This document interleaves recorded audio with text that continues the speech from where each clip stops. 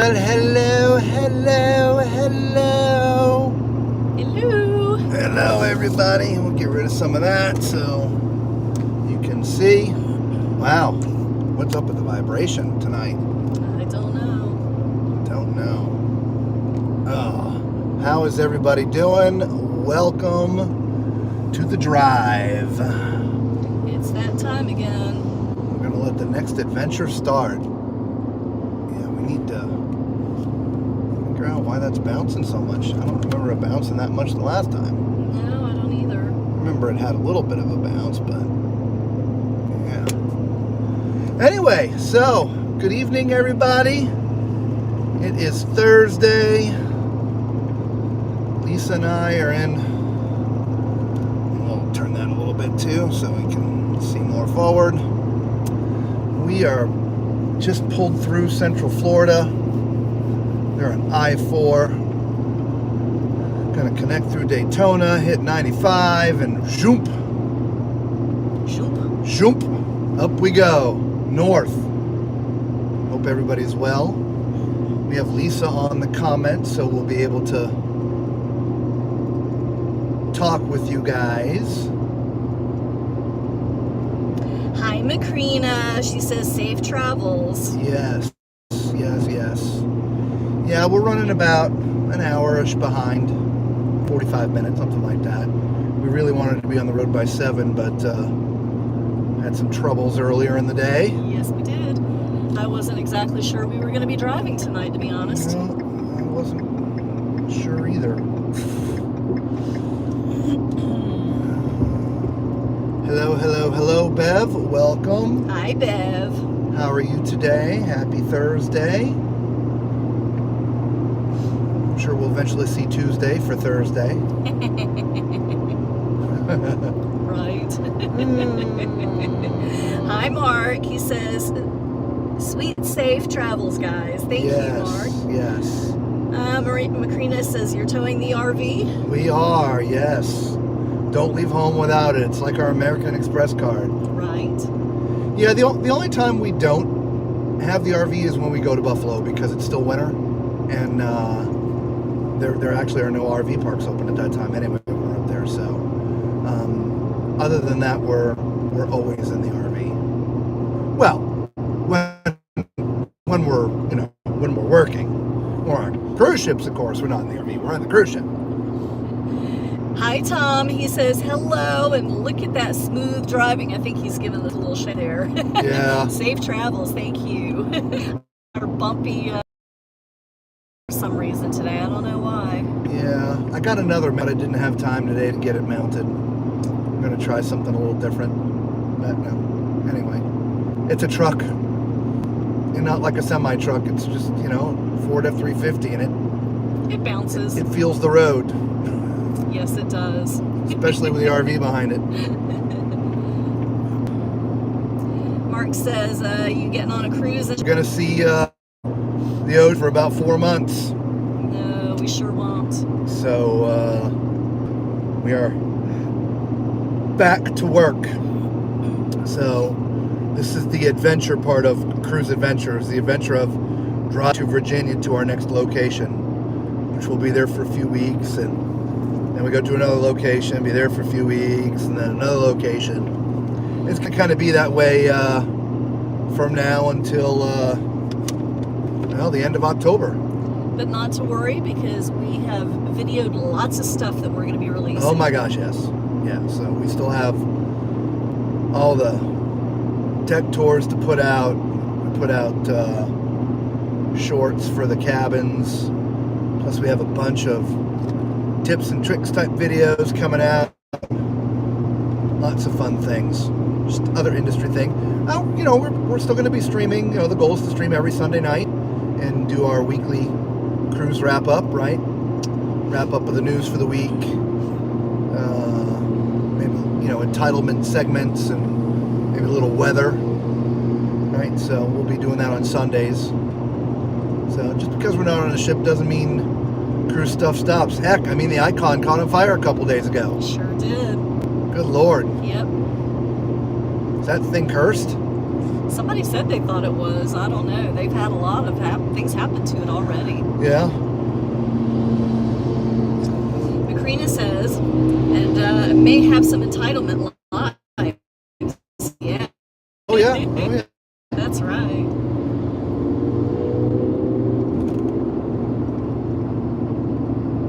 As we get taken over by the bikes.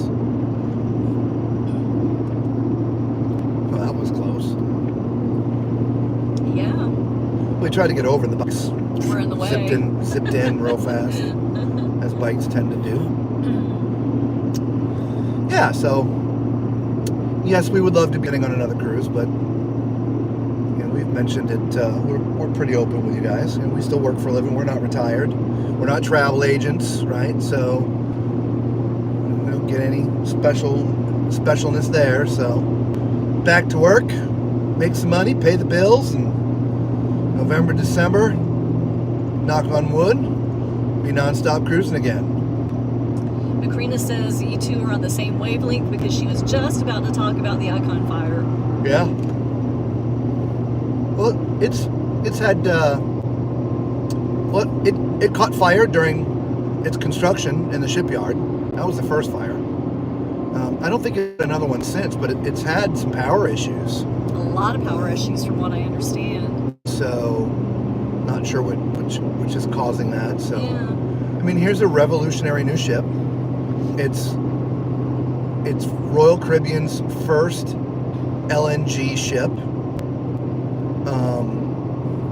It's the first of its kind in its class, right? So I mean, there's a ton of firsts here, and when there's a ton of firsts, you know, Things happen. yeah, there's like, I don't know how many parts there are, but there's like 6 million little parts that all have to work, and so there's bound to be some problems. I'm just glad it didn't seem like fire was that bad. Seemed as though it was restored in about 20 minutes. I believe sailed on time for its next destination. So whatever happened. Of course, the reality is we'll probably never truly know. But it doesn't seem to be impacting the ship's daily operations. No, it doesn't. At least it happened when it was at port, too. I mean, I'm not sure what would have been better. At port or at sea. Well, I mean, think about it. If it was bad enough for people that had to get off the ship, you typically get off the ship from a lower deck. And that's usually where the fires are, on lower decks. Which means you probably can't get off from a lower deck. Well, you know, I did see some posts about people that were a little upset because they closed the gangways. Yeah. And so they had wanted to get off the ship and weren't able to. Gotcha. And then yeah. the people that were off the ship couldn't get back on. So, yeah, there was a little bit of disgruntled guest things there, a few entitlement things that I had seen. But, you know, I get it, you know. Look, It's y'all, frustrating. safety first.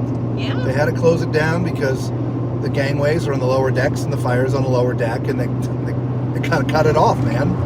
Hi, Mama Tommy, and she says, have a safe trip. Yes. Thank you. Yes, thank you. Yeah, this is the first. Well, this will be the longest trip for the new RV, by the way. We did take it to North Carolina once already. Of course, we're going to drive right by where we were. Trojaunt, Florida. That's Yep. Oh, a little bit of gusty wind there. oh. That's one thing pulling an RV, even though I got a big truck. I mean, and I don't know if it's my vertigo. You know, that's the reason why I wear the patch when we get on cruise ships. I'm so sensitive to the movement. I feel it. Well, I think part of it too is because you're driving, so you're feeling the steering Yeah, I wheel. mean, that's, I guess. From a weather standpoint, we're certainly not going to get snow like when we went to Buffalo.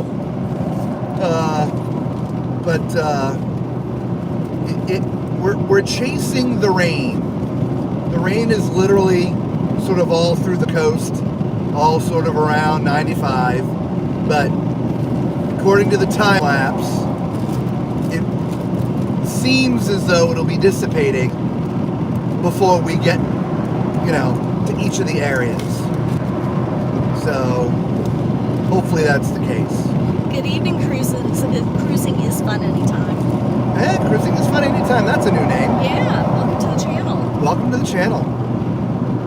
Yes, we are a cruise channel, but today this is the adventure part of Tall Man's Cruise Adventure. We are on an all-night drive, about 11, 12 hours from Central Florida area up to Roanoke area in Virginia. And so we started doing these streams while we drive, I don't know, 6, 8, 10 months ago, something like that. I forget what it was. We just turned it on for fun one day, and everybody seemed to like it, so... It's become a thing. Yeah. I mean, we're sitting in the truck for 12 hours. I can't edit. Might as well turn it on and see the beautiful countryside. Well, I mean, it's nighttime. I guess I'm not going to see too much. We will do some day drives. We eventually have to make our way to Arizona, which is a really long drive. And so that's not going to be time driving. Get to see the desert Southwest.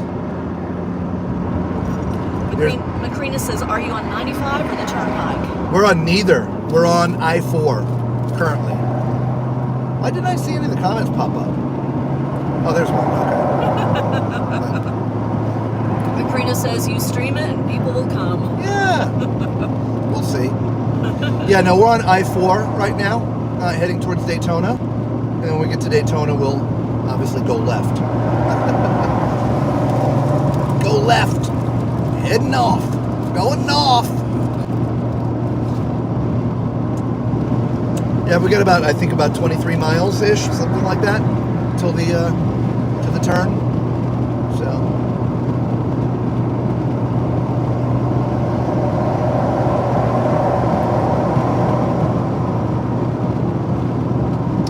Macrina says, when you reach the ocean, turn left. Exactly. Might be a little too far.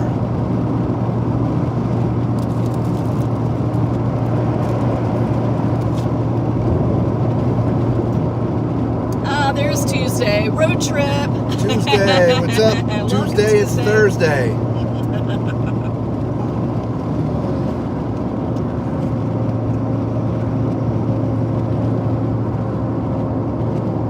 Yeah, so we mentioned earlier we thought we might have to postpone the drive today around 2:15-ish, 2:30, somewhere around that area. 2:15. I came out of the RV, was gonna go find Lisa, and I circled around this corner, and this wasp, well, I'm assuming it was a wasp, but it was a wasp, attacked me. No warning, no buzzing, no nothing, just attacked me. Stung me once, but it felt like he tapped me a couple times. Right in between my eyes. Right in the forehead, just above the bridge of my nose. Right in between my eyes. Now, I'm allergic to bees. It is typically not a good thing when I get stung. And this happened to be a pretty bad one. So, thought we may have to go to the hospital. I hadn't felt that like that before. It was a weird one. Really was very strange. I suppose he bit you in the head. It could be. I don't know, because the head, the frontal lobe there is very sensitive. But yeah, I had that happen to me, but it was in the back of my scalp, and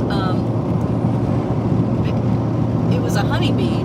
We actually saw it. We knew what it was. And I've been stung by honeybees before because my dad used to raise bees. times, but because it was in my scalp, the whole left side of my face and my neck was swollen. So I know it's a lot more sensitive. Yeah. But this guy stung you right between the eyes, and you initially started swelling up, so I wasn't sure you were going to be able to drive. Yeah. And then I started having muscle spasms in my legs and back. That was pretty painful. Macrina says, look at the sky. Oh, I know, it's so cool. It really is. Yeah, hopefully they'll hang on when we make the turn? The turn. We're now about 20 miles to the turn, so I'm afraid it'll be mostly gone. Bev says, ouch, wasps and hornets are just plain evil. Yeah, this this guy, I mean, there's no warning. I mean, it just literally turned the corner and whap, right into my forehead and just tap, tap, tap. I mean, he hit me like 2 or 3 times. I mean, I'm really cautious with bees. If there's any around, I just calmly turn around and walk away. I don't swat at them. I don't do any of that. 99.9% of the time, they're just as uninterested in you as you are in them. That's why I was so shocked that I wasn't near a nest. I wasn't, maybe close, but not close. Not within 20 feet. This guy just attacked me. Anyway, so, yeah, sometimes when we're, RVing and going places, I actually, because of bees, I let Lisa deal with the power, because if you go to a site that hasn't been opened in quite a while and you open up the lid to the power, station, whatever you want to call it, power tower, what is hip? Sometimes there's bees' nests in there, and that'll definitely upset them, right? Because you're now disturbed their home. So we actually used to carry some spray, but I think we're out. But yeah, something I've always been. I haven't been stung in years, and I've never, since I was a little boy, I've been stung in my head. Yeah, last time it was because of a power box, and they stung your hand. Yeah. I do remember that. Yeah. And I didn't have those back, leg muscle problems. No. Anyway. So yeah, so we weren't sure I was going to be able to make the drive, but put some Benadryl on it immediately. Took some antihistamine, ice, 10 minutes on, 10 minutes off, and took some Tylenol. These are all recommended things, by the way. Tylenol or Advil, but Tylenol is what I took. After about, 45 minutes, the back and the legs returned to about normal. The head obviously still hurts because I got stung, but that's going to hurt for a little bit. Still hurt. Does it still hurt? Oh yeah. And I really don't think it was a wasp, because for me, wasps, they really hurt. I mean, they hurt really bad for like the first hour, and then nothing for like a day, and then it starts itching insanely since it's still hurting, and that was like hours ago. I can feel it. I mean, it's not like excruciating, but like when I'm talking or I move my face, right, it hurts.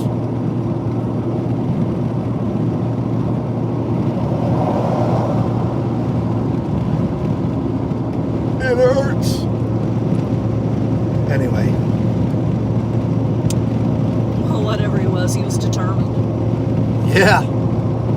Yeah, like I said, I never saw it. I saw nothing.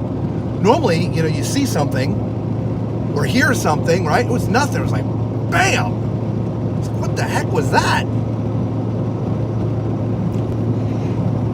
Hello, Antonio. What's up, buddy? Antonio says, I was stung once in church when I was a kid. I was making fun of a saint statue that had 6 toes. Won't do that again. Nope. I bet you won't.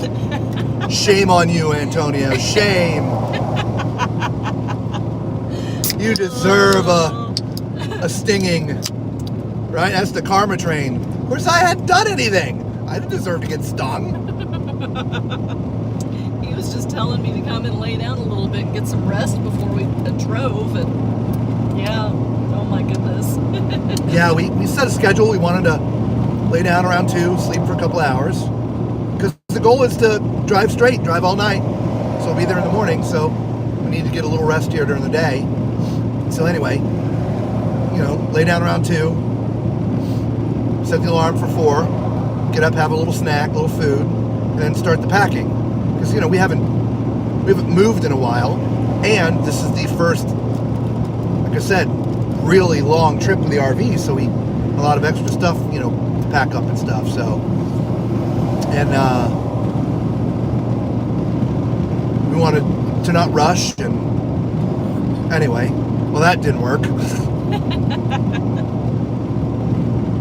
Karina says, make a paste for baking soda and water and apply that. You know, you asked about baking soda. I did. I asked about baking soda.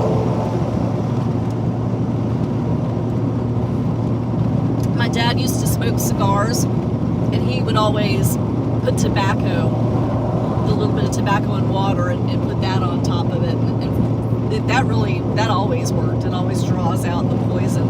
Yeah. I don't know why we didn't think of that. Adulta tobacco.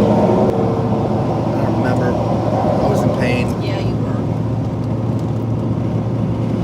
I was in pain.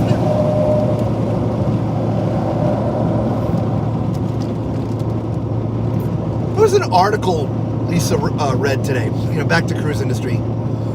Oh, got a couple good comments there, and then we'll.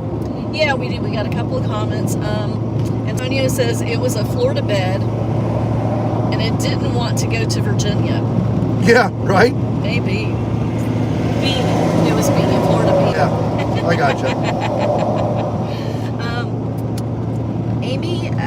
Amy FHS. I think I talked to you once before, and we said we were going to call you Amy, so I'm just calling you Amy. Let me know if that's okay. Thank you for the Jubilee videos. My husband and I knew our way around before we even stepped on board. Oh, that's great. We had a wonderful time by following your advice and enjoyed every moment. Oh, that's awesome. I love that. Thank you so much for telling us. Yes. Yes, that is so cool. Yes, and that's why we do these videos. That's exactly why. Yeah. Yeah.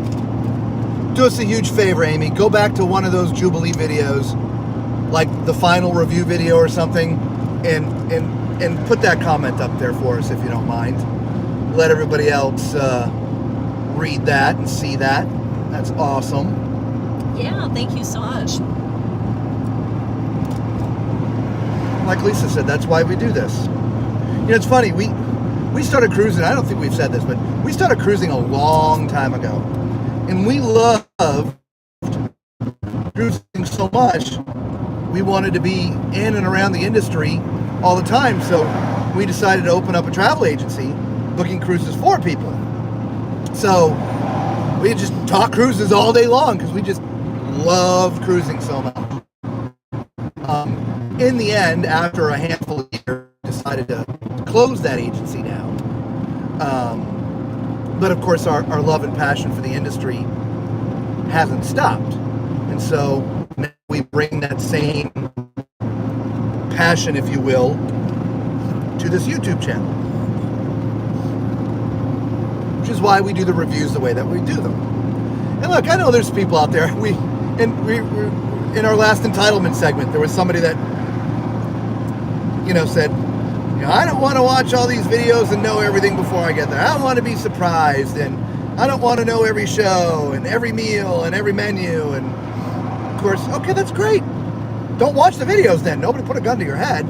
But the point is, many people do. And so that's why we do them.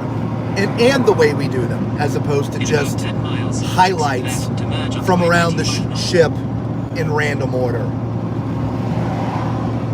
also why we do the passenger cabin decks. 'Cause nobody does that. And exactly. And so many people, have accessibility issues and need to know these things. Yeah. Our last cabin was the perfect example. Yeah. I wish we would have known. We wouldn't have booked it. Amy says, will do. Thank you again, Amy. Mamie Radar says, hi, happy people. Hi, Mamie. Hello, Mamie. Welcome. Yes, welcome. Macrina says you buffered a few minutes ago. Not sure if you answered this. Do you have it? Really old and that being really outdated. Yeah, it is really outdated. We need to get a new one. Yeah, so we'll have to figure out how to get another one. Justina says, hi, guys. Hey, Justina. Welcome, welcome. Amy says, my favorite part of planning our trips is watching your videos to get excited. Aw, that's so sweet. I'd be lying if I didn't say I watch our videos too to get excited as well. True.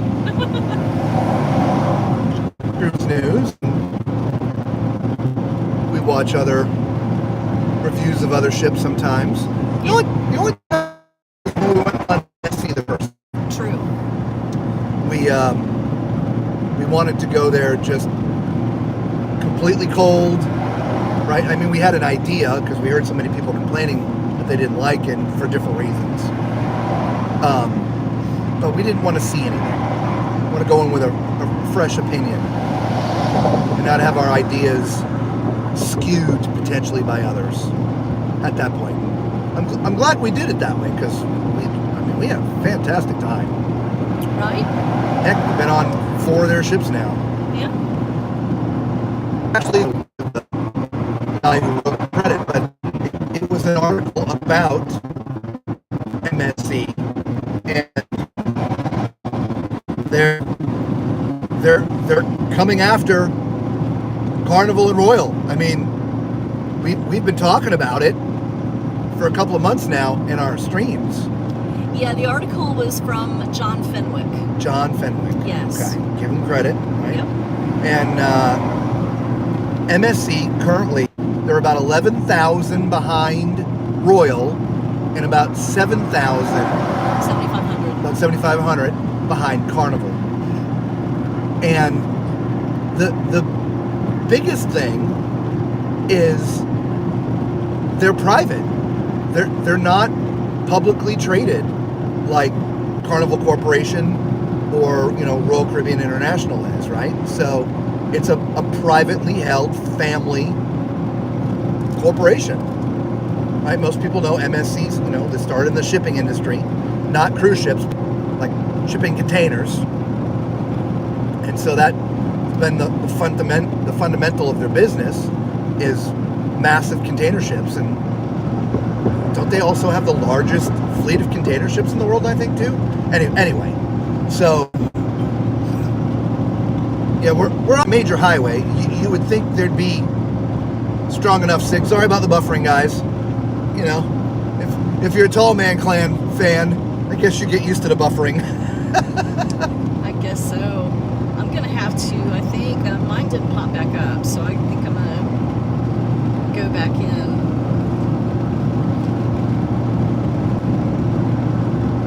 I exited out. I'm going back in.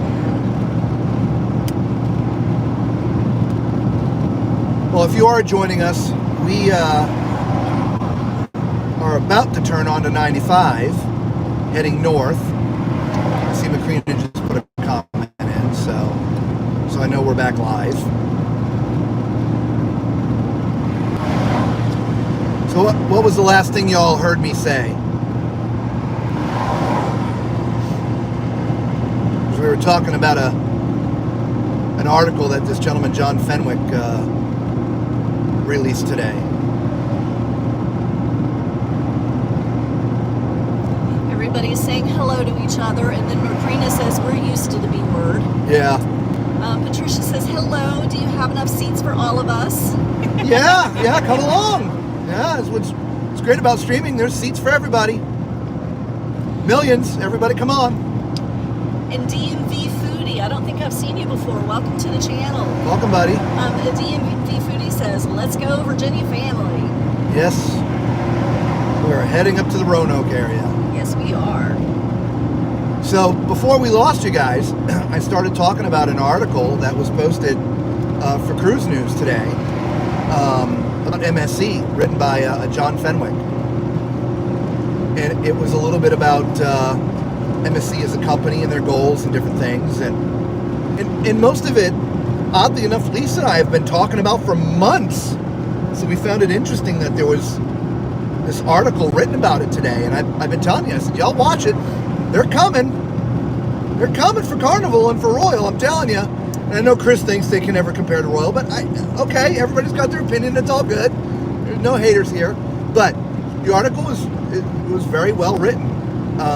MSC at this moment is currently the third largest cruise line. 2 miles, exit left to merge onto I-95 North. The third largest cruise line in the world.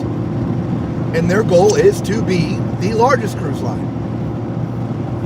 They are, from a berthing standpoint, they are about 11,000 berths away from catching up to Royal and about 7,500 berths from catching up to Carnival.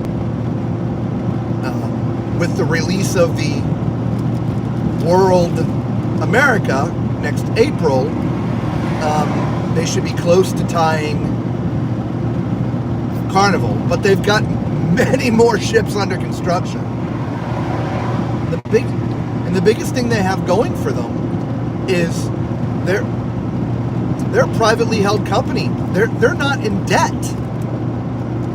Unlike the Carnival Corporation and Royal Caribbean International, who had to heavily leverage themselves during COVID to stay afloat, MSC did not have to do that.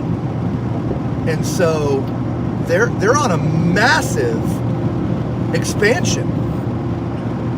And so expect to continue to see their name in the news a lot. Which I also would add, Left 2 lanes to exit left to merge onto I-95 North. continue to see their progress in the industry as a major player.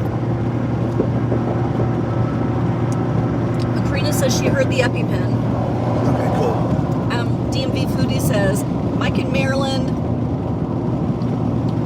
y'all get around, I'm Exit listening. left and keep left to merge onto I-95 North. We do. We get around. Use the left 2 lanes to keep left to merge onto I-95 North. In the next 4 months, we're going to be, oh geez, it's not all solidified yet, but Virginia, Pennsylvania, Ohio, maybe Tennessee.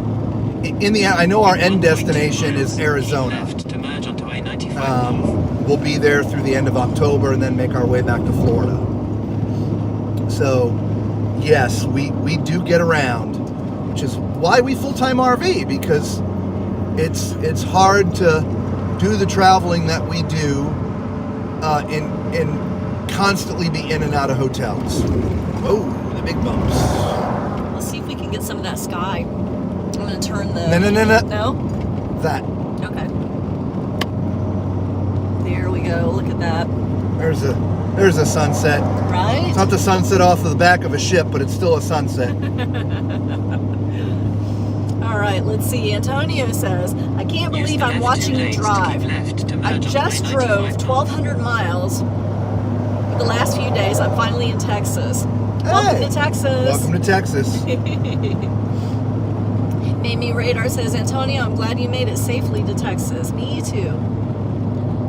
Tom says, see what Sophia is doing for MSC? Yeah. Yeah,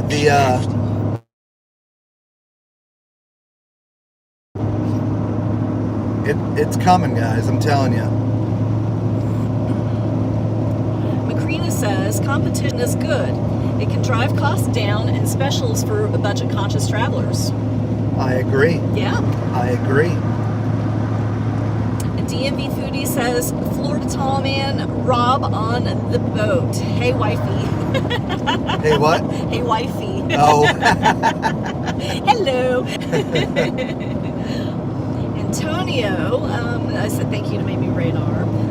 Karina said, Antonio, did you move or just road trip? And Antonio said he moved. No more snow. I don't know why I thought Antonio was from the Miami area. I thought you were from Florida, Antonio. Maybe it's because you wanted the horizon so much for the group cruise. Continue straight on. Well, I don't want to, jinx you or anything, but doesn't Texas get snow in certain areas? Yeah, certain areas. Rarely. It's rare. It's more ice. Gotcha. Southern wise.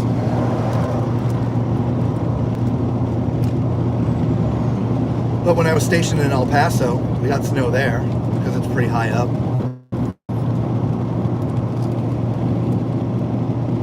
I was just thinking they had all that cold weather and freezing, and I just seem to remember snow. I'm always in Texas when it's hot, so Yeah. no first-hand knowledge for me.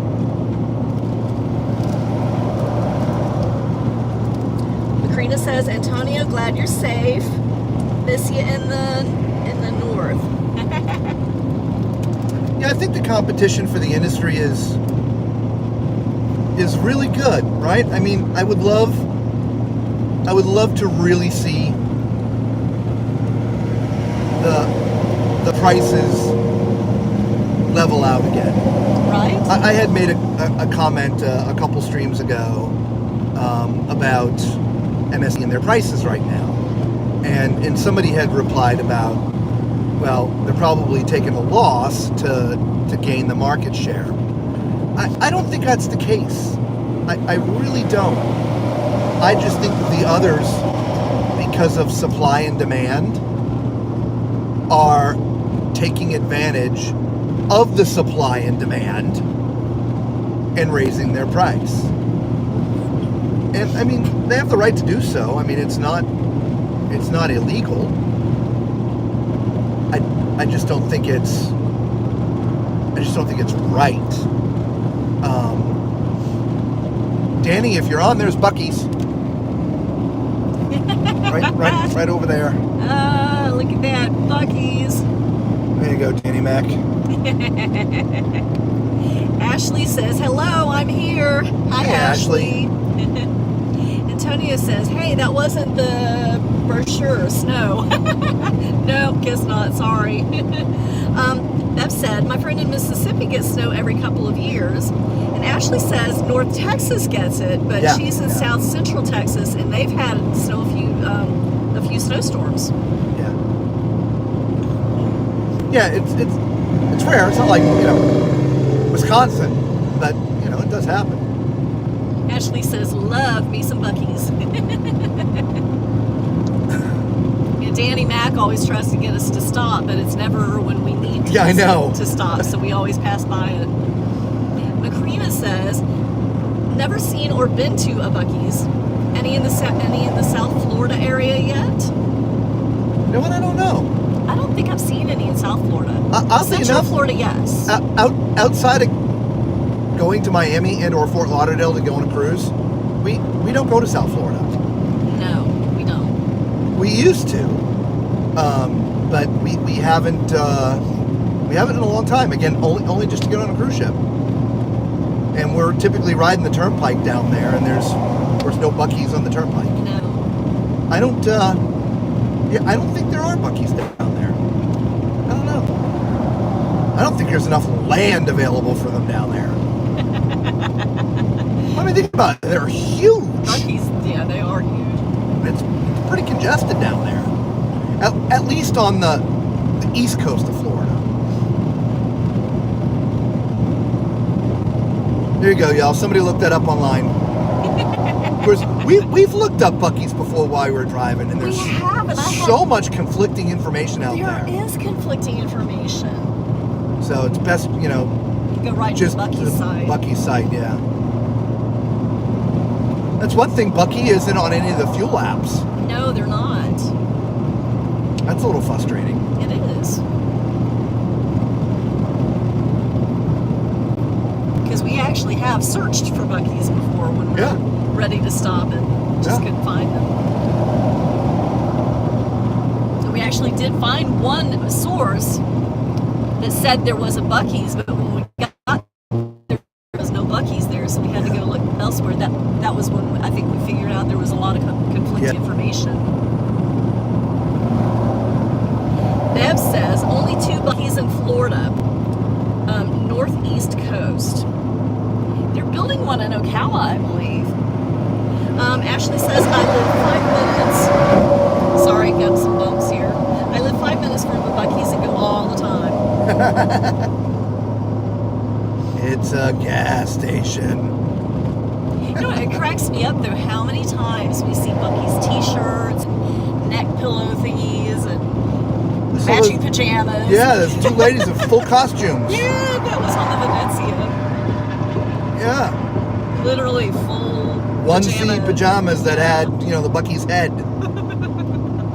They were sitting there sweating. Oh, but they had smiles There's on a their report faces. ahead on I-95 north in half a mile. You're still on the fastest route. Thank you, Jeeves.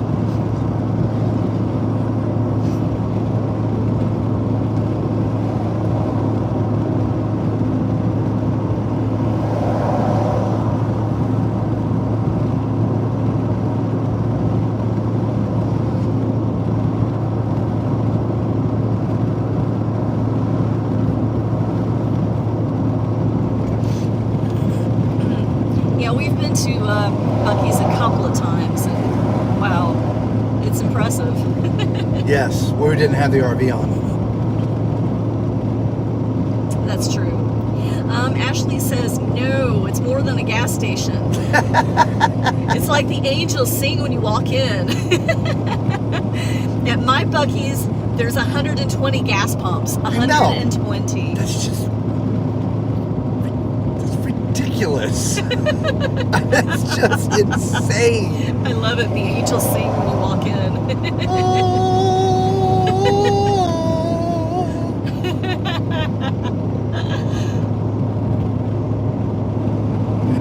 Play Carmina Burana. Boom, boom, boom, boom. Boom, boom, boom, boom.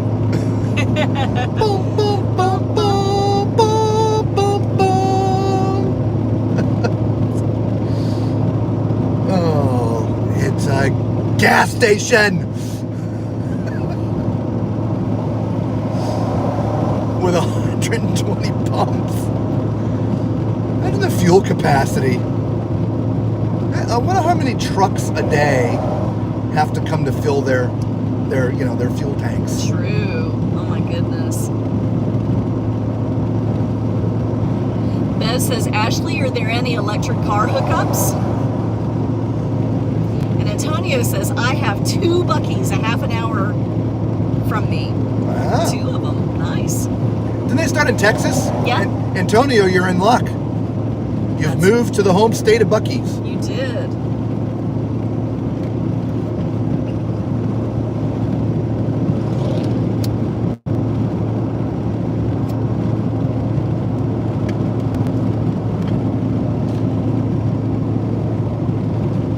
Antonio says that's why I moved. Sure it is.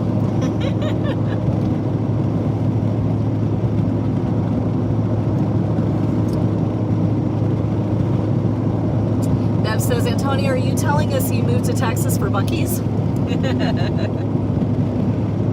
Yeah, Bev, I think that's what he's saying. Antonio says, yes. Ashley says, yes, Bev, there's several Tesla hookups. I'm in New Braunfels, which is right in between San Antonio and Austin. So they have Tesla hookups too. 120 gas pumps and a couple of Tesla hookups. What's that tell you? Well, it says several. It doesn't say a couple. She said By the way, several. when I was over at Spectrum, Uh-huh. right in that same area is a Tesla charging station. It's no gas station. It's just a Tesla charging station. Nice. It wasn't even at that little strip mall area. It was sort of behind it in a separate area. It was weird. I was like, wow, look at that.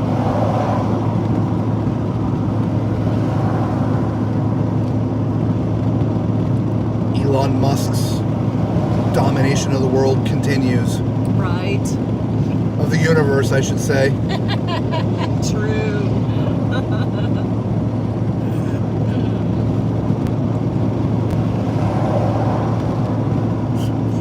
Antonio says, you should do a live from Buc-ee's. Live from Buc-ee's. It's Tall Man Cruise Adventures. You know, the funny thing is, that would probably be a huge hit. Oh my goodness.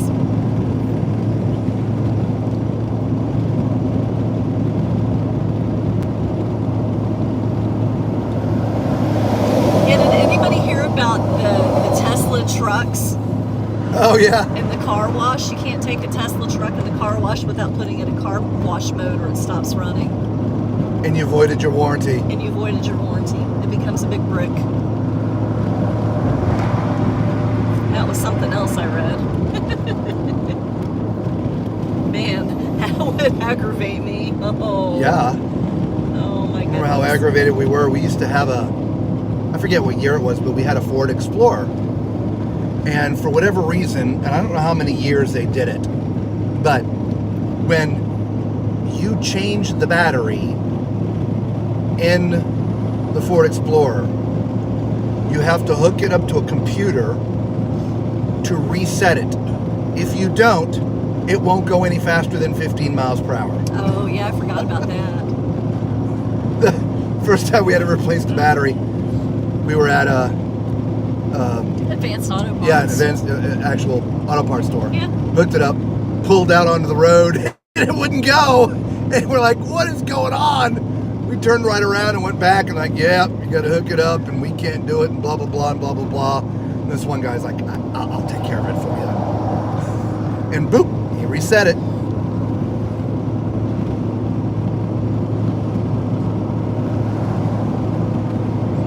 Ashley says, when you stop in Buc-ee's, get the milk chocolate sea salt caramels. They're to die for, and only two for $1. Okay. Nice. $4 is not horrible. No. There's so much stuff that I feel is a little overpriced, but $2 for $1 isn't bad. No. Antonio says, wow, that sounds amazing, Ashley.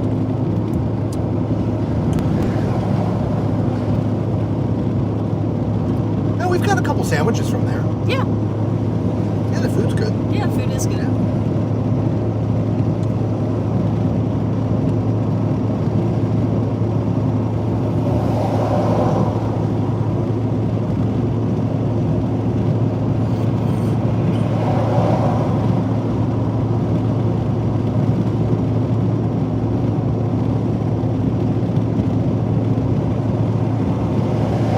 Not that anybody's actually wondering, but just in case, since you see a lot of vehicles pass me, when I'm towing the RV, I keep it between 60 and 65.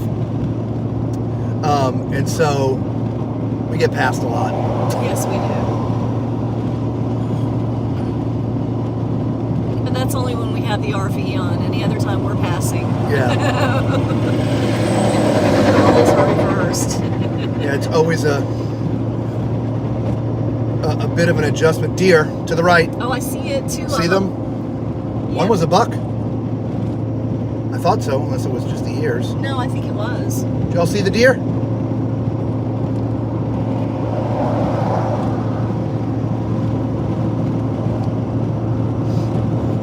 Stay on the side of the road. Yes.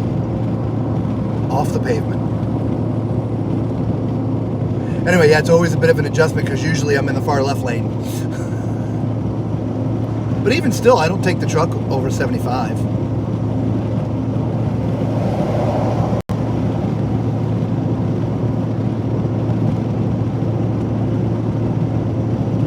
Antonio says, even if you were going 80, you would have been passed. Yeah, yeah. And he said, no, I missed it. Can you go back? And maybe radar says, oh dear, deer. Yeah. That's why I have the deer on the thumbnail, because inevitably we see a bunch of them.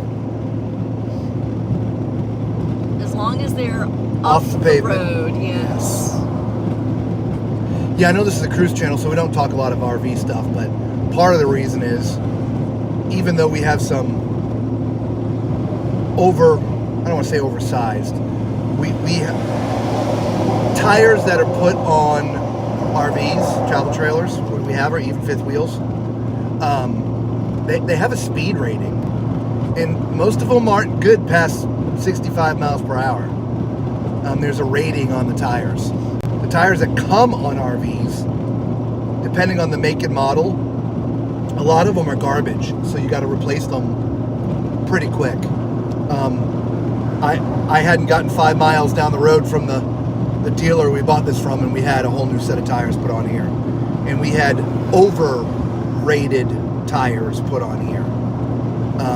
So traveling at 65 to 70 would be okay, but I don't push the envelope. I keep it around 70, 60 to 60. Like right now I'm doing 65.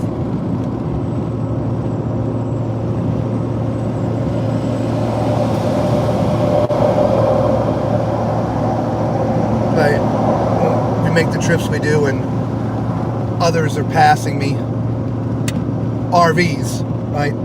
Vehicles pulling RVs that like go blowing by me. I'm like, well, we'll see him on the side of the road with a blowout. It's happened once, but it just, man, just got to take it easy.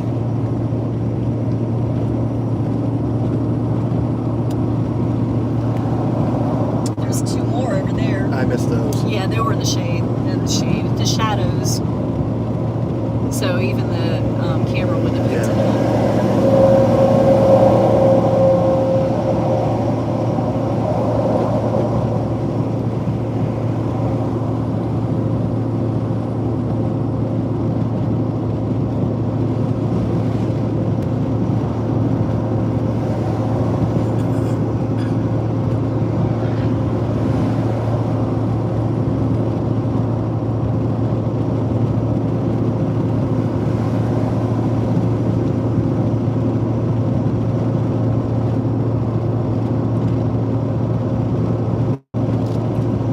Next major city for us, Jacksonville. Within about an hour or so.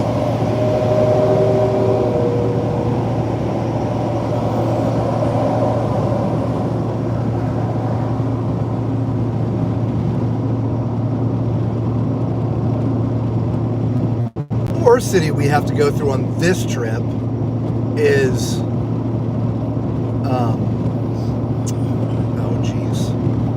Charlotte. Everybody thinks they're a NASCAR driver there, so that's part of the planning, is to get through there before all the morning traffic starts. So for those that are going to stay with us, hopefully we'll get through Charlotte or be in Charlotte around 5.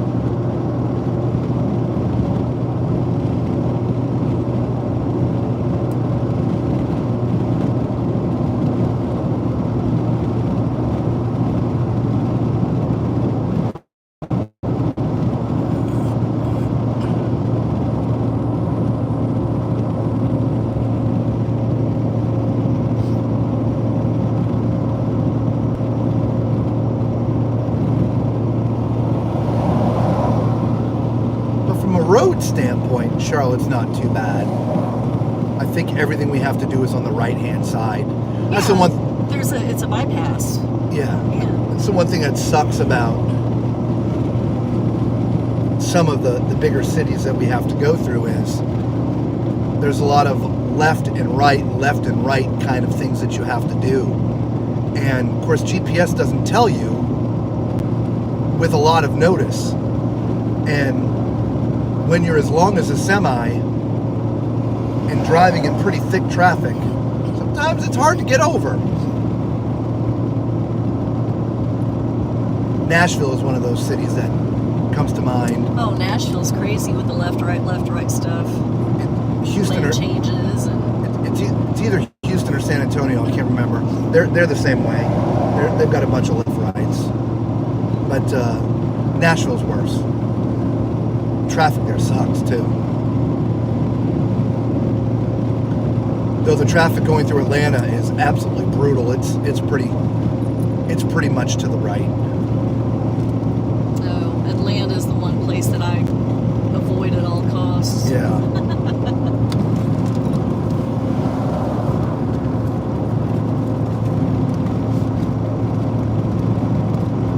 Love Atlanta area. Just the traffic. It's crazy. Right? Jeez.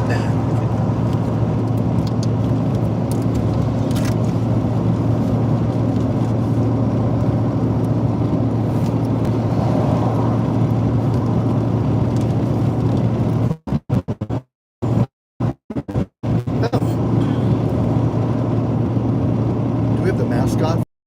I don't even know what happened to it.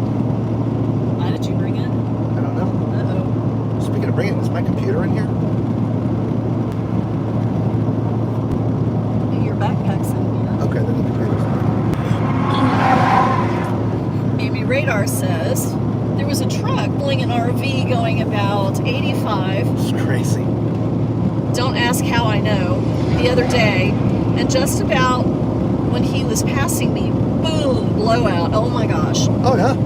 He was lucky and only had to pull off the road. Yeah, that Oh, yeah. for sure. Yep. Yeah, I think a lot of people don't realize that, you know, you're not supposed to go that fast when you're pulling a trailer. I think they just, you know, think they can drive like they normally do. Yeah. You know, never mind. Well, I think there's two types of RVers in the world, if you will.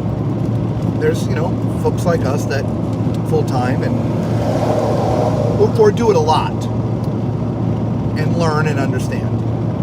And then there's those that, you know, just do it for vacation, right? They're going to be in it a couple weeks a year or whatever. Or maybe a few more, but, you know, not all the time, just a little bit. And again, I'm making a general assumption, but I feel it's that group of owners that may not have all the knowledge they should probably have. Look at the color of that sunset over there. The tops of the trees. It's hard to see, but wow. Yeah, can't see it anymore.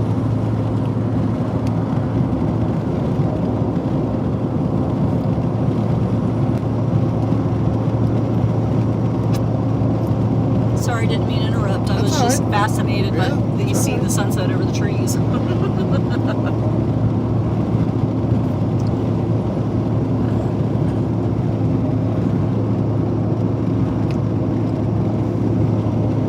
And it's so dangerous. Right? Mimi Radar says, and then there are those who think they can own the road. Yeah, right? There's a lot of that too. Yeah, I don't see that as much with RVs. Not as much.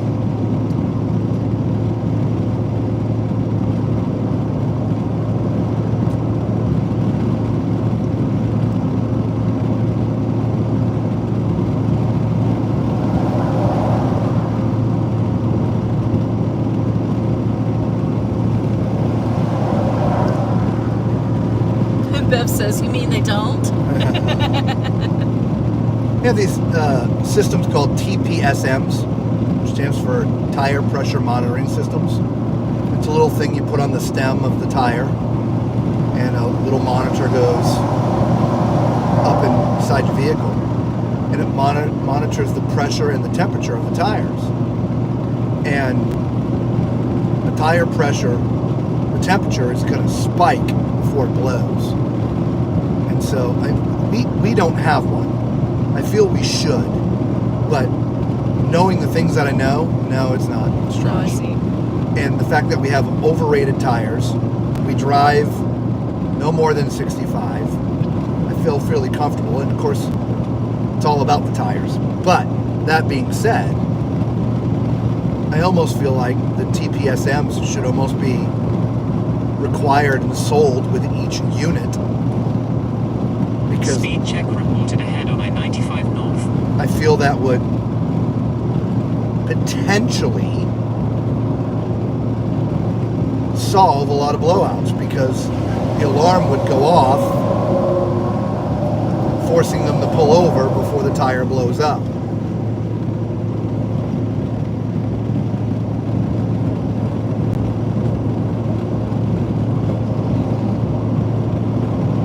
Interesting. I did not know that the temperature would Yeah. rise.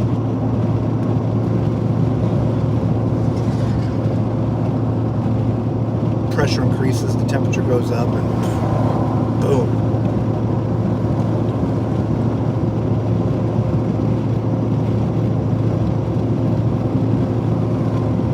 So what happens? And you just have to wait for it to cool down? Yeah. And pull over and change the tire. It's shot. Okay. I wasn't sure if that was the end result or not. But yeah, that would be way better than having blowout. Yeah. I mean, especially if you don't have a tandem axle or a dual axle, tomato, tomato. Right. Or goes by any other name. Right? Smells like a rose. Yeah, if you have a, two axles or a tandem axle or a dual axle, whatever you want to call it, and you lose a tire, most of the time you're able to keep control and just pull off to the side of the road.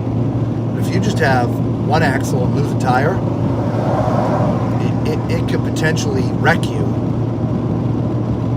Right.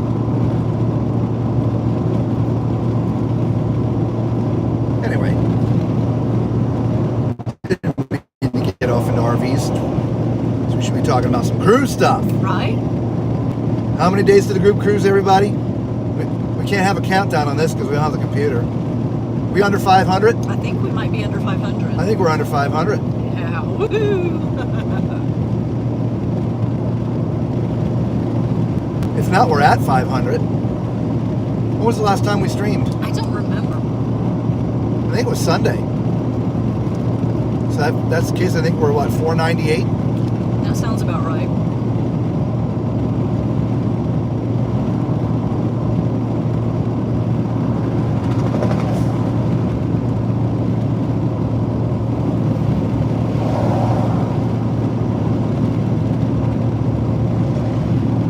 Time to start thinking about the crazy things I'm going to have y'all do. Sure is.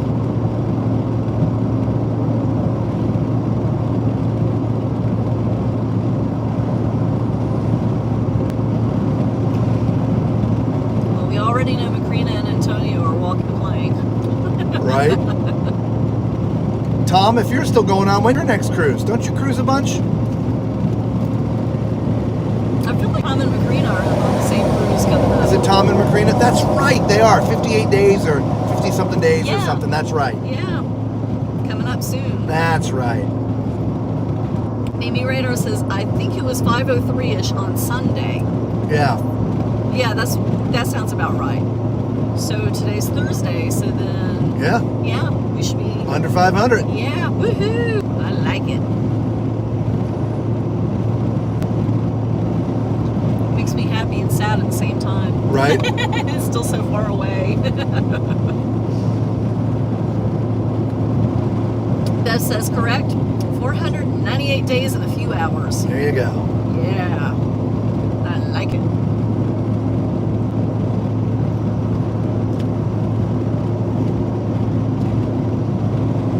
I wonder if Jeeves is going to try to make us take the bypass again. So for anyone who's ever driven this road, 95, down here, going through Jacksonville, 95 just goes straight up through Jacksonville. I mean, it's just straight through. And for whatever reason, GPS constantly, every time we come up through this way, tries to take us through the bypass, which is actually way longer than just going straight through the city. Even, in the middle of the night when there's no one around, it still tries to take us through the bypass.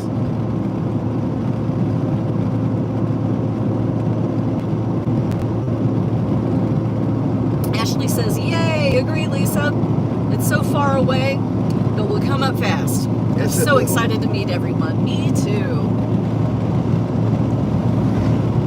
All the people that we've gotten to know and enjoy your company. It'll be so nice to see you face to face. Hanging out on these ridiculously long drives.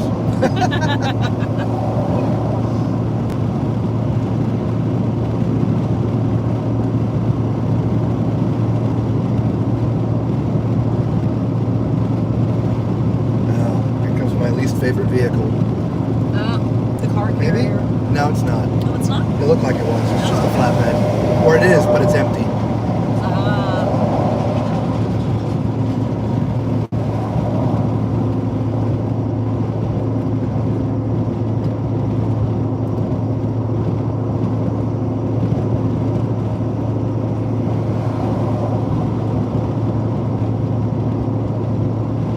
Yeah, those car carriers throw out a strange wind pattern. Yeah, when they're fully loaded with cars, the wind isn't flowing around the vehicle. It creates, in the airplane world, it'd be called eddies. I think it's airplane or is that water? I don't know. Anyway, it makes the RV wiggle. Creates a real weird wind vortex.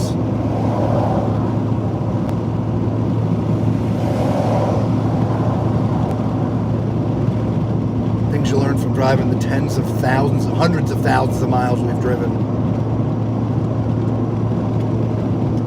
We should be truckers. You know, I always wanted to drive a truck. I thought I would have been good at it.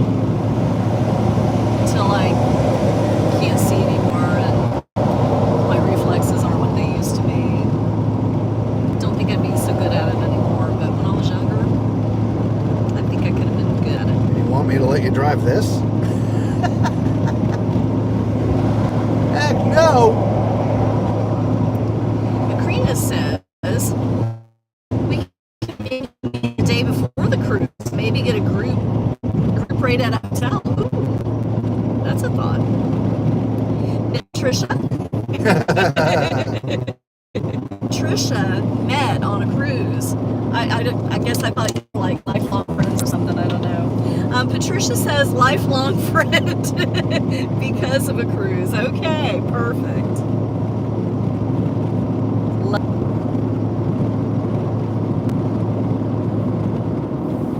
What's this truck doing? I don't know. He's got his lights off.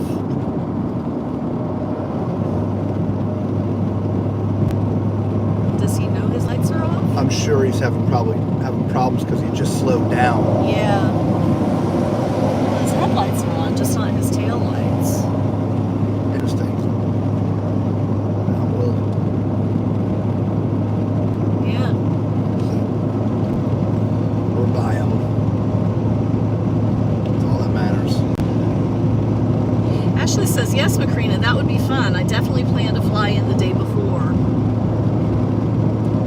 Yeah, oh, deer to the right, oh, two yeah, of a them. bunch of them. Should have saw those. Yeah. I saw one of them on the camera. Yeah, we should So- probably turn the camera just a little bit more this way for now. Okay. So did everybody see those deer? And there he goes. He's speeding up again. Yeah. Still no. Still no rear lights. No.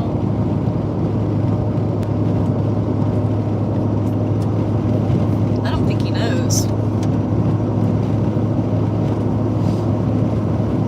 Yeah, for you guys flying in, obvious best practices flying in the night before. Absolutely. Bev said, saw those. Macrina says, yes, I saw the deer.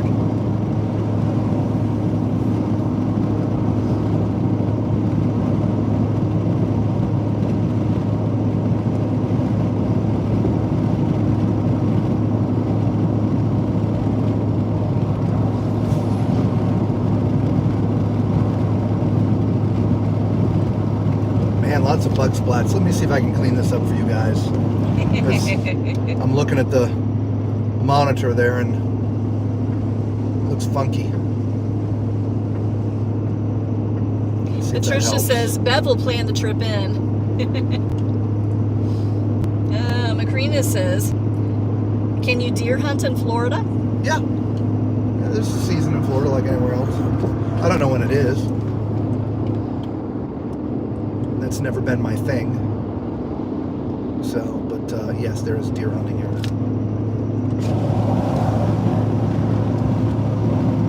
Yeah, maybe helped a little bit. When we stop for gas, I always do the windshields, so.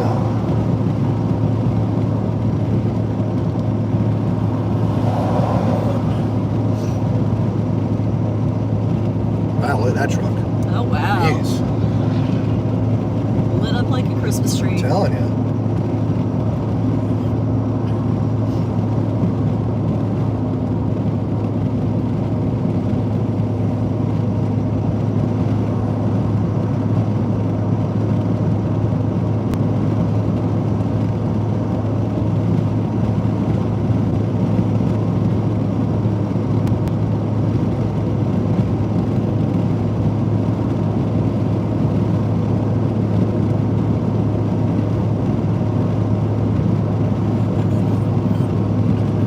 The sun is nearly completely gone. It is. I mean, the sun is gone, but I mean the ambient light.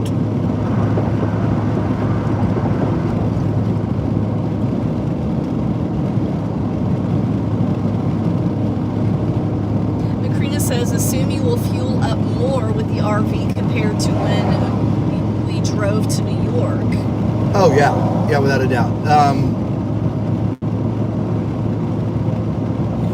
This should be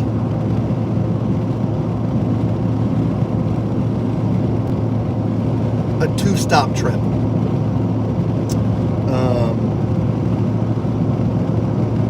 It's about 750-ish miles, something like that, depending on where the gas stations are. We typically try to stop around 250 miles. So for a 750-mile trip, that means 2 stops because we obviously start with a full tank. So, yes. And we can stretch. I think you get about 350 miles, 325, 350, something like that, on a tank. It's so hard to really tell because, after you're done filling up, it says one number, but as the tank starts to run real low, the numbers drop quickly. So it's really hard to tell how much. In fact, I don't even know. I think we got maybe a 32 gallon or a 30 gallon. The most fuel I've ever put in is 30 gallons, and I thought I was sucking fumes. So let's just say it's a 30 gallon tank.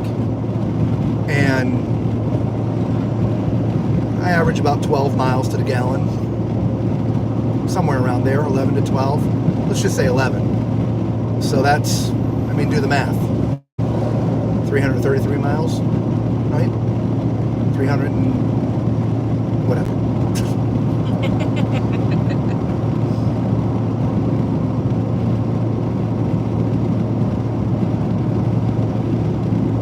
Mimi Radar says it's warmer this drive, more bugs. Yeah. Robert, that wash did help. Cool. Yes. Yeah, it still looks a little hazy to me, but there's nothing I can do about it.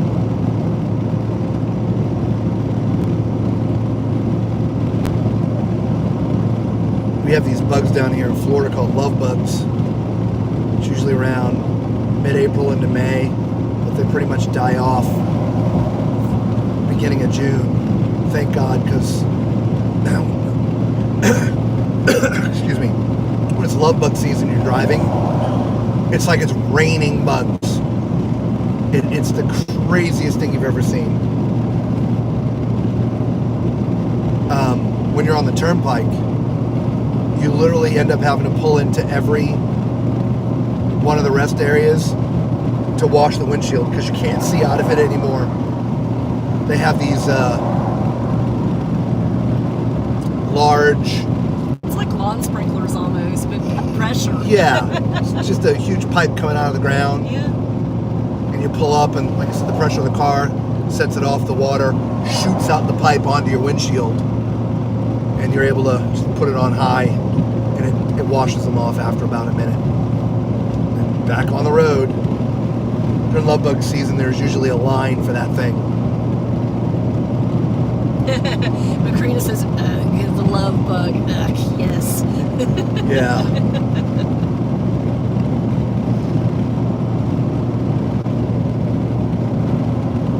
And to dispel an urban myth, it doesn't have anything to do with UCF or USF or FSU. It wasn't a college, UF wasn't a college that created them. It wasn't an experiment gone wrong. No. That's just an urban myth. It somehow migrated here from somewhere. I forget where.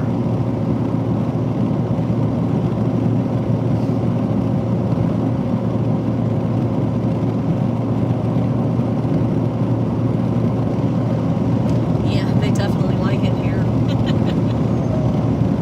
Yeah. 2 seasons a year. Yes. Mid-April to May, and then October time frame.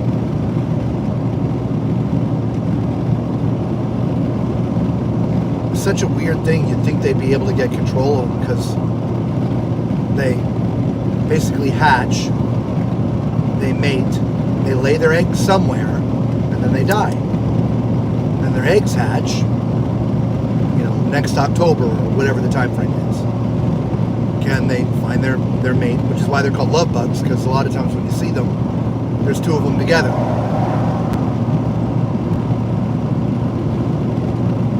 Anyway, lay their eggs and then die. But I don't know. They haven't figured it out. Maybe they don't try. I don't know. Who knows? No, but if you don't get them off the car, it'll actually peel the paint off your car. Yeah. Yep, it dissolves it somehow.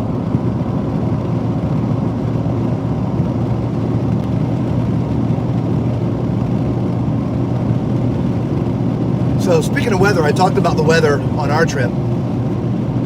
For those venturing down to the Caribbean on cruises in the next week or two, you're going to really want to pay attention to the weather. There's some systems coming in.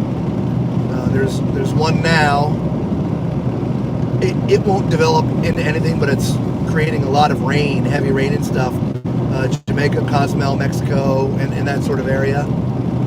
And that's going to be around for a couple of days. But next week, there's a system that is going to turn into something. And it is going to go through the Lesser Antilles, up through Jamaica, Cuba, and into the Gulf of Mexico. And if it maintains its structure, looks like it's going to go into Texas. That's happening. So if you're going in the next week to 2 weeks, pay attention to the Caribbean weather.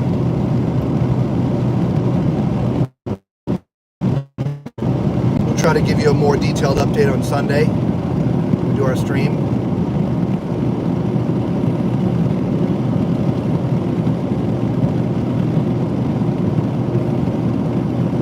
Macrina says, wait till you experience lanternflies, or is that cicadas? Cicadas in the north? S-E-C-A-D-A-S. Cicadas? We call them lightning bugs. Is that what you're talking about? Lanternflies?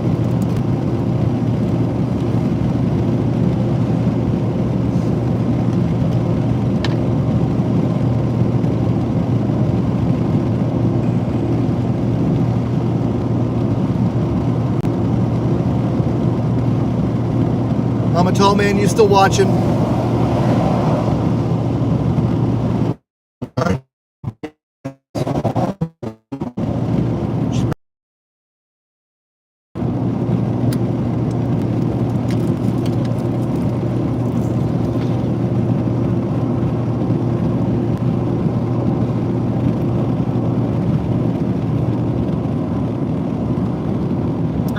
I can tell you, when we were in Tennessee one year, I had this yellow and green bug.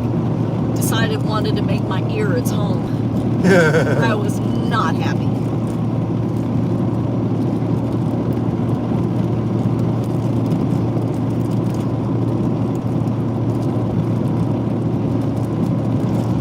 I don't know what kind of bug that was. Karina says no, lanternflies are big with red polka dots on their wings. Large like grasshoppers, but gross. Oh, wow. Interesting.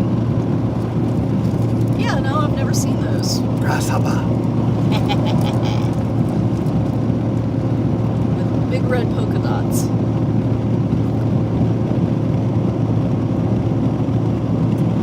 In the St. Augustine area, nation's oldest city, quote unquote.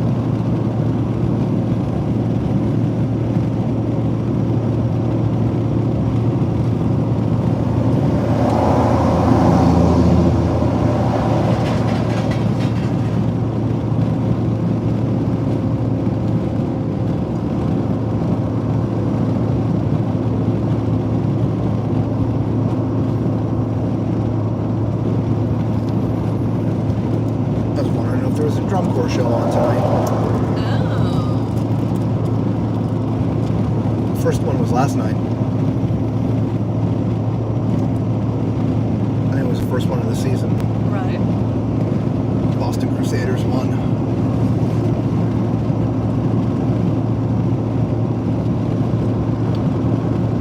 Does anyone out there follow drum corps? No, Lisa, can you try something for me? Sure. Can you try to wipe the lens of the camera? Maybe there's a fingerprint on there. It just looks really hazy. It's usually pretty clear. I'm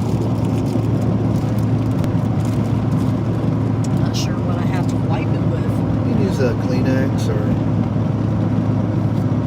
Do you have any napkins?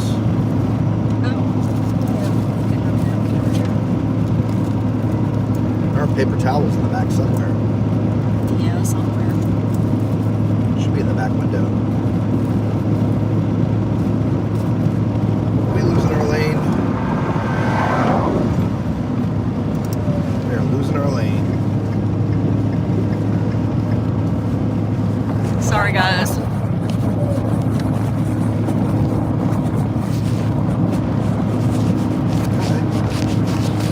There's like 3 of them, though. I don't know which one it is. It's alright, you've gotten it. Did I? Is it better? Maybe a little bit, yeah.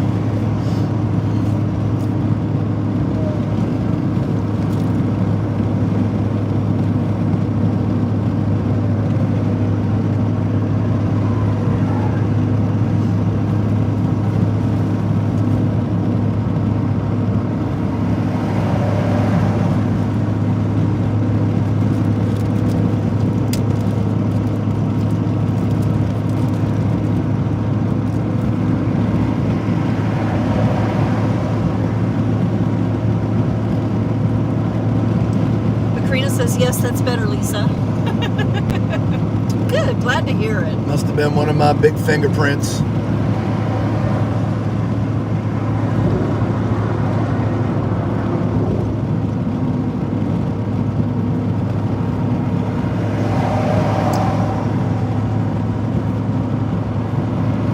Yeah, I'm not really watching that phone.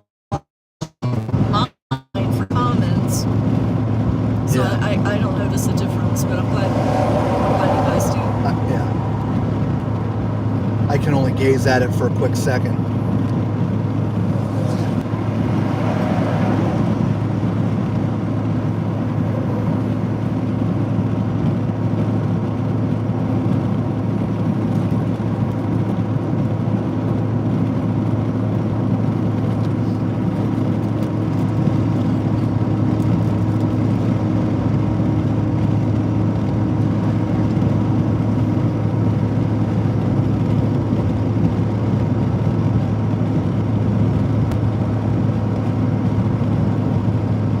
Saw it in the middle of the night. Interesting.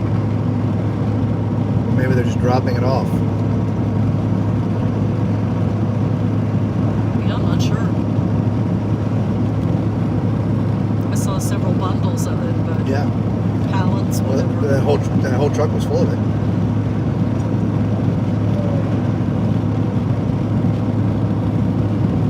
But yeah, I don't see any other equipment or anybody out here tonight. So I think you're right. I think they're just dropping it off now. Yeah. Hard to lay salt in the dark. Yeah, I don't know. There's an awful lot of cones out for dropping off salt. That's true. I mean, maybe they bring out the big lights like they do when they're paving. Yeah, maybe. Yeah. Who knows? Not me. Nope.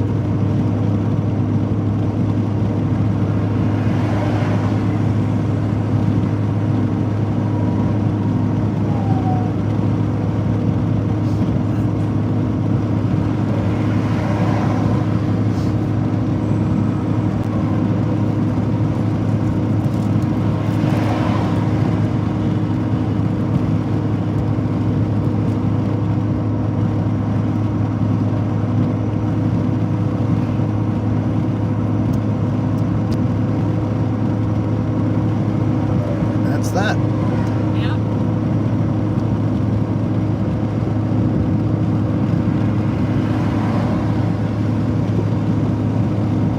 Back to the right.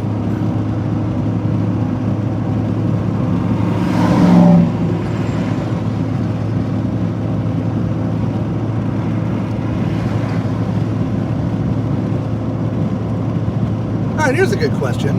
What is, pick only one thing only. What is y'all's favorite thing to do on a cruise? And you can't say eat. Eating is not a choice. You can't use that as a choice. Outside of that, what is your favorite thing to do on a ship?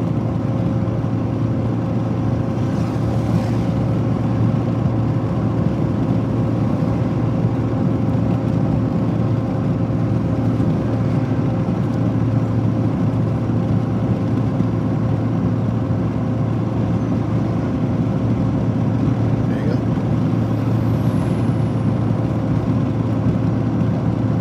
Macrina says, watch the world go by. See, that was my thought. That's my favorite thing, just to sit there and just watch the ocean, listen to the ocean.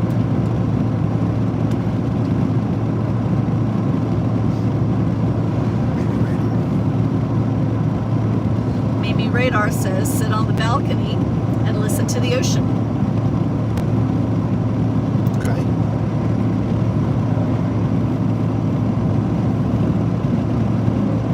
So I guess I'm a combination of Macrina and Yeah. maybe Radar.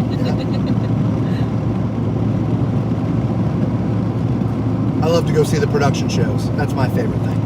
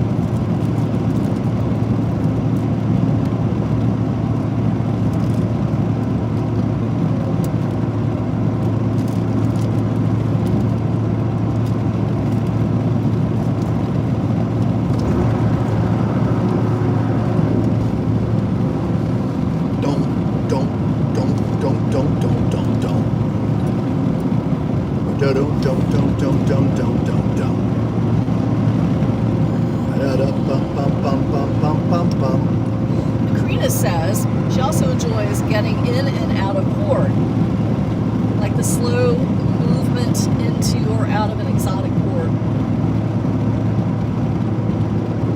Bev says explore the ports, see the world. Tuesday says walk around the ship on port days before finding a spot on the adult deck. Amy Radar says There was a new show on the Sky Princess called Five Skies. It was brilliant. A video game musical. Oh, nice. Interesting.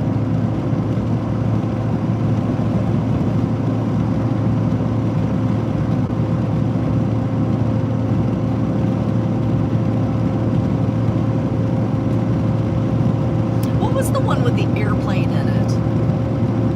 Wasn't that Royal on Caribbean Symphony? ship. That was Yeah. Symphony of the Seas. I don't remember the name of it, but that was a really cool show. Yeah. They literally had a plane flying over the audience. Yeah. That was pretty impressive.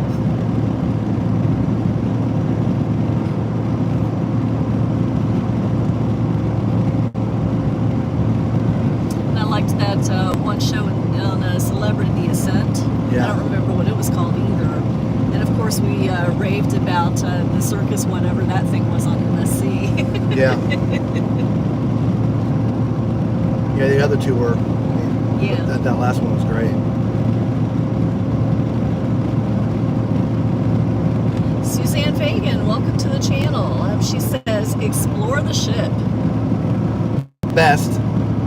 Now, with the exception of debarkation, because we all hate that. It means vacation is over. What's the least favorite thing about a cruise ship? For you guys.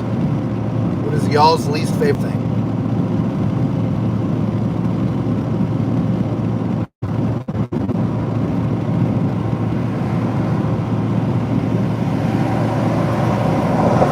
Suzanne says, have a great trip to Virginia and great cruise. Well, unfortunately, we're not going to Virginia to go on a cruise. We're going there to work. So, But thank you for the Yes. safe trip wishes. yes, we appreciate do it. appreciate that. Amy Radar says, inconsiderate behavior. Yeah. Seems to be a lot more of that recently. For me, it's congested elevators.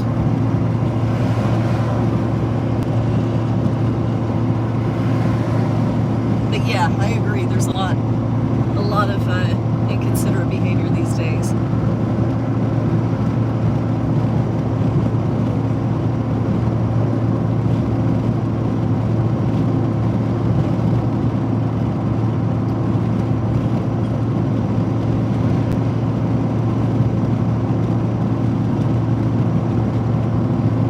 That's what I've been thinking about. I'm not sure what mine is. Oh yeah? Yeah.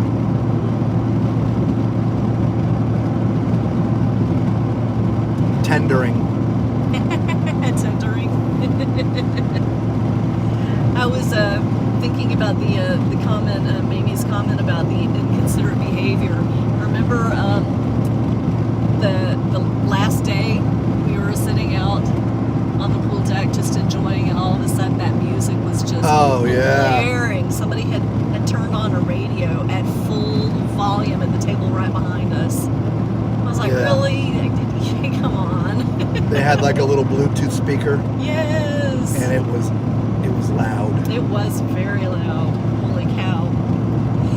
Tuesday says, only been on one cruise that I didn't like the elevators on embarkation and debarking. In Yeah. about 10 miles, take exit 333 Yep, to see, merge it onto is. State Route 9B north towards Jacksonville I'm beaches. gonna take the bypass. I'm not doing it, Jeeves. Stop it. And look, is that a Buc-ee's? Another Buc-ee's, number There's 2, another Buc-ee's. off to the left. You can see the yellow sign, maybe. Yeah, unfortunately, that's just going to be a thing on every cruise you go on. The elevator is going to be a little rough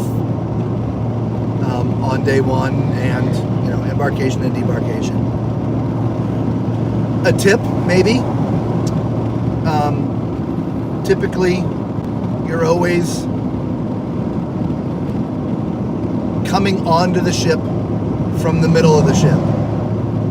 So walk to the front of the ship and take the front elevator banks. They're typically less crowded. if the ships have, which most of them have 3, the middle ones are going to be the most crowded because that's right where people come on. The rear ones are going to be the second most crowded because that typically leads to the buffet. And the ones at the front are the least crowded. That's on embarkation day. Agreed. Debarkation, it's a coin flip. We just happened on the ship we just got off of, the Magnifica. We came down the front elevators. There was not one person in the elevator. It came right away. There was nobody in it. It took us down. There was no line to get off the ship. And boom! I mean, it was shocking. Just as shocking as it was to get on the ship, to be honest with you. However, if you had taken the midship or the elevators in the rear of the ship, those were packed. So I don't know if that's an overall tip for all ships, because we've never really necessarily paid attention. But in this case, at least with the Magnifica, that the front elevators on debarkation were also not busy. There's nobody there.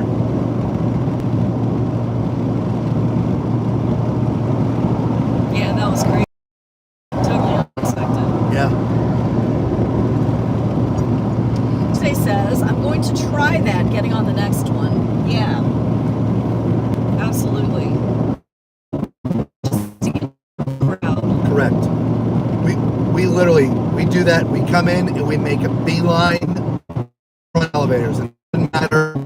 Well, make it the back elevators, but we never even attempt to get on the ones right there because that's right where everybody's getting on the ship. It's too congested. Speed check reported ahead on I-95 North. We get on a ship, it was like we are 2 people on a mission. We are, aren't we? We got cabins to video. And the time is, the clock is ticking loudly.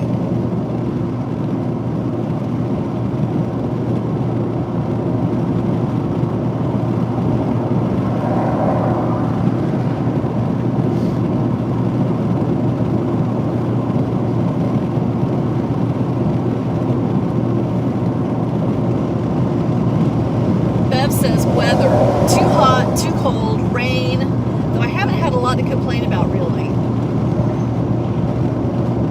Right? Well, weather's unpredictable, you know? Yeah. Oh, is that a deer? That's a deer. I didn't see.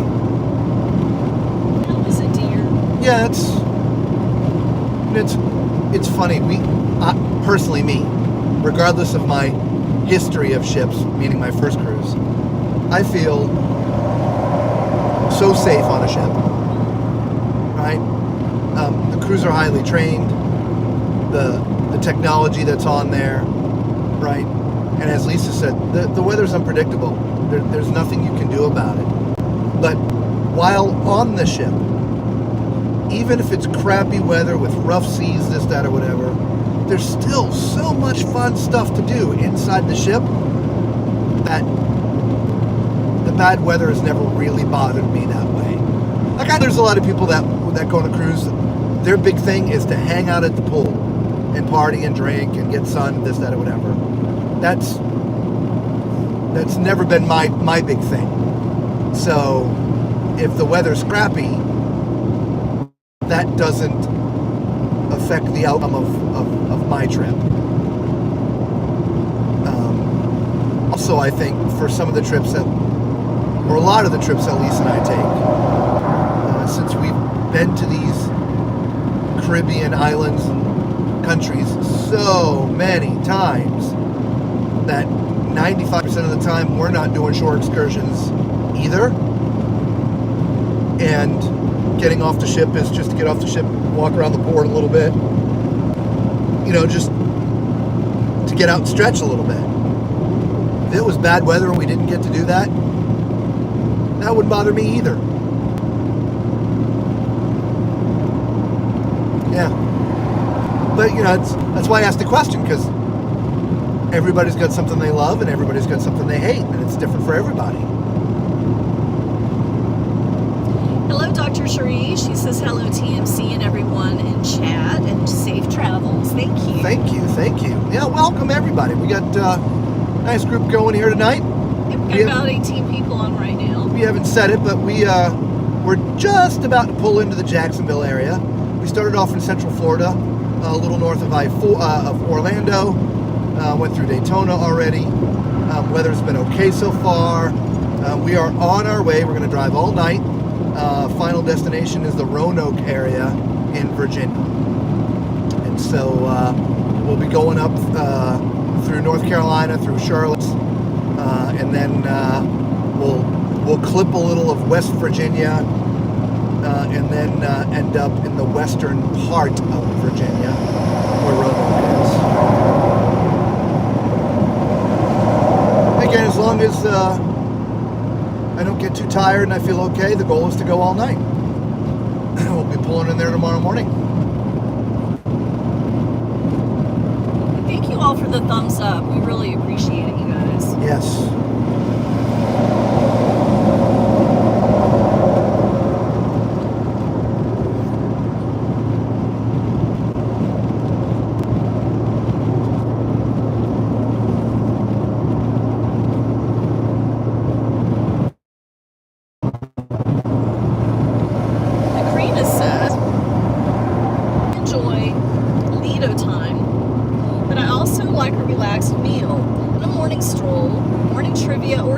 In 2 miles, take exit 333 to merge onto State Route 9B north towards Jacksonville Beaches. Then by the time I get to the pool, no chairs, so I sit in the pool, and then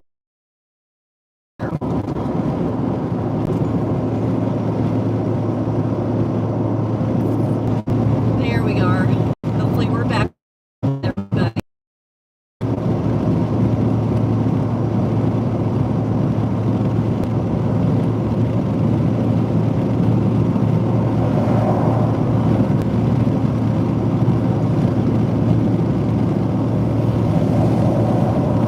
Use the right 2 lanes to take exit 333 to merge onto State Route 9B north towards Jacksonville Beaches. Is that a plane coming in over there? I don't think so. No. It could, but I don't think so. I think it's a light on top of it. Oh, yeah. I guess It's maybe. flickering because we're going by things. Gotcha. And it Take doesn't the seem like exit, it's then moving. keep right to merge onto State Route 9B north. No, we're going straight, Jeeves. Keep right to merge onto State Route 9B north towards Jacksonville Beaches. Yeah, if y'all watched our I don't know, what was it, 10 or 12 things the cruise industry In about 60 needs to miles, fix keep video. left onto I-95 north towards Atlanta, Savannah. A lot of the video we used in there is video we've been shooting the past 2 months. And of course, I got perfect shots of like an entire row of chairs with towels on them and not one person sitting in them. No, it's a helicopter actually. Oh, it is. Okay. Yeah, I see the red light flashing now. I didn't see that earlier. They must have turned. So yeah, people saving chairs. Yeah, that was crazy. That whole row. The whole row, not one person in a chair. Oh, there was somebody not like laying, just sitting at the edge of it. I don't know if it was theirs or not. Ashley said, "Did I miss a question?" Yeah, I had asked questions. The first one I asked was, what's your favorite thing to do on a cruise ship? The second one that I asked was, what's your least favorite thing About on a cruising. cruise ship? And getting off the, debarking, that's an unacceptable answer because that's just a given. We all hate that the cruise ends.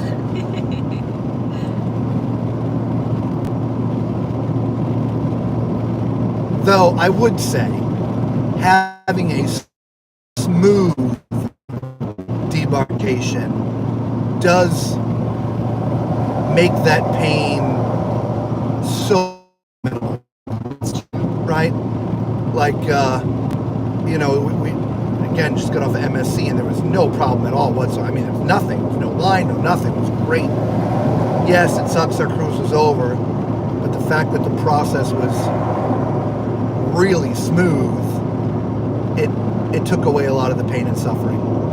as opposed to those people we had to help that had problems themselves getting off and then back to their car and their car battery was dead. Yeah, that's frustrating. Yeah, so the end of their vacation sucked. But we were at least able to help jump them. Got them up and running.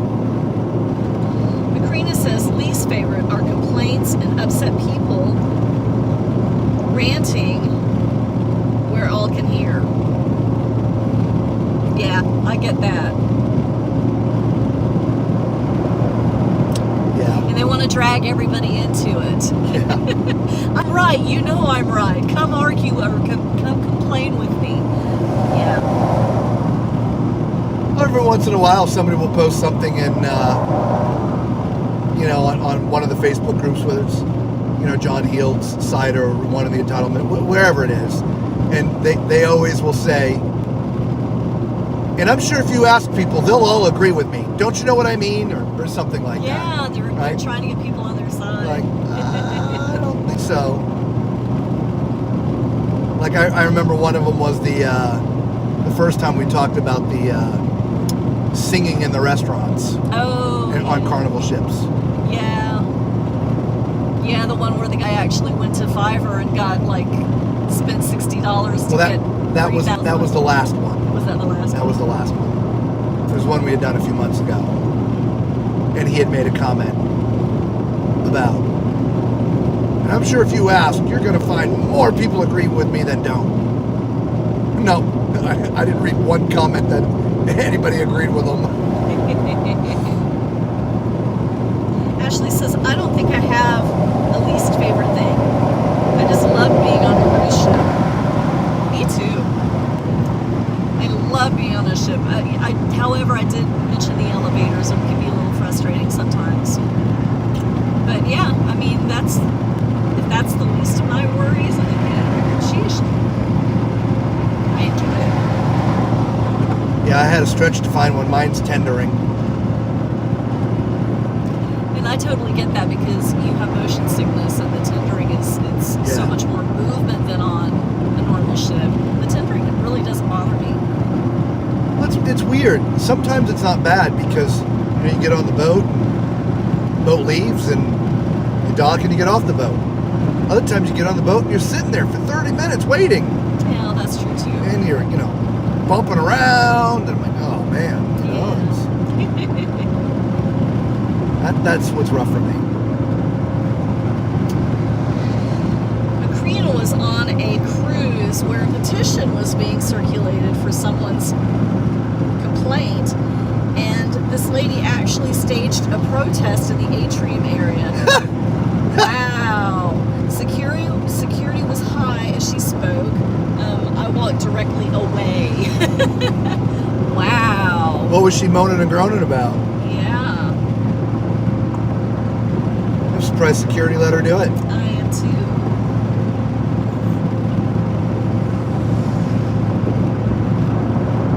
Wow. I've heard of petitions and stuff going around before, but wow.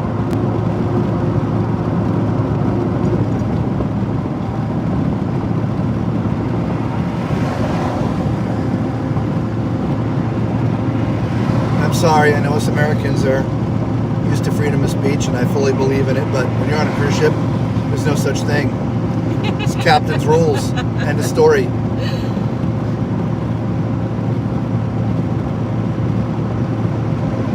They think you're flapping your gums and going to cause a mutiny. You're done. Throw them in the brig. Throw them in the brig.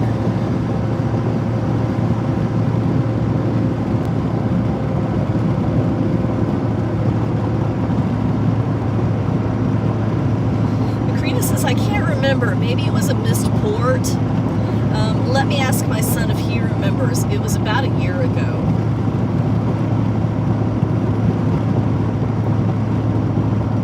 I remember there was one of the entitlement things that we read or news or something. Again, this was, 5-6 months ago about somebody passing around a petition about something. And again, I can't remember what.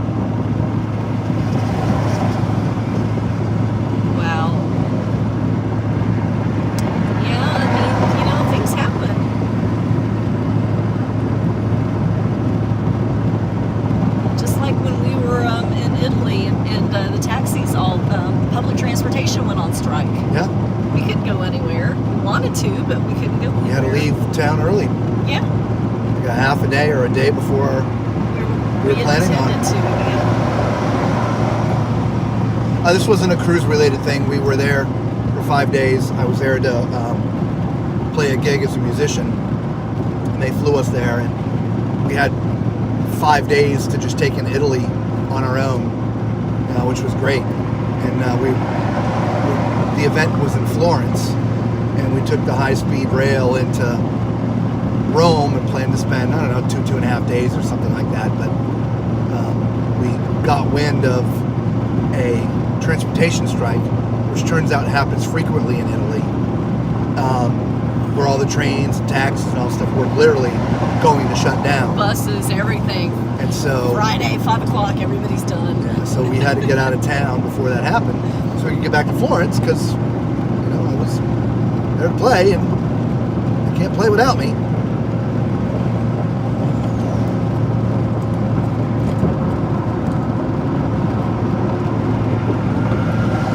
Bev said probably wanted compensation for a missing port or something. Oh, and free drinks. Probably so. Jerry, I apologize. I am probably going to totally butcher your name because the truck is bouncing around and I'm having a hard enough time reading as it is. Jerry Korolchuk? Hello, my new friends. I gave you a like. Thank you so much. We appreciate Oh, thank you, man. Appreciate you, Jerry. Absolutely. And Tom Ann, I got your channel and gave you support. Oh, thank you so much. Yes, thank you. Thank you and welcome. Good to have you, my friend. Absolutely. Tonight we are talking a little bit about some cruise stuff as we drive, but it's about the drive. You've got to, well, we don't have that much, well, we still have a bunch left, but we started off at about 750-ish miles that we're driving tonight, and about 575-ish or something like that to go.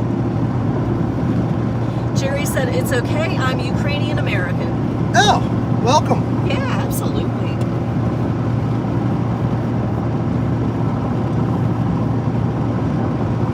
We have a Turkish-Ukrainian friend, Ozan, Oh, who yeah, comes that's on. right. That's right. And one of our editors, he was from Ukraine. Uh-huh. He no longer edits for us, but yeah, he and his family are out and about trying to stay safe. Thoughts and prayers to all those Ukrainians out there. Absolutely. Jerry says, cool, I really appreciate it. I hear it.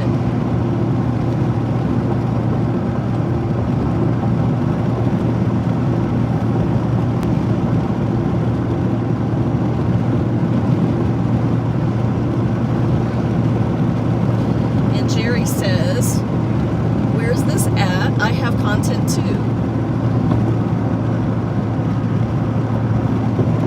Where's what at?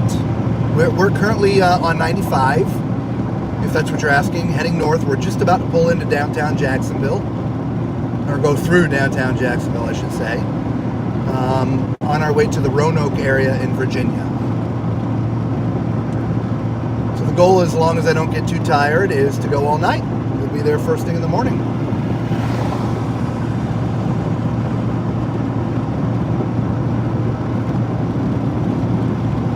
Ashley says, bad weather wouldn't bother me either. There's always something to do. Yeah. I agree. I mean, obviously, we don't want it to be horrible, horrible weather where the ship's bucking up and down and there's flooding and these kind of things. But that honestly is so rare. And it's weird because it gets a lot of coverage because of social media and stuff when stuff like that does happen. But the reality is the ships do their best to steer clear of the really nasty stuff. So, like when we were on the Venezia, we had a couple rough days coming out of the English Channel and through the... That was a celebration. Oh, the celebration, sorry, yeah. Coming through the English Channel and the Gibraltar Straits. It's a little rough. Well, the Straits of Gibraltar was the Venezia. Yeah. So the Straits of... Okay. The bad weather was leaving Celebration. Southampton. That was on the Celebration. Right. But we had some good seas with the Venezia through the Straits of Gibraltar, which wasn't nearly as bad as the Celebration. The Celebration, the first couple days, It was rough. pretty rough. Yeah. And it being the first cruise, those elevators didn't know what to do, man. Half of them were just not working good. Macrina says, I remember the passengers got an OBC of like $50 for some reason. She was not happy and wanted a lot more. Well, Whatever. yeah, she had some OBC, so I guess good for her. Jerry says, thank you for the kind words for my homeland, Ukraine. It's not easy. No, In 2 miles, keep I left follow, on I-95 north towards I can't- Airport Savannah. I can't pronounce his last name, but Denny. He's probably the main guy that puts the news out about what's going on there. You probably know who I'm talking about. He's a pilot, or was a pilot. He's not flying now, but I do follow it regularly.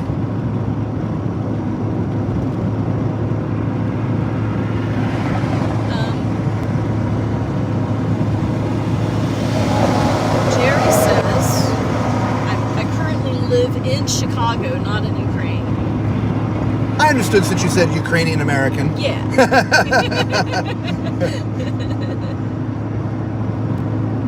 I assumed, but you know.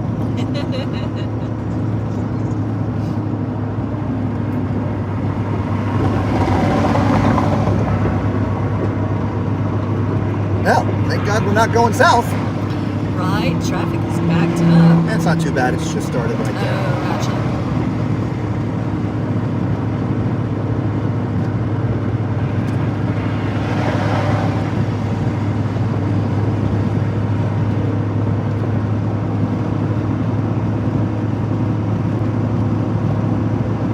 Well, welcome, Jerry from Chi-Town.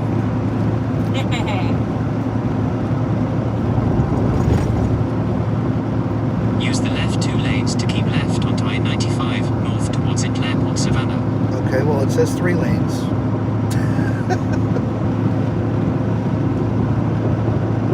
There's nobody next to me, just in case I gotta veer over.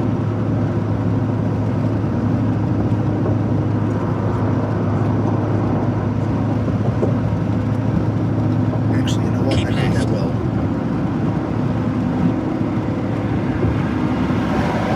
For about 232 miles, continue straight on. All right, 232 miles for the next turn. Jerry says most of the videos in his channel are in Ukraine, so he wants to show the world. Ashley says, okay, I missed the first question. Oh, the first question was, what's your favorite thing to do on a cruise ship? And eating food is not an appropriate answer. You can't choose that. That's a given. That's a given.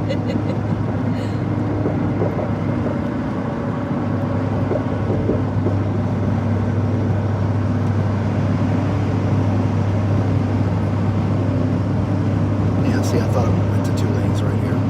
Ashley says, my favorite thing is hanging onto a lounger on Lido on sea days, watching all the Lido activities.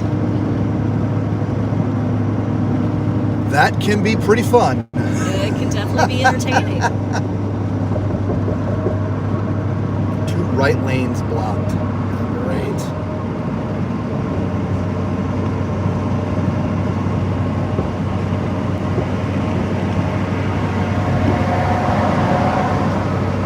I personally just like sitting out on the deck or on a balcony and just watching the ocean and listening to the ocean. That's my things that I like. Excuse me, everybody.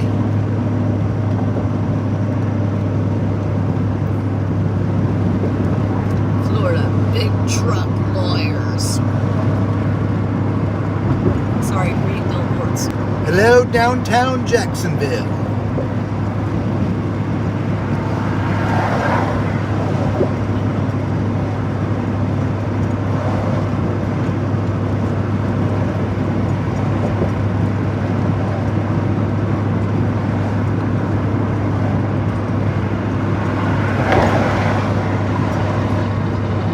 Oh, plus when we take that bypass, we have that big bridge we got to go over.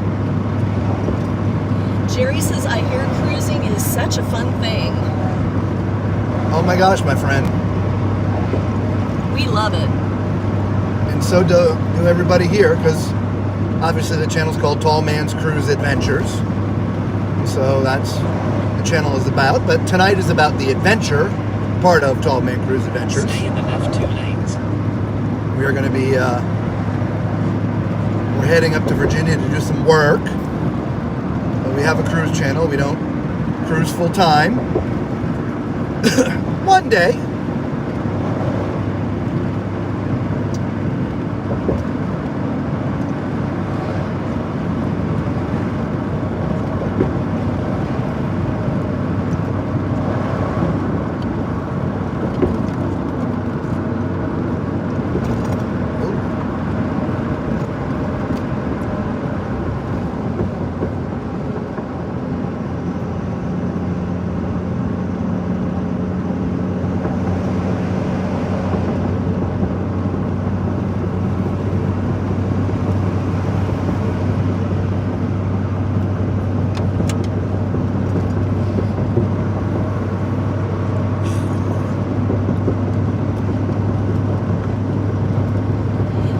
Jerry said, do we ever go to Europe like Poland or Germany?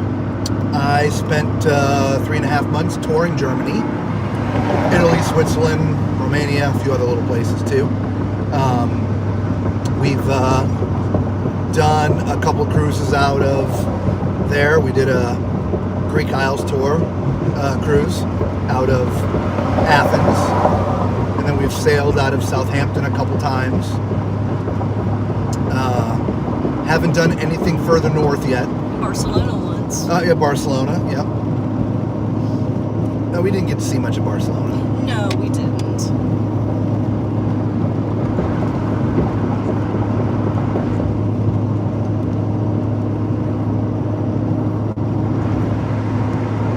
We love going to Europe. Yeah, we really do.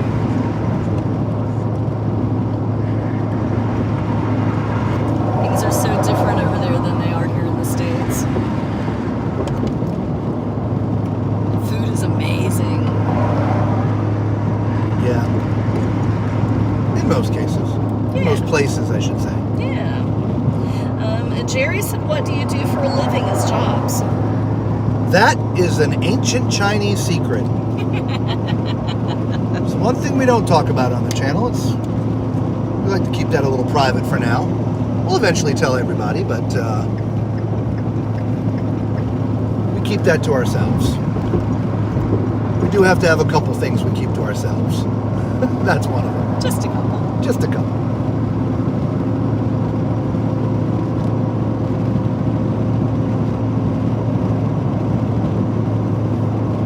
But we can say, because we've done this, we've said this already, we do work in the live events industry. So we full-time RV. So there's an RV behind us that I'm towing right now. And then we went on the Emerald Princess. And then we jumped on a quick little 4-day emergency cruise, if you want to call it that, on the MSC Magnifica. Jerry's, oh, cool then. Okay, cool then. Sorry to be asking you. No, don't worry about it. You're new to the channel. Welcome. We're glad to have you, buddy. Yeah, absolutely. Ashley said to Bev, someone was at guest services on her last cruise, delayed getting off at a port for about an hour due to a guest medical emergency. They're not going to do anything for you. No, things happen. Jerry said, I never ride in an RV. No, so we have it's still considered an RV, but there's several types of RVs. We have what's called a travel trailer. We're pulling it with our truck. There's another type of RV called a fifth wheel. Driving that range from small to big, from vans to there's ones called Class C's, which are like the size of like a U-Haul, if you will. And then there's the big ones, the Class A's. Buses. Well, they can be smaller, but they go up to bus size, yeah. The big Prevosts. Ashley says, continuing on with the person that was complaining at guest services, I was floored. Couldn't believe they were even asking. It took all I had in me to keep my mouth shut. And Bev says, people. Yeah. And Ashley said, yes, Bev. Yeah, let's hope you never have an emergency on a ship that requires attention. Yeah. That to me is one of the rudest customer complaints that we see. And unfortunately, we see it often. Me too. Yeah, we read one on one of the entitlement segments once. The customer service person was like, oh, Yeah, sorry what for the do you bumps, say, everybody. you know? Come on, have a little compassion.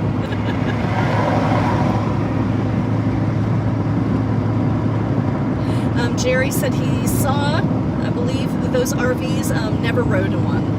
God. Oddly enough, Jerry, if you want to really have some more fun, we have an RV channel too. It's called RV Reviews. If you want to see the difference in some RVs, we put out 5 videos, 6 videos a week on that channel. So we's busy people. Yes, we are.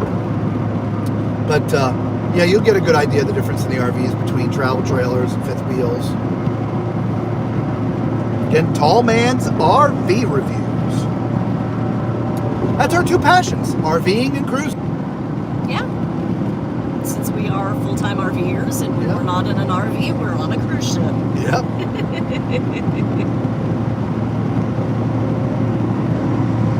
Oh, I think we have a little bit of a time delay. Jerry just said, can you drop your RV channel, please? Tall Man's RV Reviews. Yep. Yeah. Notice the tall man theme here?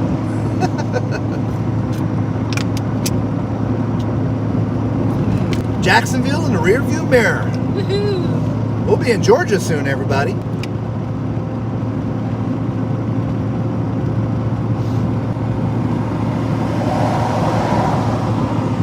Hopefully Danny Mac doesn't tune in. I was just about to say that. We haven't seen him yet. He better hold on a little bit longer until we're out of Georgia.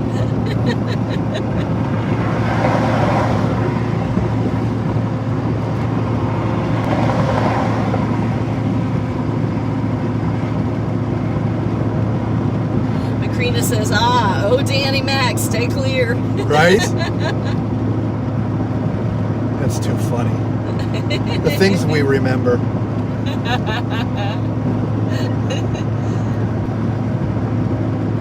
Jerry says, Tall Man, I got your RV channel to give you support there too. Thank you, Jerry. Love you, bro. Yeah, absolutely. And good luck with your channel. We'll check you out. Yeah. Can't do it now, obviously we're driving. But we'll check it out.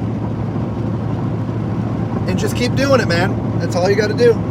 Just keep on feeding beast. That's what we call it, meaning YouTube. Keep on putting out videos.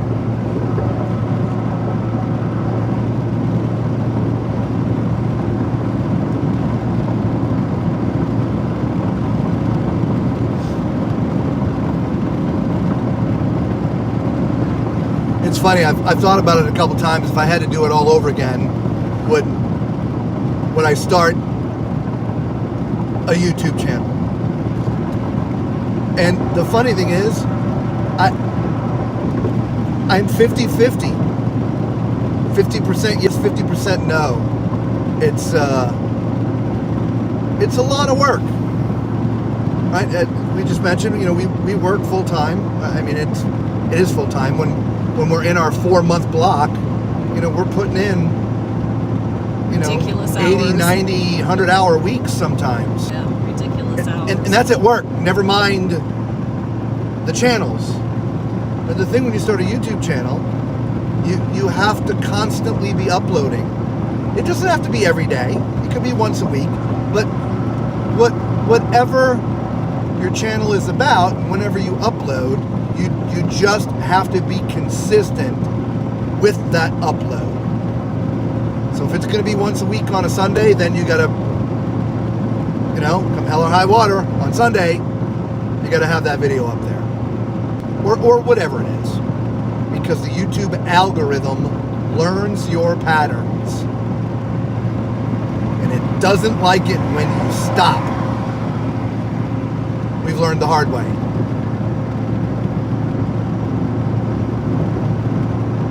That's the best advice I could give about a YouTube channel.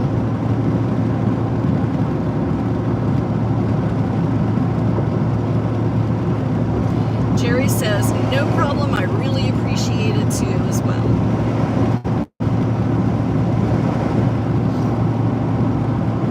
And as long as you love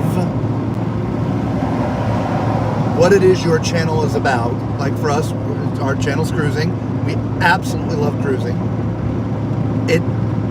Though it's work, it's not work, right? I mean, it takes a lot. I mean, the people that are on here chatting with us now, they'll tell you, when we go on a ship, we work hard when we're on cruise ships to get the video content that we need for the channel the way that we do it. And so it takes away from vacationing, right? When we go on a cruise ship these days because of our channel, it's not a vacation, it's work. And but we enjoy it and love it so much, it's not really work. Does that make sense?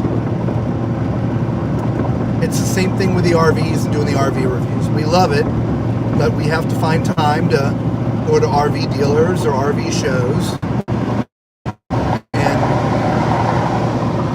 video RVs so they can go up on the channel for reviews. And it's work. When we happen to have a day off from our job, instead of relaxing or going sightseeing or doing something else, we got to go find an RV dealer. Look at that, road's blocked. Oh my. I didn't notice why. I didn't see an accident back there. Might be construction. It might be. Anyway, so as long as you love and have a passion, whatever the subject matter is on your channel, just keep doing it. Jerry says he's got 4.6 thousand subscribers on his That's channel. awesome. Yeah. 46. 4.6K. Yeah, 4,600 people. That's pretty good, man. Yeah. That's a great start. Getting to that first thousand's the tough, man. Yes, it is. So just keep on going. Our RV channel, which we've had a lot longer than the cruise channel, we've only got, 62, 6,300, something like that. And the reason mostly was because we had to stop uploading. Talked about, how busy we are. It became very, very tough, near impossible, to get to video RVs for the reviews. So we went, about 6 months without uploading. Shortly, but right after the first year of the channel, and the channel was getting some great growth, and the growth stopped. And so since last year, June, so about a year now, we have been now constantly back with that channel, uploading regularly at a schedule, and the growth has started again. So anyway, Jerry said, yes, it is, but lots of love worldwide. And then Mamie Radar said, and don't forget the ship departure streams. oh yes, We do those too. we do those. Yeah, we'll go to a port and set up shop and broadcast the ships leaving. We unfortunately are not going to be getting any of that done over the next 4 months. We're going to be way too far from any cruise ship. I do like those departure streams. I do too. We really did get spoiled though with doing them out of Port Canaveral, because it is literally the only port I know of that is just friendly for that type of activity. Right. There's a spot that we're able to set everything up. We're not in anybody's way. You can see all the ships clearly coming down the channel. It's great. Any of the other big Florida ports, we have no way to get access.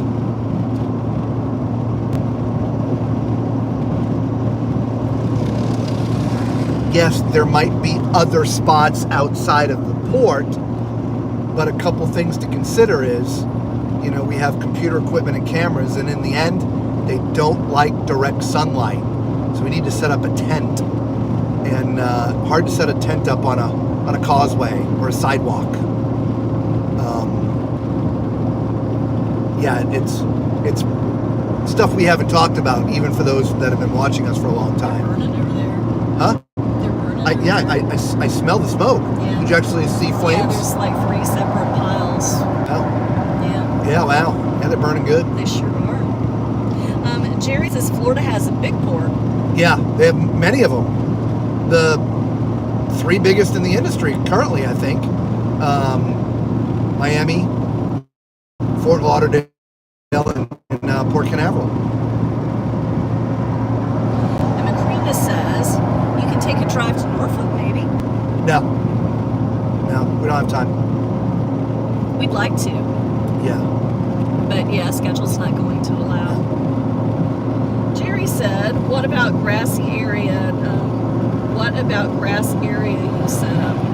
So we were talking about, well, at Port Canaveral, at the very end of the channel, next to the left, where you can go launch your boat, go off fishing, whatever.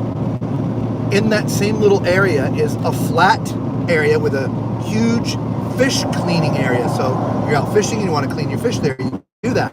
But the area's like, it's all birds and stuff, so they stay out of the direct sunlight. And it's just perfect. We also have this 16-foot tall tripod that we put a camera on top of it, so we get to see the ships actually coming down the channel. It's just perfect. It is. The other ports, Fort Lauderdale and Miami. Now, Fort Lauderdale, you can't get in Fort Lauderdale, the actual port area, unless you have a ticket, like a departure ticket for the cruise ships. There's like physical security that you have to go through that check your IDs and tickets. However, the last time we were there, which was just not so long ago, they just checked IDs. Anyway, so because you have to go through security, we don't even try. Again, now there's other areas that we could go find that are outside of the port, but we basically would probably have to bang on somebody's door and try to set up in their backyard. Hey, can we set up this tent in your backyard for the next couple hours? Yeah, we probably would. Yeah. Don't think that would go over well. Miami, slightly different. You can get access to the port without security, which is fine. But there's no place that we have seen there that we could set up. There are areas outside of the port that have great viewing. But again, I don't believe the tent could get set up. It's just a little 10 by 10 pop-up. It's not like it's a big tent. But, I mean, we're going to set it up, stake it down, strap it. Anyway. So we love the departures, but we've only really had success being able to do it out of Port Canaveral.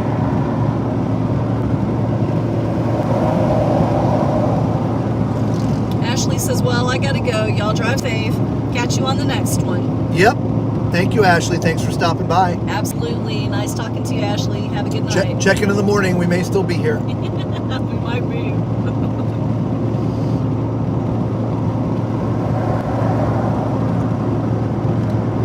Oh. Well, regardless if we're there or not, we have to turn the stream off at 11 and a half hours. If we don't, YouTube will delete the video. Little known secret, Jerry, if you ever do a long live stream, if it's over 12 hours, YouTube will delete it once you're done.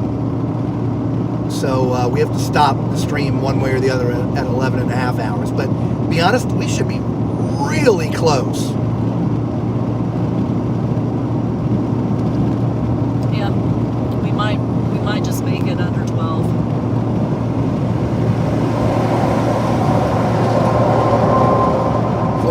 line. Oh, look at that. Great band. 10 miles. Yep.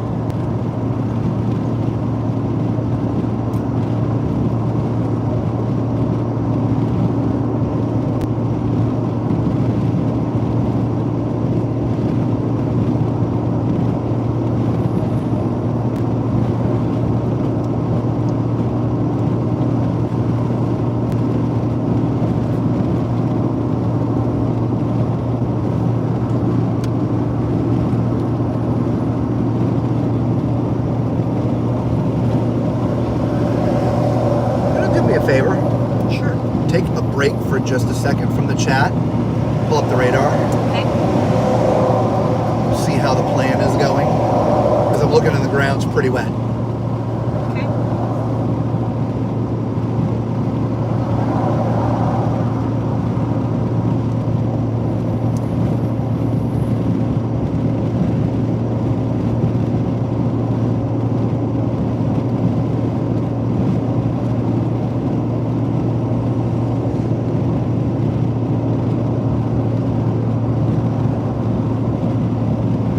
That's awesome. It's just ripping apart. Yeah, it is.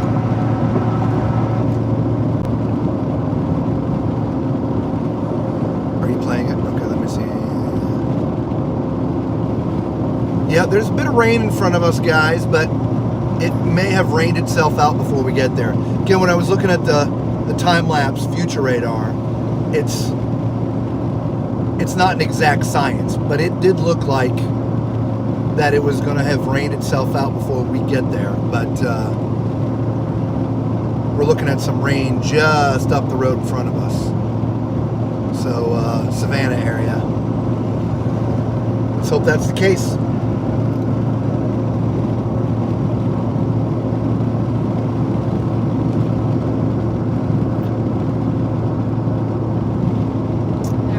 Let's see if we missed anything. Just what Karina said, bye, Ashley. So I guess we're caught up. For those just joining us, we started off in Central Florida around 8 o'clock-ish. We've gone through Daytona. We went up I-4 through Daytona. Now we're on 95. We've just passed Jacksonville.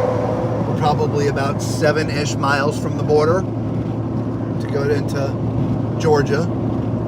Our final destination on this road trip, or for the next couple weeks, is close to Roanoke, in sort of that area of Virginia, far western Virginia. And the goal is to drive all night. So if you've got nowhere to be in the morning and you're a night owl, stay with us, chat with us, help keep us awake, since I can't turn the radio on.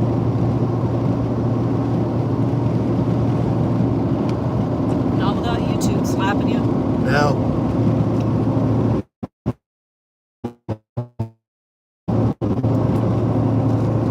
Tired of getting slapped. Right? Man.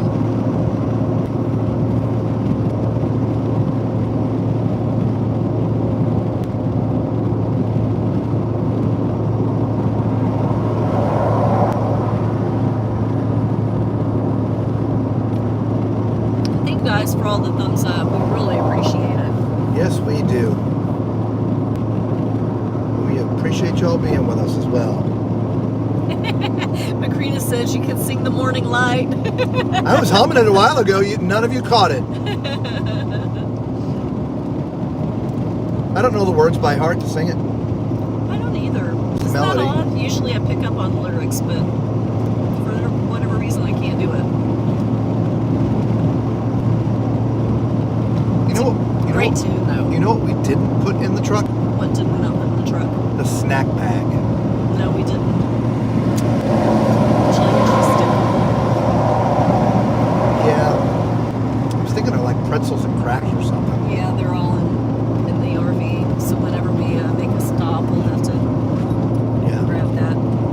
Well, when we're not at work, it lives in the back of the truck because at this time it's all work. I mean, it really is, guys. Like when we're done at this event, the next one, it starts in 4 days. And so we've got to pack everything up, drive to the next location, set it all up again, and be ready to go. So the snack bag comes out of the truck and then goes back with our stuff.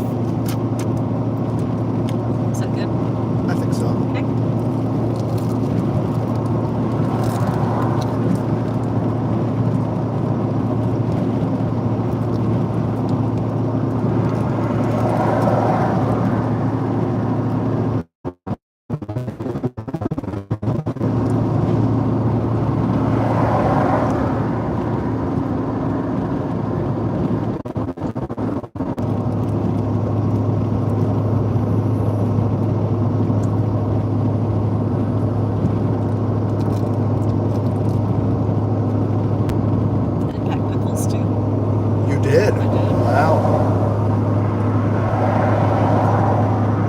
We have just recently learned that Aldi sells amazing tasting pickles. They're in the refrigerated section. Thank you, Tyler and Alyssa. They are so good. They are really good. They're like $4 for like a really large container.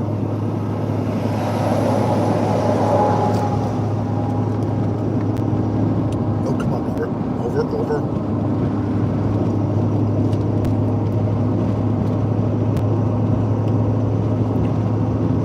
Does that mean you want pickles? No, Okay. I'm all right. Do you want another cheese stick? No, I'm all right. Okay. That's just a little bit. Yeah, no popcorn on this trip, everybody. Sorry. No, I meant to pop some, but we were running late, so I didn't get a chance to. Yeah, thank you, Mr. Wasp.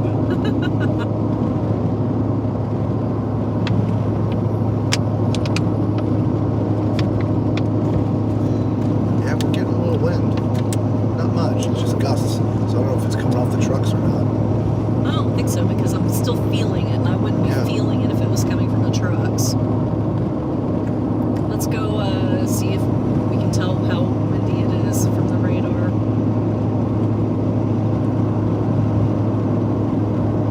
It says calm. Yeah. It's just going to be some wind coming off of the thing. Because you hear the window. The window's open.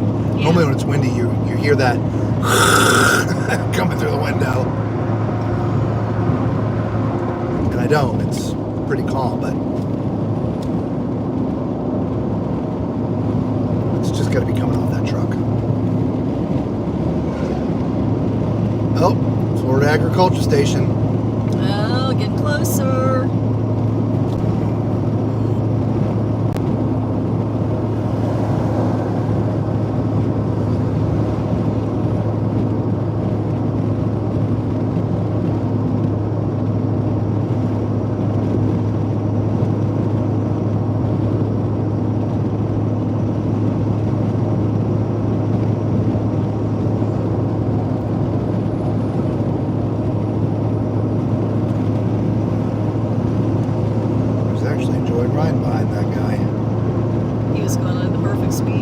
Yeah, he was.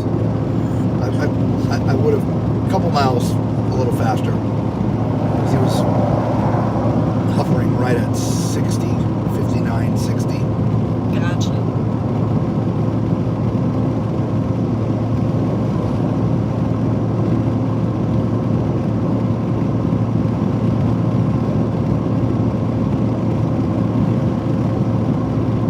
Oh, I see the border. Oh, I see it too.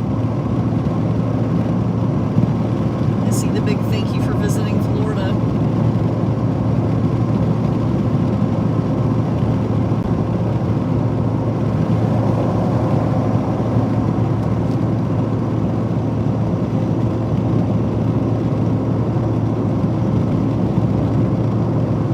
Thank you, Florida.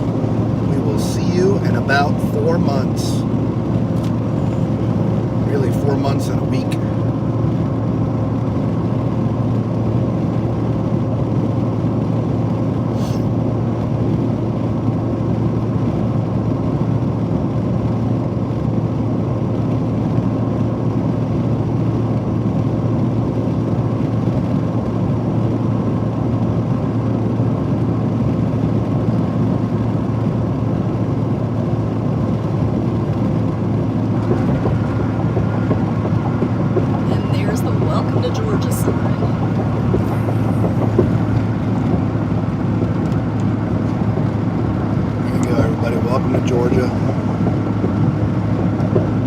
Badoom.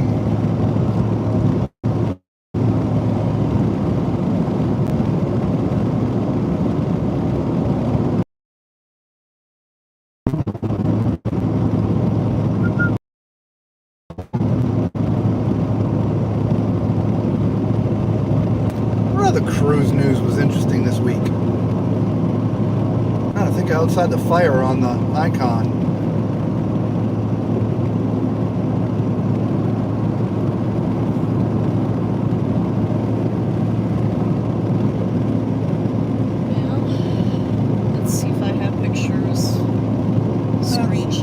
Well, you'd have screenshots of the entitlement stuff. Yeah. Is that what you were talking about? No. Cruise news. Okay, cruise news. All right.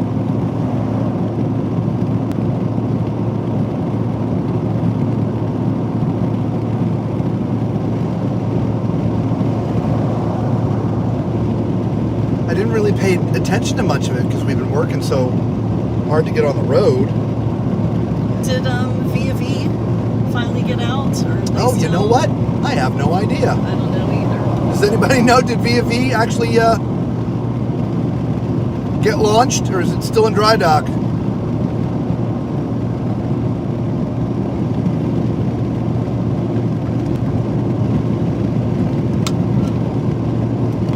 Feel bad for JJ.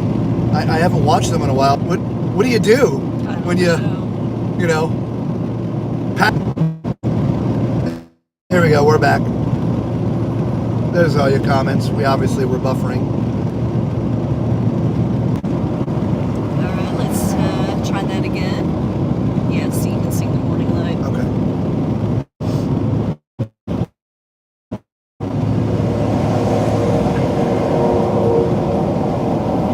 All right, let's try that again. Lane closure ahead on I-95 north in 2.4 miles. You're still on the fastest route. Okay.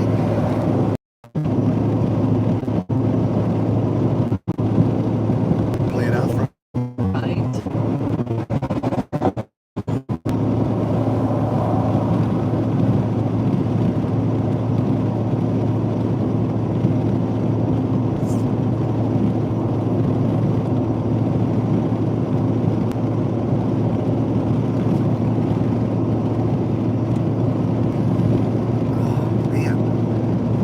You're right.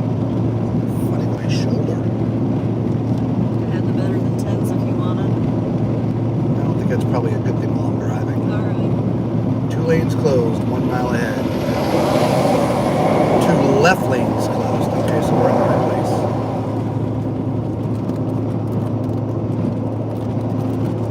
Oh yeah, see there's that Yeah. car hauler. Yeah. Gets in front of us and we get the waggle.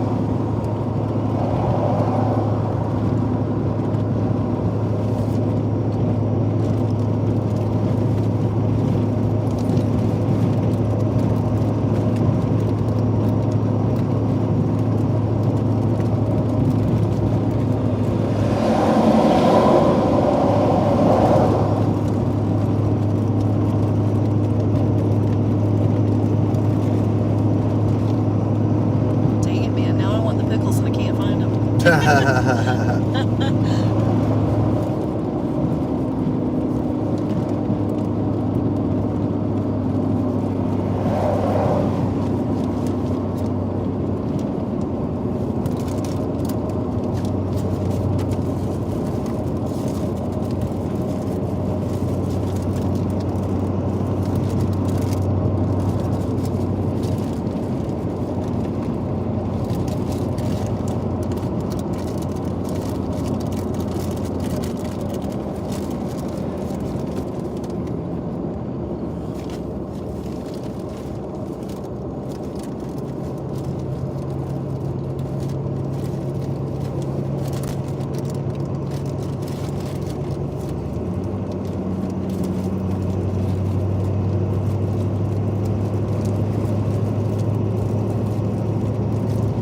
Oh, there they are.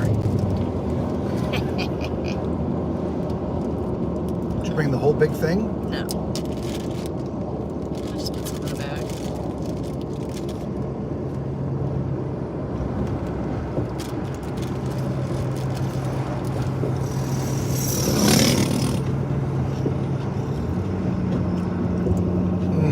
loaves are so good. Right?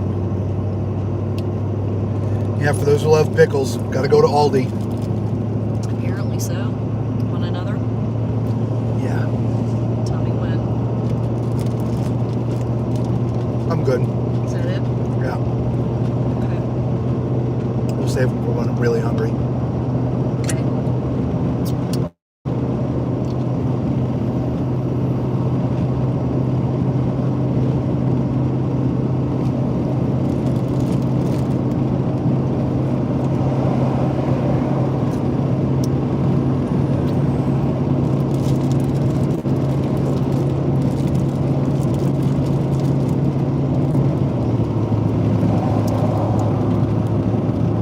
Macrina said, all these baby kosher dills, those are good too. These are in the refrigerated case. They're sliced. Yeah, well, they have spears as well. Oh, they do? Okay. They do. But man, these are good. Yeah, I have a pickle addiction just like I have an ice cream addiction. Yeah. I've walked by them and walked by them and walked by them. Kids bought them one day.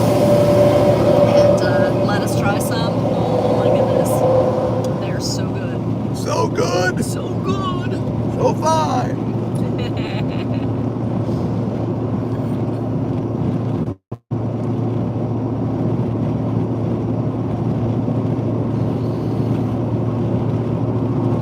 Bev said, where is Lori tonight? She'll never find her way to the bathroom tonight without the TMC nightlight. Right? I was wondering about that. Where is Lori?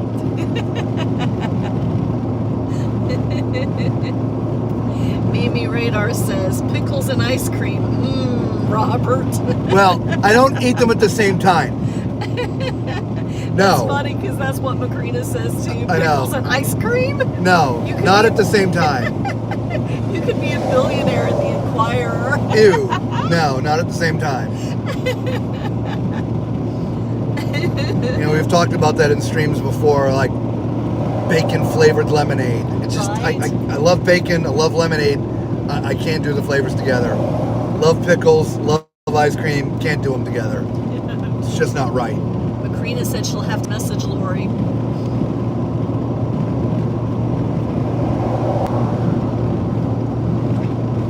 Yeah, she usually likes our night streams. Yep.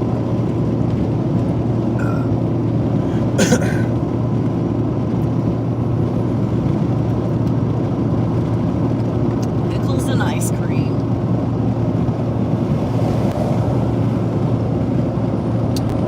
Hold that for a minute.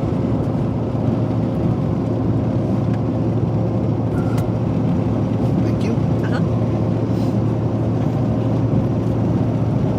All right, here's another good one for you guys. Outside of our channel in the cruise industry, right? So outside the cruise industry, obviously we know you're all cruise fans or you wouldn't be here. But what's your favorite thing to watch on YouTube that's not cruise industry related? That's a good one, That is a good one. right? Yeah. I don't know which one's my favorite. I've got so many that I do like to watch. Right? Yeah. There's the guys that go around and mow everybody's lawn For free. for free. There's the Asians that are building everything with bamboo and their hands and nothing else, rocks. And then there's the beavers. I love to watch some beaver. What she's talking about is there's a couple people that we watch dismantle beaver dams overseas. They mostly do it by hand. You get in there, pull out the sticks and the dirt and stuff. It's interesting to watch. It is. It's very relaxing because of the sound of the water. Yeah. Yeah. Macrina said she just messaged Lori. And Mimi Rader says, you know we couldn't pass that up, Robert. I know. I thought about it too after I said it. I'm like, oh, these people are going to think I eat them together. No.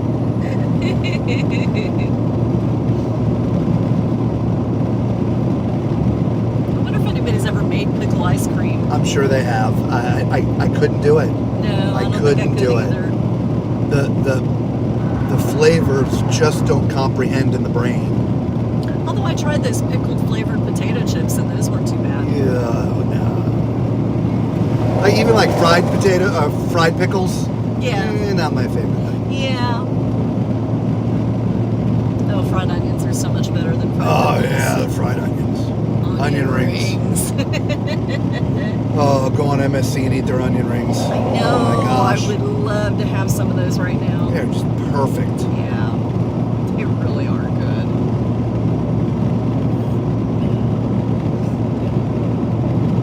Oddly enough, I think that's one of the things I miss the most. Yeah. And I never even knew about them until this No, last cruise, but I miss know. them. I want them. Yeah, hidden gem on MSC. Eat the onion rings. Yeah, they're good. Macrina said dill pickle chips are good, but prefer salt and vinegar. Okay. I'm a dill guy, straight up. That mean pickle, the chips. Yeah. Chips. Oh, chips. Yes, chips. Oh yeah, salt and vinegar. Yeah, I know. I never did care for the salt and vinegar. I can deal with sour cream and onion and barbecue and the cheddar or whatever, but I'm a plain potato chip person myself. yeah, I prefer the plain with onion dip. with onion dip. Not plain, onion dip. Love the onion dip, it just doesn't love me. Right. It's probably the quantity of it I eat.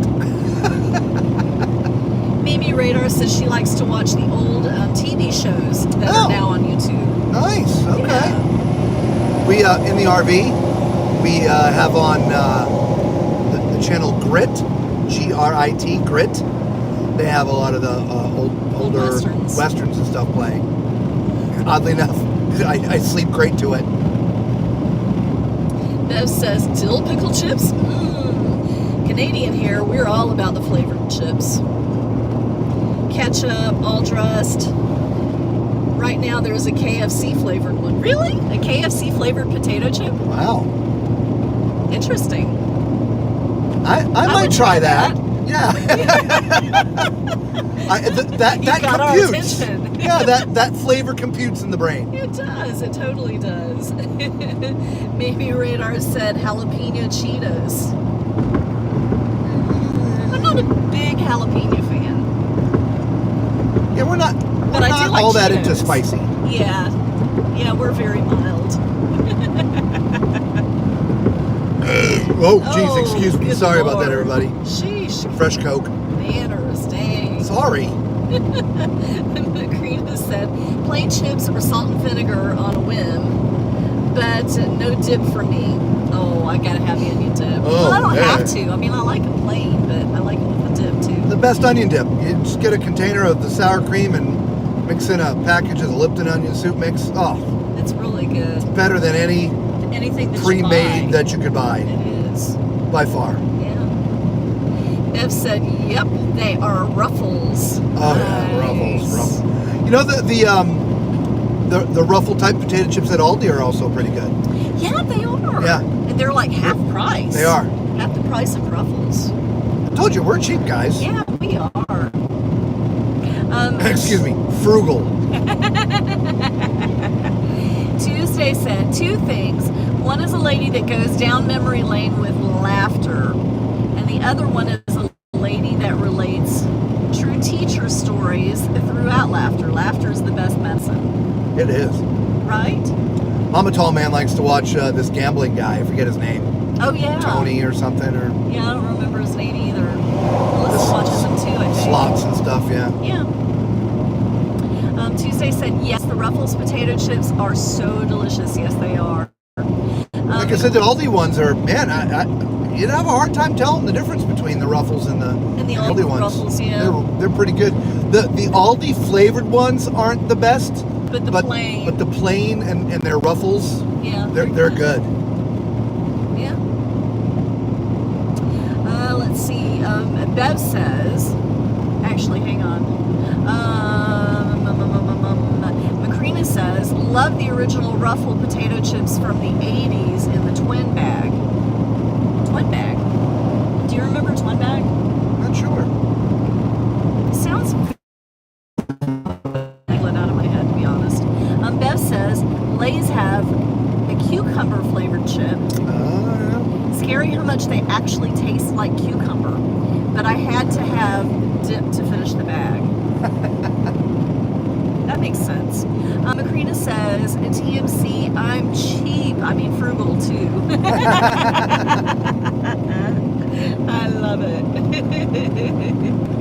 Yeah, I watch so many different things on YouTube outside of cruising. I watch a lot of. Oh, that looked like a dog. Oh, I missed it. Yeah, I was a little. I was looking at comments. I totally missed it. I watch stuff about YouTube and how to try to better the channel, right? Better my videos, stuff like that. Anything that I ever want to know about creating thumbnails or editing or tricks or whatever when it comes to any of that stuff, I watch that all on YouTube. I like to watch things being built. So, Yeah. a variety of different building type things. Oh yeah, log cabins and Yeah, yeah. houses and stuff. Yeah. I like watching some of these guys restore things that people would throw away. Like oh yeah.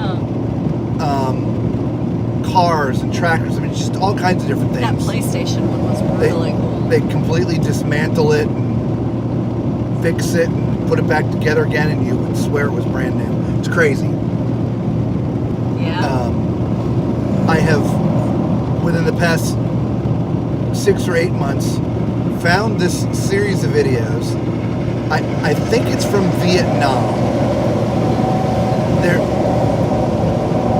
I guess the infrastructure in the outlying areas is not great. However, there's waterways everywhere. And so many of the things from, again, construction are delivered via water. In this particular case, dirt, sand, and sometimes like small rock. There's these boats. They load them to the gills with sand. They're pretty good sized boats, barges, whatever you want to call it. And they pull up to the side of a channel, and they connect a series of pipe. And sometimes this pipe can go a very long distance to wherever the end point where this sand needs to go. What they then do, they have another pipe that they stick over the side of the boat into the water, suck the water up, and then there's usually 2 or 3 giant hoses.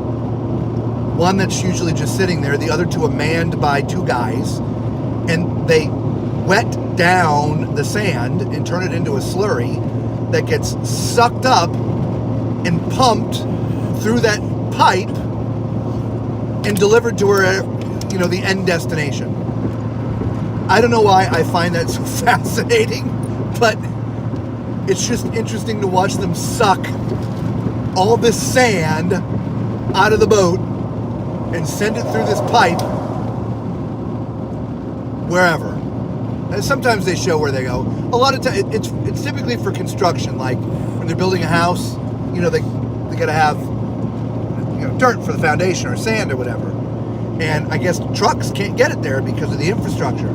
So they use this boat type transportation system. And it's not just one. I mean, while these guys are pumping, there's like 30 other ones that go by them while they're pumping their sand out. It's like a thing, which I never knew about. Anyway. Don't see here in the States. No, I don't know why I find it intriguing, but I do. Yeah. Lori, hello. She says hello. Macrina dragged me away from the presidential debate commentary. Oh yeah, how to exciting! come and enjoy a beautiful nightlight. LOL. Yeah. Very nice. Macrina said, haha. Fancy much talking to you here. Lori said, LOL. Well, hello, my sweet friend. Amy Radar said a lot of DIY videos are fun to watch. Oh, yeah, they yeah. are. I watched this guy. I think Jerry's already gone since he stopped commenting, but he's from Chicago. Used to be an attorney. I forget his channel name, or I'd say it. But he builds things, tables, furniture, whatever. It was a hobby. Well, anyway, his channel has grown considerably, and so he decided to retire from being an attorney, and he bought this old business / apartment. It's business downstairs, living and apartment upstairs, and he decided to, renovate the entire thing. So I watched that over the past, it was like 3 years. It took a long time to finish. But amazing job he did. Yeah, I watch a lot of renovations and building stuff. Whether it's, again, a renovation or a build from scratch. I've always loved building things. I spent a short time in my life building things. I like to build things too.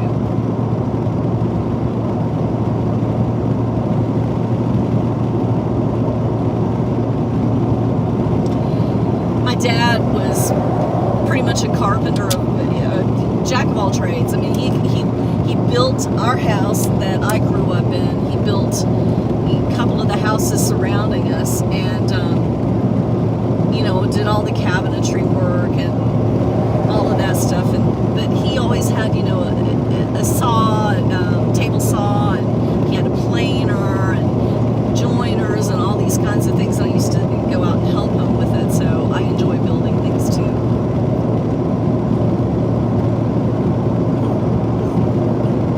Reminds me of my dad. Yep.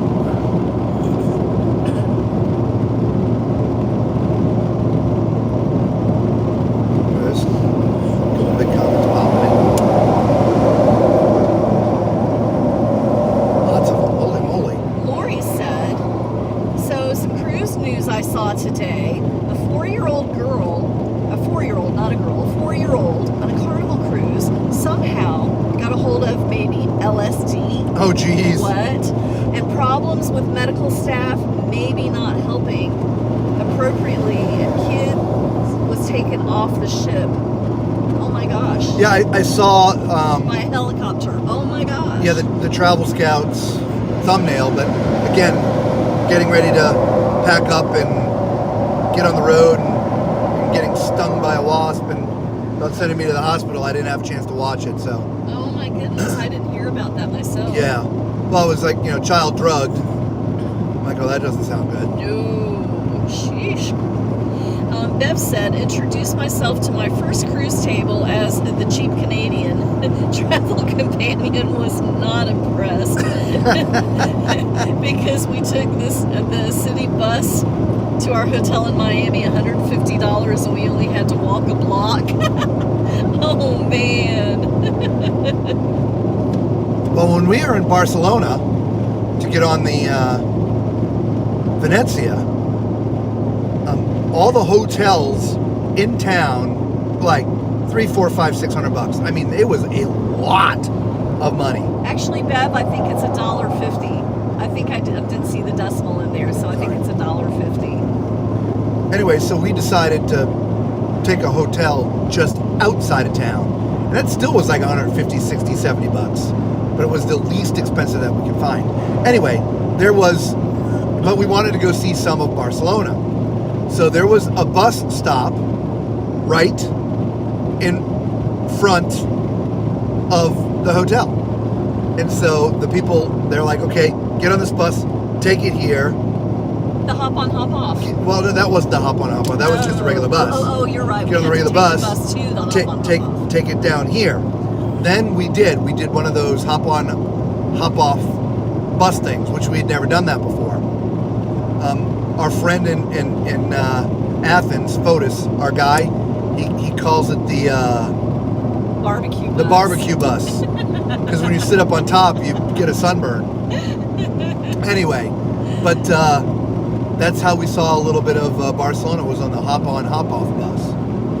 And there's two routes. There's a northern and a southern. We tried to do them both, but we got halfway through and, man, I hit the wall. I'm like, I got to go to bed. So we didn't even bother to do the bus, meaning the bus back to the hotel. Well, we originally did it because it was inexpensive. We decided to take a taxi because we're like, we got off the bus, the hop-on, hop-off, wherever it was. I mean, we just literally got off, grabbed a taxi, and back to the hotel. We left 4 people that we had met and started hanging out with them. We left them sort of in the lurch. We apologize. And Clyde. Yeah. Yeah. They're talking about coming on the group cruise. Claudette, if you're watching, we have your cabins. They're not going to be there long. Speaking of which, so the group cruise has officially sort of been, the cabins we had, the ones that were left, were taken from us. However, we do have 2 left that we had put deposits on. They're just kind of sitting there. So if anybody wants to join us on our group cruise, it's going to be November of next year, so 2025. It's on the Carnival Horizon out of Miami. It's an 8-day southern itinerary. Amazing itinerary. Come and join us. If you want to book into the cruise, into the group, email me. It's just tallmanscruiseadventures@gmail.com. Send me an email and I will send you the information to the travel agent handling the group booking for us. Because again, we're not travel agents. Also, once those 2 cabins are gone, basically what's going to happen from this point on is you will still call Kathy. I promise you she'll give you an amazing rate. It can't be a casino rate. It has to be sort of a normal rate. But I promise you she'll take care of you. And then she will move you into the group. Hopefully that makes sense. Car, are you going to speed up? I don't think they are. I don't think they are either. Come on, y'all. Now they're going to speed up. Wow, that's crazy. So, there's sort of a little group update for you guys. Lori said she also saw something that 4 major cruise lines are raising prices as of July 1st. Shit, that sucks. Right? And Macrina said group cruise. Yep. Yep, looking forward to it. Yeah, so for those who are new to the channel joining us, come on and join us on the group cruise. You'll actually get to see our faces. Right. Because right now all you've seen is the road. Obviously, normally you see our faces because we're normally in front of the camera, but obviously tonight we're behind the camera. Yes, we are. I mean, we could turn the camera around, but you still wouldn't see us because it's dark inside the truck. No.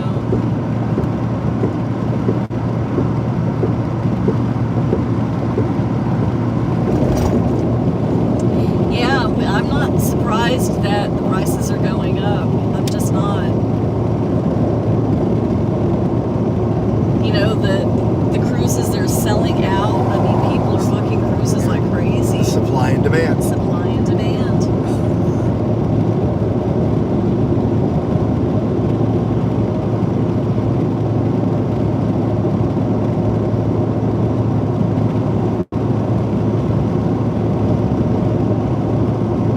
Yes, we figured out we are, 498 days? Was it Bev? Yep, 498 days from the group cruise. I think it may have been Bev that said that, 498 days. So, yep, our cruise is getting closer.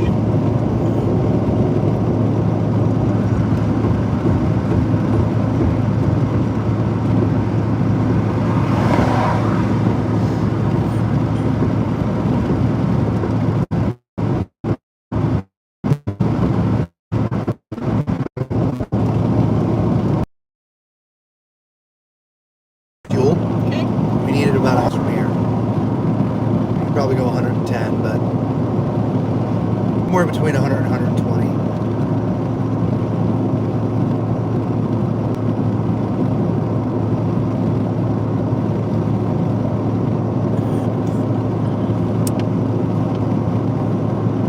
You'd think we've driven this route so many times that we'd have the actual gas stations mapped out. We've talked about doing it, but we've just never done it. Are we on 95? We are on 95. And we'll be on 95 for a while? For another 165 miles.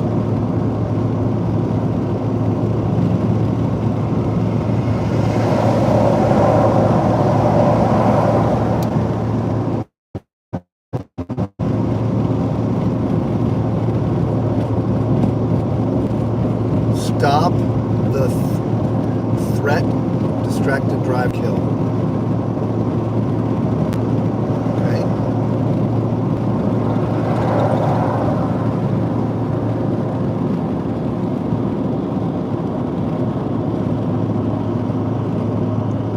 Turtle River. Turtle River. So while Lisa's looking at that, if you're commenting, we're not going to be reading them back because she is the co-pilot. She does help find the gas stops for us. But she's also reading the comments on her phone because I can't read them and drive.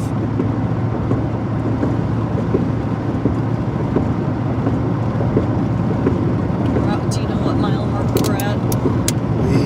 We are at the bouncy. Holy crap. I see one there. 36. 36, so I need 136 to 156.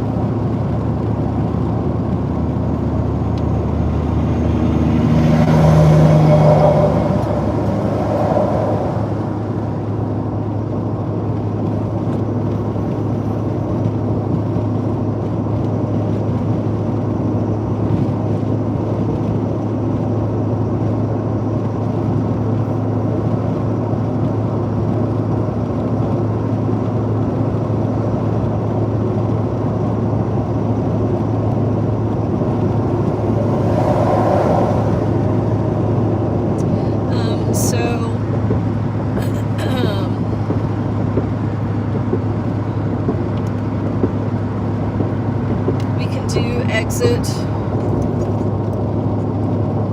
109 in Savannah. Nope. Or we could cross the border and go to Hardyville, South Carolina, exit 5. Okay. Does that sound good? Yep. All right, so exit. Do we know how far that is? You're going to hit like go. Yeah, I can do that. At least so we get mileage. Since we don't know exactly how far exit 5 is.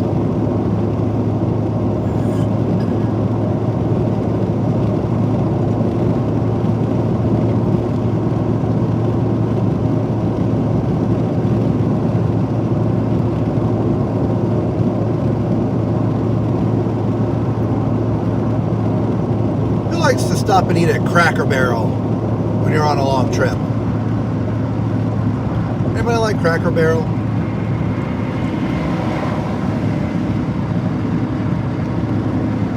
Miles is what it says. Okay, that'll work.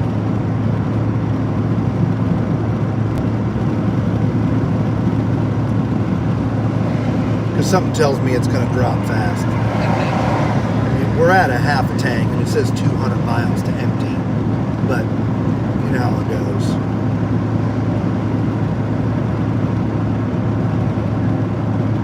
But if we're 80 miles and it was exit 5, go back and see if there's an exit 25. Do you want me to do that? I mean, yeah, if you want. I mean, the longer we can get out of the tank, the better.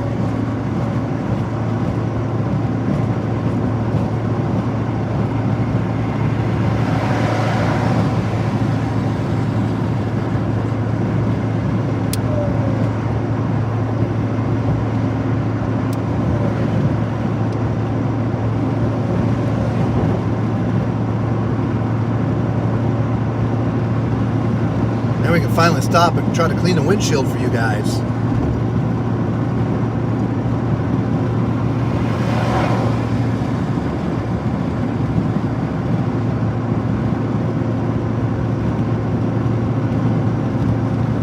I love Cracker Barrel. I haven't been there in a long time. If you do like Cracker Barrel, the next time you go,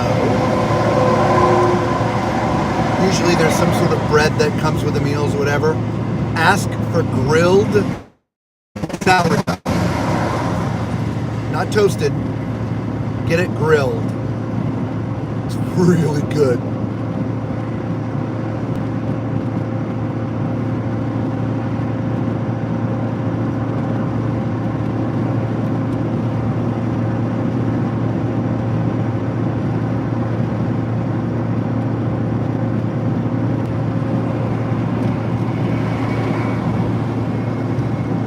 Loves exit 38.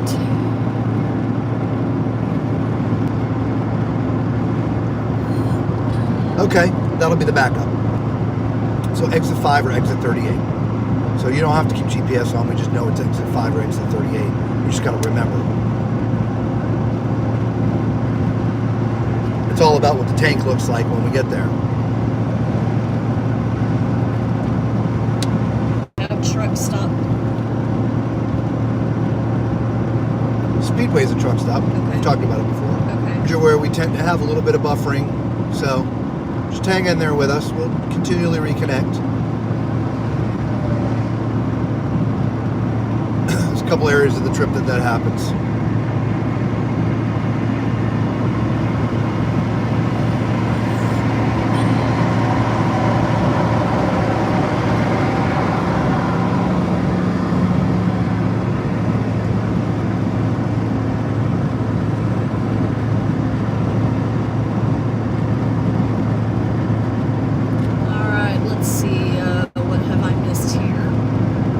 Bunch. Bev said the headline is talking about how advertised prices will include taxes and fees, so it will look like it's a price increase. Yeah, that's something that's been talked about here in the past couple weeks. This is all because of California, and I don't think it's a bad thing. It's been one of those things. In fact, it was in the video that we just released a week ago.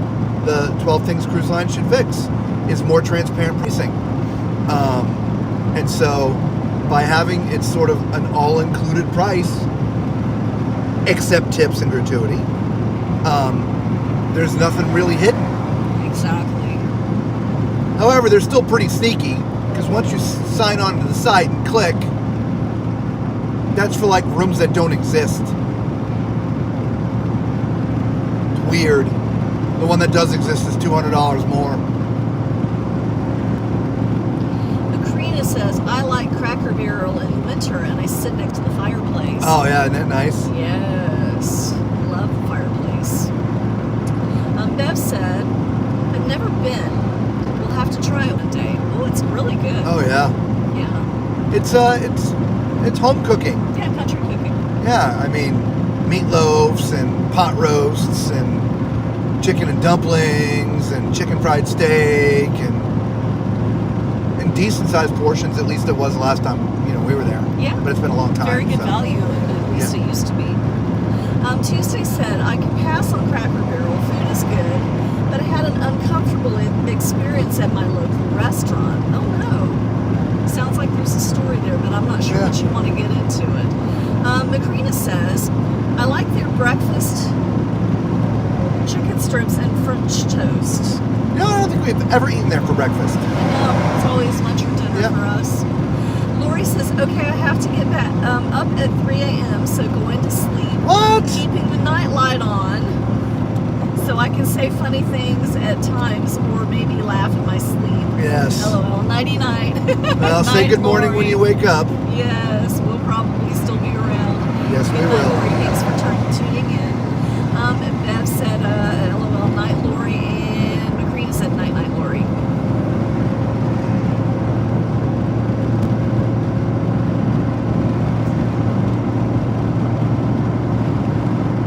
Yeah, 3 a.m. we will most definitely still be here. Yep.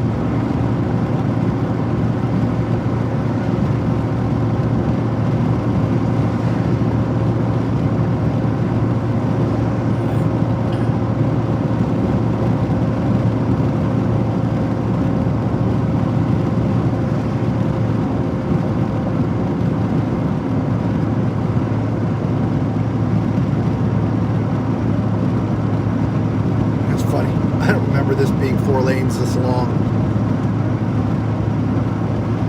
Can't say if I remember it one way or the other, to be honest.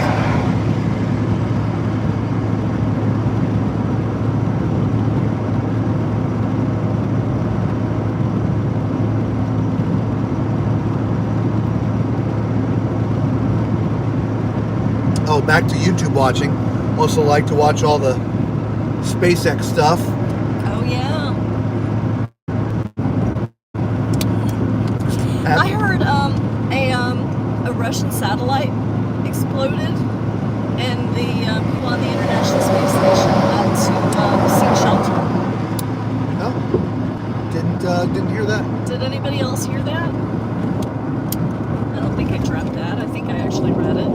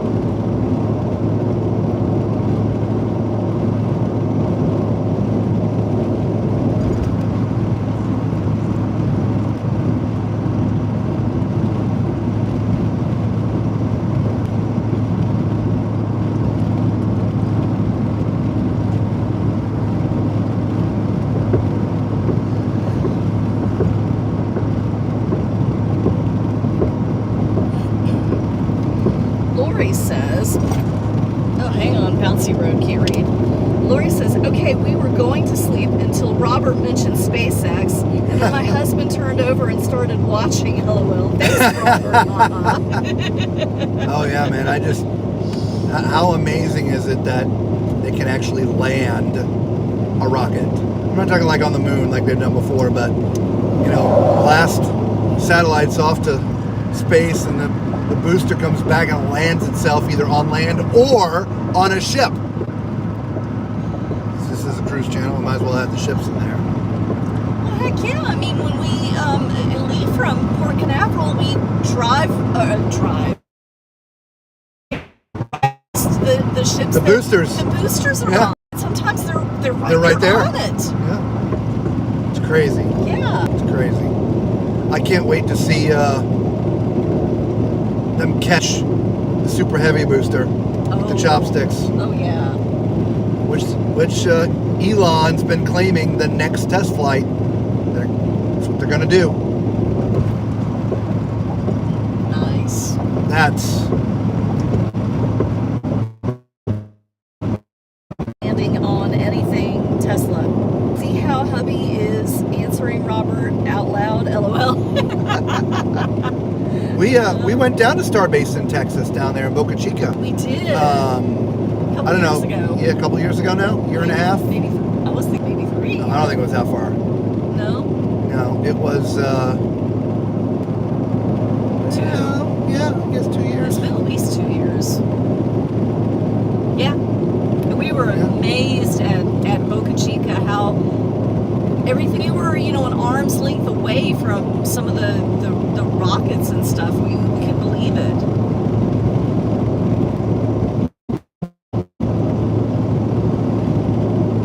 Now you can't walk onto their property. However, everything they need to do is off of public roads, right? So when they got to move something from the manufacturing facility down to the roads, you're free to walk around, and we happen to catch them transporting one of the rings or something. I don't know, and it wasn't 2 feet from us. If I had taken one step forward, I could have touched it. Yeah, crazy. Of course, they don't do that. No.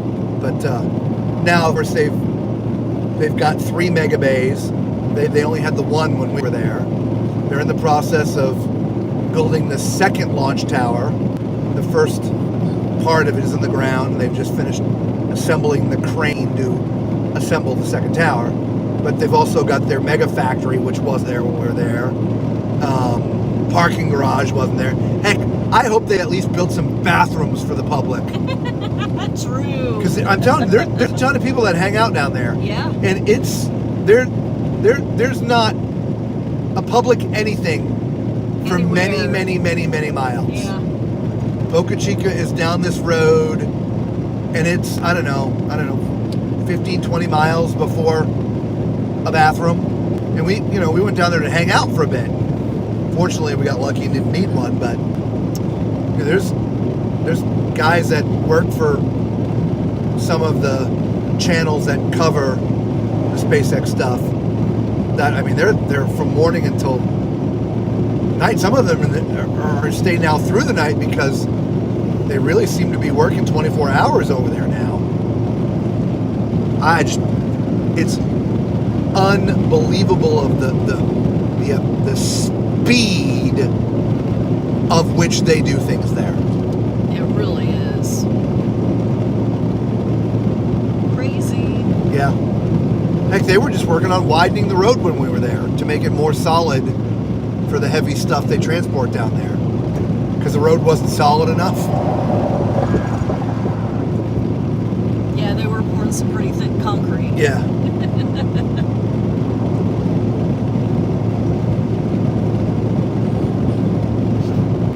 But I guess if you are going to build a launch facility, you don't want it, 5 feet away from a residential neighborhood. Oh, that's true. Which is why it's sort of out there in the middle of nowhere.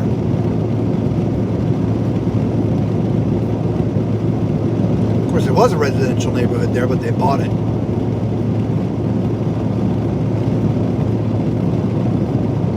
The public beach there. There is still a public beach there, yeah. Which, of course, even the roads, when they're doing stuff, all the roads have to be closed. I'm sure those who follow, are aware of that. But if you don't follow that stuff, before they do a launch, they've got to close all the public roads. So the beach that's down there, you can't get to it. I'm not sure how they keep people from wandering up the beach. I don't know how that happens. No, I don't know either. But there's got to be a way. There's got to be a system in place for that. I was just truly surprised how accessible everything was. Yes. I thought, it's all going to be under lock and key, but it's not. I mean, it is. Well, some of it is, yeah. It is, but it's not. It's very visible. You're not, in most cases, physically see them building the thing. That's under lock and key. It used to be intense, now it's in the building. Now they have their mega bay, and these guys occasionally get a glimpse of them stacking something in there because the doors are open. Or one of the recent things is after the last test flight, it's the first time they tried to have the top half, the spaceship, if you will, return to Earth, and they've got some heat shield things to work out still. So they were working on that. The doors were open. You can see that process going on. When they're working on the launch tower and fixing things, obviously you can see all that go on because it's out in the wide open. But the physical construction of the rockets and the building of the rings and the things they do, that is done in a building under lock and key. It's just, you can see the move, and you can all but touch them when they move them because they move from one side of the road to the other. Yeah.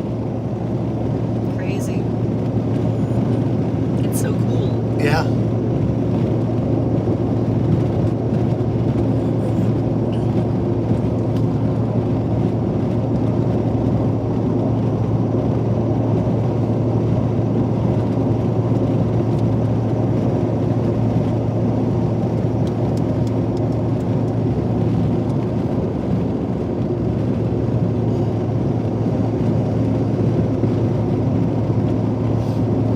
I think we had this conversation the last time, not SpaceX, the gas thing. exit 5 versus 38. And I'm fairly certain the comment was, I'm not sure we would have made it to 38. Yeah, you might be right. I really don't remember.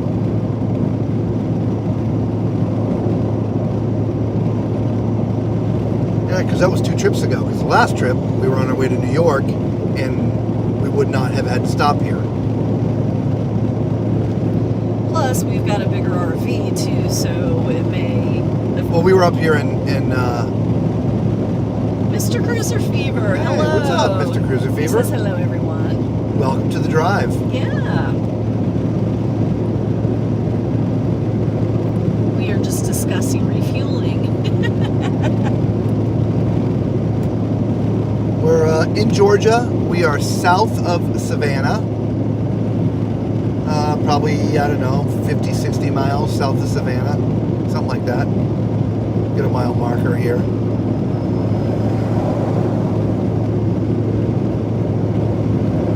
We started off at around 8-ish, 8 p.m. from Central Florida. Didn't get the exact time. It was like 5 till 8. Yeah. Some troubles getting out of town today, so a little bit behind. We wanted to be on the road by 7, but I'll be honest, that extra hour has probably done good with the weather. The rain has all rained itself out so far.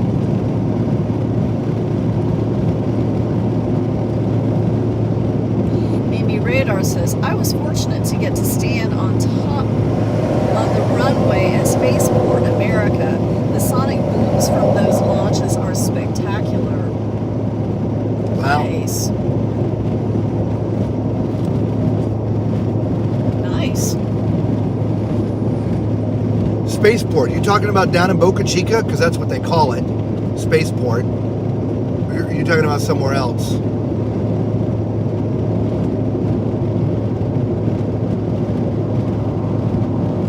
Yeah, oddly enough, with all this interest in SpaceX, I've always sort of been interested in space.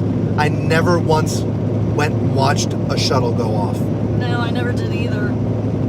I always wanted to, Yeah. but you know, it's one of those. It's right here. I can go anytime, so I Yeah. never did. Then they canceled the program. Yeah. And Mamie Radar said no. It's the one in New Mexico. Gotcha. Okay, I know what you're talking about. Nice.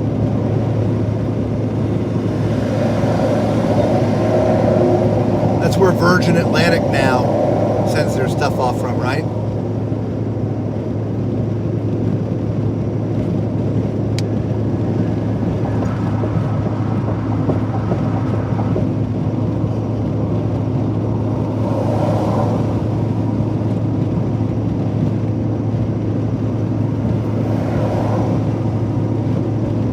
She said yes. Okay. And Mr. Cruiser Fever said 94 days until the carnival celebration. Cozumel, Costa Maya, Roatan. It'll be his first platinum cruise. Nice. And also it'll be Halloween festival season on board Carnival. Nice.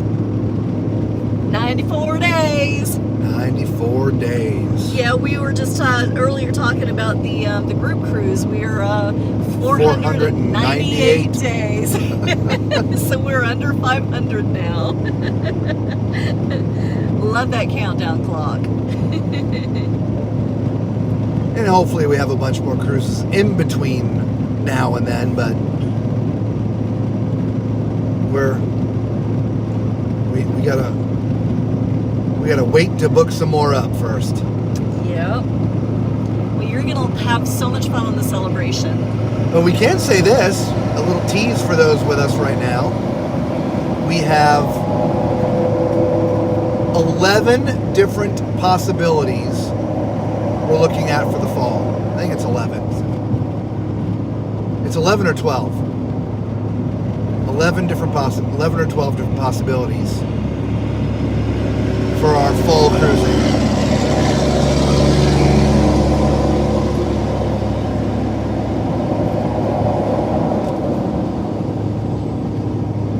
Mr. Cruiser Fever says it'll be his first time on the XL class. Oh, if you're like everyone else, you're absolutely going to fall in love with it, man. Yeah. It's not too big, not too small. Everything's laid out nice. I love the flow. Yeah. Yeah. Of course, I'm sure you've already watched the videos, so you know. Yep. Gotta have some of the amoeba pizza. The amoeba pizza, yeah. It's good. It is.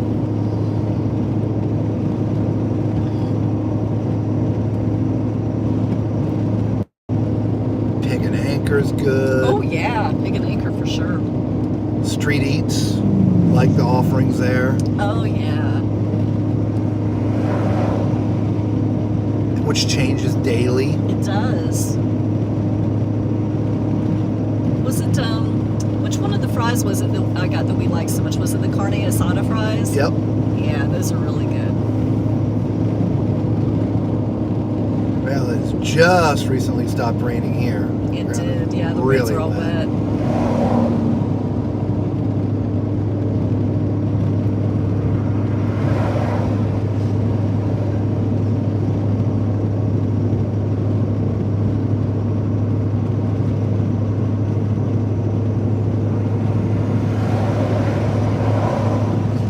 We've been on the Celebration 3 times, and each of those times our cruise director was Lee Mason. He's hilarious, by the way. A lot of fun. Yes, he is. Surprise!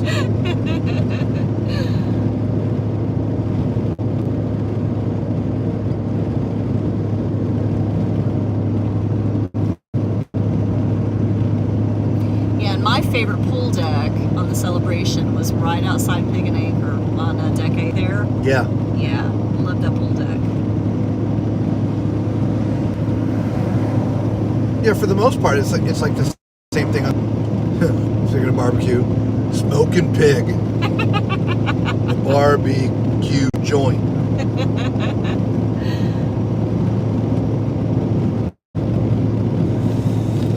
Yep. Again, we are driving.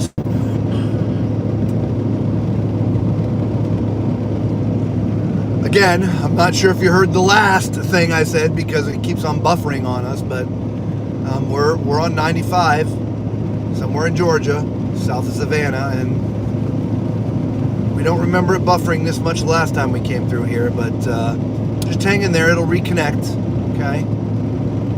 Usually just takes a couple seconds. Apologize, but can't do anything about the cell towers. It's funny, I understand the buffering on a cruise ship. I don't understand the buffering here. Right? Major highway. Yeah, it's just, there just should not be any sort of buffering at all. It's also nearly midnight Eastern Standard Time, so it's not like the cell towers are getting a lot of traffic either.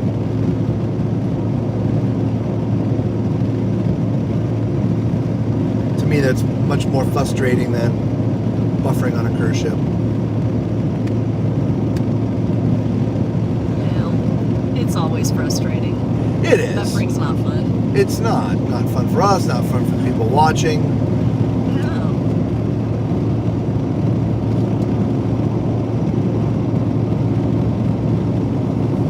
Like I said, I do understand the cruise ship thing. However, even that is hard to fathom these days because they're all Starlink and the speed should be there.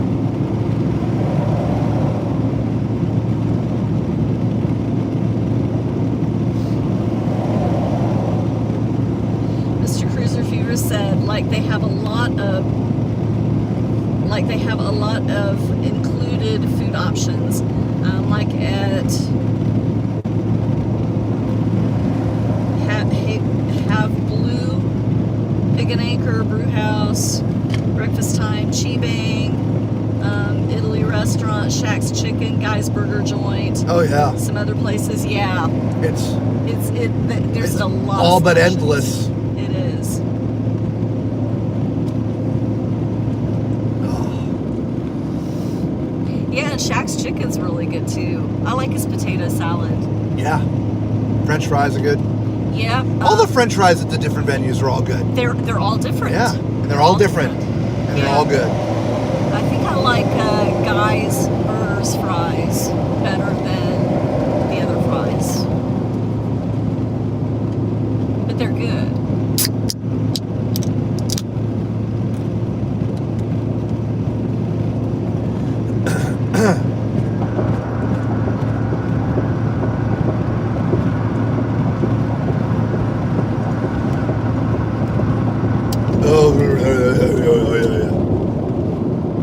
Trying to drink a full Coke on that. That was not fun. Trying to prevent it from going up my nose. Yeah, that was perfect timing too for all those bounces. I know, right? Mr. Cruiser Fever said Java Blue. Java Blue, yeah. Okay, that makes a lot more sense. I was trying to figure it out. I was like, Haven? Is he in a suite? But Java Blue, that makes a lot more sense. Well, I mean, don't forget there's Emeralds and Coastal Slice, pizza joint. Yep. The sandwich place right next to Coastal Slice. Yes, I can't even remember what that was called. I can never remember that either. Yeah. Yeah, it's just all kinds of great food. Yeah. Cucinas. Which is why I feel, even though the ship's 180,000 tons, that it just never feels like there's 6,000 people, because everybody is very well spread out. I agree. Yet when you're walking around, it doesn't feel like it takes you forever to get somewhere. Right? I never... Excuse me You again. don't feel like you're on the mile walk from the front of the ship to the back of the ship. At least to me. Yeah, no, I agree.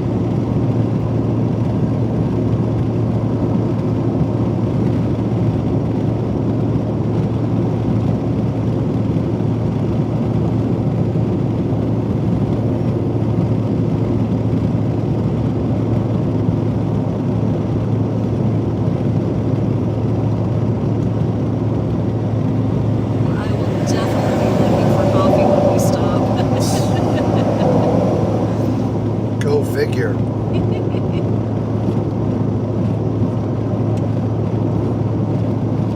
So I know it's just Thursday, going into Friday now, but what's everybody doing this weekend? Is anybody doing anything like fun, or we're working, so no fun for us.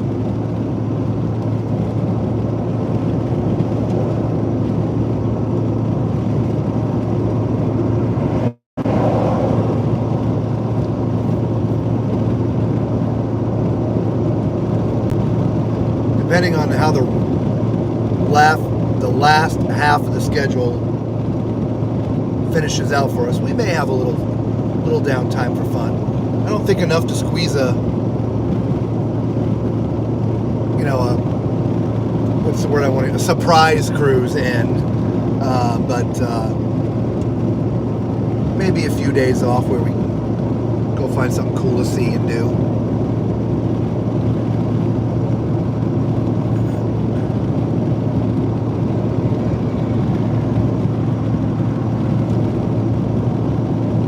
Not for the next month, though. It is packed solid for the next month. Right? Busy. Yeah. Maybe Radar said, not working. It's been a long week. Good for you. Yes. I mean, about the not working part, not that it's been a long week. Mr. Cruiser Fever said, we're going to have Carnival Cruise Director Leon. Cruise Director Lee goes on vacation July 7th. Leon begins his contract on board Carnival Celebration June 30th. Okay. I don't think we've ever seen Leon. I don't think we've seen Leon either, so you'll have to let us know how you like Leon.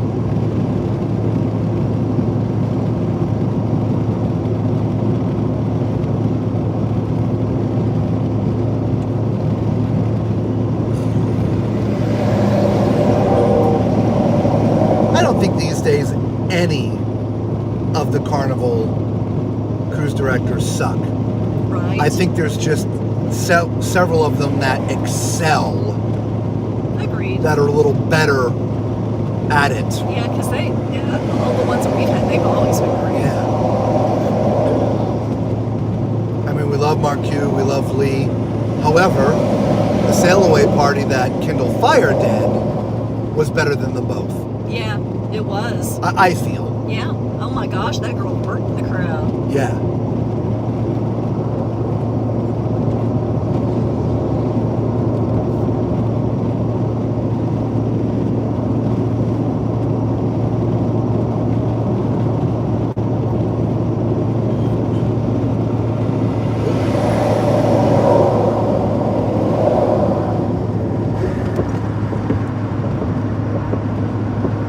I don't know if some of that was because she's from Texas and Inaugural. the inaugural and the all that Jubilee. extra energy, right? Yeah, but man, that was an impressive sailaway party. Yeah.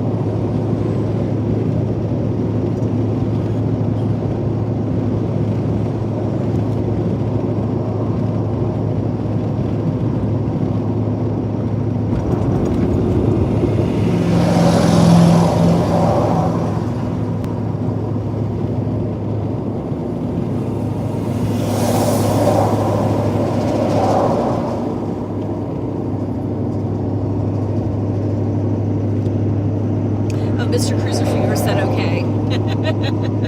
About letting us know how he likes Yes. Leon. In 98 days. In 98 days. Or was it 94 days? It was 90 something.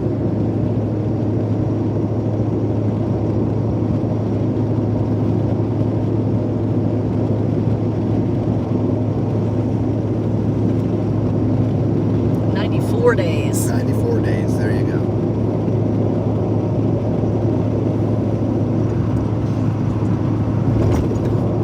Ours is 498. 4, right.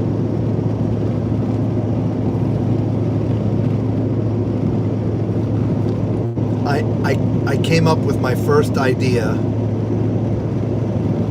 of something we'll do on the group cruise. We're not going to talk about it, but it'll be secret. Nobody's going to know until we get there. But if you can try to remember to remind me so we can take a note on it.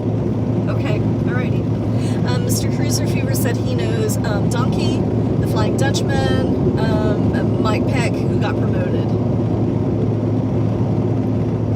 Mike Peck, we kept running into him. Yeah, we've seen Mike on all the inaugurals. All of them, and Yeah. he's always around us, it seems. We seem to always be in the same place at the same time with him. We do. Just like with Mark and Rocky on the Firenze. Yeah. We couldn't get away from them. Not like we were trying, but every Right. time we turned around, it's like, oh, hey. And that was a bad thing either. It just, Oh, every time we turned around there, they were like, hey, even off the ship. Yes, that's what was so funny. We chose to go to the same places at the same time. It was too funny.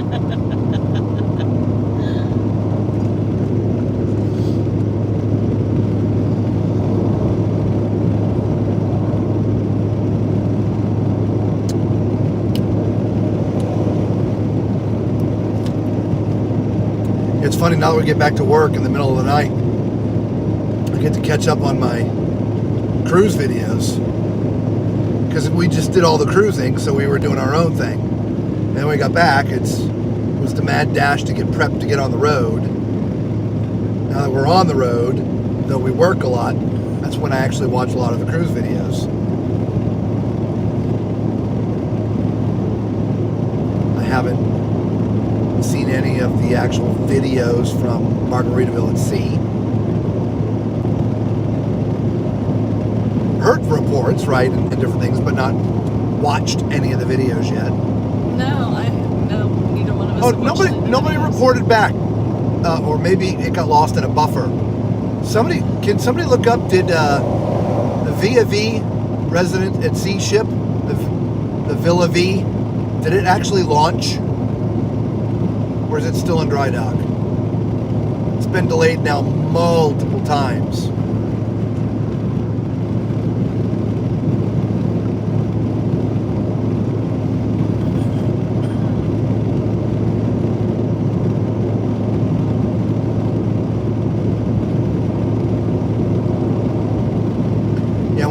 We make this truck stop here, guys. We're going to clean the windshield for you.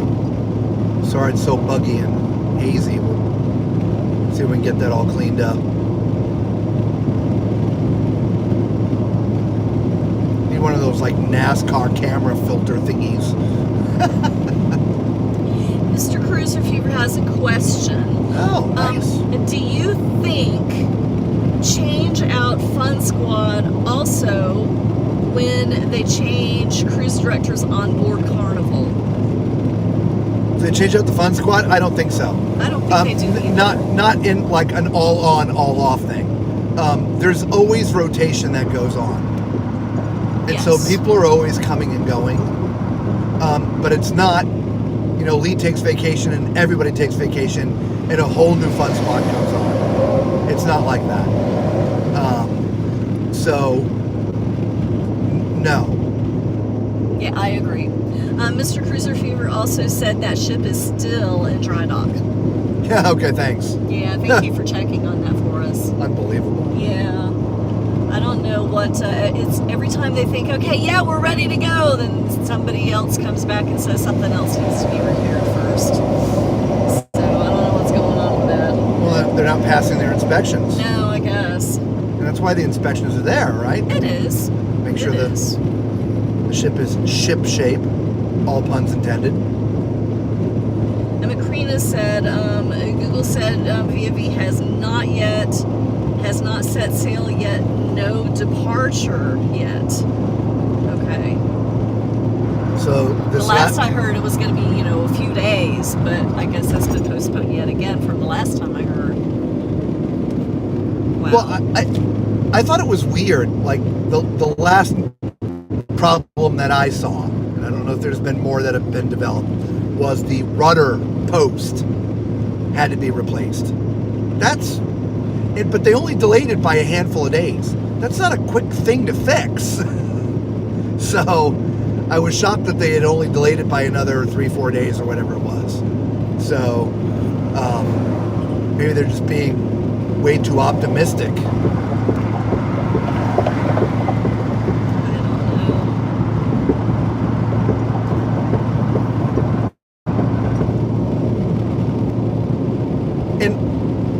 And I obviously it's not a new ship, but after all the things they've done to it, and this is a question I'm posing really to everybody out there, and I don't know if anybody else would know this or not. I certainly don't. But wouldn't it have to go through some sort of sea trials again?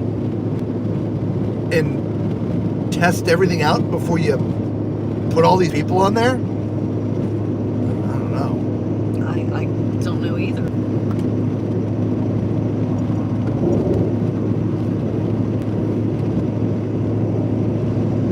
This is also why, in my opinion, when ships get to a certain age, they just get scrapped because there's just so many little things. The ocean, the salt water, and ships just do not get along, and there's just, unfortunately, a life expectancy of these ships. And I know it's probably a good purchase for a company like Via V, but man, Mr. Cruiser Fever has another question. He said, will they still have big new shows on board Connerville Celebration, like the circus show, some other shows on board? Macrina says, Leon is a very fun cruise director. Had him on the Panorama in January. Oh, nice. Yeah, Mr. Cruiser Fever said thank you, Macrina. Read Mr. Cruise Fever's. The question was, will they still have big new shows on board Carnival Celebration, like the circus show, some other shows on board?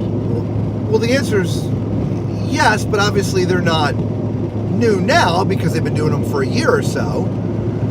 So the reality is actually probably way better than when we saw them, because when we saw them, they were literally doing them for the first time, and I mean, I could tell there was a lot of stuff wrong, but most people would see that stuff. But yeah, do all the shows, and they're fantastic. I mean, even though there was problems, I mean, it just that's what happens, right? You rehearse and rehearse and rehearse and rehearse and rehearse and rehearse and rehearse, and there's so much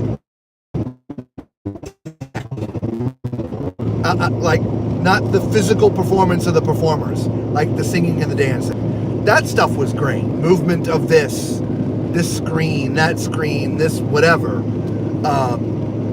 It takes a while to get that tech dialed in good. Now, mind you, like I said, it's been a while. Yeah. Year and a half now, or whatever it is. So, yeah. You'll enjoy the shows, man. They're really fantastic. Oh, they sure are. The only thing that sucks, and I don't know how they've gotten around it, what they've figured out to do with it, but the seating area in that center atrium, the center stage, where the circus takes place, the seating is atrocious. It is just not good. And the best seats in the house are down on deck 5. Because you can see everything. Stand in line to wait to get a seat. Yes, there's some seating on the other decks, but you have sightline issues of being able to see everything that goes on. I know on the Jubilee, they added some more seating on the upper decks, but they also changed how the seating on the lower deck was. That got them some more seating in that area. So just note the circus that does take place in center stage, that the best place to watch is, again, I think it's deck 5. Yeah. Or 6, 7 and 8. Yeah, it's deck 6. Sorry. Macrina said the circus show is not going anywhere. It's a very popular show. Yeah. And Mr. Cruiser Fever said, I meant, do they keep the circus show on board forever, or will they change it up? Oh, no, eventually it'll get changed out. Like any other show, it'll see its life. But that life is years from now. It's not days or weeks or months. But yes, it'll eventually get replaced with something else. But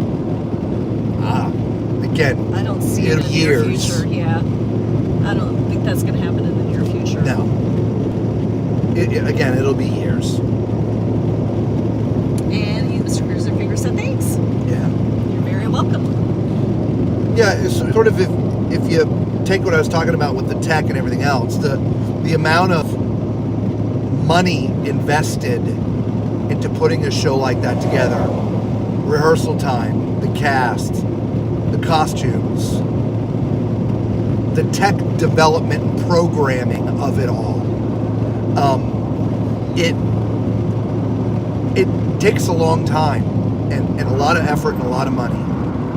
And so I would think the first time a show like that would get changed out is when the ship goes into dry dock for the first time, because it's going to be in there for a period of time when there's no one on the ship, and that's when they can take everything apart and install everything else new that needs to go in for a new show.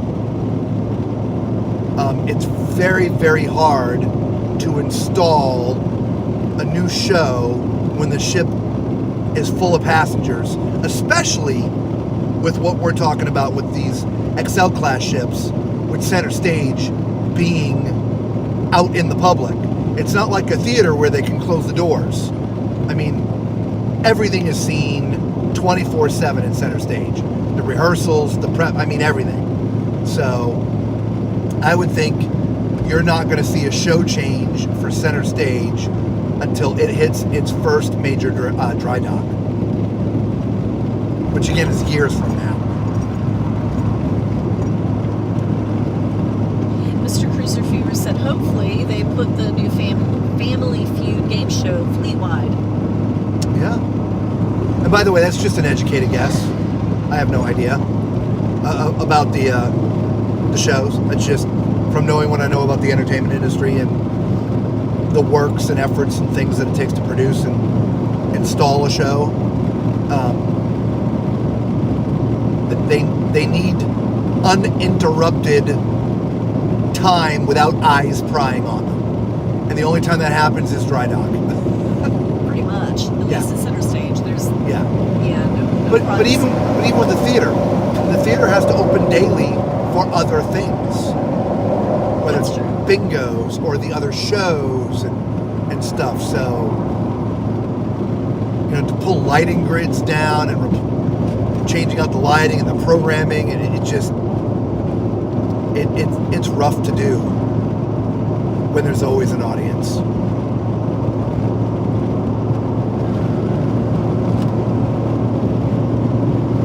I mean, a show that I created and produced before we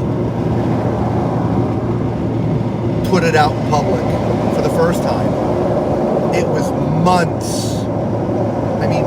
months of rehearsal. And that's without tech. That's just the cast learning and perfecting the things they need to do. Now, while that's all going on, the tech gets developed in the background. But you're working in a virtual environment, not with the real stuff at this point.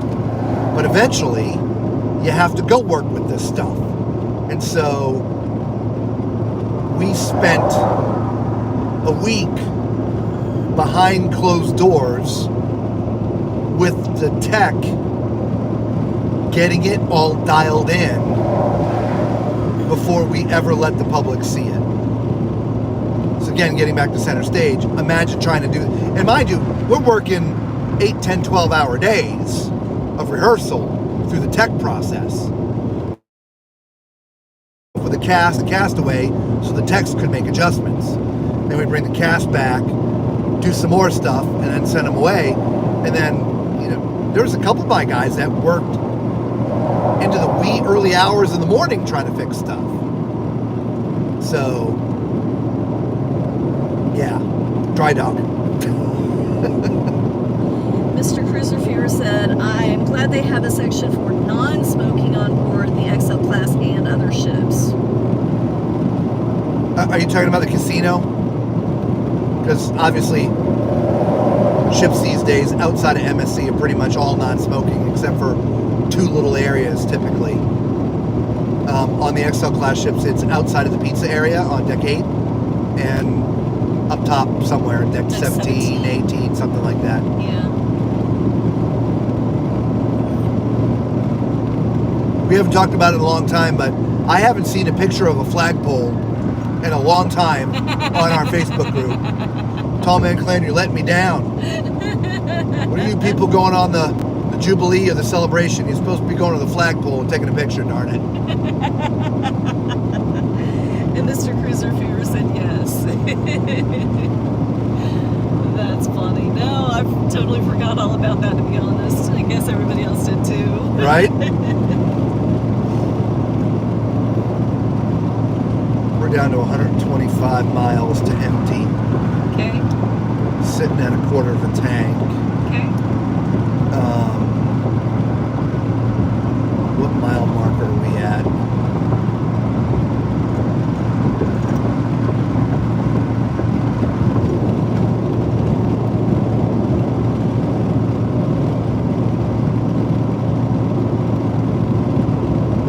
we're close. We're all Okay. right. Yeah, because I think Georgia ends around 109 miles, Okay. somewhere around there. So yeah, we'll stop. At exit 5, you mean? Yeah, Okay. yeah.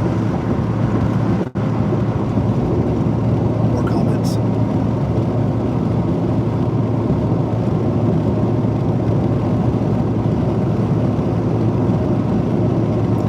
Well, Macrina posted a picture of the flag and TMC. Hey, Chris, welcome. What's up, buddy? How you doing? Chris has a question. Is it Chris or Chris H? Chris H? Yes. Question, Robert and Lisa, any ideas on how I can get a deposit back from a booking I made for next year? Ooh. What cruise line? Is it Royal? Chris H as in KRIS? Yes, KRIS.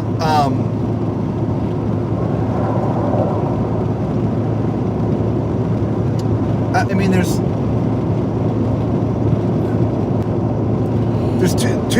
two trains of thoughts. One, let me rephrase that. There's two types of bookings. There's non-refundable deposit bookings, and there's refundable deposit bookings. And Chris did say Carnival, by the way. Okay, so Carnival.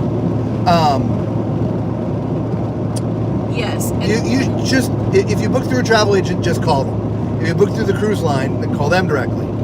And they should reissue. They should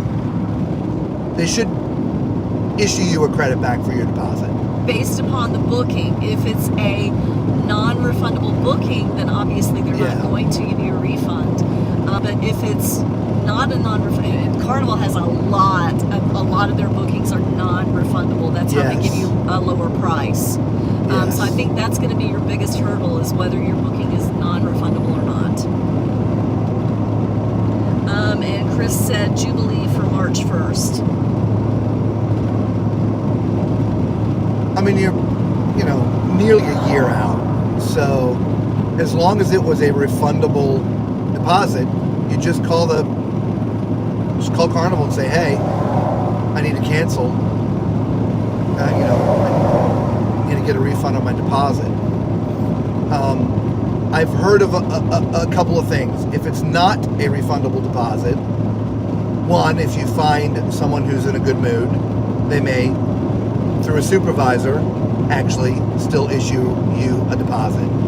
Two, they may move it to another booking. So if you want to book a different ship, they may move that deposit to that booking. Again, that's if it's a non-refundable.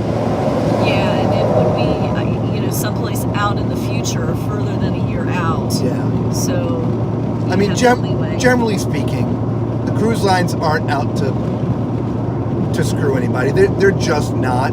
But they do have rules and regulations in place. And if it is a non-refundable, they just don't have to refund it. You could, if you want to play the game. I don't know how much the deposit was, but you could go take out insurance. Oh, that's true too. And then get it back that way. I don't know. That's true too. And Chris says, I think I'm screwed out of $400. No, I don't think so. Refundable. They wanted to charge me $150 for a different booking.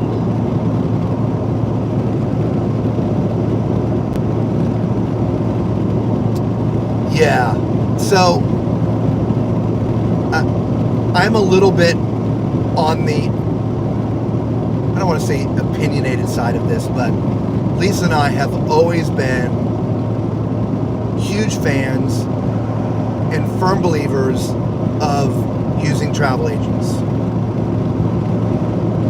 Now, our opinion formed years and years and years and years ago when travel agents were more, and I hate to also use the word legitimate, but worked for a big company, you know, brick and mortar kind of play, you know, kind of things.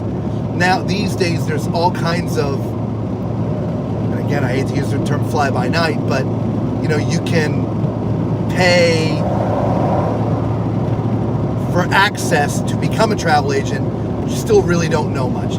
Anyway, the point I'm trying to make is we've always been a firm believer in using travel agents because they value your business. In the end, much more than the cruise line itself does. And I don't want that to sound the wrong way. It's not meant to. But a travel agent, a good one, will go to bat for you to try to get your deposit back and, or at the very least, moved to a different booking. They will also talk you through and in detail the difference between some of these price rates. You know, like we would always ask somebody when we had our own travel agency, are you looking for the cheapest rate possible? Or, because if you choose this rate, know that it's going to be non-refundable. Now you get a cheap rate, but if anything happens, you're not going to be able to get your deposit back. So we would always inform our clients of these things. The cruise lines these days, I don't think they're giving all these warnings. I don't know. If I'm wrong, please, somebody out there correct me, but I would always recommend finding yourself a really good travel agent and use them for all your bookings. We've been using the same people for, I don't know, 20 years, 18, 20. I don't even know, it's been so long. It's just like the cruises. We don't count the cruises. I don't count how long I've been using Chris. Not the Chris that's asking us the question, but Chris, my guy. And by extension, Kathy. Yes, and by extension, Kathy. Chris said, I didn't think about that insurance. Could be a loophole you could use. Yeah. I mean, I don't know what the insurance would be for your cruise. I don't know your age. I don't know your health. I don't know anything about it, length of time. But, you know, insurance could be as low as 50, 60, 70, 80 bucks. It might be worth spending that to get back 400, but you'd lose the, again, 50, 60, 70, 80 bucks.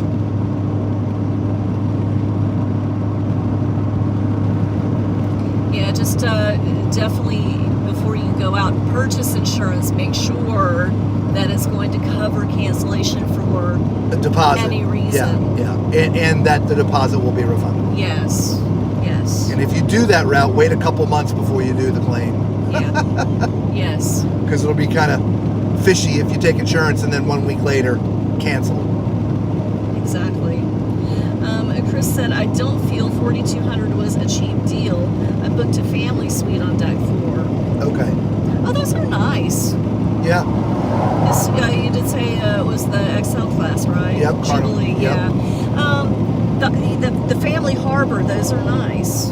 Yeah. And you have access to The family harbor the what do you call it, lounge? lounge. Yeah. Yeah. And they have beverage stations, and you can get ice cream and snacks and things in there. So it's a quieter area too. So it's kind of nice. Typically quiet. Yes, typically quiet. If there's 7,000 kids in the ship, it won't be quiet. But there's only so many family harbor cabins, and so I guess even if it's filled with kids, it'd still be a little bit on the quiet side because there's only so many of those cabins. Yeah.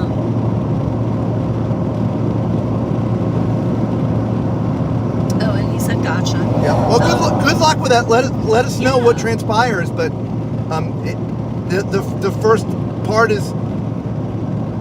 was it a refundable deposit? If it was, they're just going to issue you back to your credit card. That's easy peasy. If it's not a refundable deposit, then, you know, the next set of solutions are going to be a little more challenging. Chris said he wanted the bathtub only room on the ship that had one.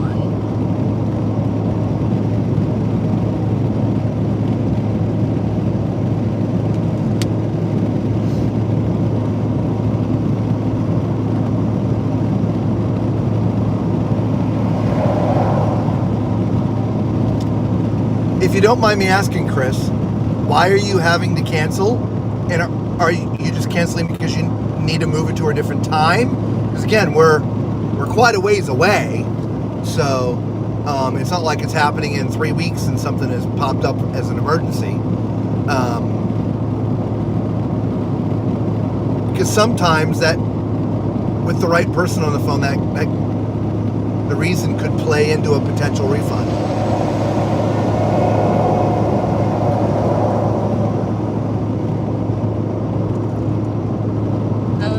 Say non-refundable, I believe. Okay, yeah. That does make it challenging. Yeah. By the way, we're going to pay a little bit more attention to the road. We're going to be moving into South Carolina here in just a couple miles, and then needing to pull over for fuel. Which will be our first pit stop for everybody, so time for you to get some new snacks, bathroom break, all those wonderful things. Heck yeah. We're going to get some fuel, clean these windows. Lisa's going to get some coffee. Yes, I am, because I'm yawning already. I want that bag of chips out of the RV. Yeah, me too. So I'll grab this snack bag and the bag of chips. Yeah, the chips will be all right.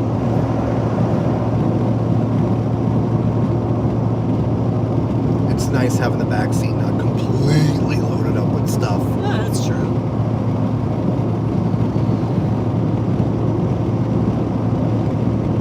Yeah, Chris, hopefully those suggestions and ideas help. We've had very personal experience with ourselves having to cancel one of our own cruises, only because we booked them so late.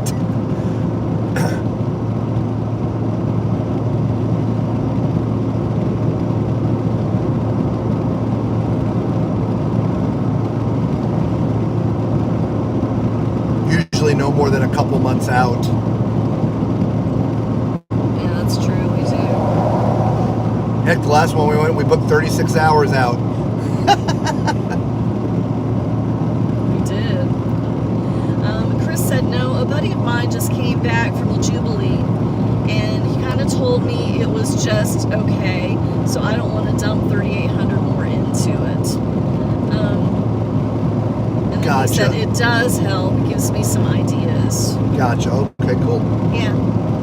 Well, I mean, if you haven't done so, and we talk about this a lot on the channel, right? Everybody has a different way of cruising, different things that make them happy and different things that make them sad. And so it's sometimes hard to take one person's opinion, which is why, like, when we went to go on an MSC, we didn't want to watch. We heard the clamoring that, oh my God, MSC sucks and the food is bad and the service is bad. That's all we heard.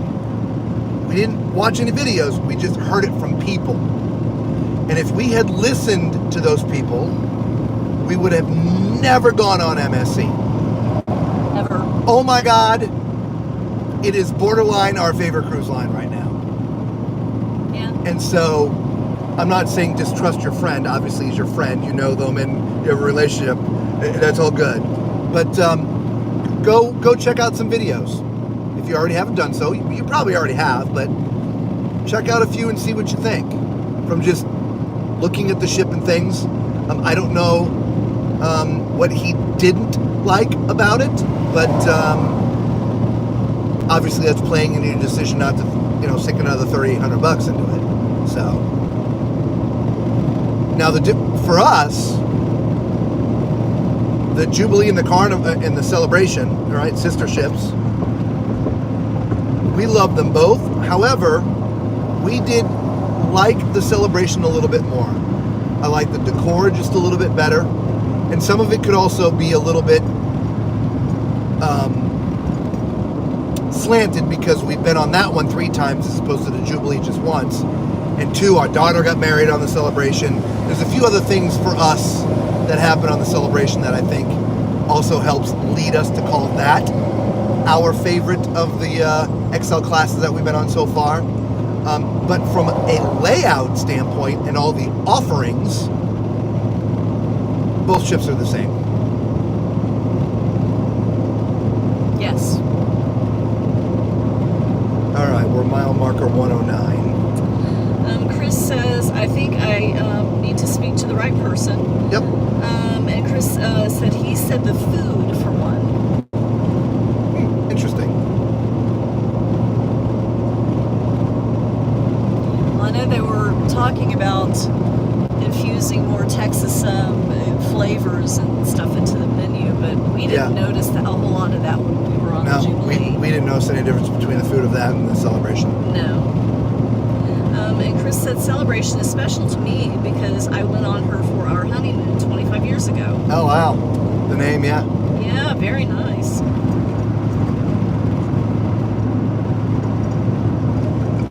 Oh, excuse me. I guess I should say happy anniversary. We just had our 25th as well. We did?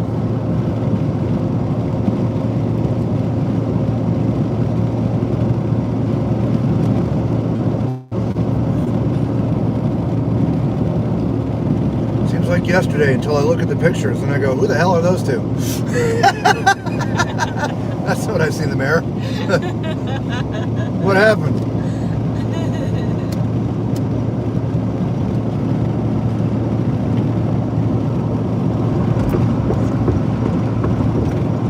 Somebody had posted something about, when I was a kid, I used to make funny faces at the mirror. Now the mirror's getting revenge. Yeah.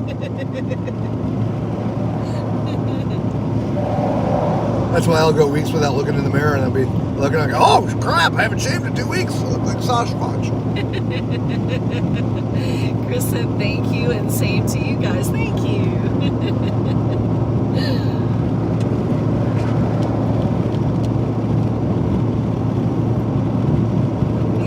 Sasquatch.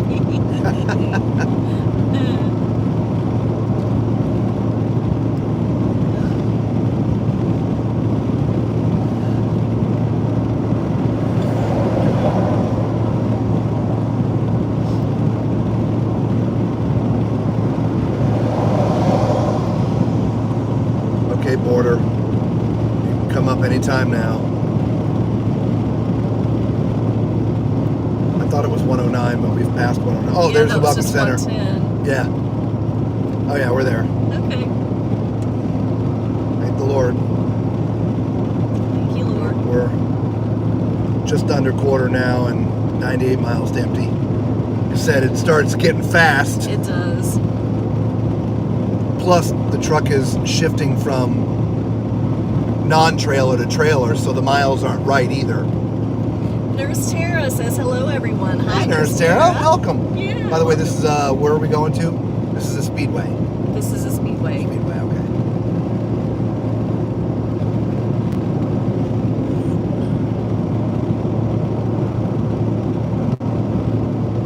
And it says it's in 6.6 miles.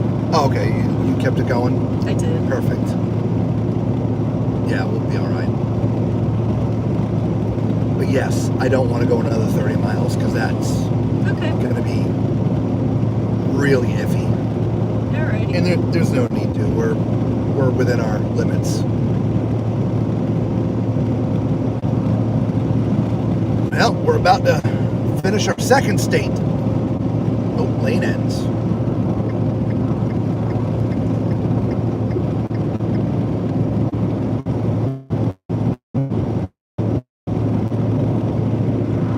So we gotta do a woo. Oh, God. Woo.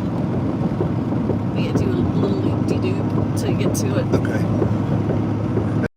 Exactly where we stopped before. Yeah, probably. Ugh.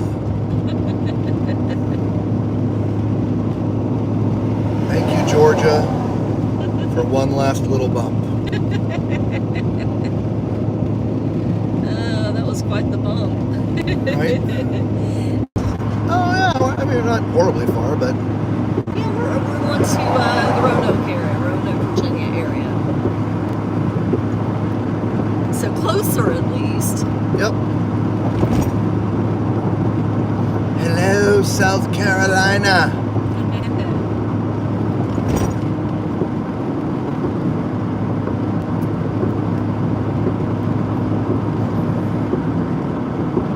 Where your roads are definitely shaken and not stirred. Yeah, about that.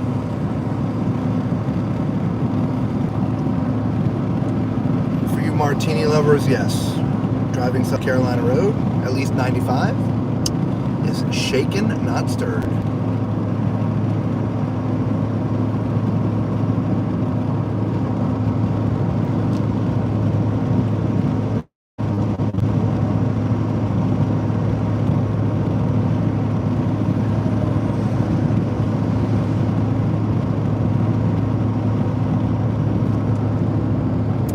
Chris says, every time I fly out of Fort Lauderdale, Miami, or Orlando back to New Orleans, the plane is always heading to Baltimore, Nurse Tara. Nurse Tara said, how long have you been driving? We started somewhere around 8 p.m. out of Central Florida. And so I'm sure you just heard we're now in South Carolina, so we've gone through Florida, up I-4, turned at Daytona Beach onto 95, went through Jacksonville, got into Georgia. Georgia's a pretty quick jaunt, about 110 miles. We just hit South Carolina. So we're going to be stopping here at exit 5, which is obviously just a couple miles up the road for our first fuel stop. This is a two fuel stop trip.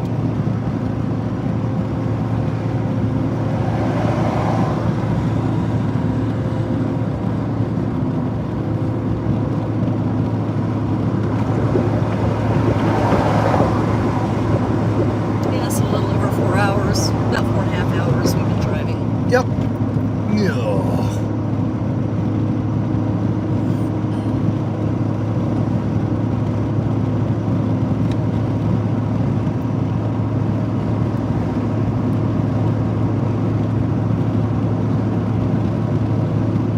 Exit 5, 2 miles. All right.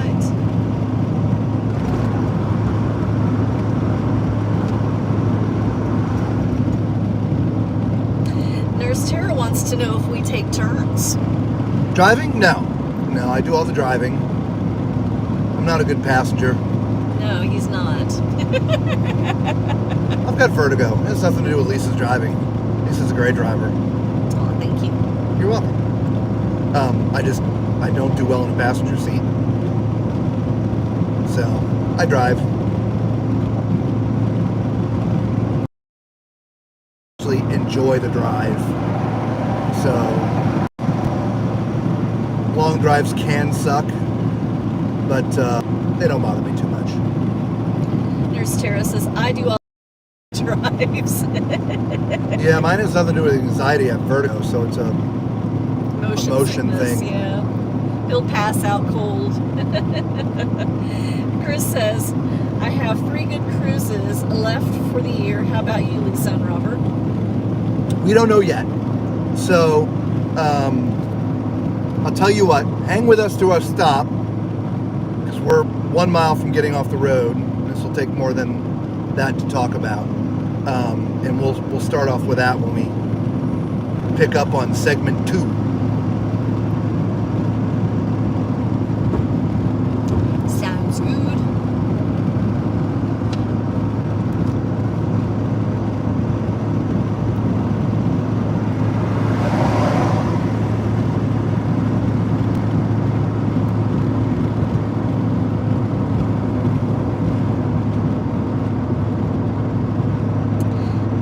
Mr. Cruiser Fever says, our room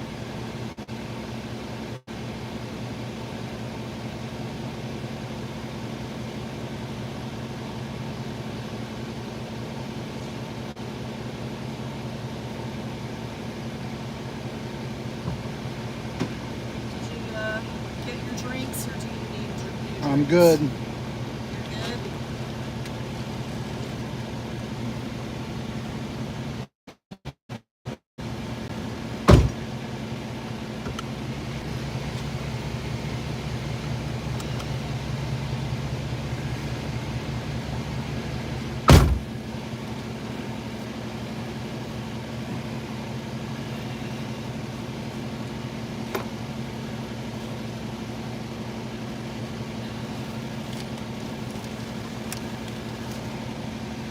All right, we're ready?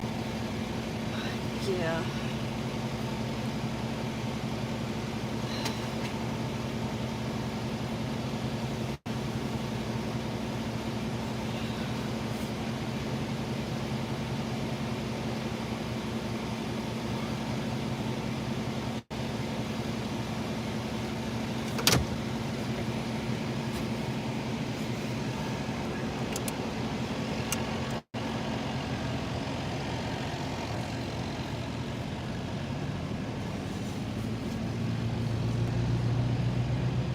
Check the tires. They feel warm. I mean, I wouldn't say hot, but they feel warmer than I would have expected them. Check the pressure in them. No, I didn't. They all look, I mean, they look fine. Okay. We're here, everybody. Just this exit, for whatever reason, not too kind on the cell signal. Good on the fuel. 359 for diesel. That's really good. Across the street is 385. Yeah, Lowe's.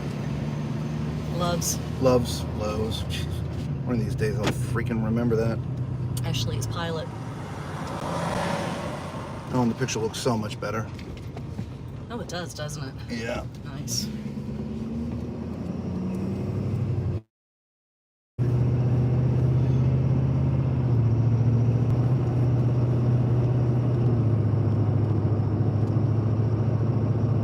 All right, so who's still with us? That was a long gap, and we apologize.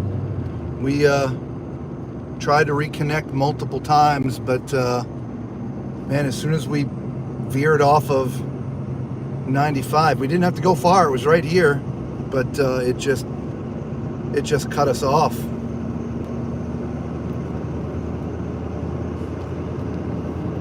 It sure did. Here we go. Yeah, it didn't even log in the comments that you had posted on my phone. Those are not even showing on here. Into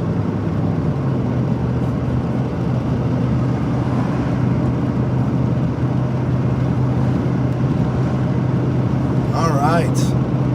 So who's still with us? We have 3 people still with us. Man, that just blew the stream in the drive. I don't remember that happening the last time we went there. No, but we've been having a lot of buffering issues this entire trip that Yeah. I don't remember ever having. And look at how nice and crystal clear that is now. Oh my Lord.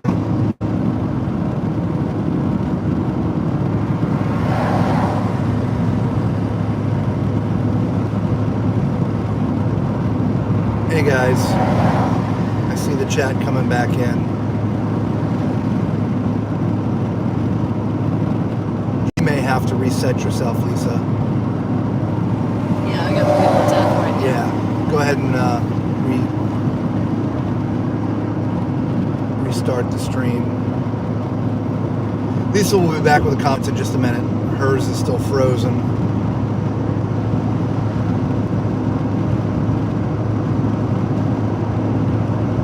Yeah, the fuel was good though, $3.59.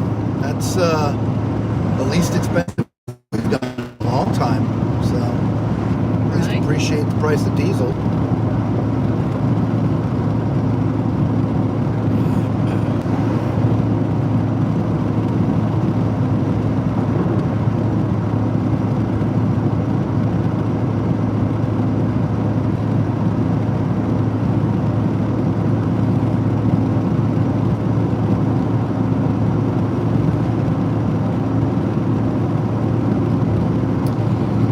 Let's see. Nurse Tara said, "Are you going to start a new live?" And then she said, "Or is it paused?" It was just buffering. hit a dead zone at the gas station, and it just wouldn't reconnect like it normally. Cruiser Fever said it's buffering. Yeah. Marina said, where are we at now? Macrina. Did I say? The buffer.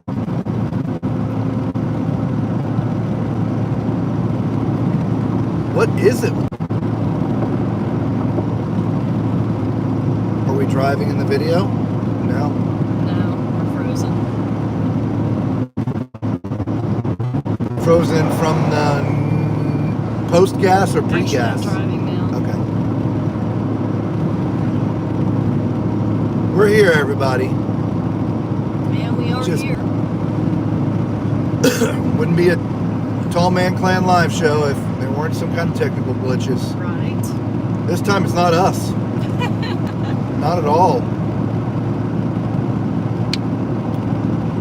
So who was it that asked us about cruising? I think it was Chris. Chris, you still with us? It was Chris. And Chris did say, I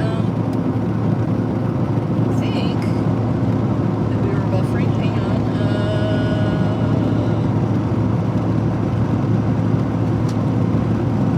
I don't see him back on here. Chris, if you're still there, let us know. Macrina said she just woke up. Should take a little cat nap. Yeah.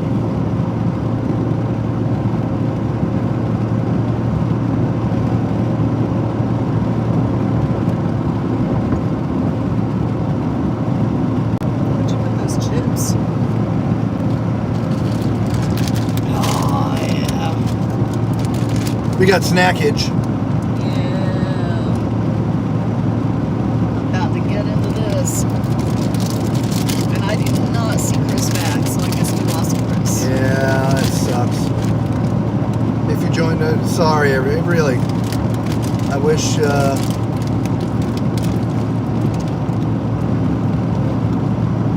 I just wish I knew a better way.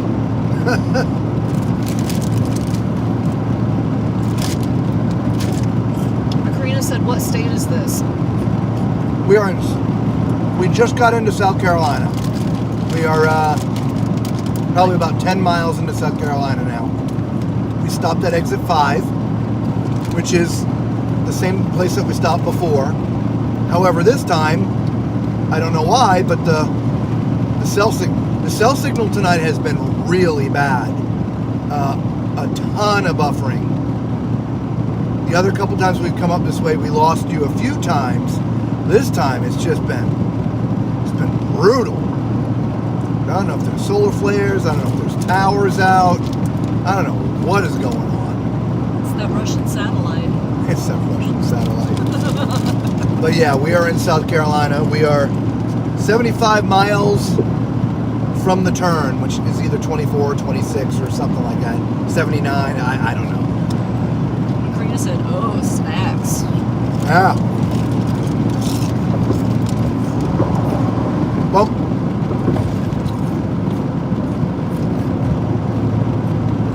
we're eating some of those Aldi's Ruffles. Yeah, they're really good.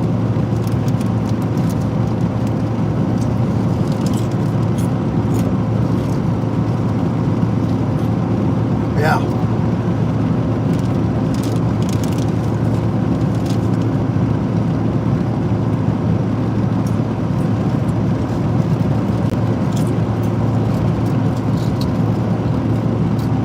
They could just get their flavored chips to taste right out and never buy Lay's again. I know.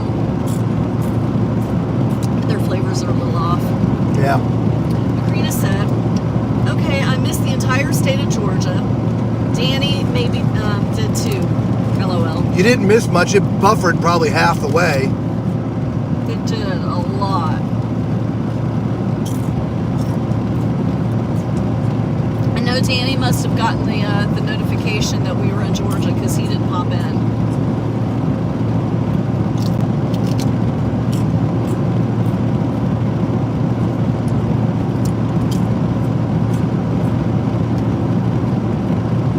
Antonio.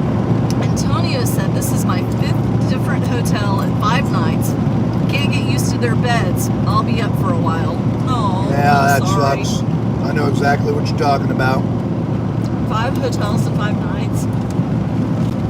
When will you be settled into wherever you're going to be living? Because you said you're in Texas now, so.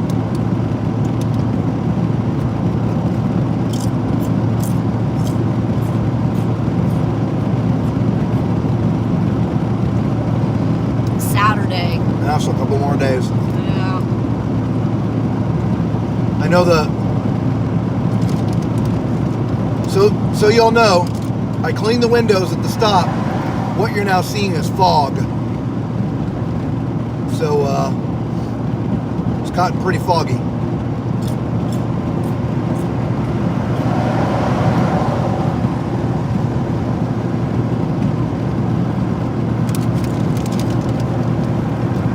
You reach for my paper?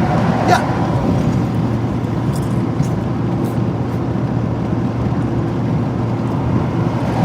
Sorry if you can hear the crunching, everybody, but We're hungry. yeah. We had lunch, but obviously no dinner.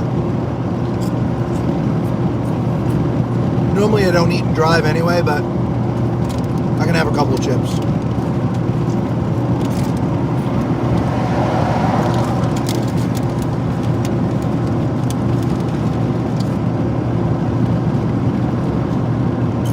Antonio says, any more deer or Bigfoots yet?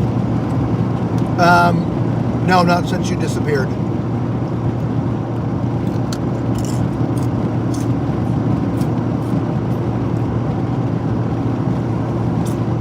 No, thankfully. Well, I like to see the deer. I don't like to see them. If that makes any sense. Oh, it does to me. Macrina said, should have made popcorn and bring it. I planned to, Macrina. I really did, but I ran out of time. Oh. Bev said, I dozed off to buffering and woke back up to buffering. I had to refresh it to get this stream back. Yeah. We've had a lot of buffering this drive, and this is not the first time we've done a stream through this area, and we have never had these issues, so I don't know what's going on. I don't think we buffered one time in South Carolina. It was just Georgia.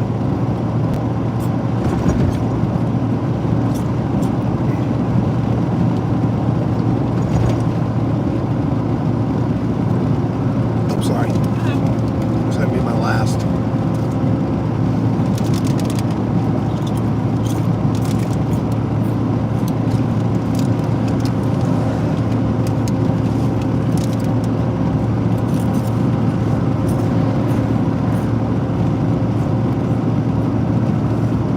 That's a whole different picture now with clean windshield.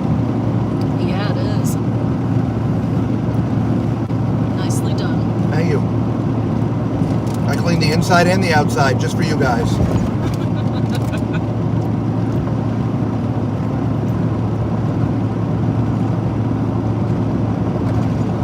Oddly enough, I carry a bottle of Windex.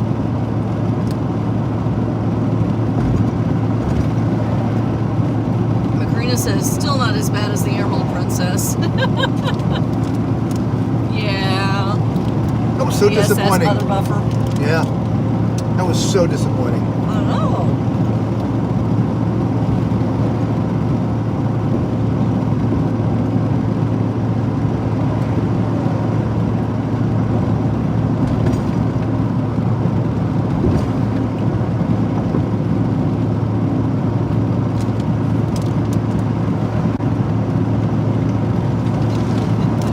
Fastest Wi-Fi at sea. Went back and checked. I think they call it the best Wi-Fi at sea. But still, not even close. No.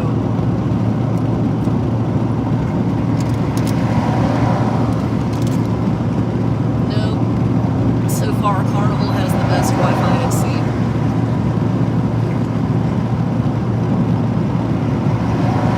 I said, which is just so strange to me because Princess is a Carnival Corporation, company. And I know. I would have expected it to be good. yeah, But Jokes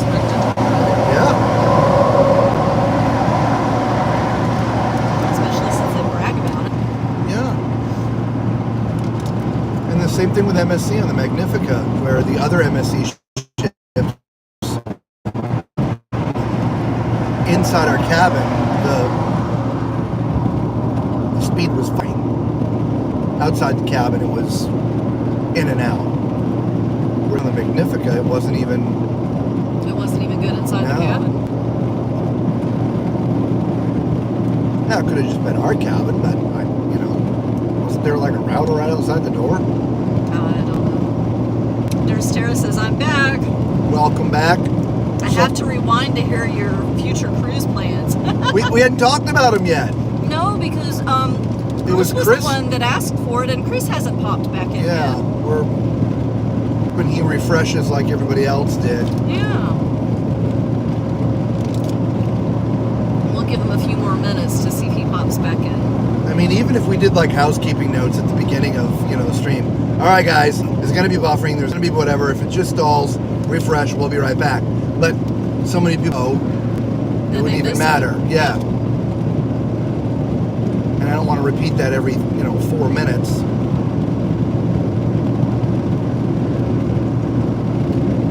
Yeah. So Nurse Tara, you are back in time because we haven't talked about it yet. We'll give Chris a little bit more time and see if he comes in.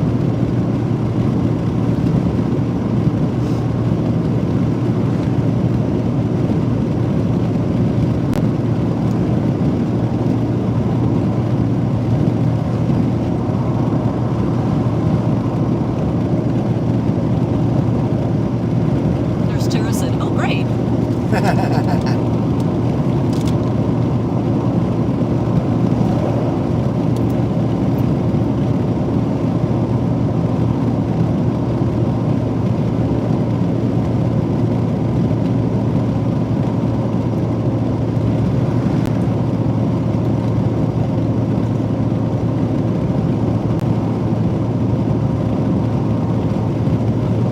Everyone that's just joining us, if you're joining us for the first time, we are probably halfway there. I guess we started off in Central Florida. We are heading to the Roanoke area in Virginia.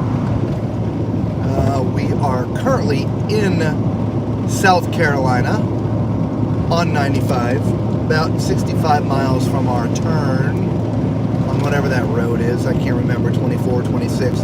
I feel it's a 20-something road, but whatever. From a weather standpoint, thus far, weather has been fine. There has been rain, but it has rained itself out before we got there. So we've been okay so far. We haven't checked the radar in a while, but I believe at this hour, when I was looking at the future radar before we started our trip, all the rain was gone by 1 o'clock. So we should be okay. We should be okay. First segment of the trip, oddly enough, if you didn't get to see it, it is going to be a little fuzzy. The windows were just, couldn't keep them clean of bugs and stuff, and it was just hazy. Spent a little bit of time cleaning the windows inside and out when we just fueled up, and now the picture's really good.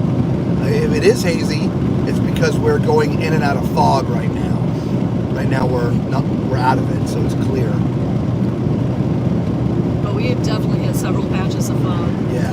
So Nurse Tara says, you can just call me Tara, LOL. Okay, Tara. Okay, Tara. So Tara says, hi, Macrina. Popcorn actually sounds good right now. Antonio says, are you planning on going to the Margaritaville ship out of Tampa? At some point, yeah. Without a doubt, we want to profile it like we do the rest of the ships. Of course, our goal initially was to get on it, not for the inaugural, but again, the week after, when it was brand new, and cover it like we do. Plus it being, again, brand new, it does help the channel out, I'm not going to lie. So we do try to do a lot of inaugurals because it helps the channel. And so now, if you will, the urgency to go get on it is gone for us. We won't have the time or ability or availability and availability to get on it for the next 4 months. So now it just becomes a matter of when do we have a hole that we want to fill with a cruise. We'll go check it out. Terrace's prices look really good right now for Margaritaville. Well, they were that, I'm not sure if you had caught that part of the stream where we were talking about what happened to us, why we ended up on the MSC Meraviglia, the Magnifica. Sorry, the Magnifica. As I just mentioned, we intended to be on that second week. We looked at, checked out the prices. In fact, made plans with Mark and Rocky. Yeah. And they were running a sale. Sale was going on for 4 or 5 more days. We're like, great, it's late, let's go to bed. We'll get up in the morning and do what we need to do. So I did. Got up in the morning, and overnight, the prices tripled. It went from like $3-something per person to $1,000 per person. I was like, for a 5-day inside cabin. yeah, not happening. The frugalness in me just can't pay that. I couldn't do it. By the time you added in port charges and taxes, and the fuel surcharge, and the gratuities, and parking and fuel and blah blah blah blah blah blah blah, all of a sudden, that's a $3,000 5-day cruise in an inside cabin. I just couldn't do it. Tara says, doesn't matter when you go because no one covers ships like you both. Well, we appreciate that. Yeah, thank you. We do. Which is why we will still go, because no one will profile it like we will.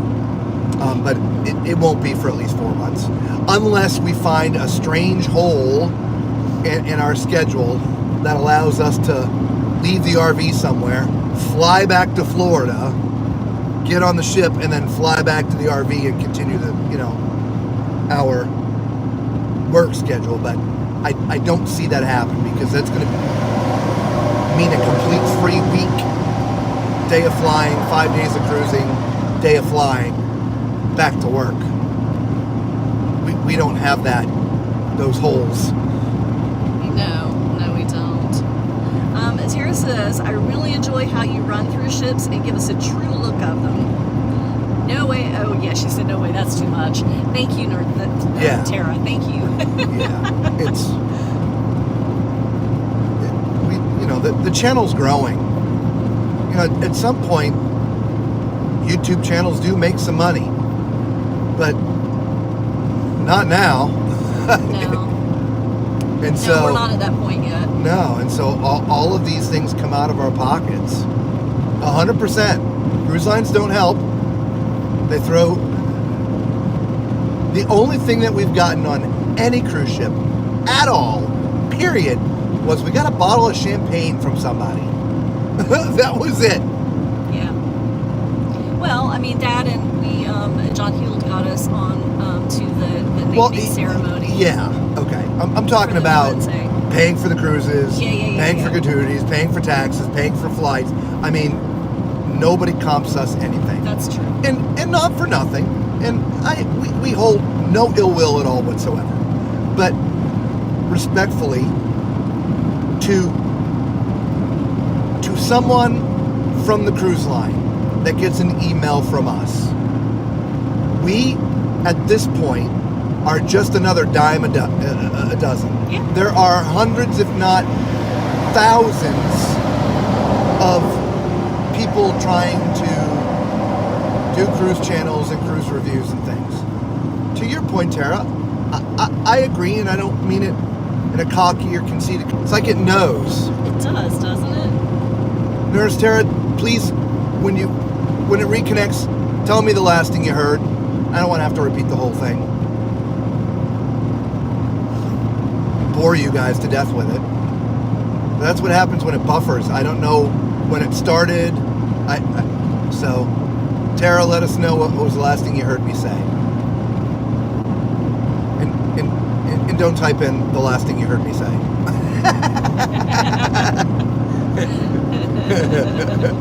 Of course, it's about that hour that we can get away with that.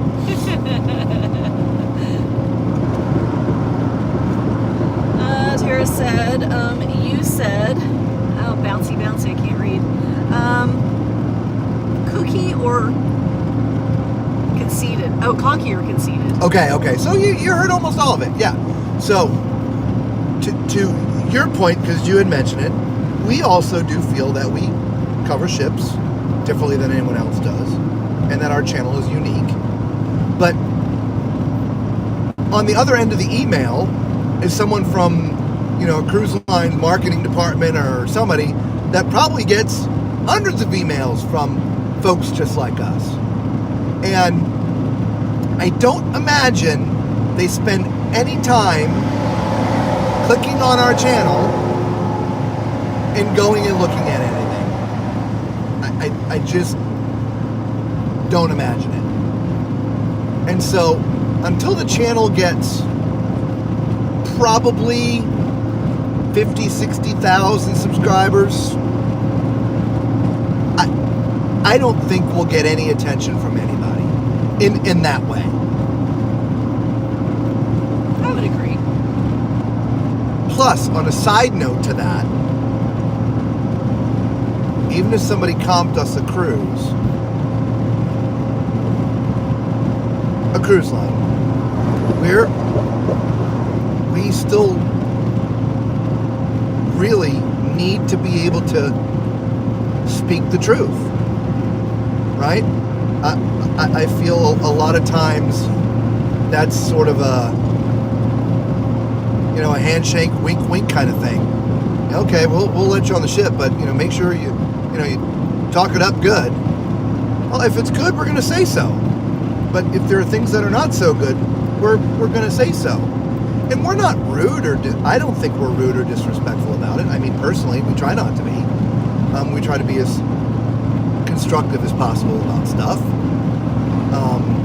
And a lot of times when we're on new ships, it's brand new. By the time y'all are watching that get on it, it will be better. But we're telling you like it is today, not how we feel it will be 2 months from now, or even 2 cruises from now. And so we really need to be able to say what needs to be said. And if having a cruise comped to us by a cruise line is gonna also come with a requirement to say nothing but nice things, then we're gonna have to think about that. Right. I would hope they would want the truth. But that also gets back to them having to watch the channel. They would have to go back and watch what we do and how we do it and how we talk about stuff. And understand that first and foremost, we are so pro cruise industry, it's ridiculous.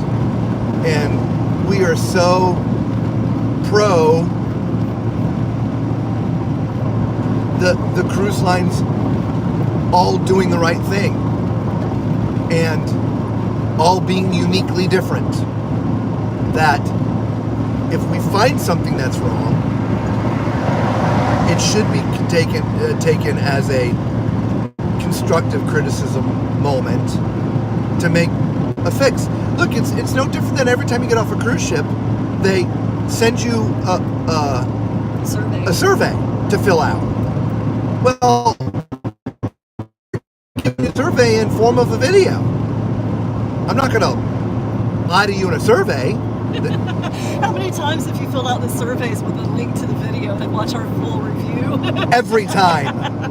I click the number, and then when it says, for additional information, I said, watch this video. Next one, watch the video. What did you feel about this? Watch the video. Now, the big difference is the survey's private. It doesn't go out to the world. So if there's something wrong, something that needs to be fixed or something you thought, whatever, it's again, just freaking crazy. Well, are we back or are we in between? I think we're in between. Yeah, because that was a long one. That was. Oh, maybe. No? Okay, I guess we're back. Yeah. Are we back? I don't know. Look at your phone. Are we moving? We appear to be moving on my phone. Okay. Yeah. Anyway, for the third time, I bet there are people out there that feel we're on MSC's payroll since we speak so highly of them. Well, I got news for you. We're not. We're not on anybody's payroll. And if you think we are, go back and watch the Magnifica where I talk about their color choices in the carpet. Yeah. Yeah, they had a miss on that one. I don't like their color choice in the passenger cabins. Not the cabins. The carpet. Passenger hallway. Yeah. Yeah. Yeah. Anyway. The cabins, public spaces are good, but that hallway to get to the cabins, Okay, so let's see. Tara said you'll get there, no doubt.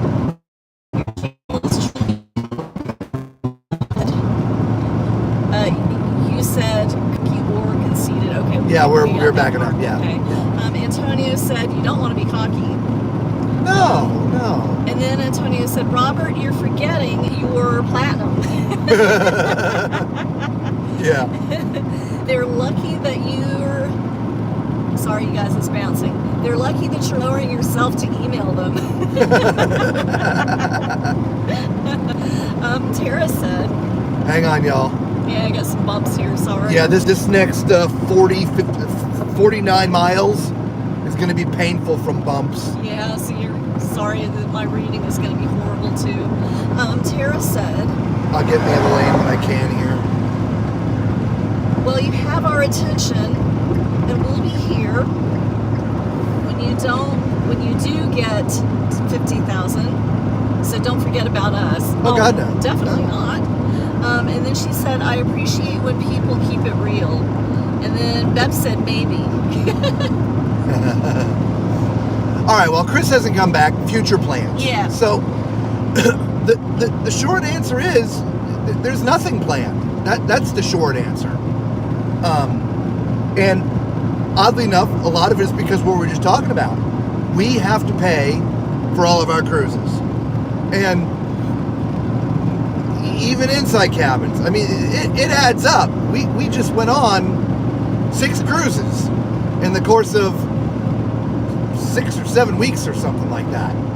One of them an inaugural, which are typically a little bit more than others. So we have to go make some more money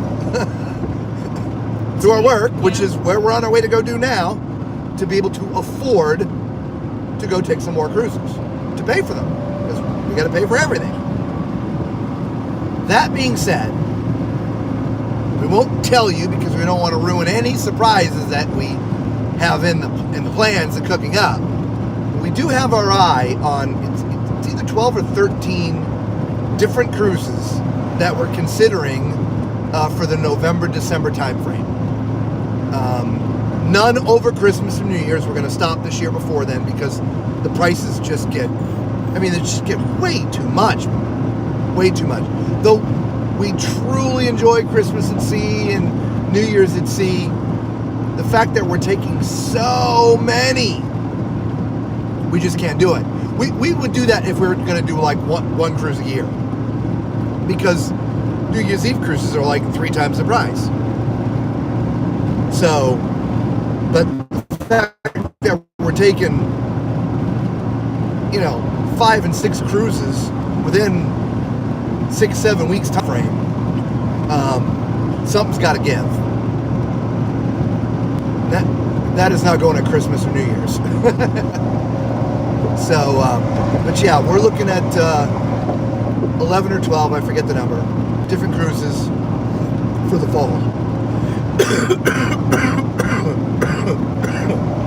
Excuse me, everybody.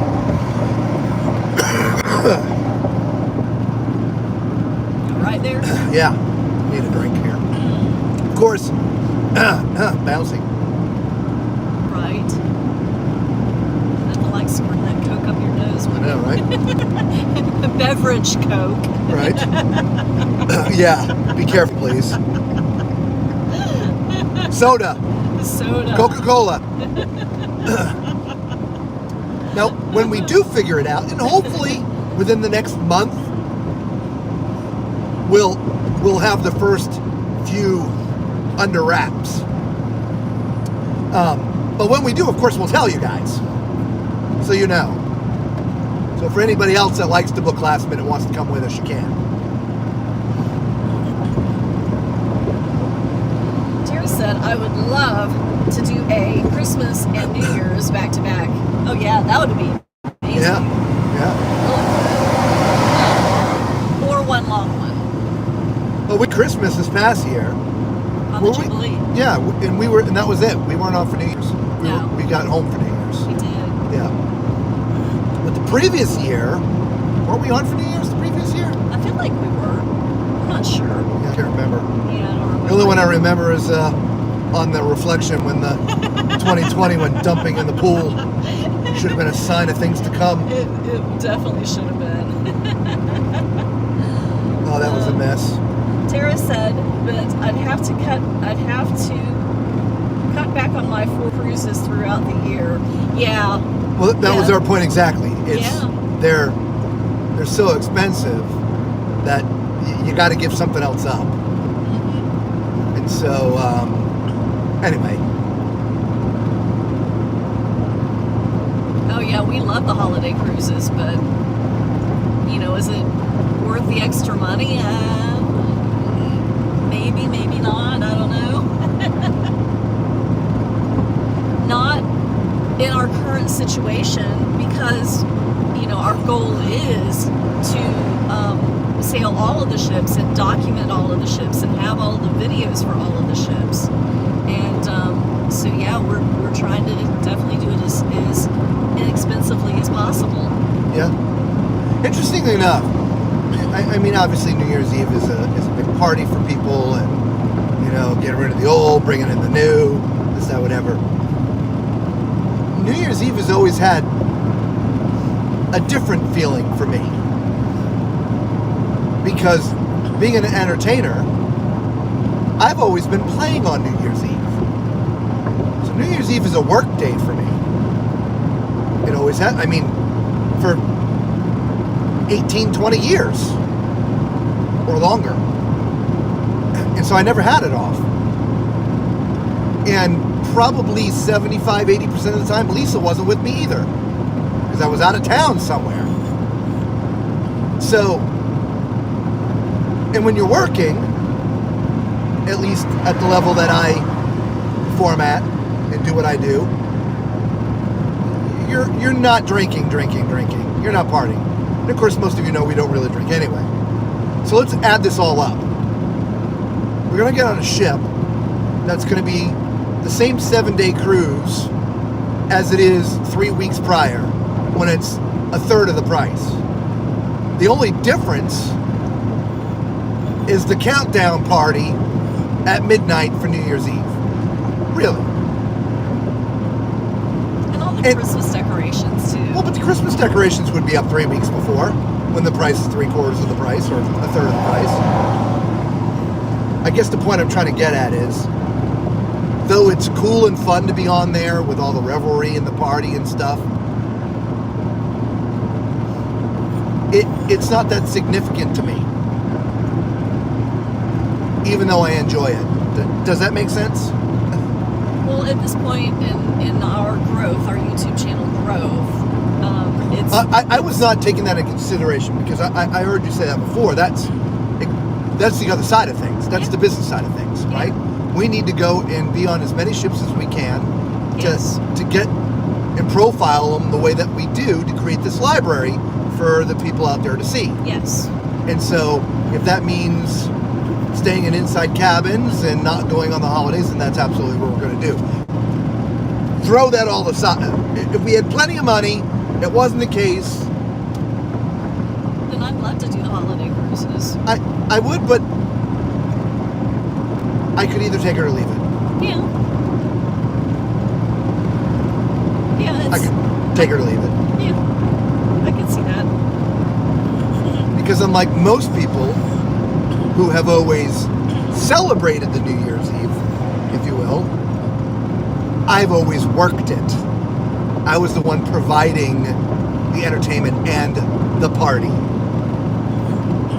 And of course, when you're done with that, by the way, then the work continues. You gotta tear everything down, load it all up, and make the trip home, right? I get home like 5 in the morning. Yes, right. So there was no party. So New Year's Eve isn't a party for me. It's work.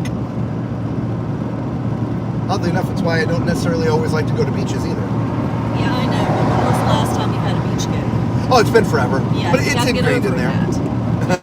You gotta get over that. Hey, we've gone to the beach. Not daily.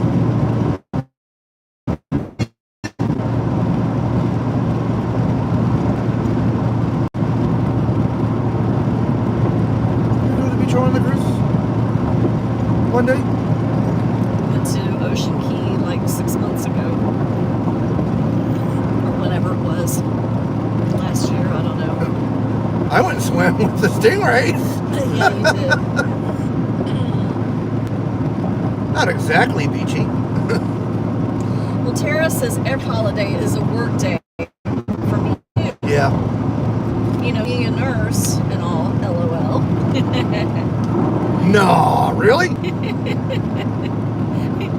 Would have never guessed that's what you did for a living. You know, if he wasn't, back in the day, if he wasn't playing, he was like drilling a nail through a screw Through my his finger in the hospital with you. It was so weird. So, Antonio said, I wonder if there's any Hawaiian cruises during Christmas and New Year's. Those are usually 12 to 14 days long. If you go on an NCL, you do the Pride of America. That's just 7 days. And then Beth says, I'd like to go early December when they have the decorations, etc. Yep. But not necessarily Christmas itself. But I work retail, so that can't happen until every time. Aw, I get that. Yeah. Like Thanksgiving week and forget it. You're not getting a day off. No. The last cruise we're looking at ends like December 23rd. So, if all the plans come together, we'll be home for the holidays this year. If they all come together. Which I believe they will, because everybody watching is going to pray that we have a good summer and fall season. Right. For what we do for work. Which will provide the funds needed to go on another series of cruises. Right.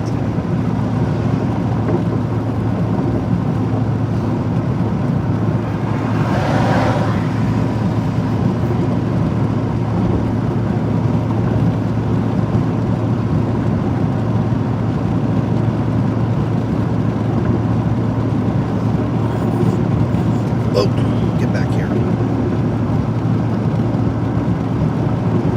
Gotta love these South Carolina roads. Yeah. Well, plus we haven't put the case back on it yet, so it's even slipperier. I wasn't talking about the phone sliding around. I'm just talking about the roads. Oh yeah, well it's what's making the phone slide off my lap. That's why I said, whoa, almost lost the phone. And that's the phone that's got the GPS going. Don't want that to slide between the seats. I just would really love a sip of that coffee that I just bought, but I'm afraid to try it. Oh, I know, right? We got about 30 more miles. A piece of big Well, coffee up my well, look, nose. if you want coffee here, I'm going to pull over into this lane. There's nobody behind us. Okay. This lane's typically okay, but I can't ride over here because I'm going so slow.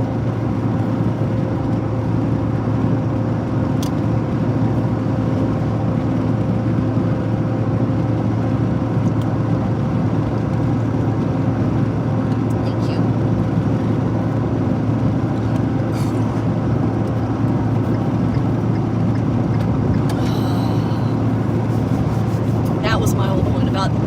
these roads. Yeah. And there's no more carbonation in my Coke. Bounced right out. I know. Tara says, I agree, Bev. The decor prior to the actual holiday still feels very magical. It does. Yeah. Meant to say the decor on the ship. We knew what you meant.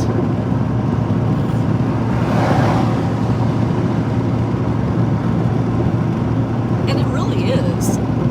You know, when we did the Mariner last year, we were on the ship when they put up the Christmas decorations, and they actually had a tree lighting ceremony. Tree lighting ceremony that we got to. We caught it live. Yeah.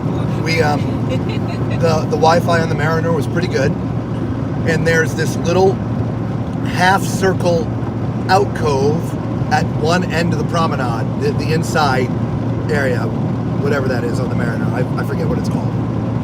And we set up the camera and all that stuff right there, and we're going to do our stream from right there, not realizing that the actual tree lighting ceremony was going to be happening during the program. So yeah, we caught the tree lighting ceremony. It was really fun. We did. All these people started gathering around, and we were like, oh, look, cool, we got a live audience. And we were like, well, this is kind of weird. Nobody ever gathers around like this ever. Yeah, well, they weren't there to watch us. No, they weren't. As soon as they lit that tree, they all disappeared. Except for that one guy. Yeah, he stayed there for a while. It was still pretty cool, though. Yep. Bev said, and speaking of work, I need a nap before morning. Catch you in a bit. All right, Bev, sounds good. Happy nappy. Enjoy the nap. Yes. I'd like to say I enjoyed my nap today, but I did not. Oh, I'm sorry. And Tara says goodnight, Bev. Yeah, no. Can you What am I doing? hold that? Switching out. Okay. That one's empty. Of course, I can't open it for another, I don't know. Until we're off this road. Yeah. Yeah, Robert didn't 33 have a very comfortable nap today because he had just gotten stung right between the eyes by a wasp or something. We weren't sure we were going to be able to drive tonight. I thought for sure his eyes were going to be swollen shut. Yeah, Tara, it would have been nice to have you around. Right? I'm allergic to bees. It was not a good moment.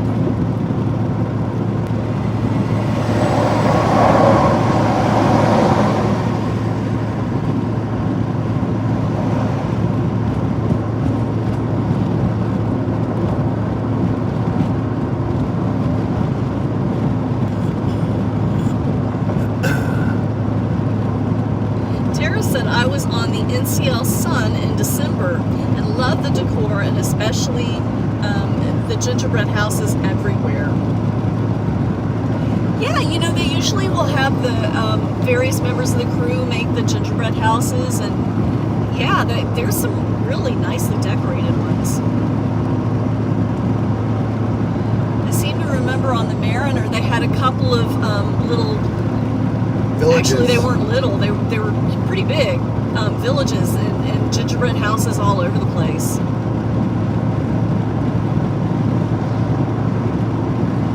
Tara says, oh no, that sounds awful, Robert. Yeah, it wasn't fun. Yeah. I came around a corner and he just attacked me. No buzzing, no warning, no nothing, just boom. In fact, I never even saw it. Right in my forehead, right above the bridge of my nose, right in the middle of my head. Little bastard hit me 2 or 3 times.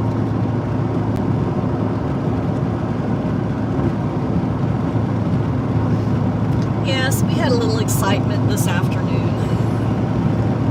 Yeah, that's what you want to call it. Poor Robert was in pain. Yeah. We're fairly close to going to the hospital. Yeah, we actually thought about it for a while.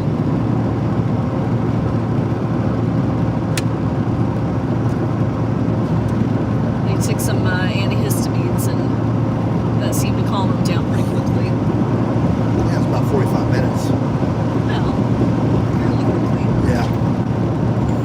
have an EpiPen, but it's too old and expired, which we didn't know, so we got to get another one.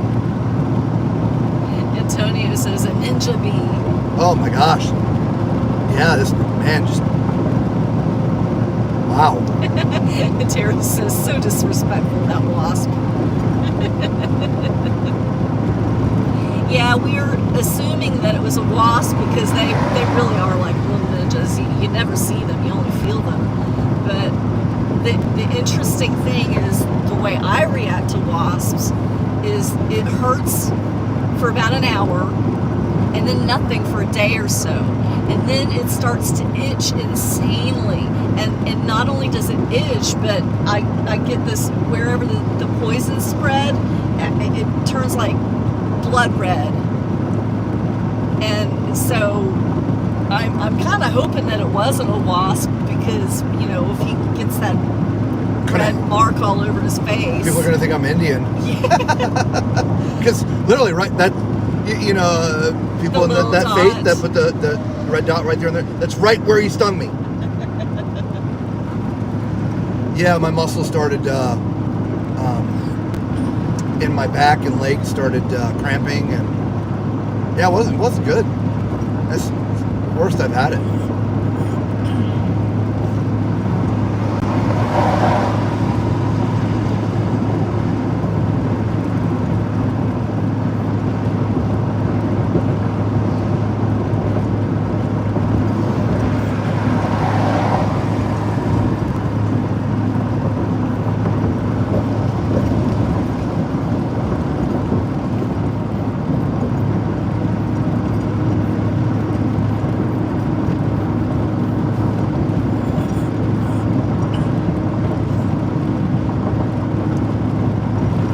Normally bees are just not that aggressive unless you are disturbing their habitat, if you will.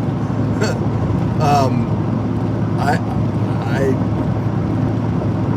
wasn't close enough to a habitat, a nest, or I don't know. Literally turn the corner, bam! Same corner we turn around multiple times every day. Yeah. He was just there waiting. Telling you. But I never heard them. Bucky's, 114 miles. Ah, look at that.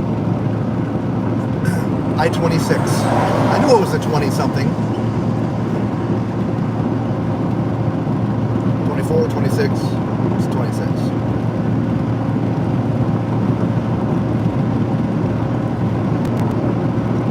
That's all right. I survived.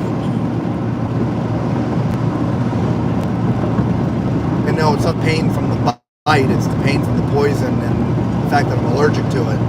Everything cramping and... Chris says, South Carolina. We are. We'll be in South Carolina for a while. I mean, first time getting into North Carolina, it's Charlotte, right? Because Charlotte's right there at the border. And we're expecting that to be around 5 a.m., I think you said. Ish. 5-ish. I don't know. You can GPS on your phone. You want to see how far Charlotte is, but we are about to turn in 20 some odd miles on I-26. 26 miles. I-26 and 26 miles. Yep. And we got to go through Columbia first, and then eventually Charlotte.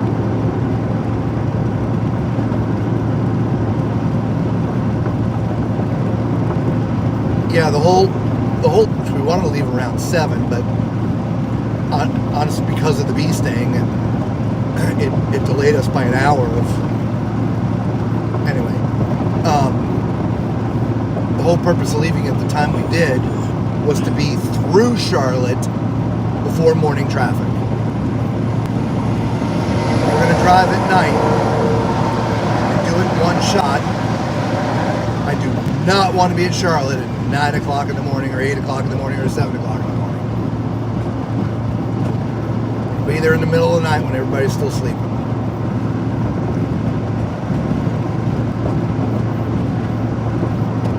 If I just had the truck, it wouldn't bother me. But with the truck and the RV, it's, I I'm only doing 60 to 65, and like for whatever reason, I just feel everybody in Charlotte thinks they're in NASCAR. They do. They drive very fast and they zip around you. Yeah. They'll draft you. And Yeah.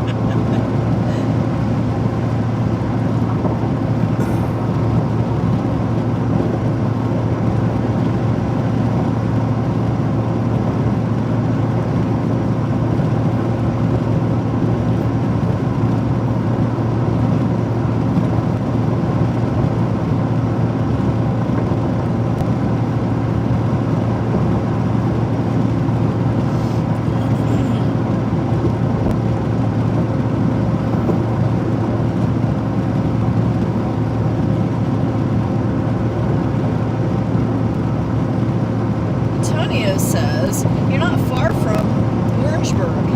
That's where I would stop when I drove to Florida from Michigan. Oh. Yeah. Name sounds familiar. Must have passed by it. Yeah, it's possible. Yeah.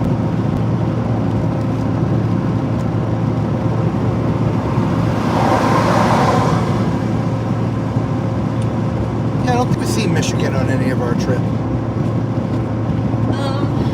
No, I don't think so. Last year was Virginia, Pennsylvania, then South Dakota. Then we turned around and came back and went to Ohio.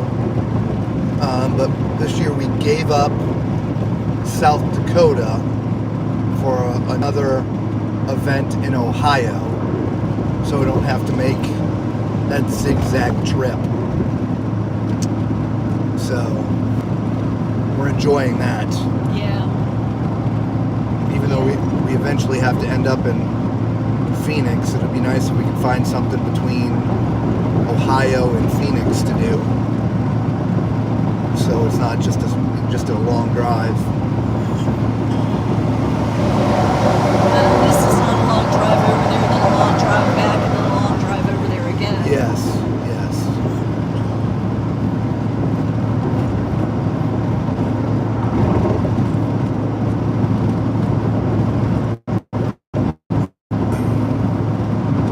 In a perfect world, we try to be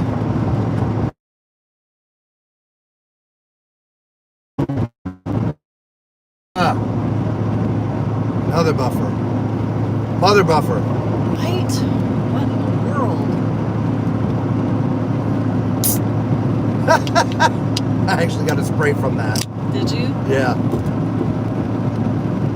Yikes. All the bouncing. Yeah, I'm sure. Thank goodness it didn't bubble out everywhere. Right? Are we back or are we on? We're back. We are? Okay. Yeah. I didn't have to press the button, so I wasn't sure.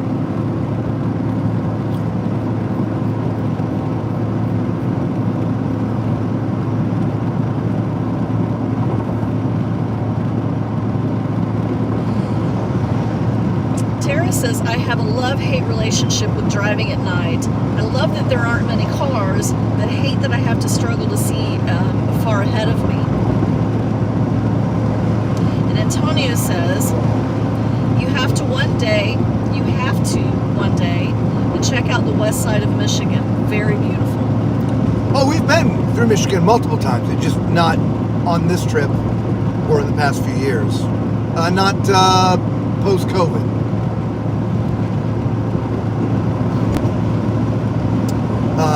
Yeah, Tara, I'm driving at night. I have a love-hate thing as well. I still love it, but my eyes, of course, getting older, not as good as they used to be. For me, it's mostly the oncoming traffic in between. So none of this bothers.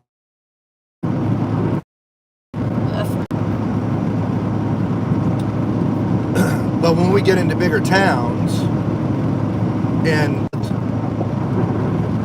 are bothersome to me, and if it's raining, I can't see anything.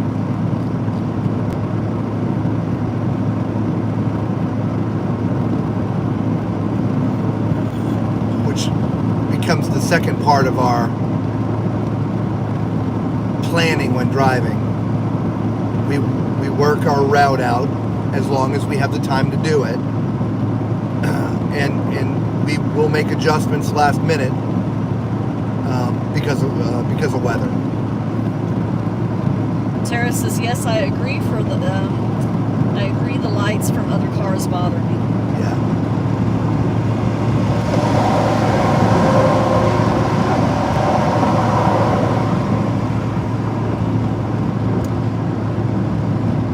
Oh, nighttime and rain while driving is the worst. Yeah, absolutely. I can see anything. Yeah, rain's bad enough during the day, but at night, oh my goodness. Yeah. And then add the oncoming traffic to boot. Right.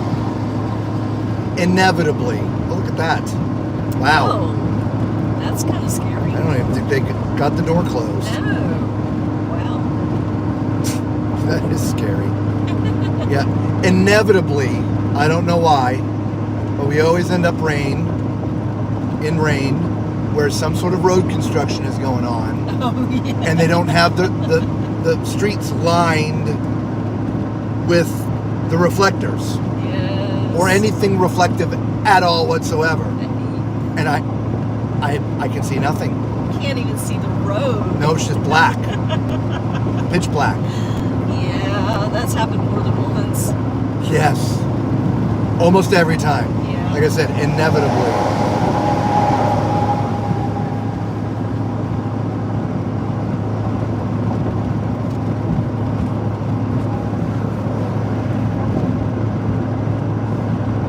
Yeah, it's starting to get foggy again. Yeah.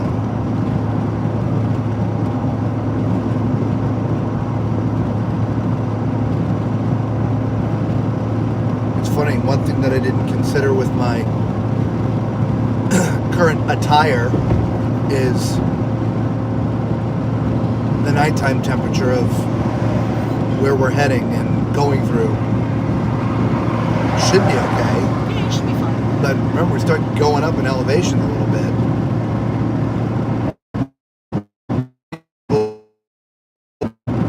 Yeah, you'll be fine.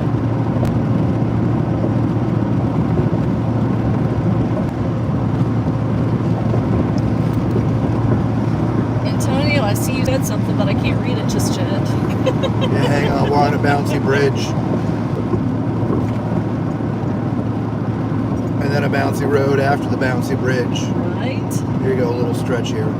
Antonio said you need those fancy glasses that block out the glare that they sell on TV. I have a pair. Yeah, you do. You can stare right at the sun and it doesn't affect you at all. Yeah. I don't have that particular pair, but I have one like it. It's okay. Yeah, you liked them okay. I didn't like them. Yeah. Excuse me. Yeah, that's what I said. They're okay. I think you liked them when it was really bad Yeah. vision. Yeah, I've put them on a couple times. They're in my console, right underneath my elbow. Tara said, I've thought about getting those.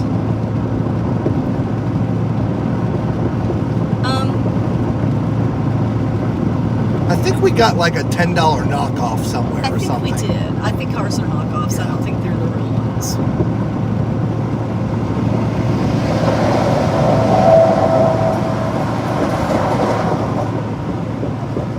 But they do seem to help when it's really bad. Yeah. I felt like if I left them on for any length of time, I felt like I would have a headache. Well, the ones that we've got, it seems to make everything 3D. It's really weird. Everything becomes really curvy. And I know that's a horrible description, but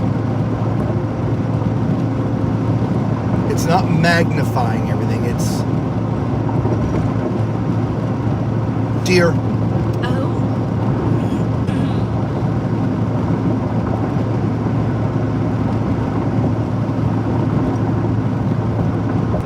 There's 2 or 3 of them, little ones. I don't know if y'all saw them.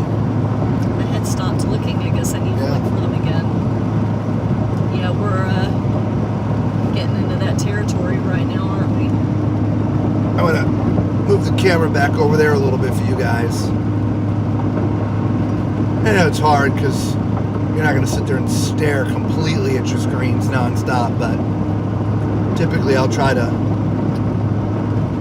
call it out and do the cabins before we go by them, so you look up real quick, you can see. Suppose you can rewind. Yeah, they can rewind. Talking about the glasses, Tara said, no, I was asking if we had seen any more. Yeah, no, that's the first we've seen in a while. Yeah.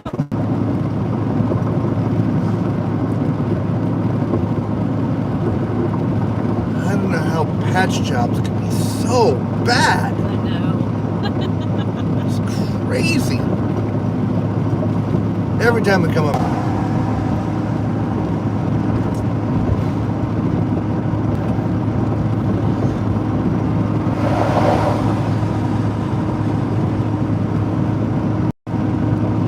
Yeah, I don't know what it is about concrete roads that when they go to fix, they just cannot get it smooth.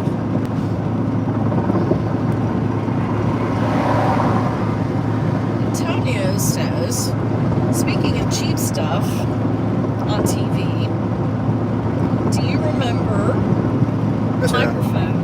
How can you see that? Oh, I didn't. I was just guessing. Did he literally say Mr. Microphone? Yes, he literally said Mr. Microphone. Hey, we'll be back around to pick you up later. Oh, I remember Mr. Microphone. Never had one, but I was too young, but I remember it. Antonio says, hey, good looking. We'll be back to pick you up later.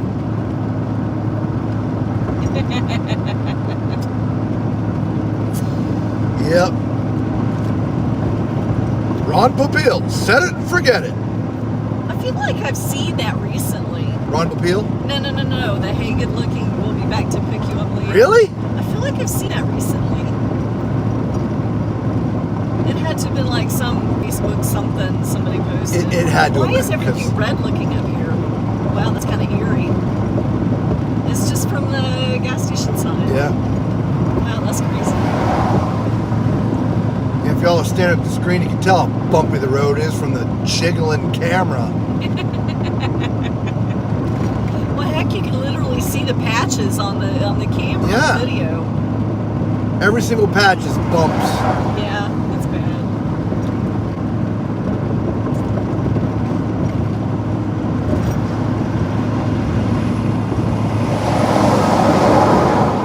I just remember everything was Ronco.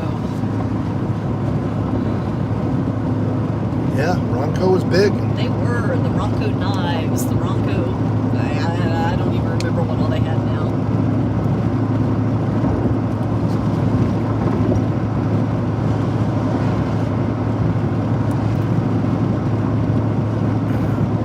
The other commercial that I remember, but they're still around to this day, they've just sort of changed it a little bit, is Ch-ch-ch-chia. Ch-ch-ch-chia pets. Of course, you only see them at Christmas time. Yeah, that's true. Antonia said, I tried that in high school and it doesn't work.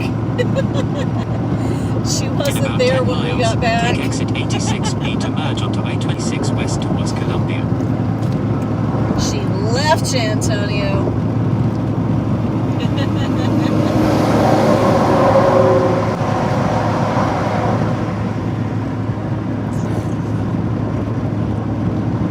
Mr. Microphone. Oh, jeez.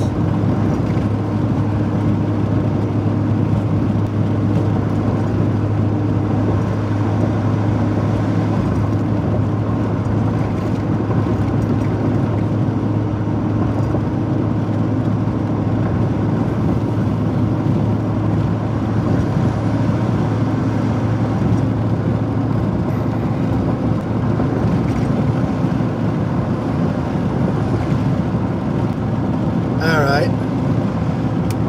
I got another good one for early morning conversation. It's all you hellions out there. What was the worst thing you did in your teenage years growing up? I've got a couple. But I want to hear y'all's first.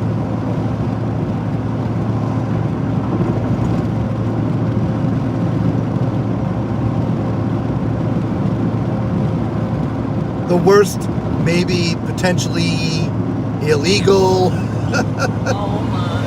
And I mean, you don't have to say drugs if you don't want to, but you know, what's the worst thing y'all did as a teenager?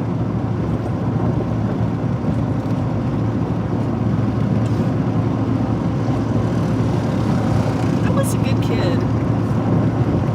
I didn't get into trouble. I didn't really get into trouble either. I was a good kid. Didn't mean I wasn't hell raising. I just never got caught doing it. See, no, I didn't even do that.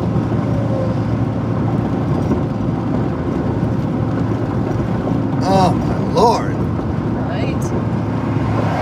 10 more miles, less than 10 miles. 7.5 miles to smooth road. It's just brutal.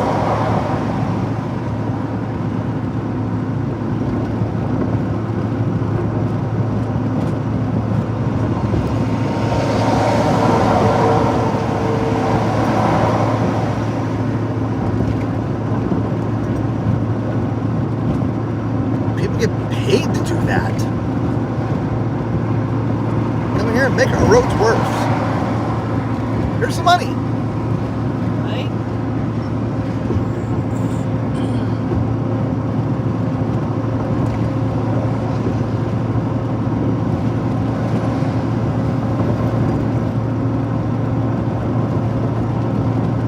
There we go. All right, Antonio. Antonio says, my friend rolled down his car window. I grabbed a shopping cart and we drove towards the store window and let it go. Oh. That's pretty good. Yeah.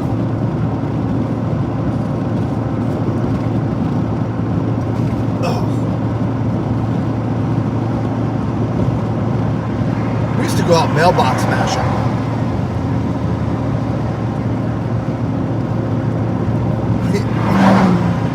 Sheesh. Jeez. On his way to North Carolina. What did we buffer? Comment. No. Oh, Tuesday. Hey, welcome back. Tuesday says 5 gulps of beer. I think it was Old English. Then Woohoo. tried to drive. Glad I grew up in a very Glad I grew up in a very small town. Yeah. All right, are we back? We would take the. I was in a. When I was in high school, my high school teacher also ran a professional band in the evenings outside of school. It was a calypso reggae steel drum band. It was all steel drums, except for the drum set, the drummer. And so I played in this band, and there's way too many stories to tell you about that. Maybe we'll do some of that on the group cruise. But we would take the van, take one of the mic stands, turn it around, use the bass end, and go out mailbox smashing. Oh, jeez. Yikes. Yeah. The next day, we'd go back and leave brand new mailboxes on their porch. Oh, my At least we replaced them. Thank goodness you replaced them, because, wow. Yeah. Antonio says we used to grab, the rocks from the fake plants and have rock fights in Burger King. Oh my.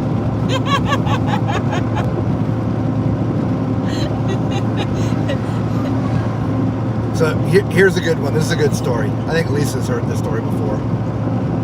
Maybe not. I don't know. So, as I mentioned, I was a very good kid, good grades, all that stuff. Very responsible young adult. And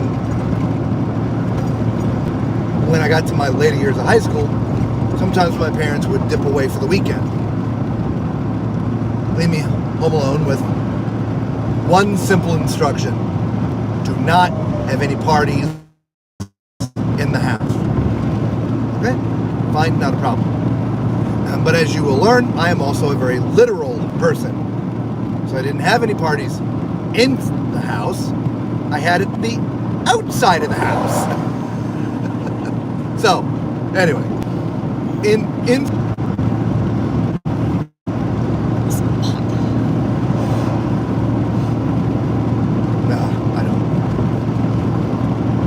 about to turn. Let me turn and then I'll finish the story. Now we're done buffering.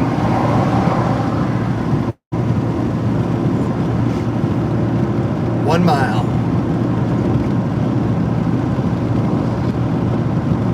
What is it we're looking for? B? Crap. I wasn't paying attention. I wasn't either. I was watching the buffering. Oh, we're going towards Columbia, so be easy. B.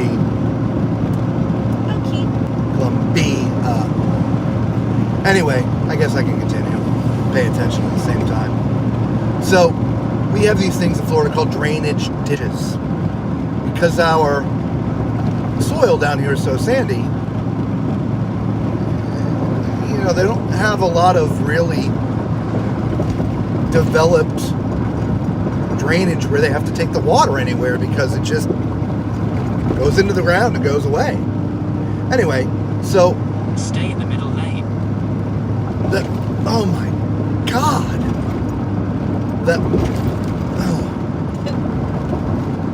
The last hurrah! Holy crap! Use the right lane to take exit 86B to merge onto I-26 west towards Columbia. So when I was in high school, our house was sort of at the top of a hill, and at the bottom of this hill was a drainage ditch. And of course, there's a car coming. Of course. Take the exit. Coming over, buddy.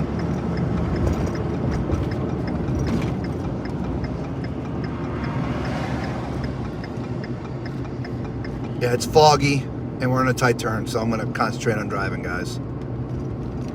I'll finish the story in a minute. Wow, this sucks.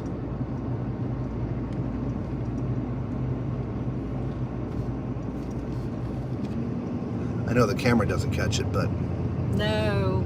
It always amazes me how much more light the camera picks up than is actually around. Yeah, I know.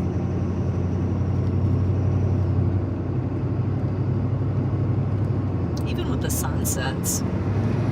Sunset from, you know, the human eye is long gone. Stay in the left You can 2 still lanes. see it on the camera. For about Okay. 52 miles, continue straight on. All right, so what we would do is we would run an extension cord, or many of them, from my house down this utility area behind the properties down to the drainage ditch. And we'd put up some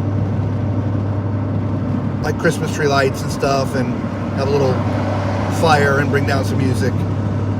And we'd have the parties down there. This became known as the pit. And the pit, at least during my time at the school, became infamous. Everybody knew about the pit. Again, it was very rural. There was nobody to be bothered down there, homeowner-wise or anything, no houses, so we're all right. So what we did a couple times was we would have a scavenger hunt. So we would create teams of 3 or 4 people, create a list of things that they would have to drive around the town and collect the scavenger hunt. And then we'd have like a 4-hour time frame or something like that. And then all meet back at the pit at the time to see who won. I forget. I can't even remember what the prize was for winning, to be honest with you, but whatever. And if you needed to drop stuff off, each team had an area in the pit to drop their stuff off. If you needed to, empty the car out to go reload. And so there was 2 specific times we did this that stick out of my brain. The one time,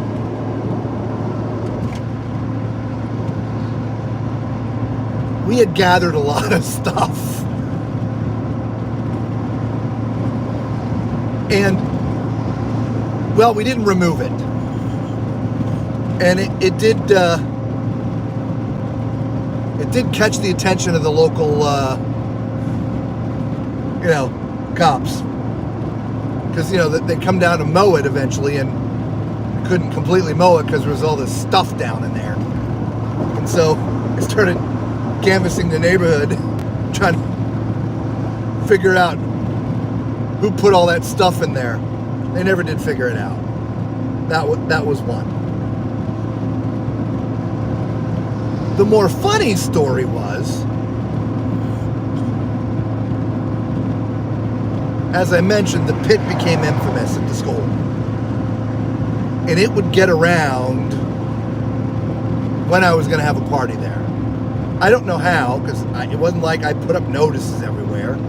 And it was really meant to just be for, 5 or 6 of my friends. It was small. Maybe 10. Small.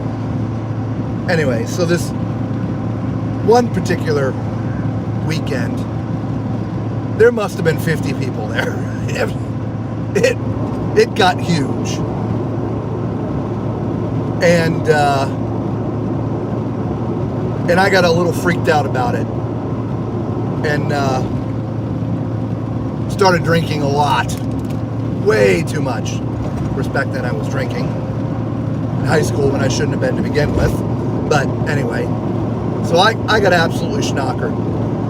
So by the end of it, the few of my closest friends, 3 or 4 people, whatever it was, were allowed to stay at my house.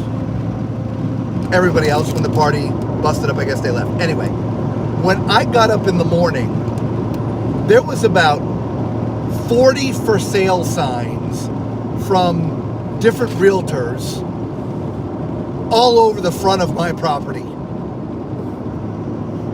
And the first thing that happens is my neighbor comes over and goes, "Oh, I didn't know you were selling the house." I'm like, oh my God, I am in so much trouble. Because I did have a neighbor across the street, but not down the street where we would have the parties. Anyway. So I'm like, no, we're not selling the house. It's just my friends playing a prank on me. So those were probably the worst things that I ever did. I was a good kid. I was always the designated driver. So I would borrow my mom's car and take all of the girls from, whatever group I was hanging out with, and they'd drink and get drunk, and I'd just drive them all over the place. Yeah.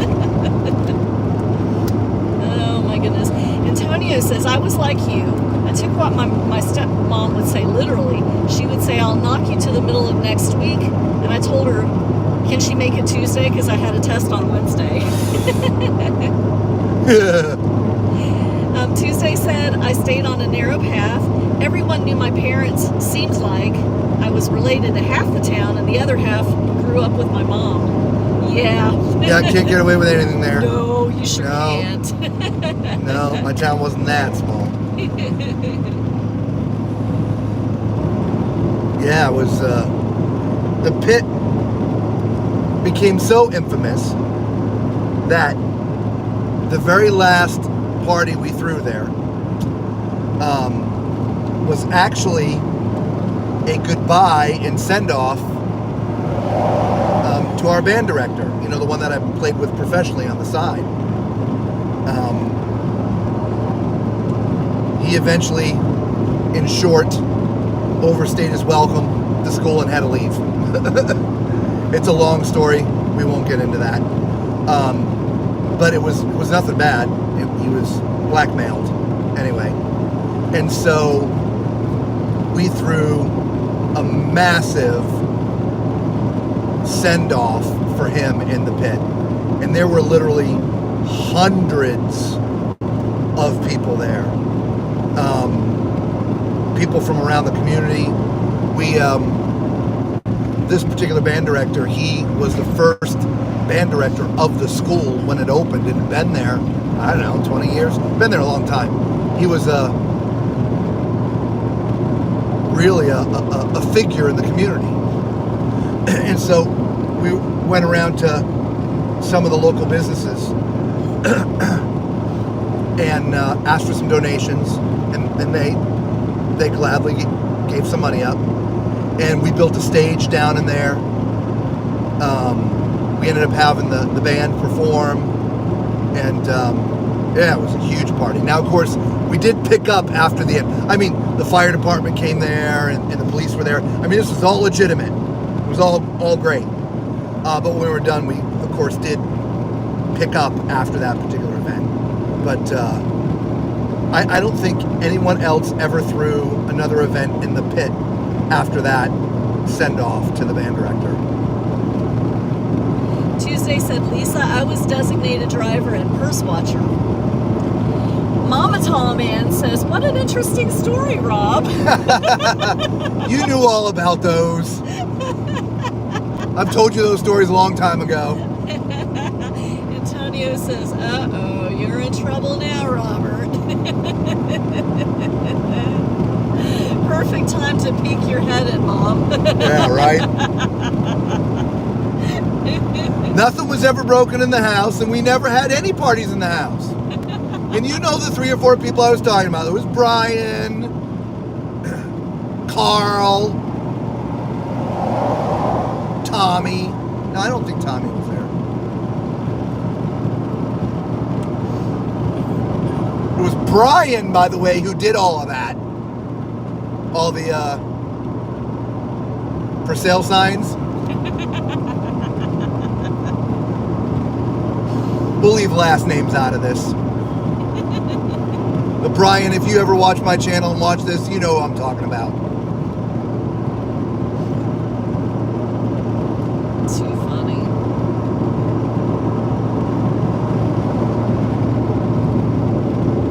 Oh. Get back in your lane, Robert. Mama Tall Man says, I did not know about the scavenger hunt, LOL. We had many. Which one are you talking about, Mom? They grew in size. Antonio says, I want to change my stories. The worst thing I did was I tore my altar boy robe while I was in church. We're talking about the same person who got stung in church for saying something bad about the six-toed statue. I think so, yes. And Mama Tall Man says, I knew about David's party. Yes. How could you not? The whole city knew about it. That was a big party. That's a sad day.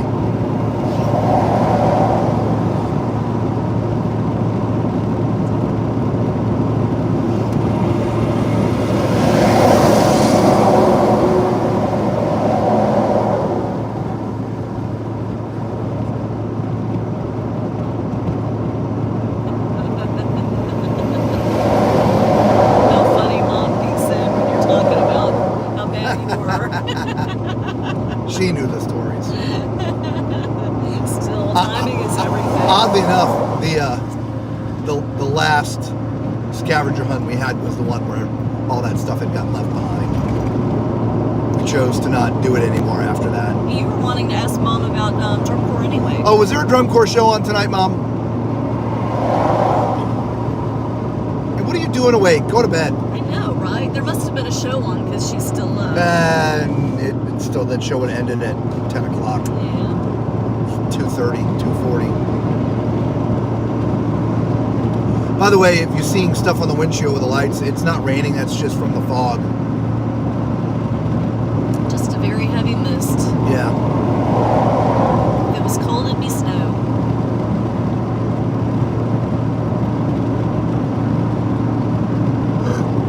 Oh, excuse me.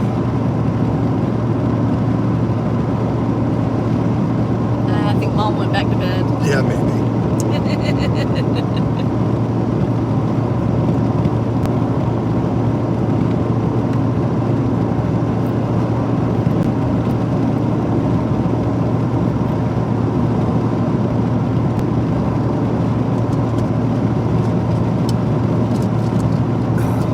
That was just too funny. She was the last person I was expecting to. Chime in. Yeah. Oh, she knows the stories. Doesn't matter. Oh, I know. Yeah. It's still funny. Yep. Still funny. Oh, she is awake. Yeah. Let's see. No, tomorrow night. All right. Men's pre-trials gymnastics tonight. Okay. All right. Yeah. Mama Tallman has a watching regimen through the rest of the summer. It's a schedule of Olympics and drum corps shows. There's a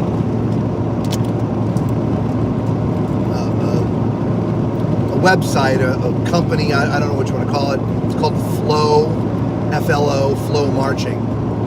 And it's a subscription service, but they go and they video live all the drum corps shows. And at a very high level, by the way, audio and video. It's absolutely amazing. So for those who can't travel to all the shows, because they happen all around the country, you're able to sit at home and watch them from the comfort of your living room. And keep up with the latest news in drum corps world.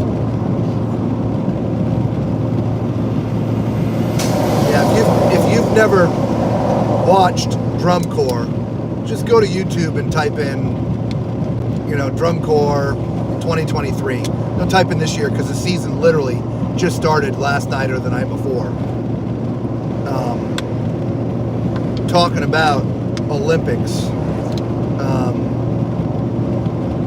the kids that do this are just, they're it's unbelievable. It's hard to even explain what they do and how they do it. The best analogy I've ever been able to come up with, since it's the Olympics, it'd be like trying to compare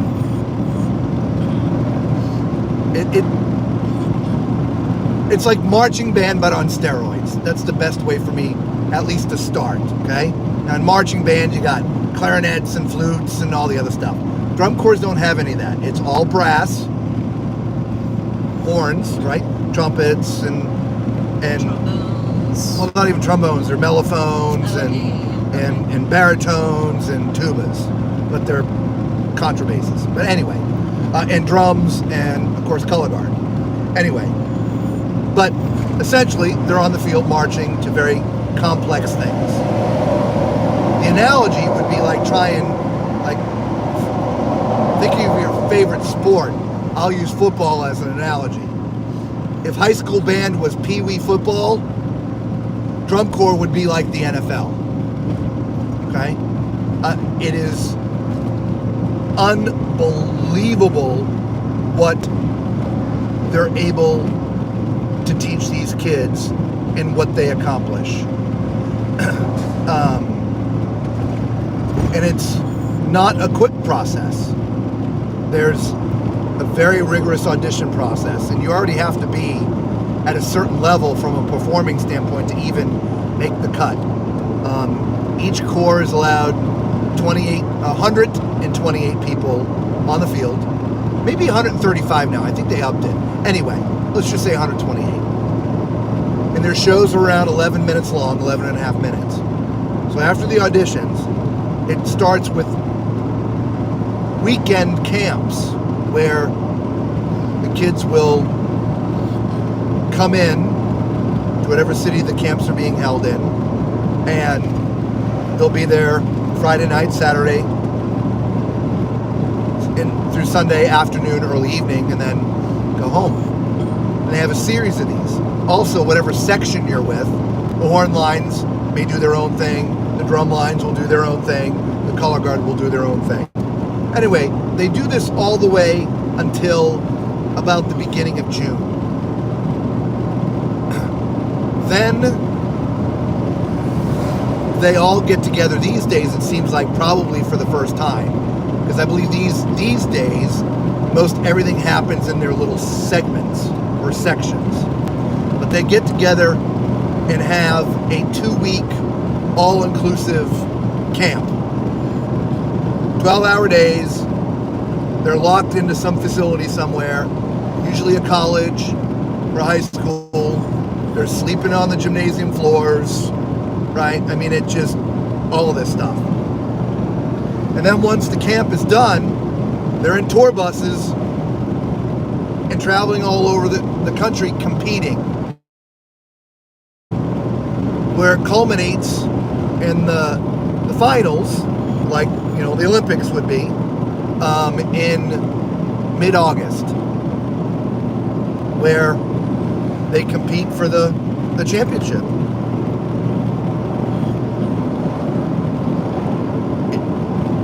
Now, because I come from an entertainment background, musician, drum corps myself, I have an affinity for this stuff, but if you enjoy music, oh my gosh, go to YouTube and look up, you know, I don't know, Santa Clara Vanguard, SVC, Santa Clara Vanguard 2018. Look up that. Or look up anything Blue Devils. Look at this stuff. It's, you just watch, and even though I did it, I look at it going, how do they do that now? I don't think I could ever do that. Even when I was doing it, I don't think I could do that. It's crazy, the skill level. You said Pee Wee football to NFL. Actually, there's some really talented high school bands out there, because a lot of the band directors come from drum corps, and so they bring that level of professionalism to their high schools. Mama Tall Man says this year's finals are August 5th through 10th. 5th through 10th. All right, so early August. Yeah. So they'll be touring last week of June, all of July, and it's like 6 weeks. It culminates in Indiana. They have it in where the Colts play. That's sort of been the home base for DCI's finals now for many years. Used to be held in a different city every 2 years, usually in the NFL stadiums. But DCI made some sort of arrangement or whatever. In fact, they have full-time office there at the stadium. But this is an indoor stadium, so weather's not a factor. But outside of finals, almost all the rest of the competitions that are held outside. So, you know, it's 100 plus degrees, it's raining, it's not, it's unbelievable what you go through. And they pay. The kids all have to pay to do this. Buses cost money. The food, they have semi-trucks that go with them that are food trucks and for all their equipment. And so they're feeding not just the kids, but the staff that's with them and all this stuff. So back when I was in the drum corps, it was like, I don't know, 700 and something bucks to go. Now the average dues that you have to pay are $4,000 to $5,000 that these kids are all paying. It's completely different though. There's There's a whole health and wellness part of it that didn't really exist. I mean, it's really come a long way.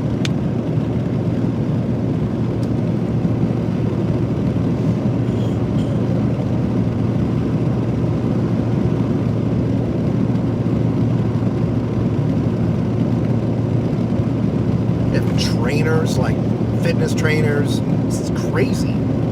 Right. Antonio says, have a safe trip. I think I'm going to hit it. All right, Antonio. Yep, thanks for hanging out with us, Antonio. We'll see you next time. Yep. If you wake up again, we'll still be here. Probably. We'll probably get to where we're going around 7:30, 8 o'clock.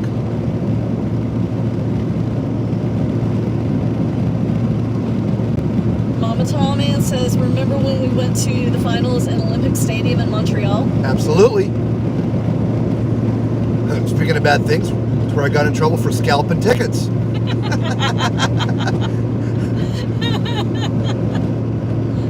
Oh, the stories never end. Oh, I know.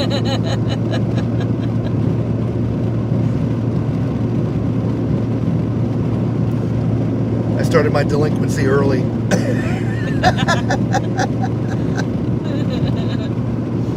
We were so young we didn't even know that what scalping was.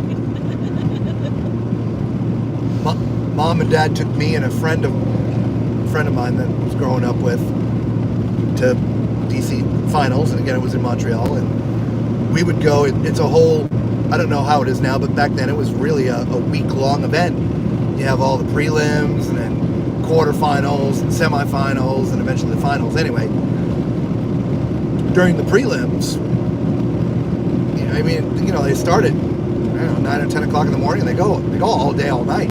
But people would come in and drop their tickets, and so my friend and I would grab the tickets they're dropping on the ground, go out and sell them for half price or whatever it was. We weren't getting more money for them; we were getting less money. And we took the money that we made and we entered into a raffle to win a Blue Devils uniform, which ultimately we did win.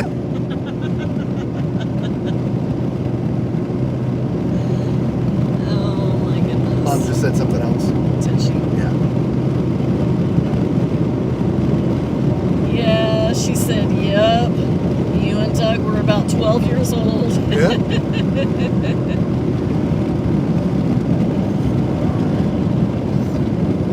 Yeah.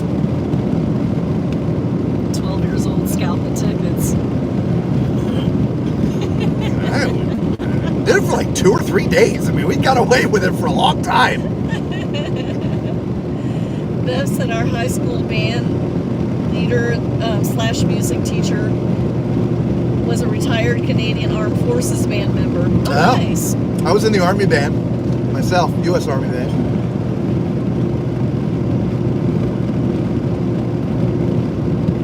So yeah, military and drum corps, completely different. I mean, completely different.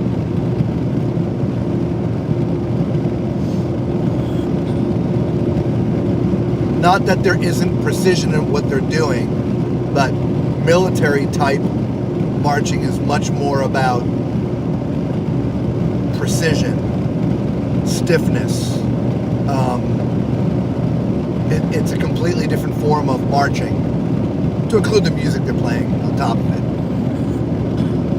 Drum corps, I mean, some of them Broadway songs, classical. Some of them do complete original pieces. It's all different.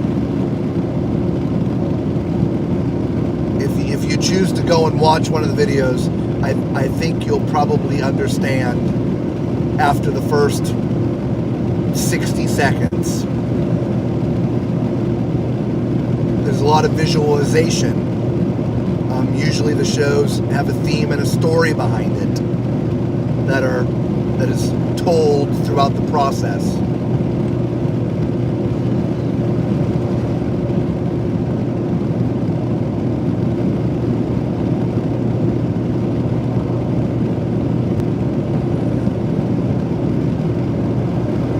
The age is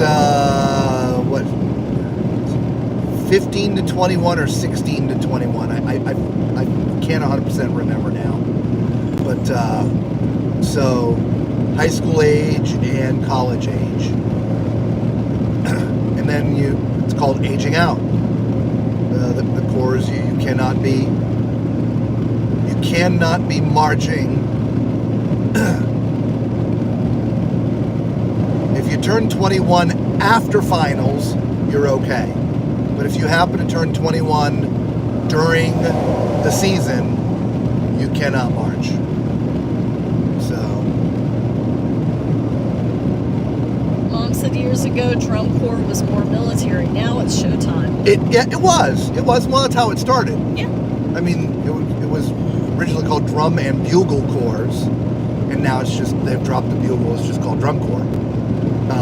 And it was much more military-like.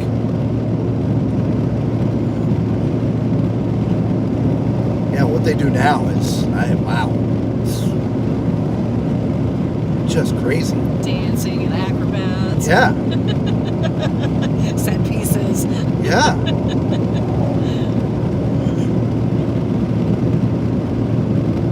One of the things I find the hardest thing still to not grasp, but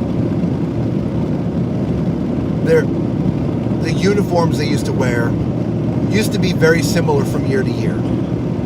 That you could see and know the Corps from a distance because of the uniforms they were wearing. Now, every single year, the uniforms are 100% different.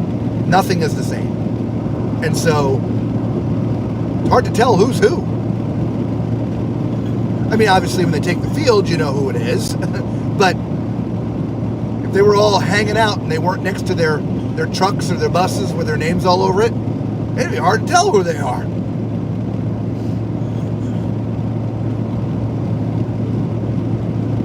Now, people who follow drum corps they would know because they would have been watching through the whole season.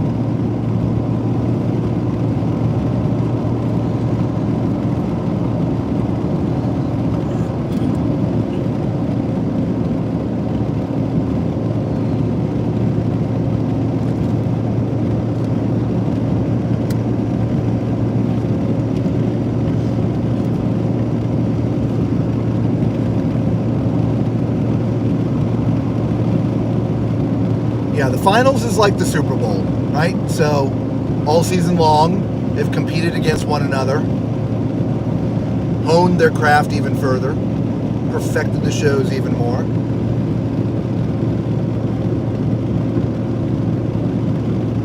And then in the end, the night of the finals, they've pared it down to the top 12 corps.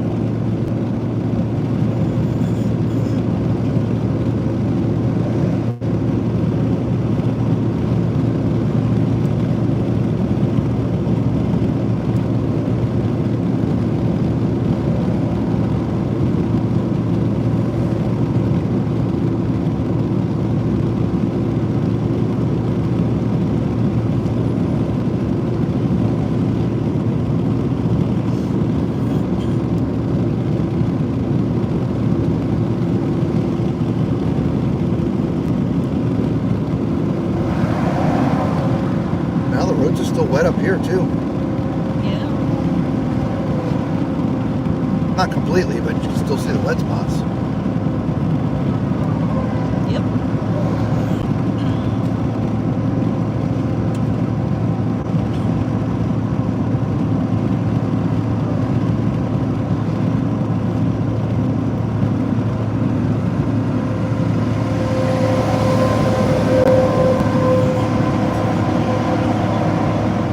I'm a tall man, you're going to have to text Lisa.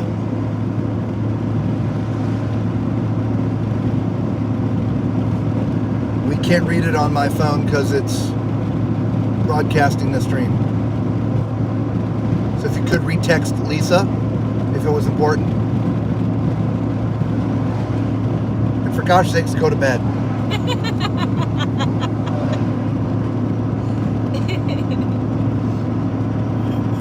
Leave the stream on, but go to bed.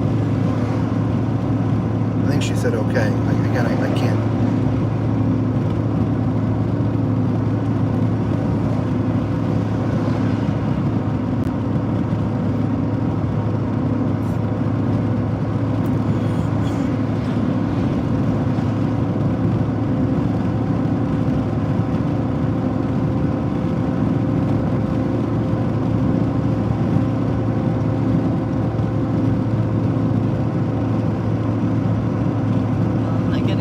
So I guess it's not important.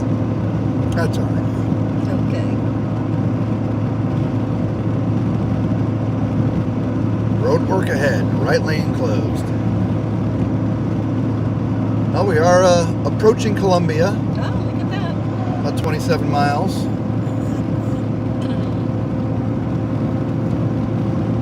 For anybody who happens to have been joining us late, we started off around 8 o'clock in Central Florida. Final destination in the Roanoke area of Virginia.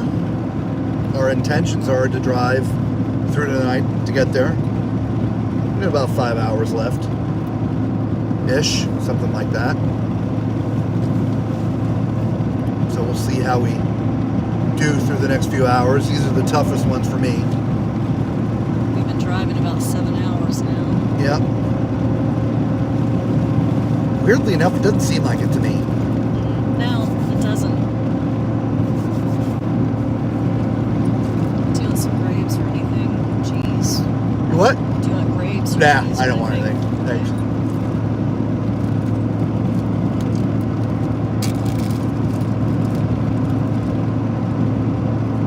Anyway, so we are in South Carolina. We're on I-26. Just on sort of the outskirts of Columbia here. We go through Charlotte, which hopefully will be there in a couple hours. Want to get through Charlotte before traffic starts getting funky.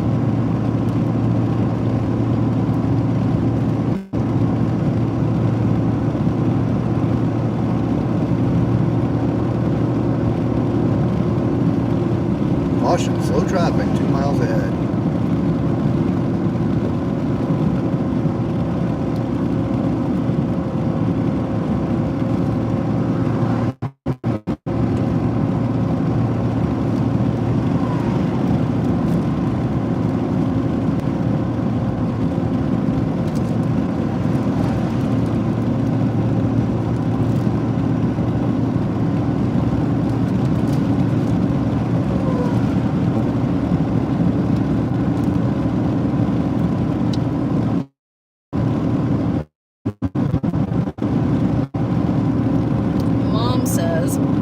Watching you on TV. Now I can't sleep.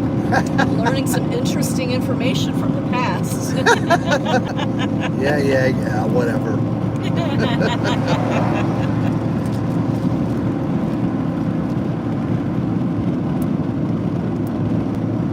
Merge left.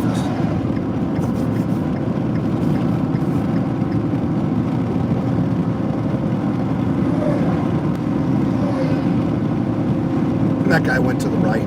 Yeah.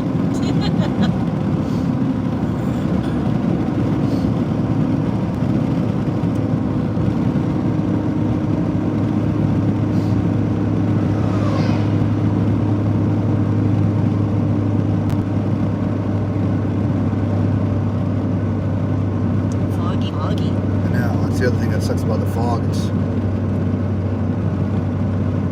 an emergency thing. Kind of crept up. The arrow, I guess I'm trying to say.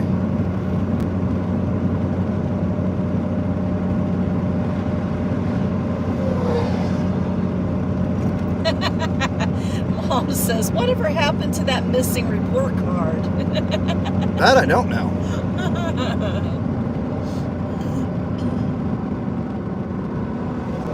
It's U.S. mail, for gosh sakes. Just saying.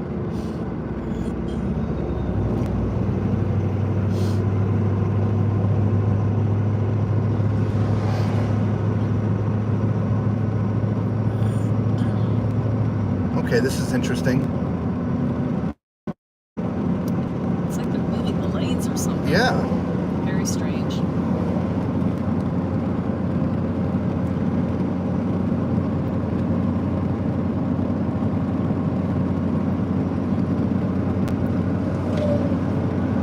They're relocating the shoulders of the road, and I mean, it's like, I don't know. Well, my guess is they're planning for major construction over here. Oh, and yeah, so they're to see the wall over there, maybe so, yeah. right. So they're adding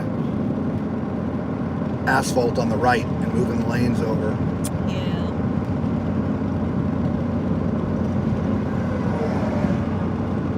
And Mom says, still sticking to that story. I'm telling everything else. I tell you that too.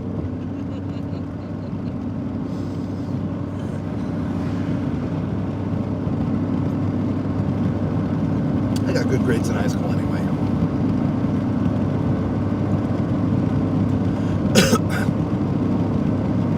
Did in everything except algebra.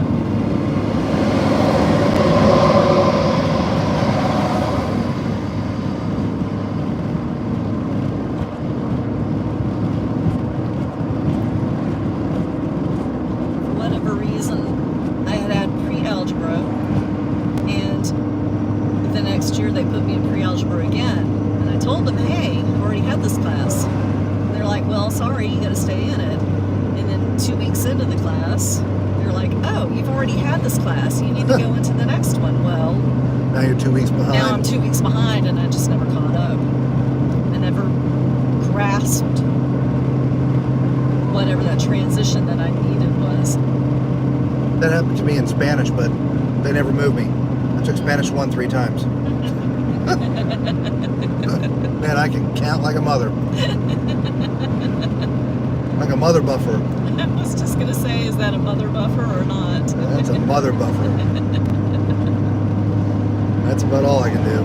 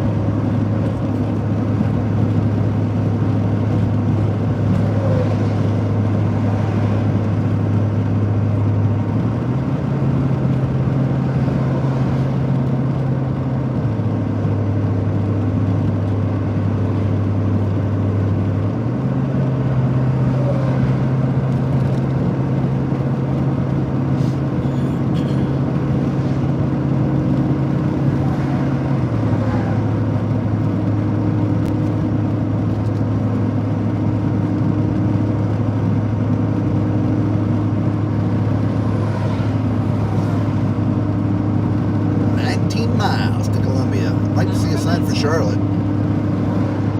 Yeah, I haven't seen one yet. No. Of course, I don't think I've really been looking.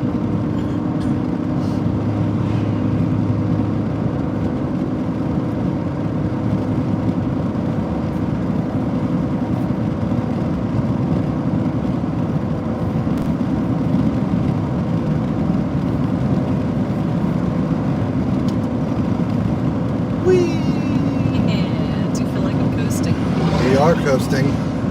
I got my foot off the gas. Going down a pretty good hill.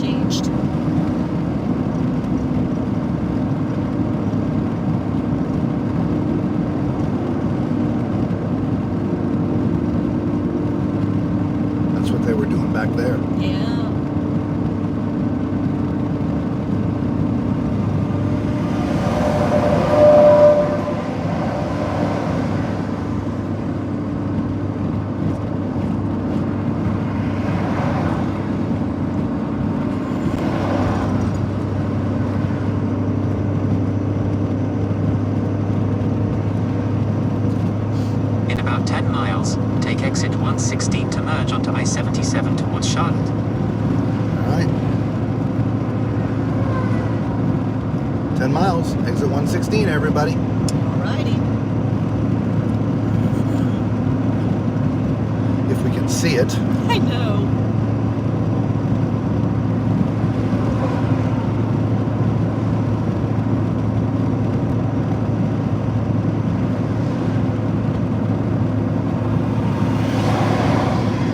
Yeah, super, super dense fog.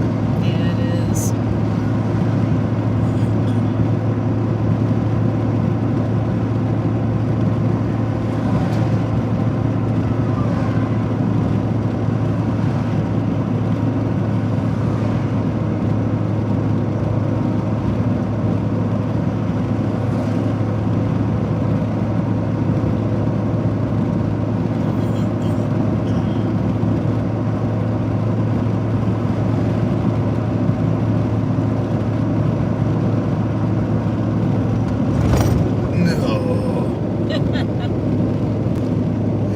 That wasn't too bad, but took me by surprise. Yeah, me too.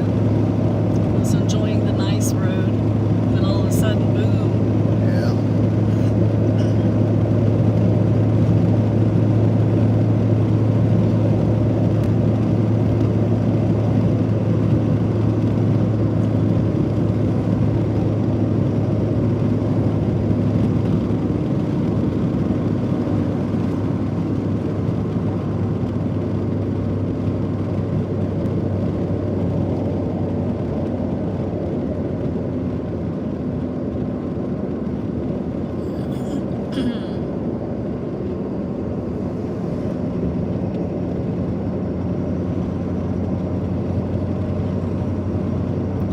That fresh sod.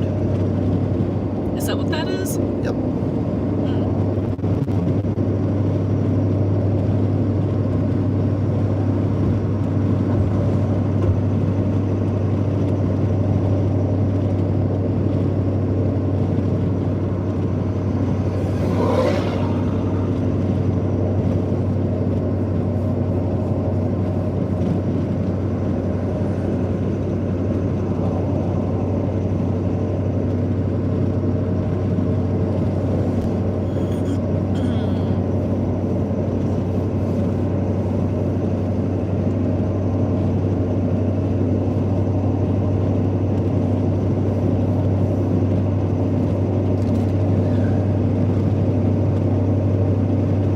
Rest area, Deer. 1 mile. Oh, you see a deer?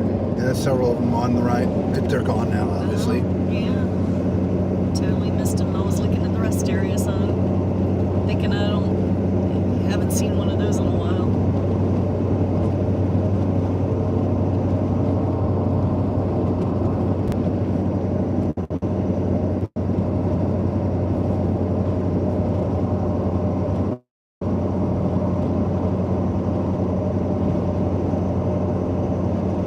Back into the dense fog. Yeah.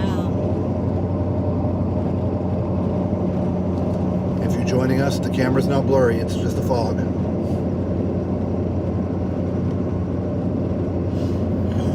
Yeah, Robert did an awesome job cleaning the truck windows inside and out, so you have a nice clear view. Of course, it's not clear now.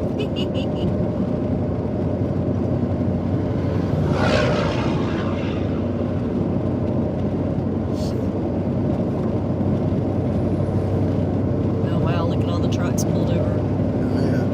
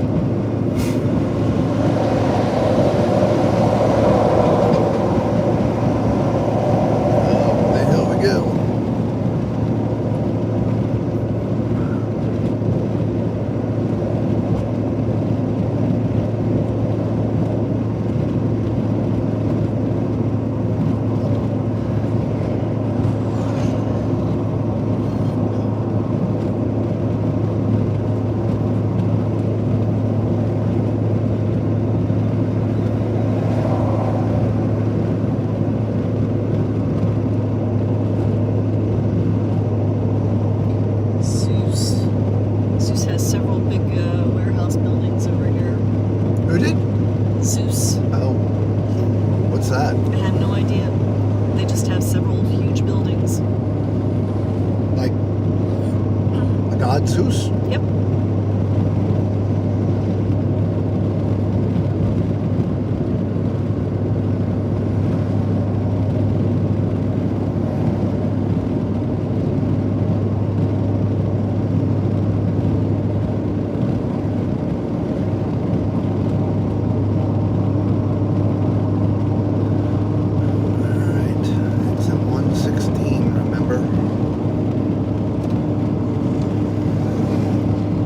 Industrial products. Manufacturer Orangeburg. Yay, Antonio, we're in Orangeburg.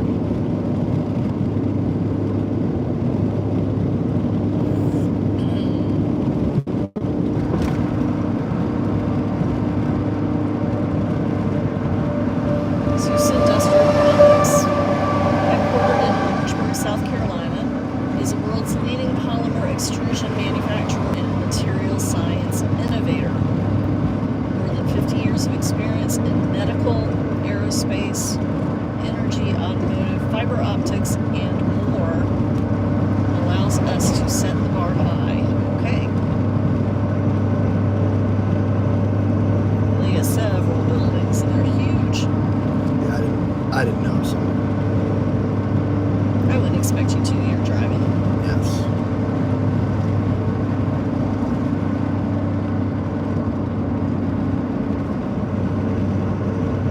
Mom texted the Flow Marching 2024 schedule of live streaming events.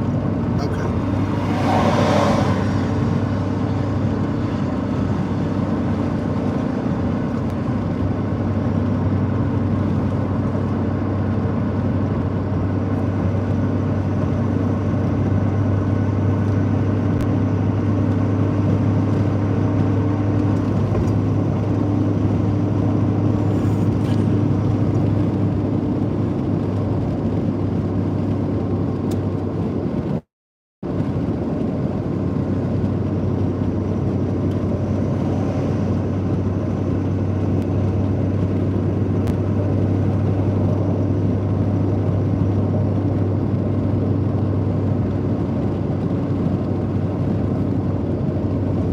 In 2 miles, take exit 116 to merge onto I-77 towards Charlotte.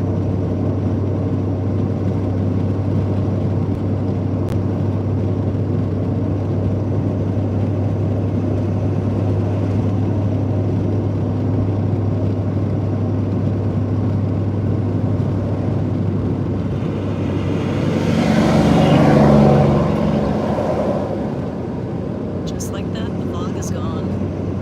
Yep.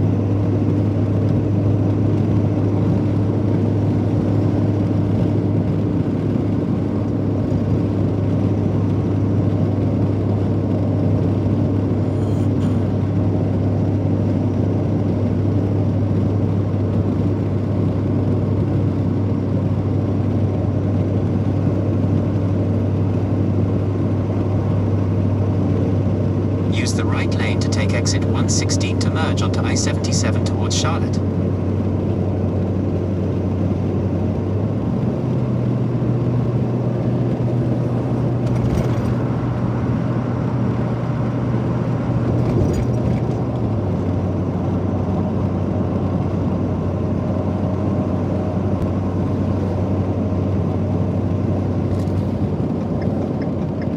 Take the exit.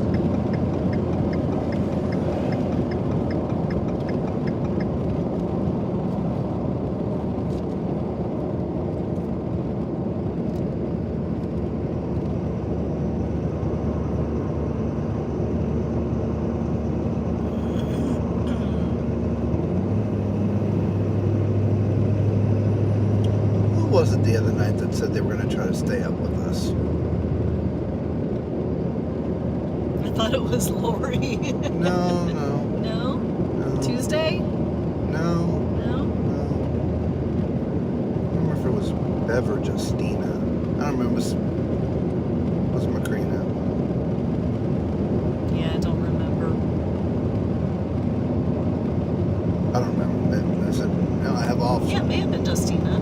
Try to stay up with you. I was like, oh, okay, cool. I do remember somebody saying that. I just Yeah. don't remember who it was. Yeah.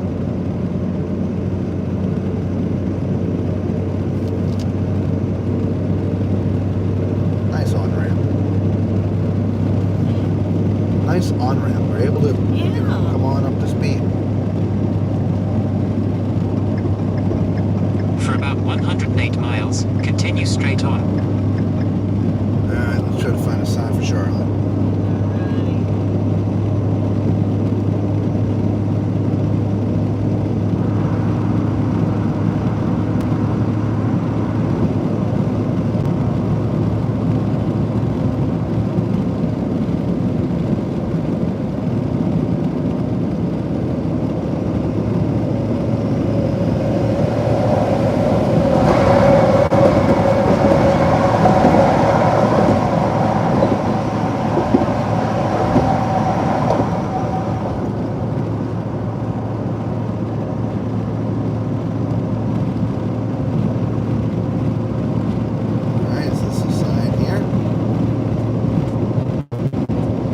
Sign, but you know, nope.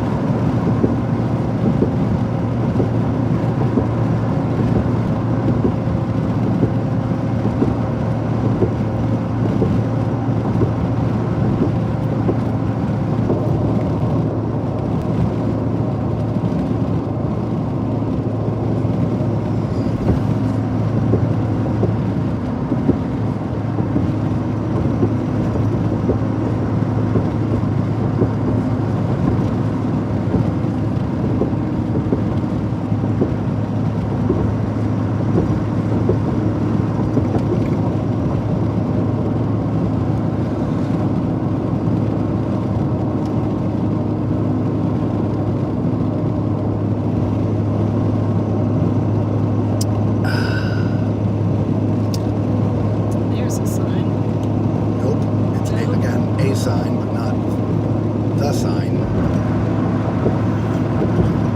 At least it was green. Well, I mean, the interesting thing, we're under 300 miles. Oh, here's a sign, but it doesn't say anything.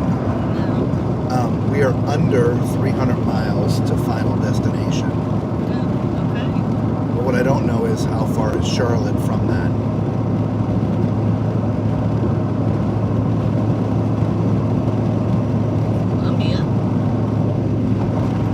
Backside now.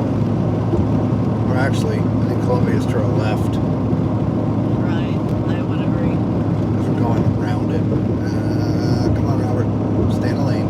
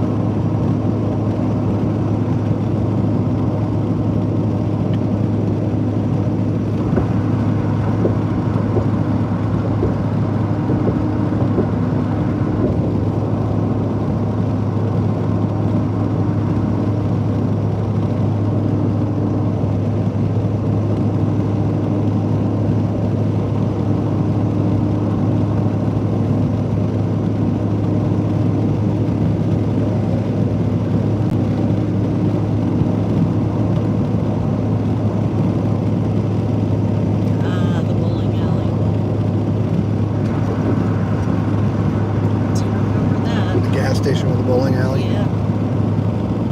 Yeah, truck stop at the bowling alley. I do remember that.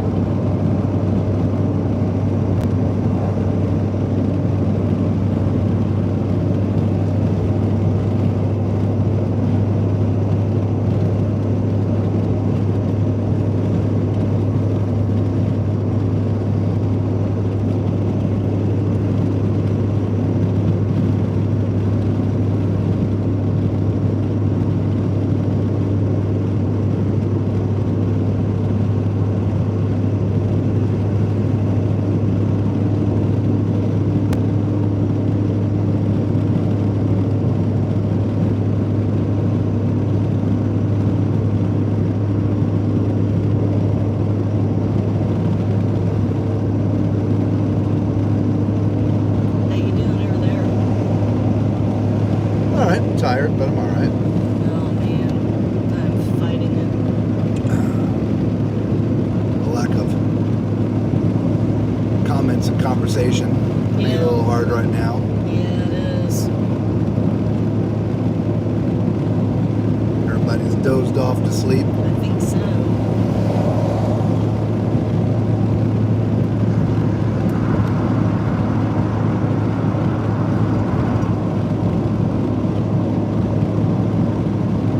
That's okay. I understand.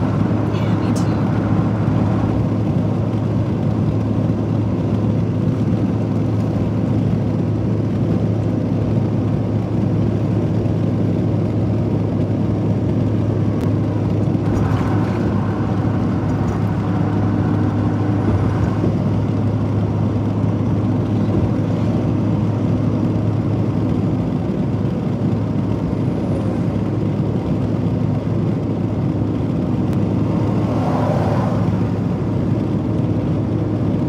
Oh, somebody's there.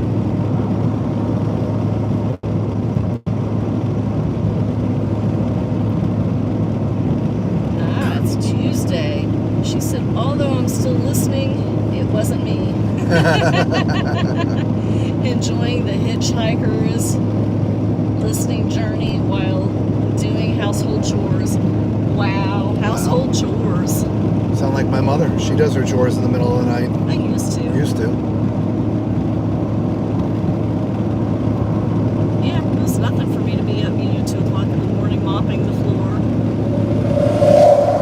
Well, now we full-time RV. Can't do that. No. Of course, I'm awake at 2 o'clock in the morning. Yeah.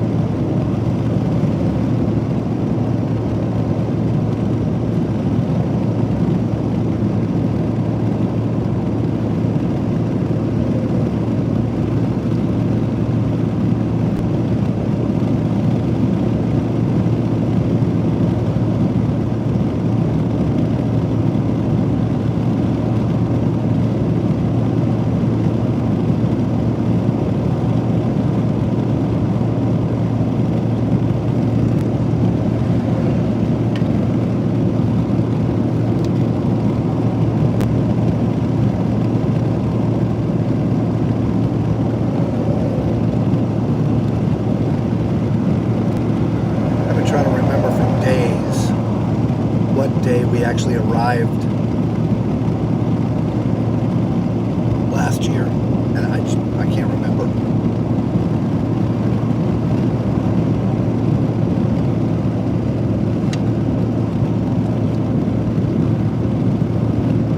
Trying to figure out if we're going to have a hard time or an easy time. Yeah, I really don't remember.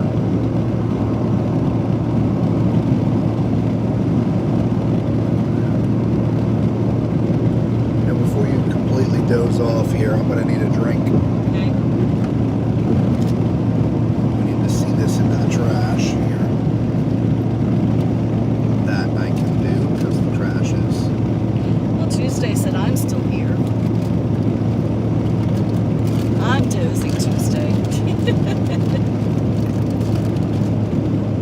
Yeah, we got to keep the chat going, keep Lisa awake. I know, man. Never mind me, the driver. You don't sleep anyway, so. I do sleep, thank you. This is about the What, time 1 or I'm 2? sleeping. One. Do you want a snack? I don't think so. If I do, I'll grab the chips.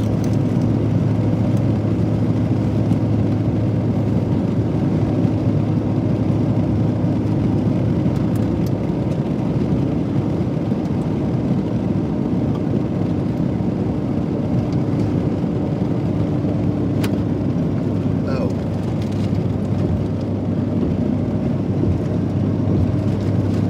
What just happened to the koozie? Huh? What was that? The koozie for the drink.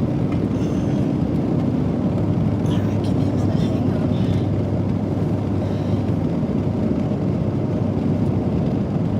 Did I put it in the trash? Look it up and I'll find it. Here it is. Oh, you found it?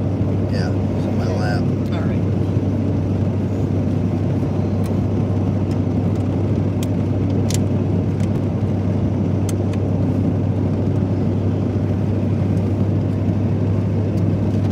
There we go.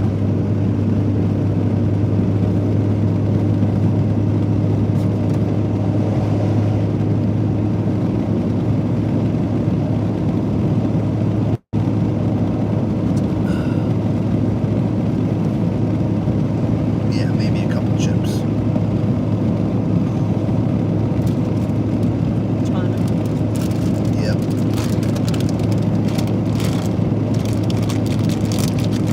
Oh, where's the clip? I just popped off because I put it on there. Yeah, it's not out there. Yeah, it popped off though. I just need to eat them all before we get there. Not. Right.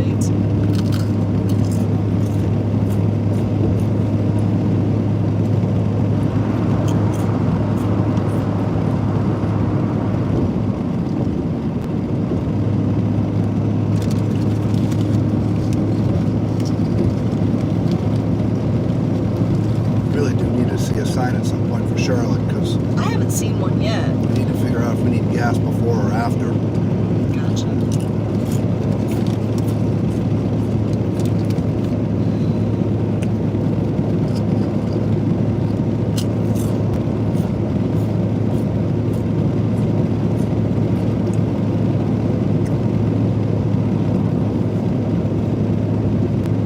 We're about 130 to 150 miles from needing fuel.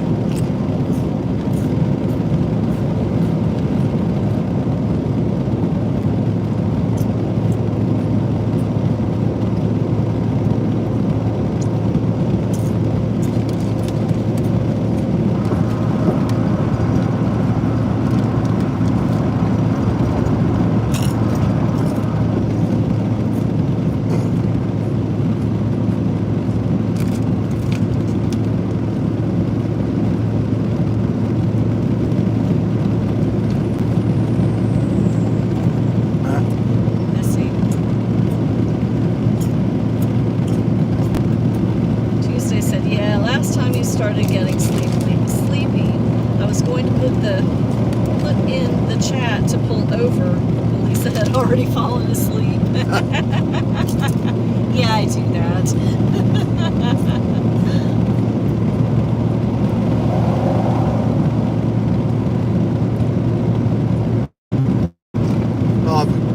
Interesting. And I'm not suggesting this Tuesday, but just generally speaking, you keep talking, and we keep awake. The brain is focusing on the conversation. Yeah. Not necessarily being tired. You lose track of the time. Yeah. But all of a sudden, we understand it's late and people got to sleep. Yep, absolutely. Go on, dude, hit the gas. There we go. But that's the hard time. Wee early hours in the morning. Because I'm normally sleeping too, even though I'm a late night person. I am usually asleep by 3.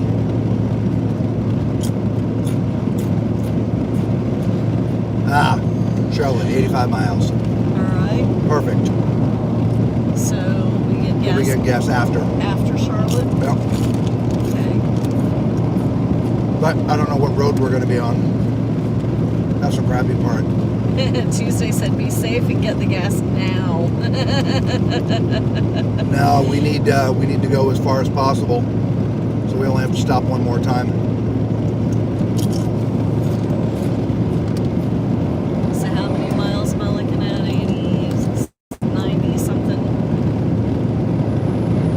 120 to 130. 120 to 130. We're gonna be on the same road. No, that's what I'm saying. I don't know.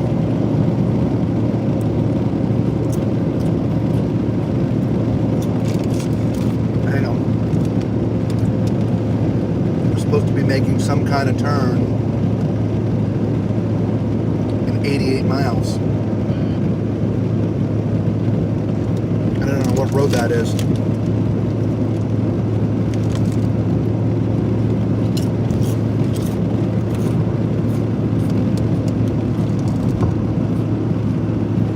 Don't tell me.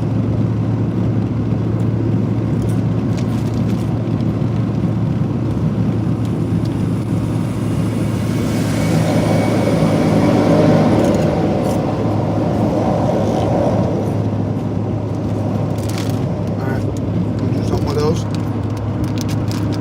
Thank you.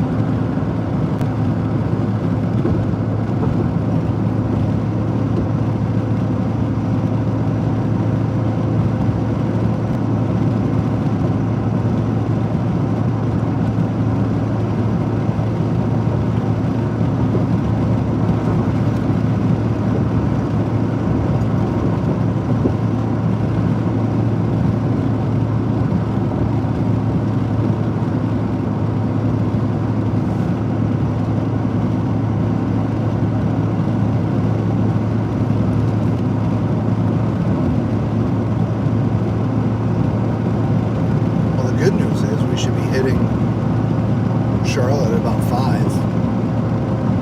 Nice. The road should still be pretty quiet. Yeah. Well, that's what you predicted we would be hitting Charlotte. Yeah, we lost the hour there, yeah. Right.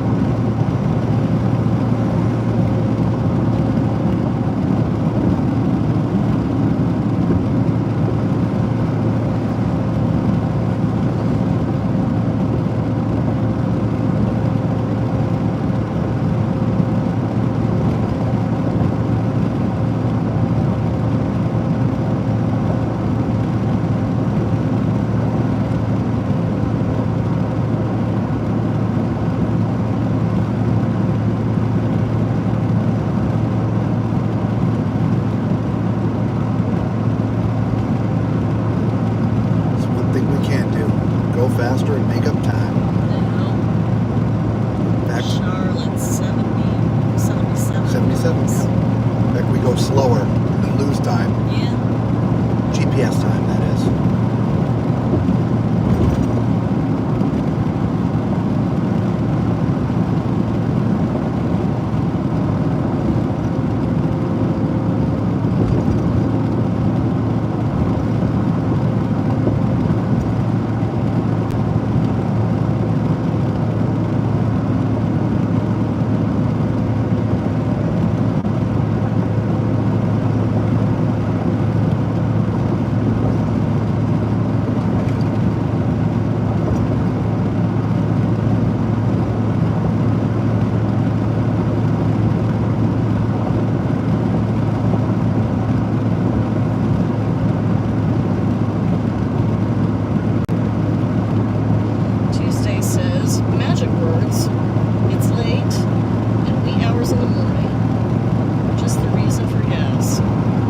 What was that? The first part?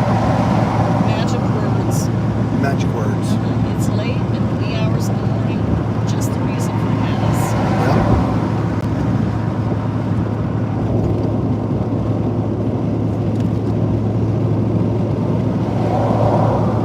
Well, our issue with the fuel Tuesday is that because we're pulling this really big thing behind us called an RV, I can't just go to a regular gas station. We gotta go to truck stops. So we have to find the truck stops that are on our route. So there's an app for that, but we do have to tell it what road we're on. So yeah. Since we'll be turning it a little bit.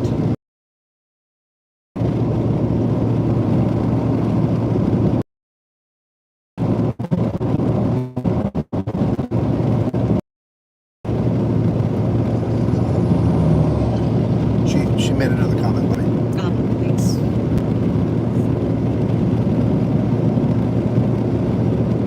Robert, have you always been a night owl? If not, when did you start? No, always been. It's the entertainer in me. Always working until 2 o'clock in the morning. And then, it takes a couple hours to wind down. So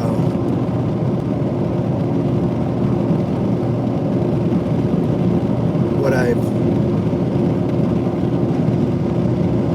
never always been is a morning person.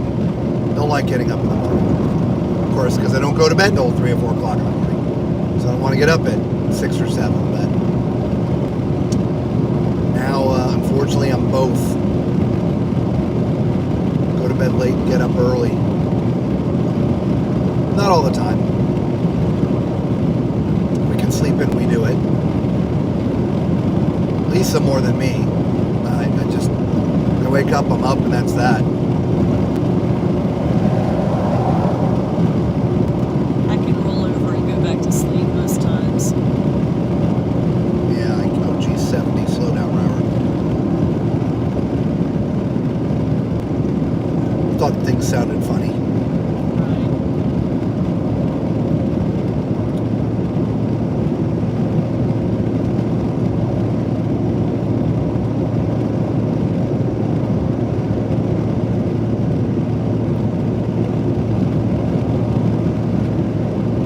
all right these days when I wake up early. I put on the headset with the microphone that we use for the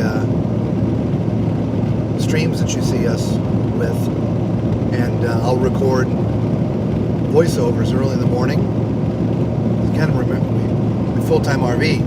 It's best description, a big metal box. Summertime, it's hot, so the AC is always coming on. And well, the AC can't come on while I'm trying to voiceover.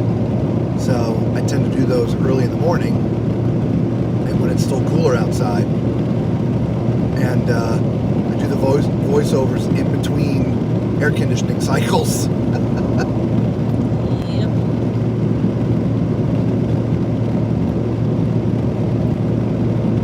I don't worry about editing. I don't worry about any of that. Just get the recording done. And then I can go back and edit them all later when the AC's running there. Yeah, because by a certain time the AC is on way more than it's off. And then depending on where we are in the country, by 10, 11 o'clock, it's just on full time almost. It just gets too hot. These last few days in Florida, it's been like, feels like temperature's been triple digits, 104, 105. Yeah, it's been hot. It should be a little bit cooler where we're going because we'll be up a little bit in elevation.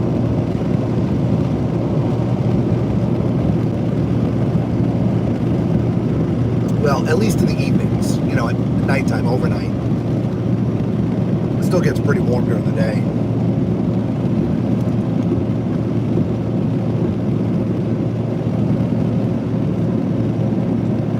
Maybe not feels like 104, but, still warm.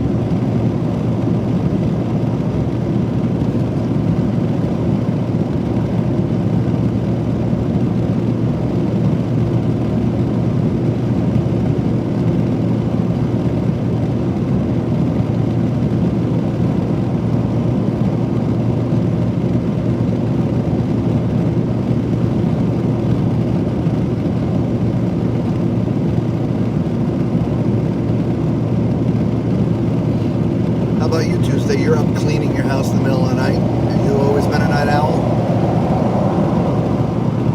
Or are you just hanging with us?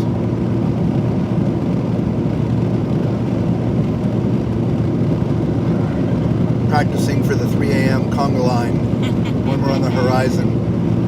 I like it. See, well, little do you know, we're doing this to give you all some training. Staying up in the middle of the night.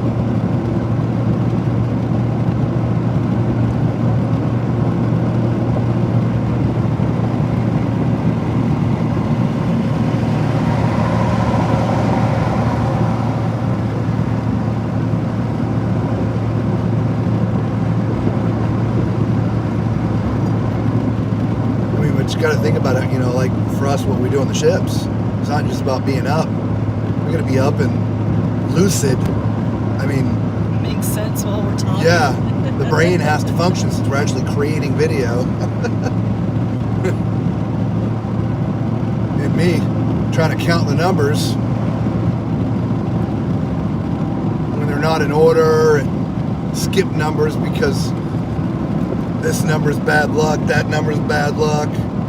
And you can't see the numbers on some of the ships when we walk the halls because some of them are recessed back in. They're not, like on the outside of the wall. They're on the inside of like the door well or whatever you want to call it. Right. So I can't see them until I'm actually past them.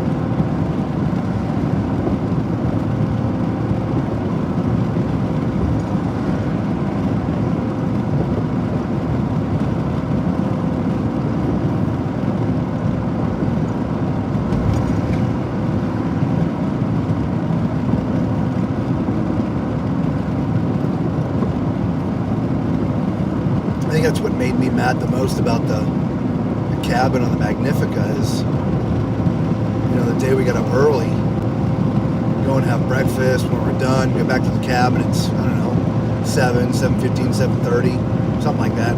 8 o'clock, all the banging started and the noise of the, you gotta kid me. Yeah, it didn't take long. No. I don't think I had even fallen asleep. Just want to sleep.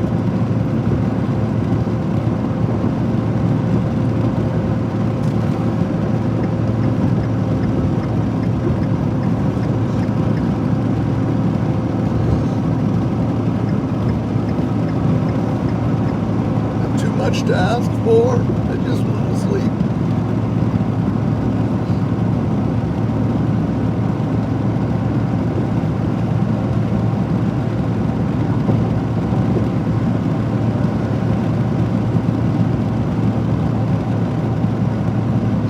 Tuesday said, we've been dipping close to 100 degrees in the past few days. Wow.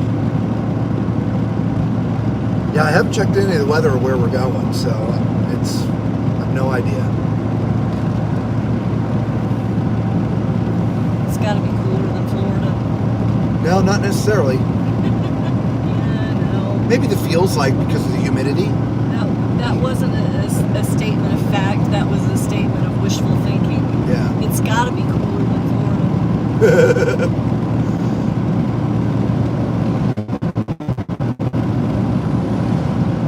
Look, the humidity's down. That's a blessing enough right there. That's true. So humid this time of year in Florida. It's always humid, but this time of year especially. It's just, you walk outside, it's like, bam! It just hits you. Just drenched.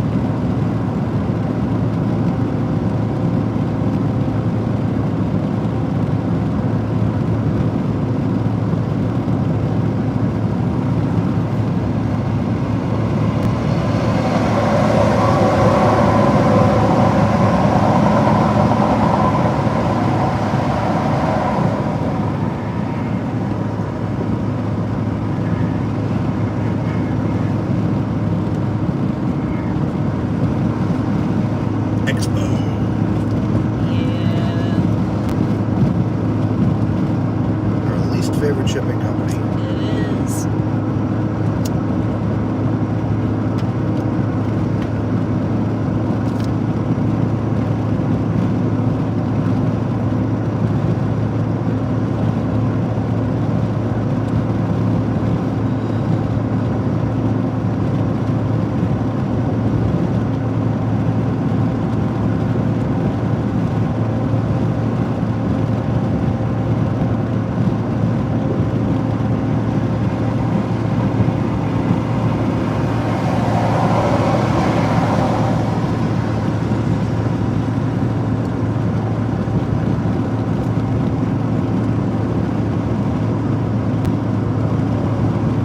Tuesday said, I'm off and on as a night owl. I don't require a lot of sleep.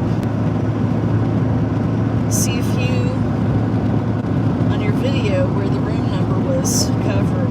Yeah. Oh yeah, that makes it even more challenging when somebody's decorated the door and you can't see. Right. Depending on the ship, I mean, the numbers start to make sense in a pattern, but with the ships that have sort of those inside cabins, the numbers get all wonky, and so I physically have to see the number. Half the time, I've just learned the pattern of what the numbers are doing, and I'm not actually seeing the numbers that I can't see. I can only see the ones that are facing me, if you will. It's also why every once in a while I'll make a mistake with a number because I couldn't see it. But I stop and I correct it because my continuity advisor over here makes sure I get all the numbers right. Well, I try. A lot of times I think you say one and Right. Which, you know. which most of the cases I'm doing that. So I stop and correct it.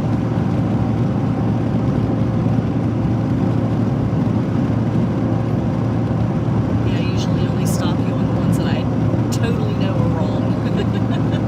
Otherwise, it's like, okay, well, I'm just going to assume you said the right one.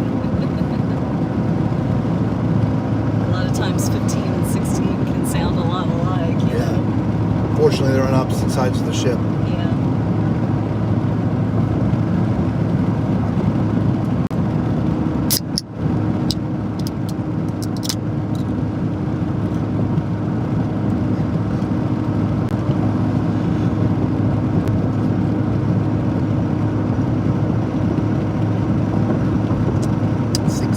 Miles to Charlotte. 63 miles. Charlotte. 63 miles.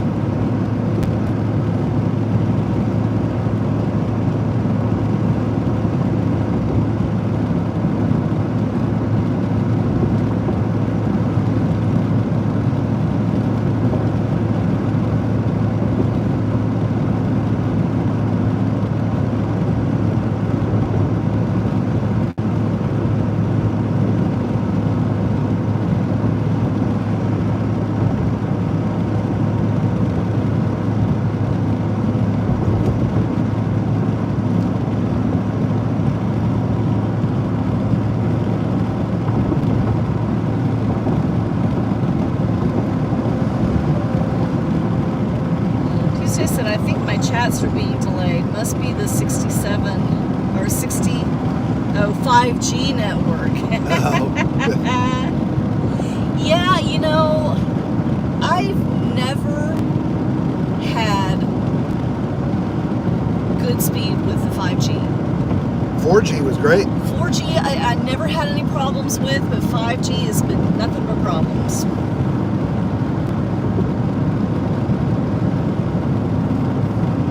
Funny. If it's 5G, it's not you Tuesday, it's us. We're sort of in the mountains now. And so yes, we have signal, but there's probably a time delay anyway. From when we're actually saying something until you're hearing it to begin with.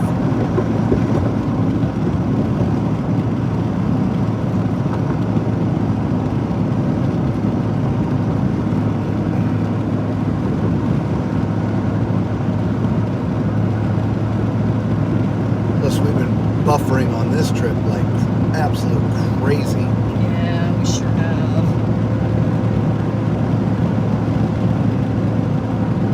Maybe consider refreshing the stream Tuesday.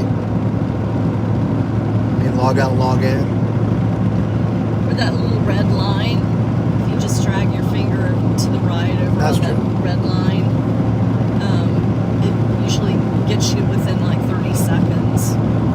Of course, logging in, logging out kills the statistics. Yeah. But I don't think we care too much about statistics on these kind of videos.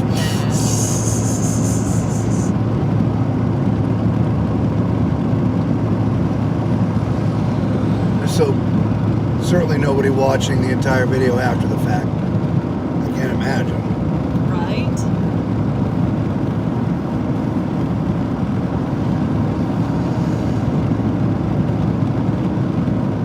Oh yeah, first big yawn.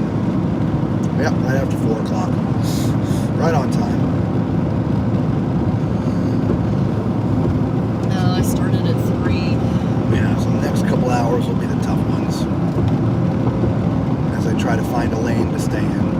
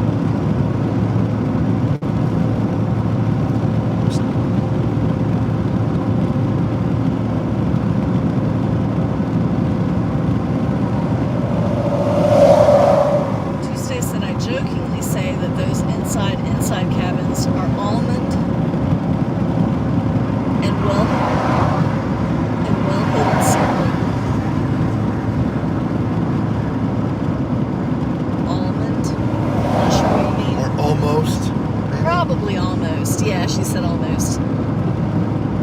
Are almost a well-hidden secret. I think so. Yeah.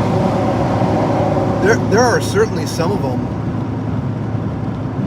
If you really look at the deck plan, they look like they might be normal sort of inside cabins, where the doors on the deck plan are, if you will, facing the balconies, right? The normal corridor. But the reality is they're not.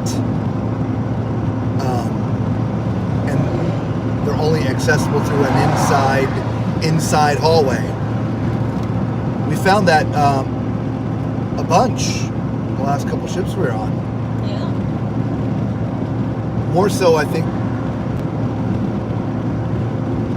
Was it the Firenze? I don't know. I forget.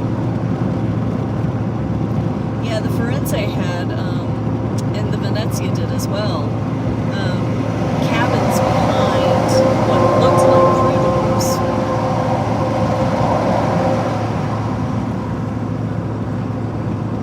So you literally open up the doors, and some of them even said corridors. You open up the doors and there's staterooms back there. It could be. You know, they had regular numbers, but I was going to say they could be some kind of crew door. Yeah, they could be. Crew cabin. Like one of the specialty entertainers or, you know. But yeah, when I look at some of the deck plans after the fact, when prepping videos and stuff, I'm like, man, yeah, those doorways were not there. They're on the inside, not the outside.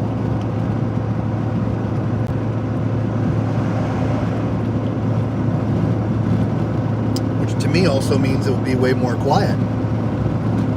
That's the one thing that's nice about those inside cabins. Unless there's noisy neighbors true. coming and going. True. It would be pretty quiet cabins. Tuesday said 5G problem for me all the time. Okay, I will log off and on. Oh wow, so you are definitely behind. You're probably 5 minutes behind us. Yeah.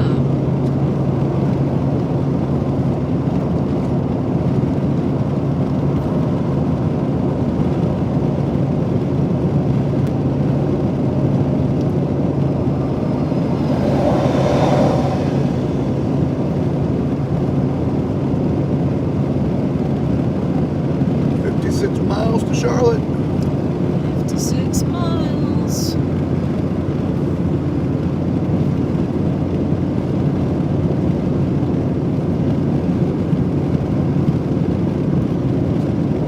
And then we go through the tunnels, don't we?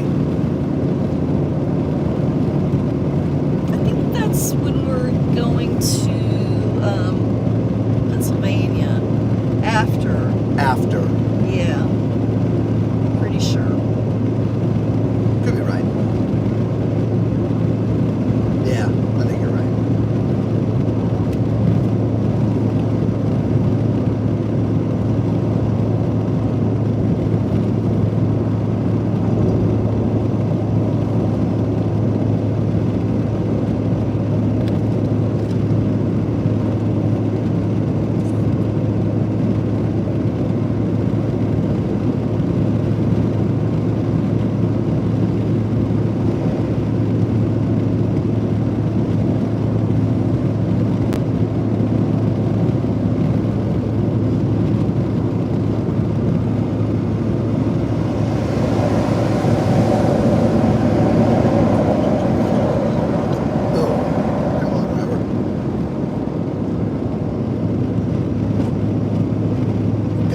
Get through Charlotte.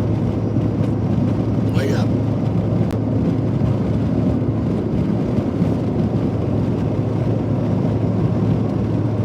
And if I feel that I'm going to stop, we can stop. Gotta get through Charlotte.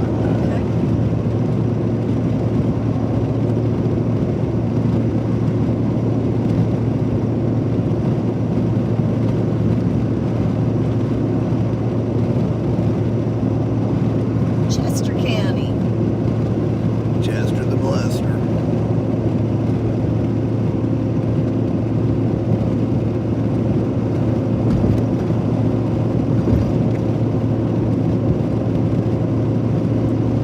Tuesday said I'm back.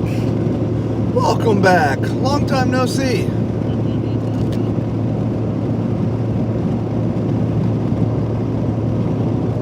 Hopefully that got you caught up now.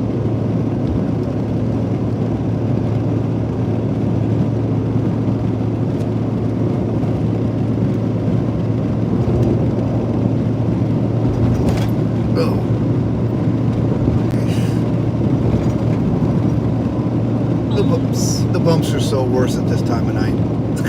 You think?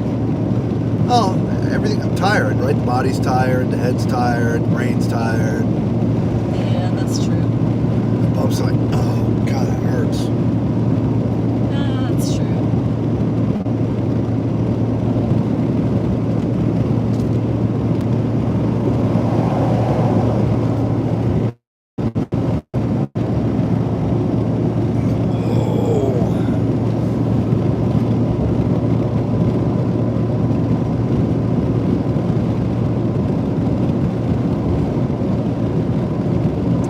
Tuesday said, I hope so. Me too.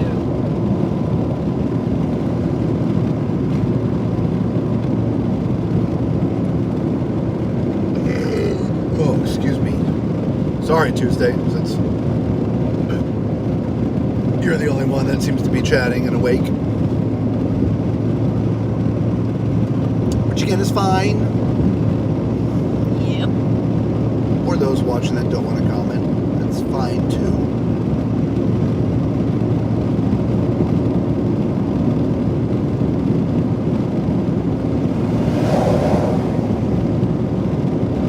Start talking about SpaceX again and wake up Lori's husband. Right. That was funny. I know.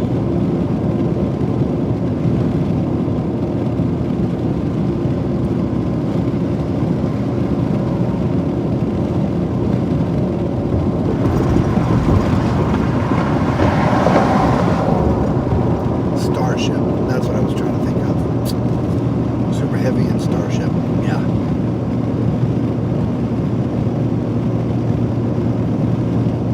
It's funny. As tired as I am, I think of that stuff now.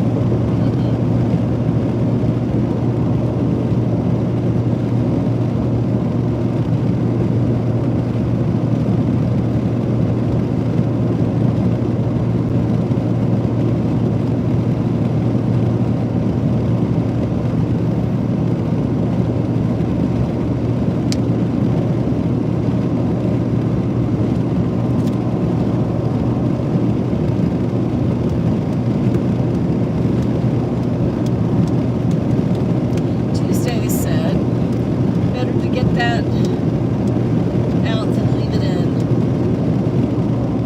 Yeah. Well, what helps me keep going is a steady influx of Coca-Cola. And unfortunately, there's some burps that come with it. I don't know why all the carbonation shook out by the time you drink it. They're 99% involuntary. It just happens. We hit a bump or something and burp. Oh, man. Sorry, didn't mean to do that. Usually a little more polite, especially on camera.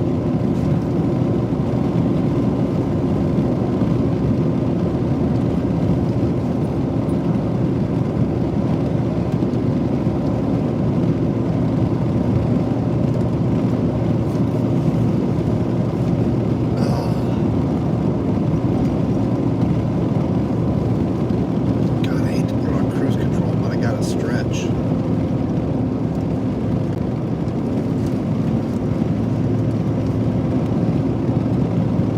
Oh.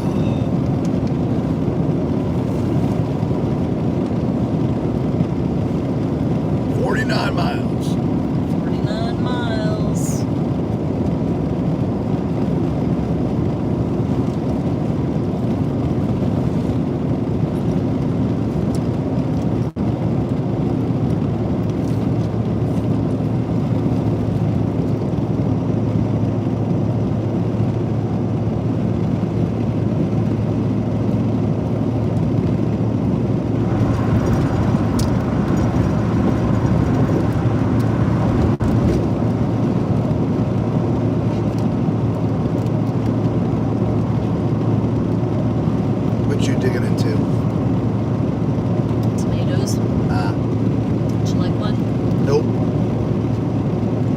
Sticking in pickles. You want a pickle? You finish with your tomatoes first. Okay. Deer. Sorry, I didn't see that one quick enough, guys. Yeah, I missed it. It was a little one, but it was up the hillside there a little bit. Right.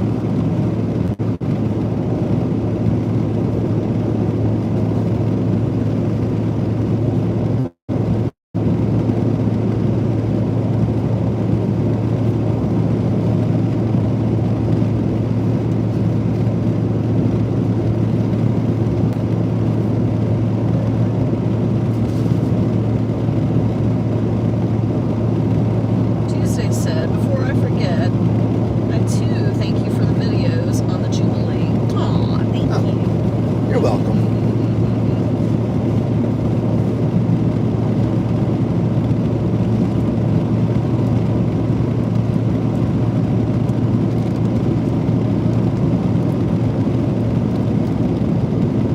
I feel sad that Chris is deciding he doesn't want to go.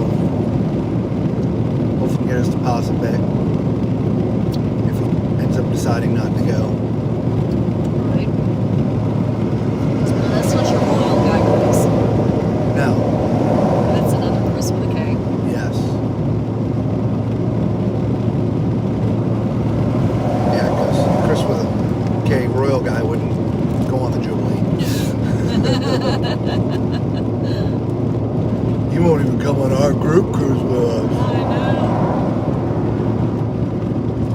Come on, man.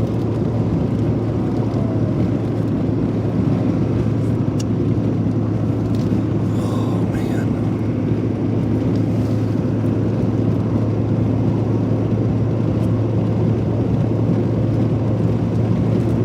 You all right over there? Yeah, just tired sitting in. I get it.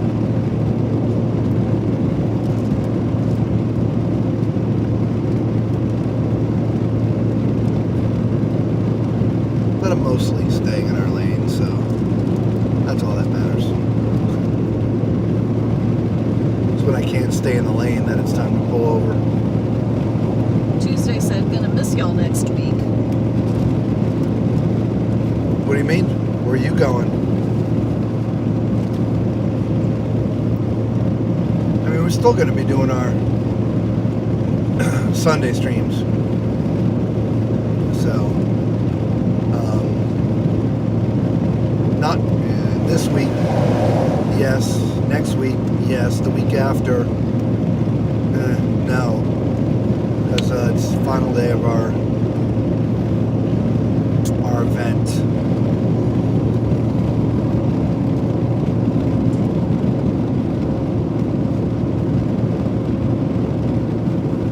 And we do put out videos still every day. There's not live streams, obviously. So you get to hear it. Here it is. It's not live. No conversation. Right? That's what we all like. You said Jubilee. Oh, you're going to be on the Jubilee next week. Wow, okay. Well, that's worth missing us. Yeah, absolutely. That's acceptable. Yeah. No, it's not. Get the Wi-Fi and watch us while you're on the ship. For Pete's sake. What's wrong with you? We do it for you.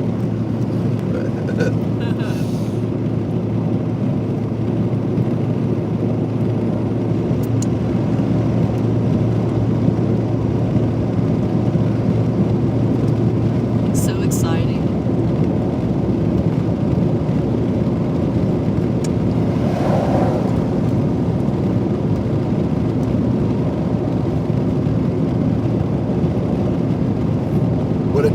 What a juxtaposition. We're now going to have to live vicariously through these guys. I know.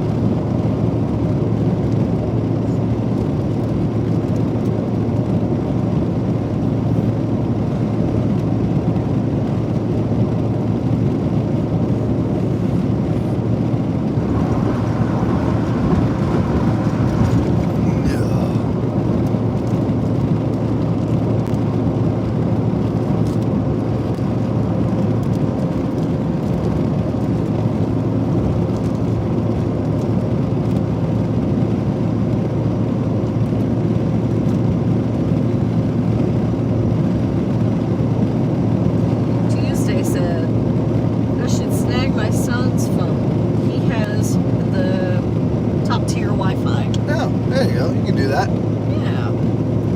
Sorry, son. I'm absconding with your phone for the next 2 hours.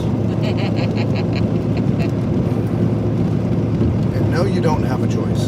But thanks for asking.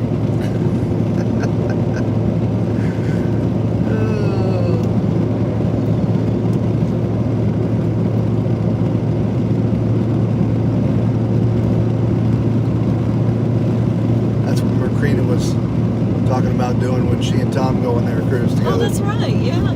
Taking her son's phone. Yeah. Tom's like, but I got the package.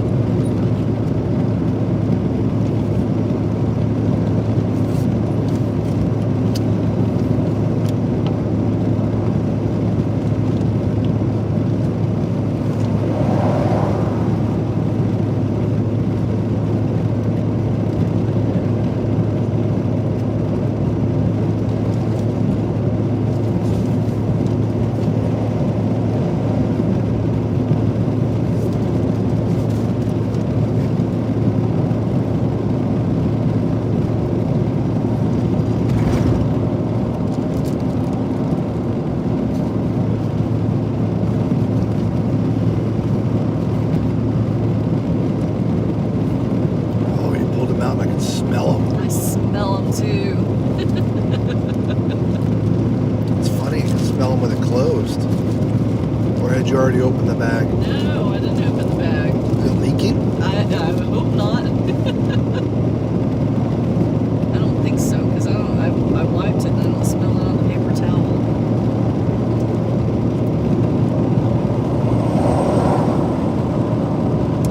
Lindsay I'm sorry, I'm butchering your name. I can't read it. Bishop? Lindsay. Yes, Lindsay, good morning. From overseas. Oh, okay. Very nice. Hello, Italy. Lindsay says, good morning. I can finally make a live stream. I know. Only when you guys are pulling an all-nighter. Drive safe. Yeah. Yeah, we still talk about cruising a little bit. Yeah, we do. Absolutely. But it is about the drive. Oh, welcome. Yeah, we're about 4 hours from our final destination. We started off about 8.5 hours ago. Lindsay says, that's me. Buongiorno. Yes, I remember.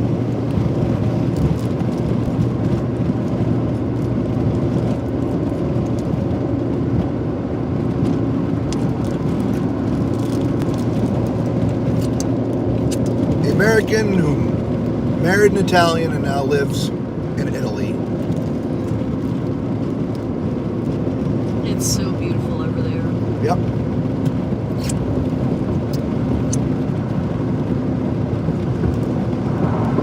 Lives in the Umbria area. See? I remember. Can't believe that I actually remembered this time of the morning. I'm tired. Tuesday says, hi, Lindsay. It's one nice thing about an international audience with these late drives. They can come on in the morning. Right. Lindsay says, hi. That's about what? 10 o'clock there. Yeah. Go say hello to Fabio, our friend. Right. Alright, probably pretty good. Good. Yeah, Fabio's in Reggio di Calabria. Bit south from you.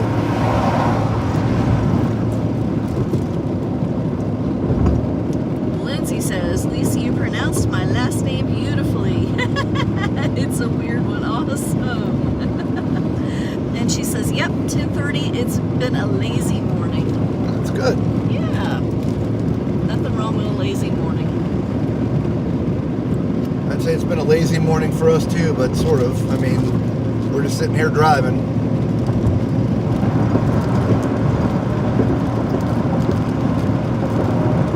We've had decent weather for the drive. so far. We're not there yet, but I believe we'll be okay for the rest of the way.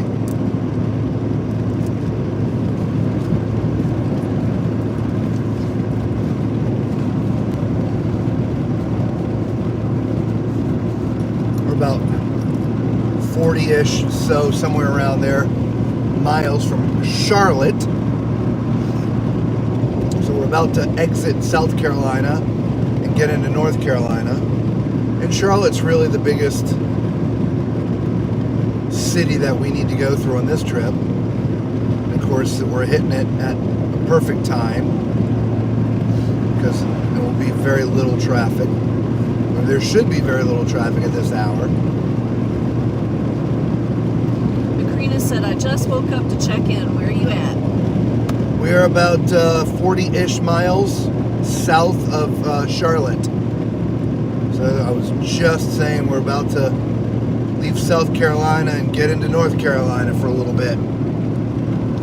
And Lindsay says, we could have waved to Fabio. We sailed through the Messina Strait on the Divina about a month ago. Oh, nice. Yeah. Yeah. These beaches that overlook Sicily. He sent me a picture once and pointed. He said, that's Sicily over there. What? That was a few years back now. Like, boy, you are south.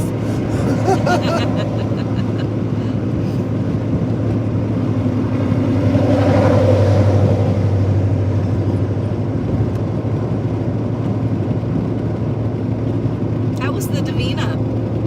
She loved it. Oh, you did? Okay. Yeah. You've already talked. Yeah. Okay. She loved it. Nice. I told her, okay, we'll have to put it on the list. Yeah. And then I said, well, not for nothing, but they're all on the list. Yeah. Again, how I remember that, I don't know. With all the comments I answer.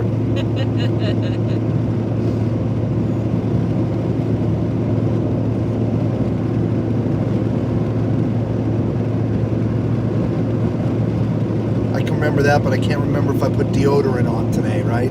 It's the strangest things what the brain remembers and when. Yeah, it is strange, isn't it?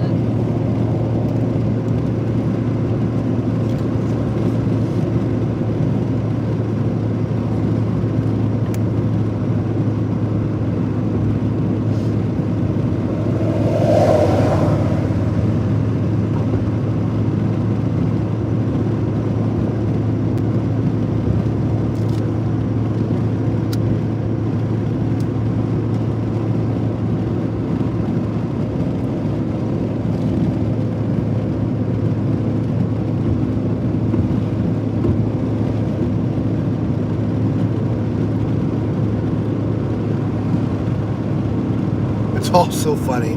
That whole conversation that I've just now sort of regurgitated was through emails, because Lindsay had sent us this entitlement thing that she saw. Oh, that's right. I remember you talking about that. I can remember the conversation with Lindsay and the words that I said, you know, all that stuff, but I cannot remember what the entitlement was. Right? It's just interesting what the mind remembers. Right. Lindsay said, I loved her. She's not new at all, but still beautiful. I'm finally going on the seashore next March when I'm in the U.S. for family wedding. Can't wait. Nice. Yeah, it's going to be a big step up from the Divina. I like the seashore. And since we have the extensive videos on it, you will be Very familiar well with educated before you ever get there. Know where all the best spots are. That's nice. Where's your cabin? Is it close to the front of the ship or the back of the ship? Well, or midship?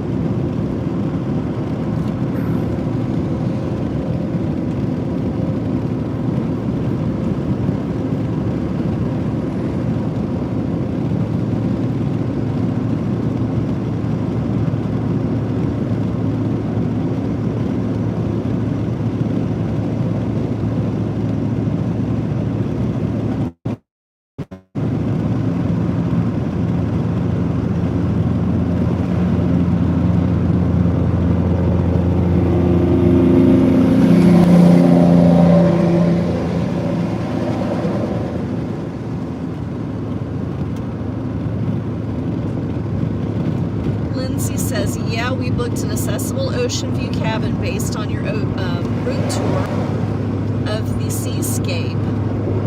Should be about the same now. Yeah, do you know where in the ship it is? Front or back? Yeah, they're the seashore and the seascape. They are sister ships. Yeah. One reason I was asking, if you're close to the back, make sure you make good use of those the elevators that are in the back. Oh yeah. Now they start at deck 8 and go up. But anytime you want to get to the buffet or anything, that's the best way to go through those back elevator shafts. But they don't go down, again, lower than 8. So if you need to go down to, the restaurants and stuff like that, you got to use different elevators. But, go ahead. No, I was going to say, but, for going up, if it's not out of the way, if you're close to it, that's the way to go. Like for us, when we were on the seascape, we were very close to the back of the ship. So anytime we wanted to go up, the elevators were right there. It was great. Yeah. There's no stairs there either. I know you're inaccessible because you got the wheelchair, but still, there's no stairs for those who want to walk. But anytime we wanted to go to dinner, we would just walk through our deck until we got to where we needed, whichever elevators we're going to take, and then go down to the restaurants or whatever. Anyway. Tuesday, on the Jubilee, says I'm on the front end of deck 10. On the Jubilee? Yeah, on the Jubilee. And deck 8 is where a lot of stuff is. Where a lot of stuff is. You've got just walk down a couple flights. You've got just walk down a couple of flights, and you've got all the Coastal Pizza, the specialty restaurants. Pig and Anchor, my favorite hiding spot of deck 8 is in the rear of the ship. That little restaurant that's only open on sea days on the outside promenade there on deck 8.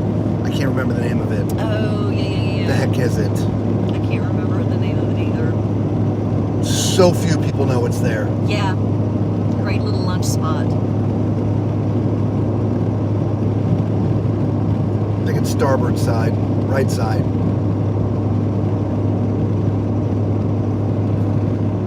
Tuesday said, oops, I had stepped out of the room.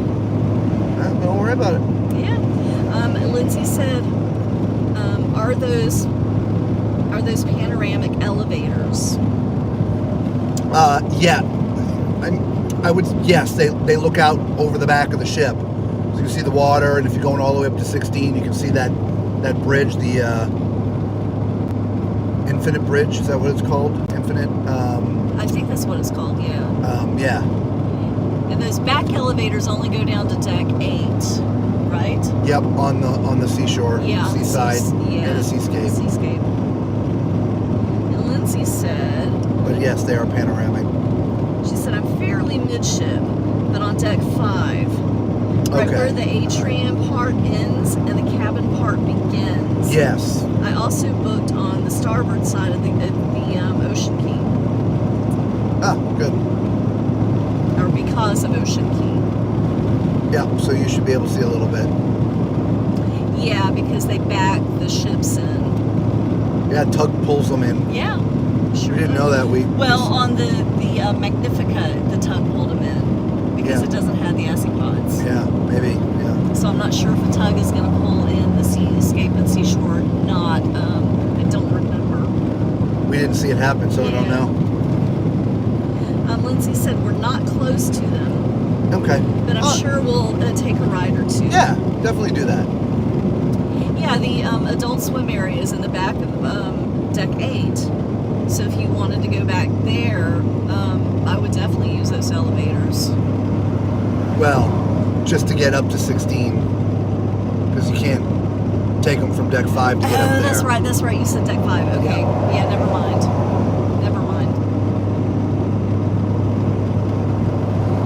But you can go up to deck 8 and then go through the club. There's doors that let you out the back. want to say they're sort of hidden, but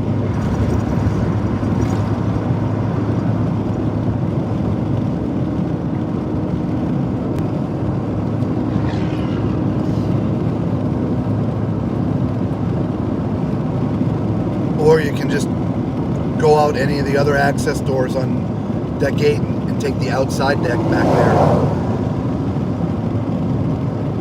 That'll be a lot less stress.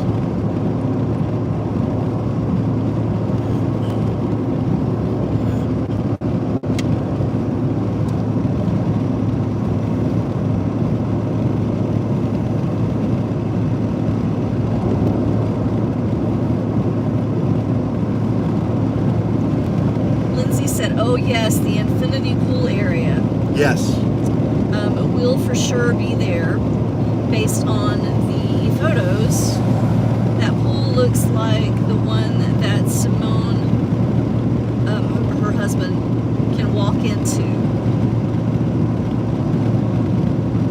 Don't remember.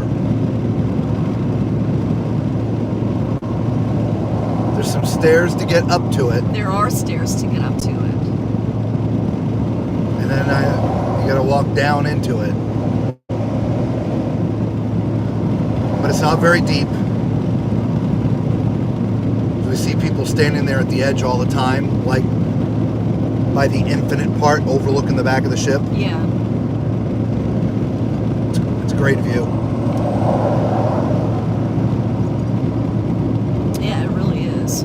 Oh, wait a minute. Maybe you can walk into that And one. it has the bridge that goes out to where the flagpole is too, that goes in between both sides of the pool. Yeah. No, I'm thinking maybe you can walk out into that one.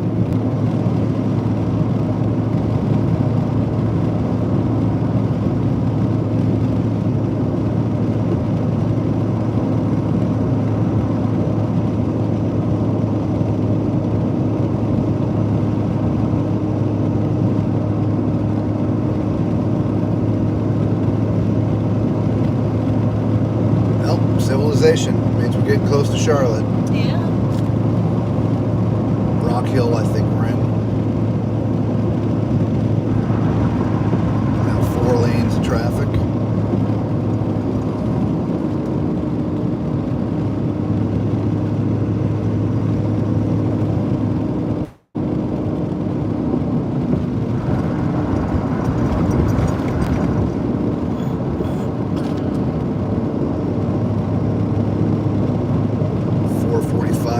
Traffic's already, it's not thick, but thickening. It's lots of traffic. These aren't late night partiers, these are people going to work. That's why we like to get through here early. Right.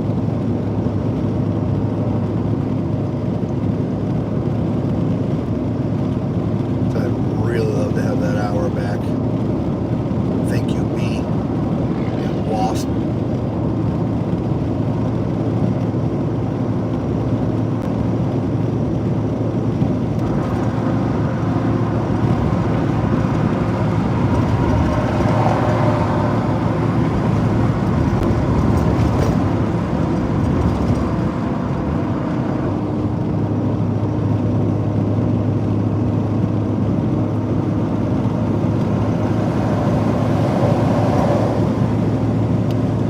It was funny. I was thinking about you earlier, Lindsay. I was hoping you would come on, remembering you talked about not being able to catch any live streams. I'm like, I wonder if she'll turn on the drive. Because it'll be morning her time. We're still going.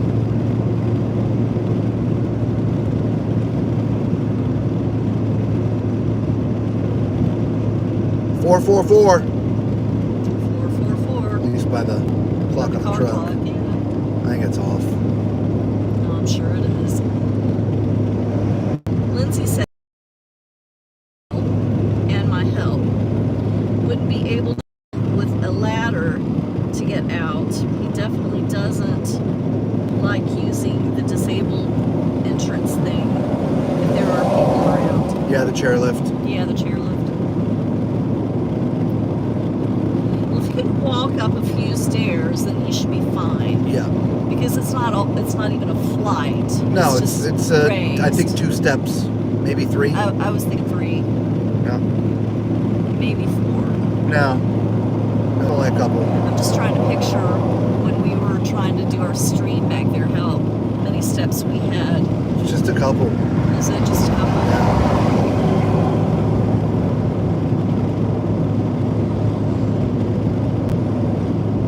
Well, on the seashore out of Port Canaveral, it shouldn't be very... The back should be pretty quiet. There shouldn't be... What we found was the more Europeans that are on the ship, the more congested that back deck area is. That's what we found on the seascape. Whereas the more Americans are on the ship, the less busy it is back there. And I don't know why that is. I wish I knew.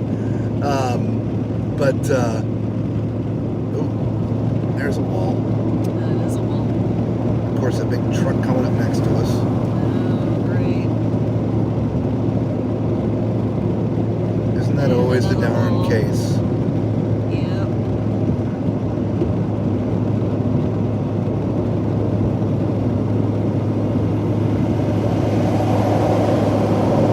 Yeah, it was funny doing the back-to-back and having such a vast difference of passengers between the two. Yeah.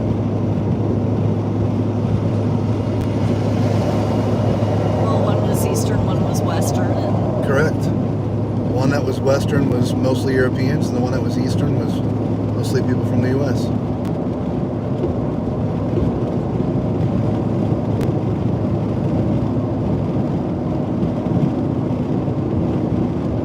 Mostly. Not 100%, but yeah.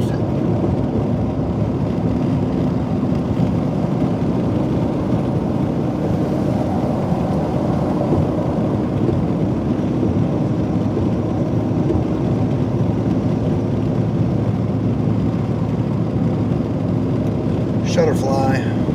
Oh, okay.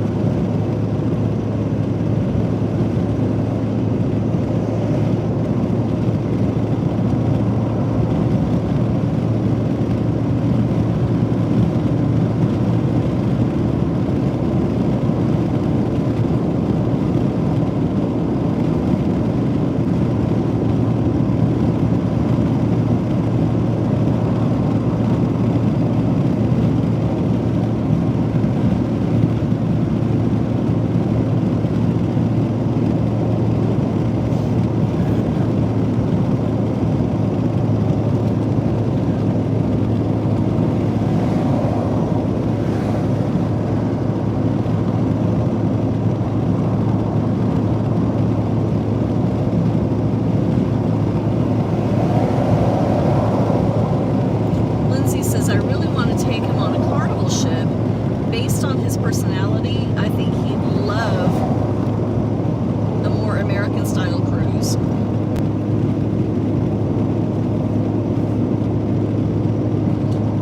Well, I don't know what has happened to the seashore since we went on it. But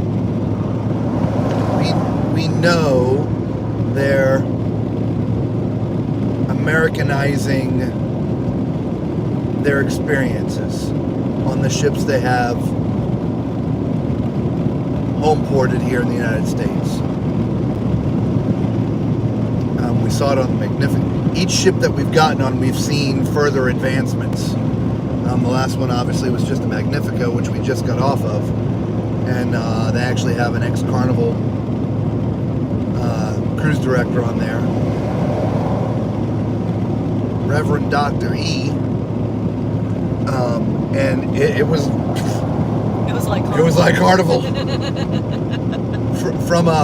From an activities experience, the feel and the tempo, right? Starting with a sail away party and all the way through.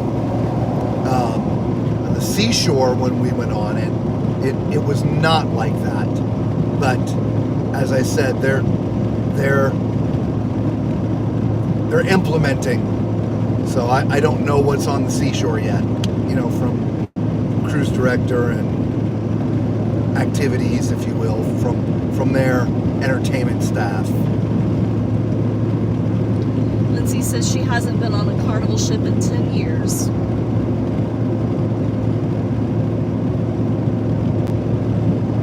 There's been a few changes. Yeah. Oh, I promise you, anyone that has been on Carnival, if you had been on that Magnifica, you'd have been like, Carnival? Did we get... True. Right? True. I mean, it's not hard to figure out. I mean, they have an ex-Carnival cruise director, and they hired him for a reason, to bring that experience. Right.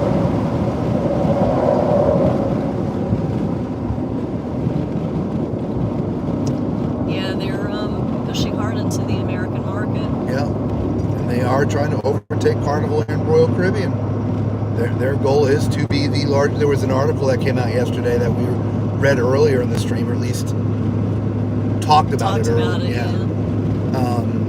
It was a whole article profiling MSC.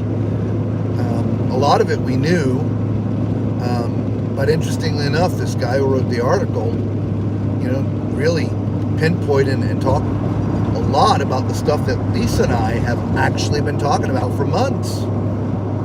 That we truly feel they're strongly going after the market. Oh yeah, they're chasing both Royal and Carnival.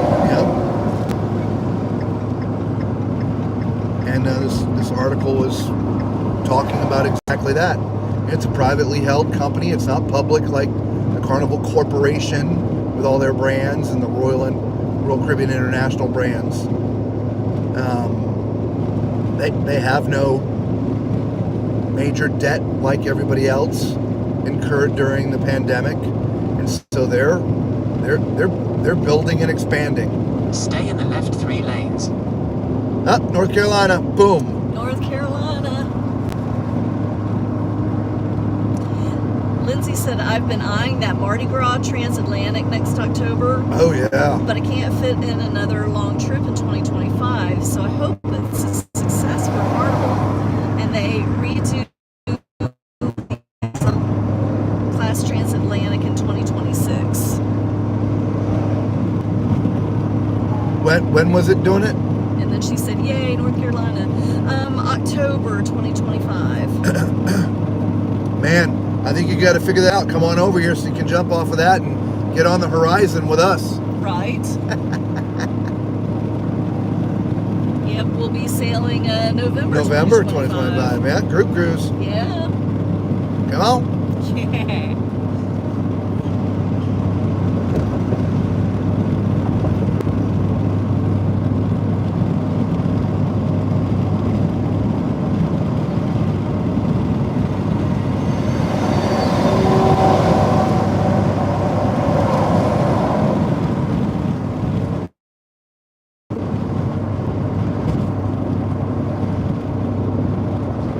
Yeah. Lindsay said, group cruise. Yeah.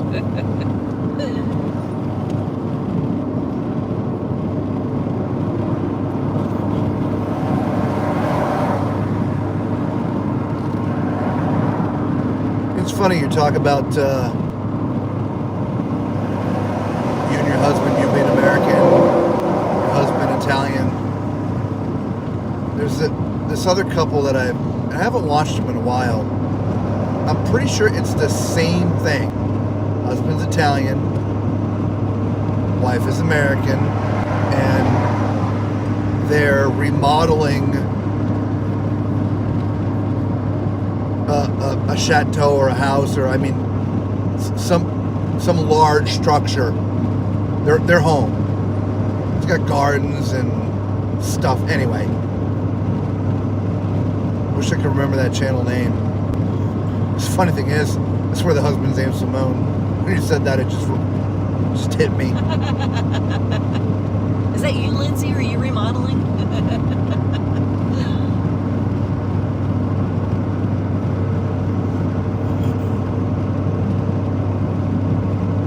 Now,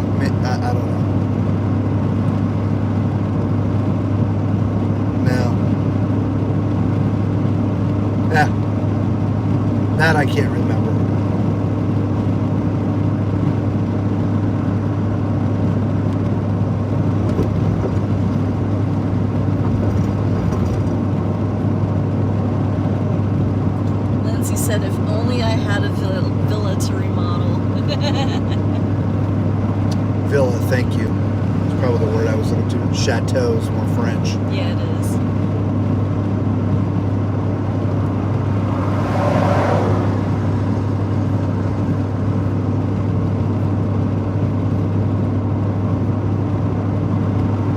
Yeah, charming little villa in the countryside. That would be so nice.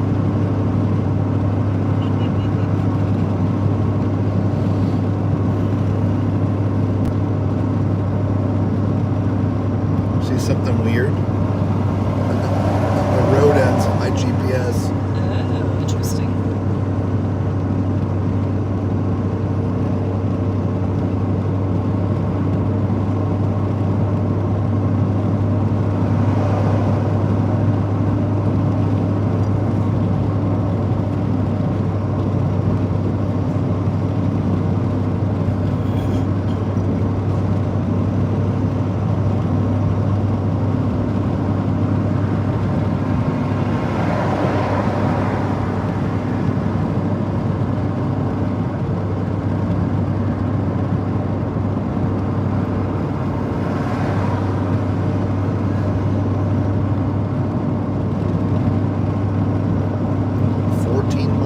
Some direction change. Alrighty.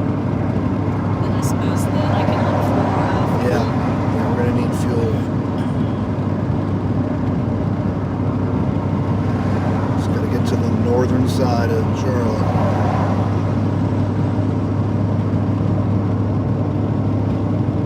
Traffic should thin back out. I mean, it's not thick, but definitely not in the country anymore.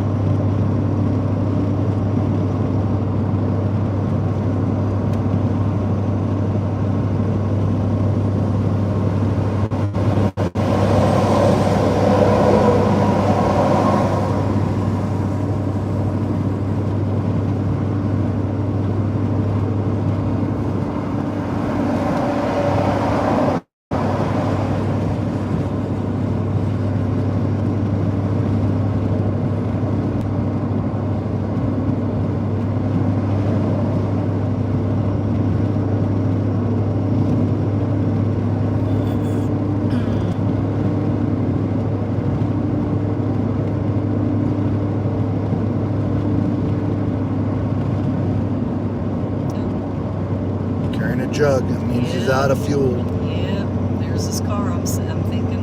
Probably.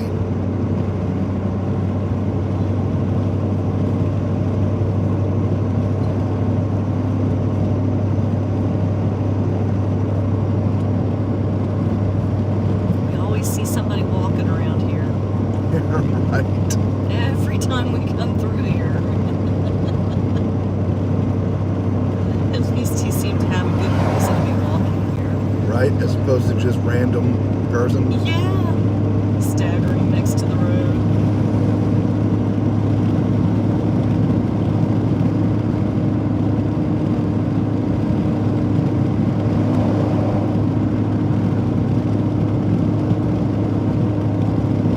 Right, it's about to tell me the direction. All right.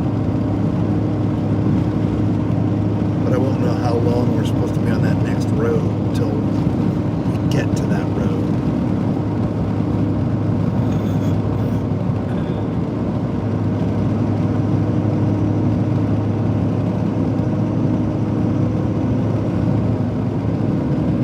In about 10 miles, keep right onto I-77 North.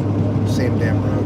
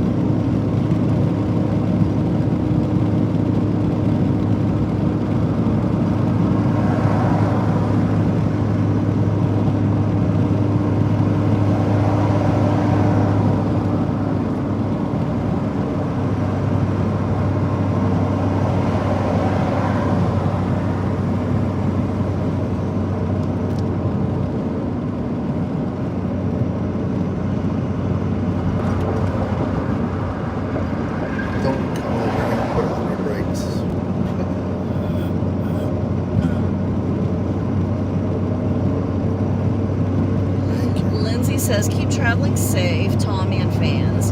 I have to get ready to teach an English class. What a tough gig. All right, have a fun day. Yeah, thanks for hanging out with us. Yes. All right. We'll see you again soon. Yes, we will.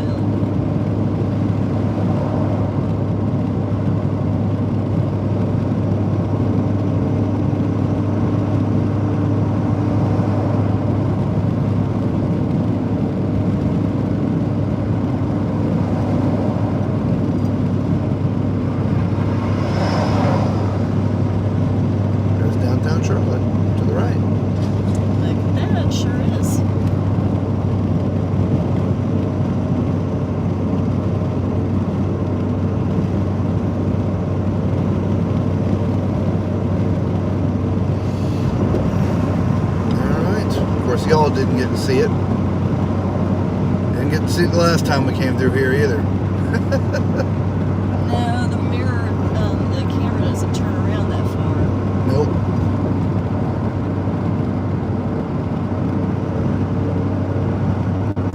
Lindsay says, thanks guys. And some Italian here. And so I can't hardly read it. Let's see. Ci vediamo presto. So, have a great day. I don't know. Yeah, I'll have to look that one up. Presto is soon, right? Yeah. Ci vediamo. See y'all soon? Yeah, that's what I'm thinking. See you again soon.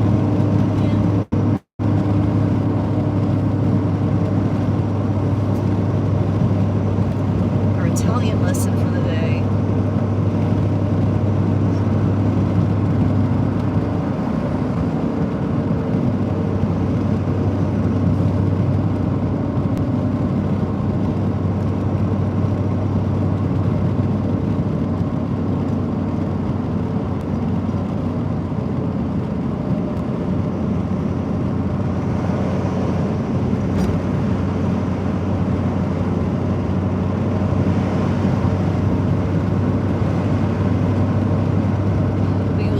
Other soon.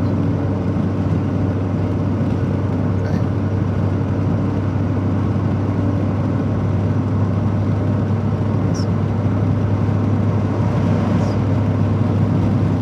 Ci vediamo presto.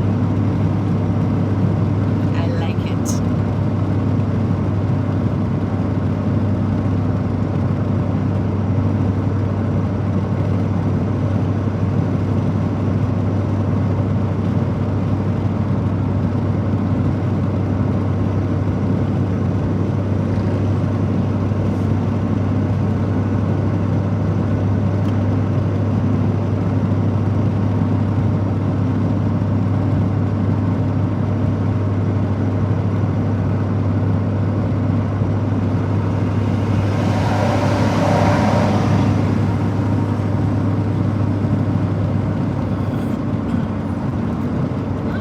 never seen a green ambulance before. Yeah, I can't say one way or the other.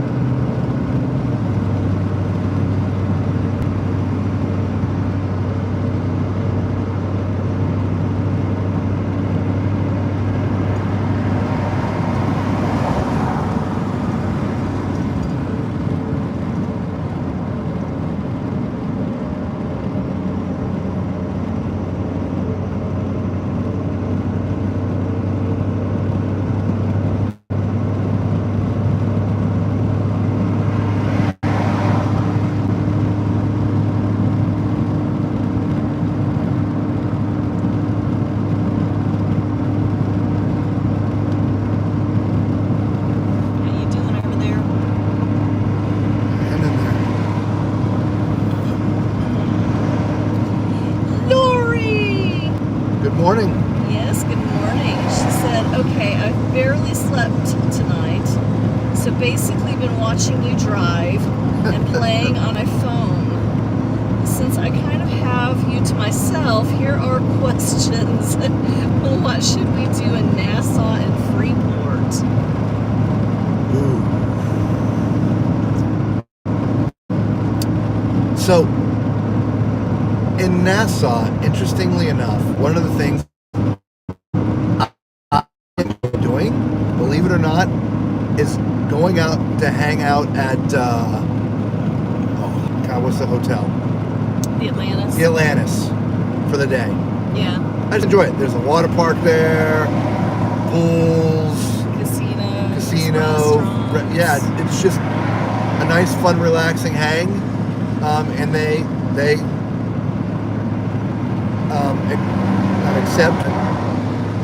accept cruise ship passengers. Now, you have to pay for the water park sort of area. I forget how much it is, but it wasn't ridiculous, I don't think. I can't remember. But that's the one thing we sort of enjoy doing. I feel like the prices have gone up for the water park. I feel like I've read something on that recently. So I feel like the prices have gone up, but I have no idea what they are. I mean, outside of that, there's nothing else we've done there in such a long time. I couldn't tell you. In 2 miles, in Freeport, keep right onto I-77 North. I can't even remember the last time we've been to Freeport. No, I can't either. So we are at a loss at recommendations about Freeport. Yeah, and in Nassau, they've redone the port area. So there's, lots of shopping and bars and restaurants right when you get off the ship. You don't even have to go into the city. You do go into the city, just, keep your head on a swivel. Yes. It's currently rated number 2 on the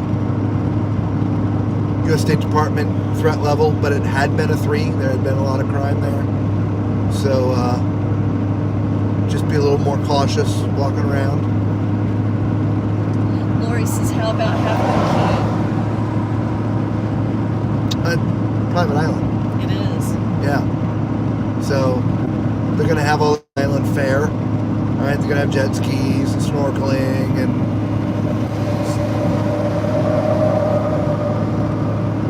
so not really a destination to in my brain. It's not a destination like St. Thomas or St. Martin or in this case Nassau that you're talking about.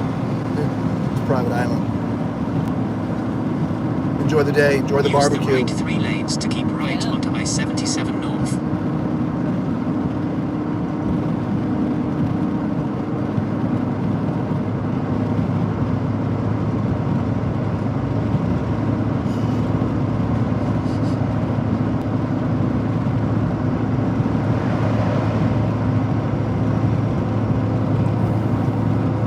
Keep right. All right, give me a mile marker now. Come on now. In 4 miles, keep right Come onto on. I-77 North. We're just gonna have to pick a spot and pull over if he keeps this up. Yeah. I remember this. Yeah, I do Yeah. too. It goes on for a while. But we're all right. Okay.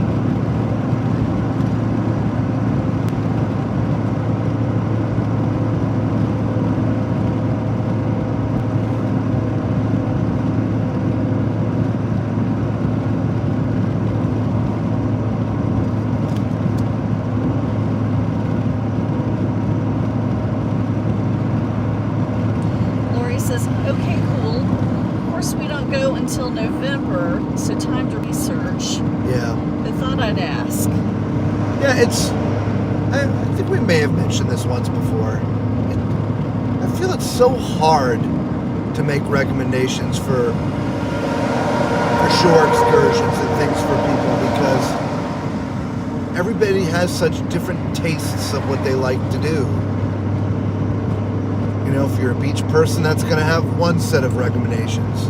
Do you like to fish? Well, that's going to have, go off and go on like a deep sea fishing thing, right? That's a different set of recommendations. You like to go shopping, that's another set of, it's, the cruise lines, as you well know, offer really something for everyone. And so... Yeah, they always have a good variety. Yeah. We're just...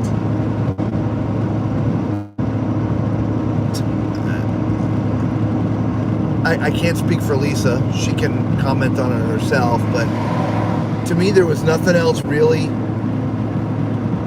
in Nassau that excited me to want to go do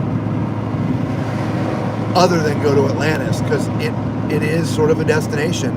I've actually played there on property In 2 before. miles, keep right onto I-77 North. And it was like, wow. And Lisa wasn't with me. So when we went to Nassau on a cruise, I'm like, yeah, we got to go hang out at Atlantis. And then she's like, okay, wow, when we got there. So that sort of became one thing that we like to do there. But, we had dinner with a couple on the Magnifica, and they rented a couple scooters and went all around the island on their own on their scooters. And they had an absolute fantastic time. So, you want to rent a scooter? Right?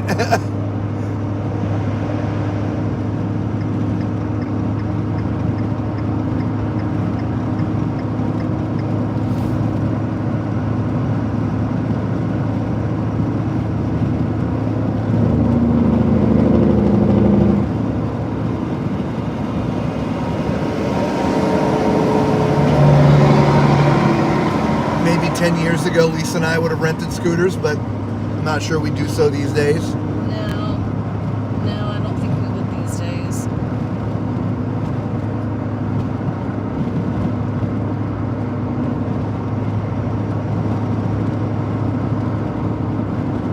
Use the right 3 lanes to keep right onto I-77 North.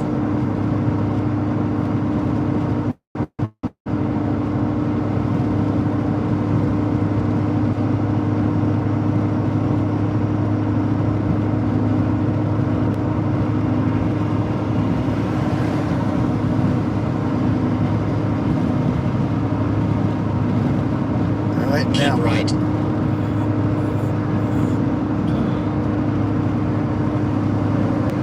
In 7.3 miles, keep right onto I-77 North.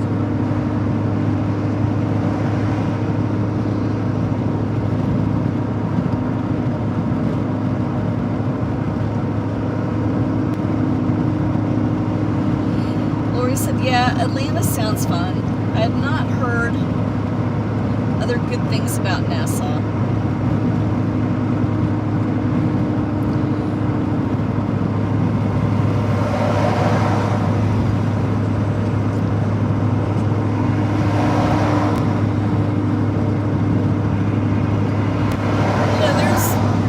There's all kinds of excursions, things that you can do. You could ride a horse out onto the beach.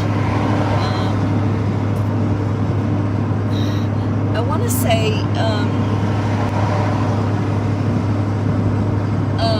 junk canoe, but I don't think that's like a daily thing. I think it's like a nighttime thing. So you probably Well, would be that able couple to that see rented the scooter, they went to some beach some beach on the far side of the island. Yeah, it was absolutely beautiful.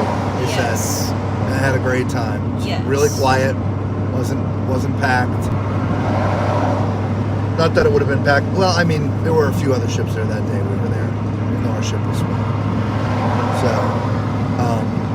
But again, if you do decide to do that, rent scooters and go off to the other side of the beach, just make sure that you're, cautious. Yeah. Because there has been a lot of crime in the area. Yes.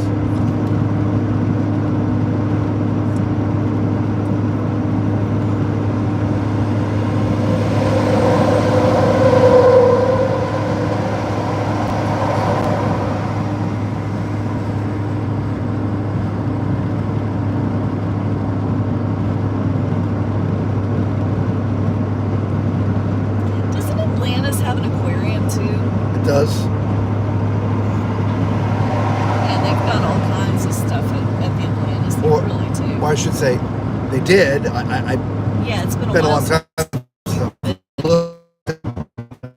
Yeah. but 2 lanes. okay, fine, I will.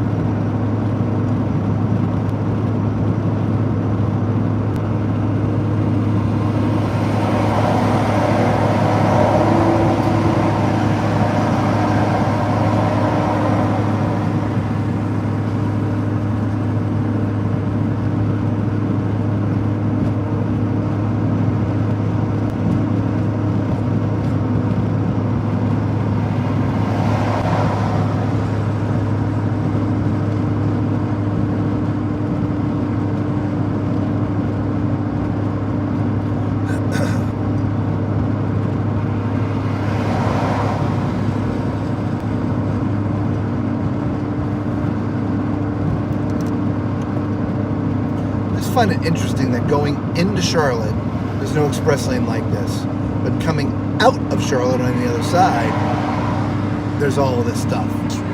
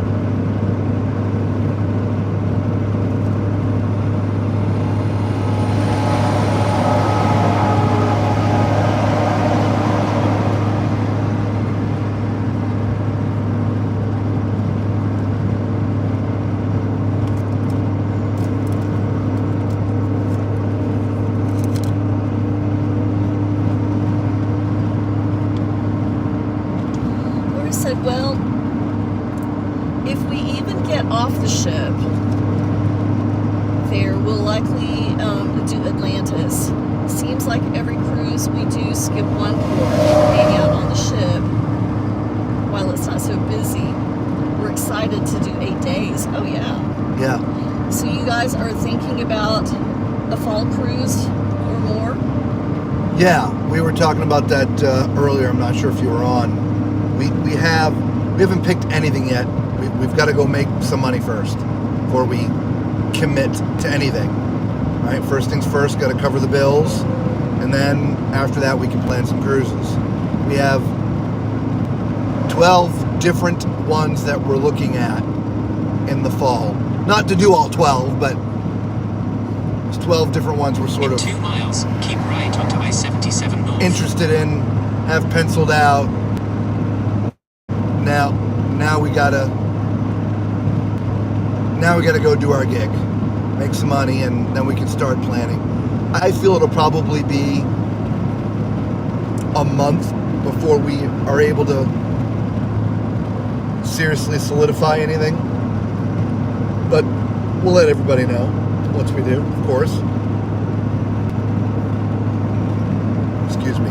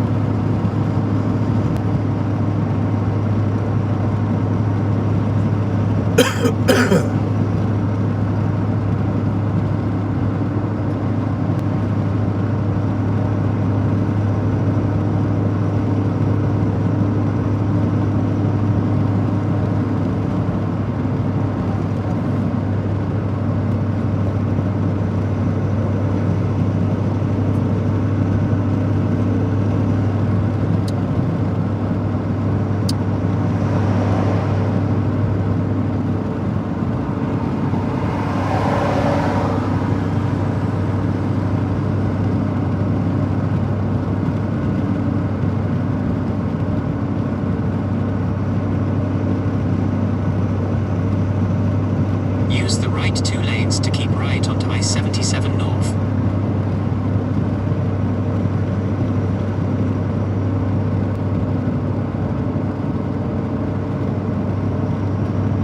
Lori says, I love seeing you guys build your brand. Honestly, I've never seen 2 people work as hard as you guys with 2 channels and then whatever else you do.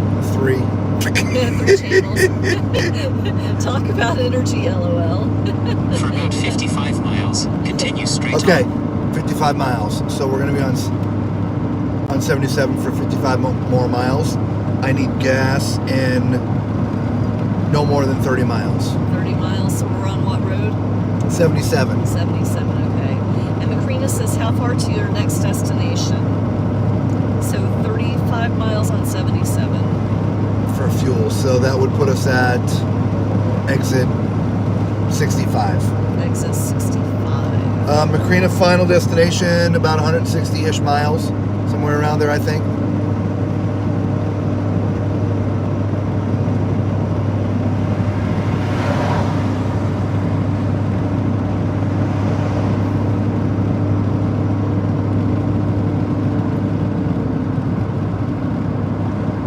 For those commenting, Lisa will be back with you shortly. Right now she's looking up our gas stop, so she can't look up gas and comments at the same time. But we'll answer your comments here in a minute. We are, like I said, around exit 30, so 65.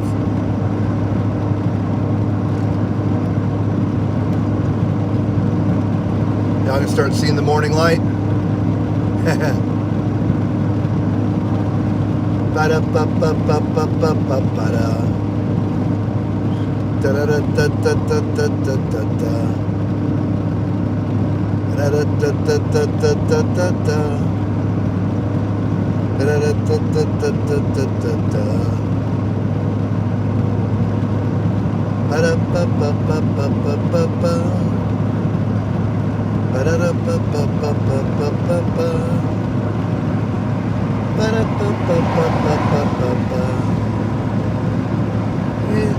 Up until the morning light, the morning morning light. Oh.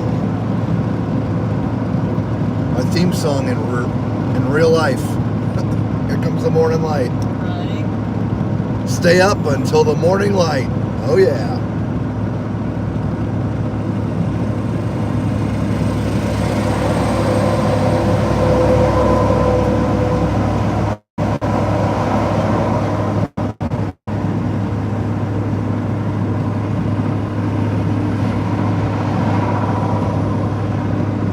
Is it Interstate 77 or Highway 77? Interstate 77.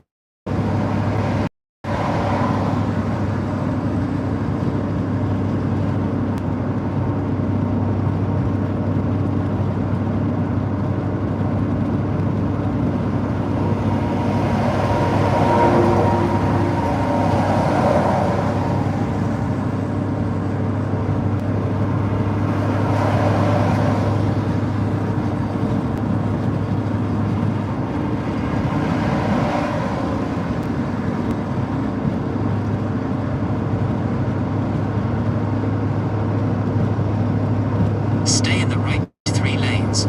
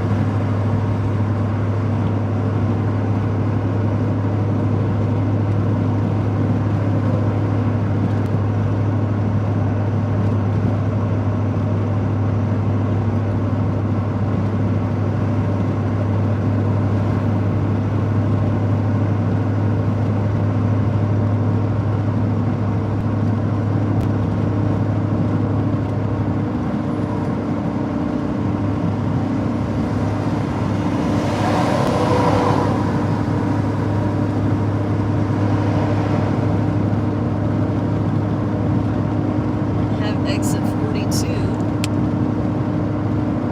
That's a little soon, but we can do that. Then I have exit 54. Okay, we can do that. That's closer.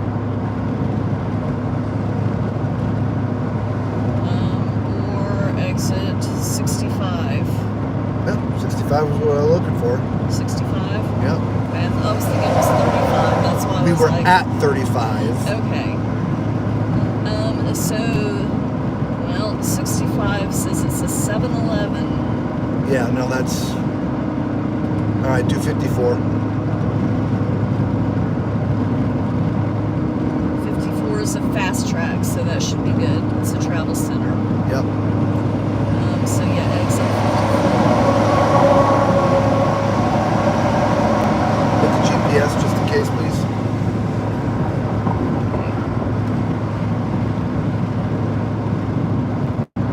That's 20 miles from now.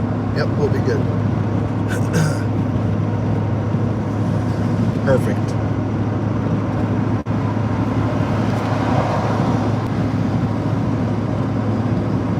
That'll actually get us there with about a half a tank.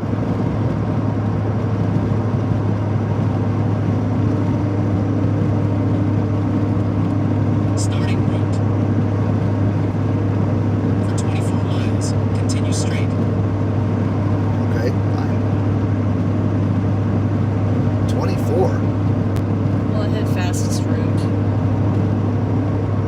It stays on 77. Or an exit 35. 45. You said exit 44 should be like 19 miles.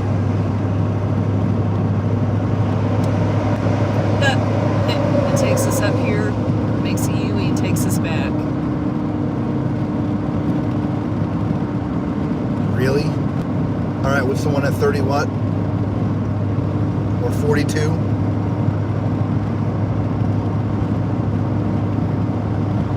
Just in case that's the only way to get there. I'm not going 4 miles out of the way to turn around and come 4 miles back. That's ridiculous.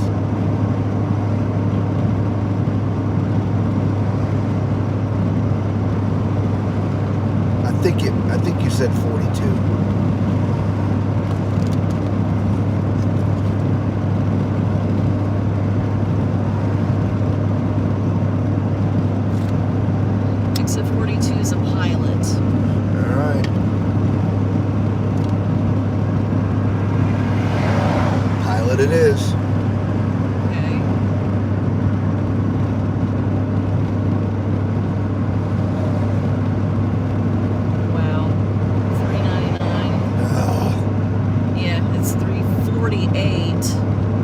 the other one. Okay, fine. We'll go to the other one. But it's exit 54. So let's see if we can pay attention to the exit. This is, yeah, exit 54.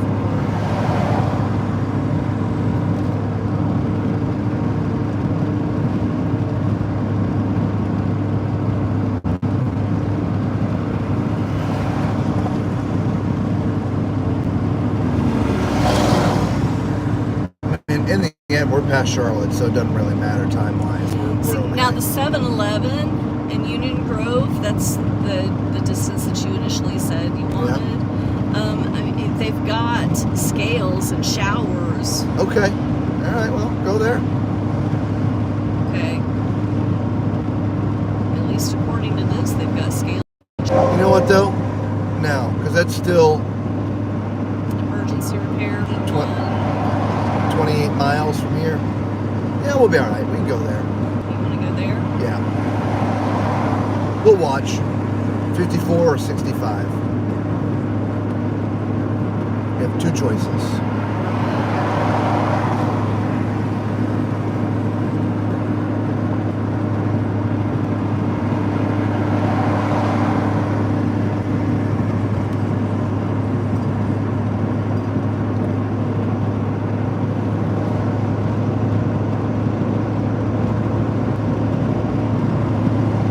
Starting route. 27 miles. Continue straight. Ignore that. I'm trying to close this and I can't figure out how to close it. There we go. Alright. That was the second one. I told you Starting to. route. So this 7 miles. Continue straight. is supposed to be okay.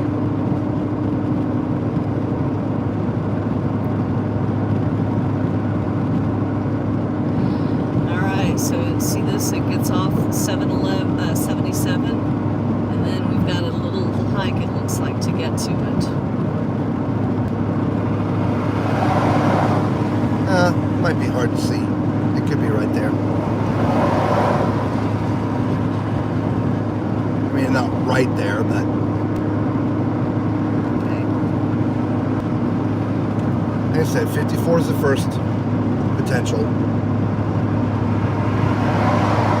Okay.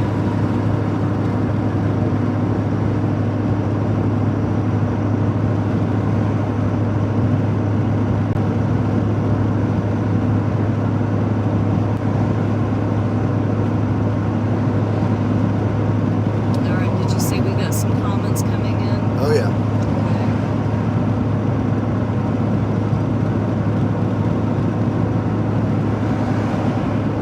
Macrina said, how far to your next to your destination? We already said that. Okay.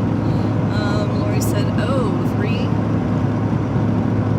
I fired. I need to snoop more.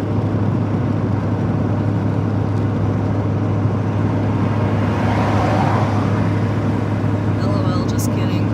Hi, Macrina love. Macrina said, good morning, Lori. Lori said, ugh, typos. Macrina said, look at that beautiful dawn sky, right? Right? Lori said, look at the sunrise. In another hour, I'll see it here in Oklahoma. Tuesday said, all right, going to catch a couple hours of sleep before I head out. Good night / morning. Be safe. All right, Tuesday, thanks for hanging out with us. And happy nappy and good night or good morning or... Yeah, right. Yes. Get some rest. And we'll see you soon.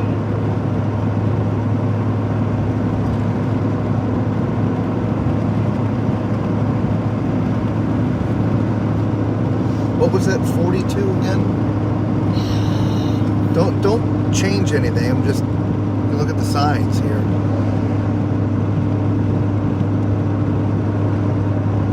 Was that the Pilot that was $3.99? I think that's what it was. That's what it was. The Pilot for $3.99 a gallon. That's exit 42.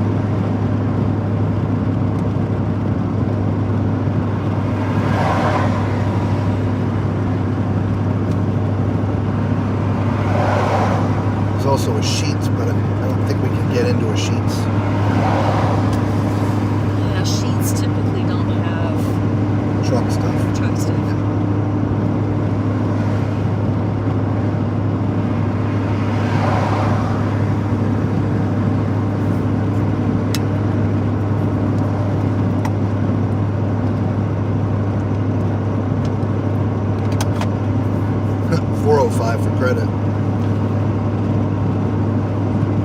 Wow.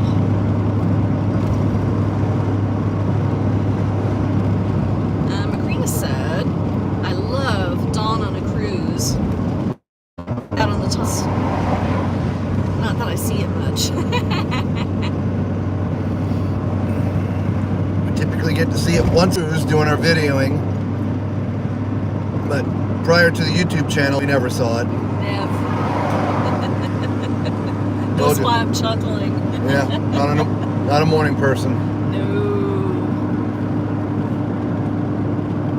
No, definitely not morning people here.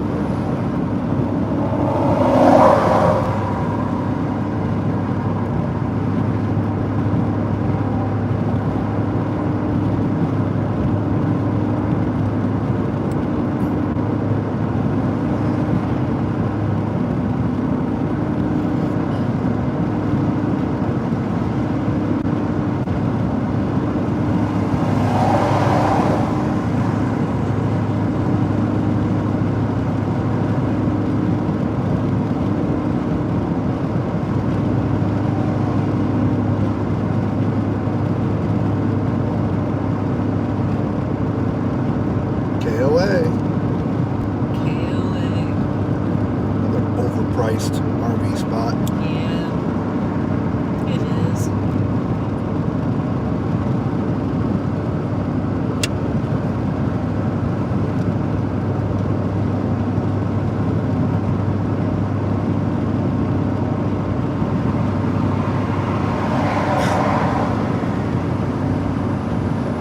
What's he flashing at?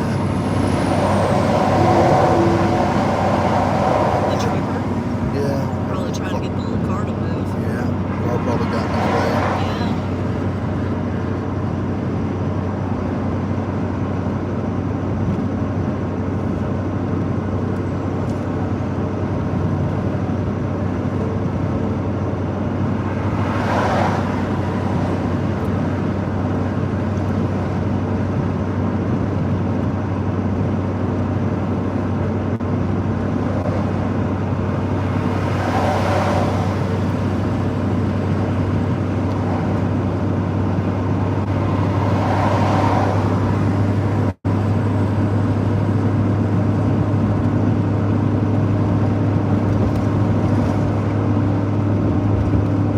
Macrina says, how much to park an RV or camper at places? It varies greatly. Just like hotel prices. Yeah. I've seen $30 a night. The KOAs tend to be in the $80 range a night. Some of them are a little less. But there's also amenities, right? So the reason why the KOAs charge so much, a lot of them have a lot of amenities, where the $30 a night ones have nothing or very little. So yeah, it really does depend on what you're looking to do. Are you just, wanting to get a couple hours sleep? Or are you wanting a resort kind of an atmosphere? It really does depend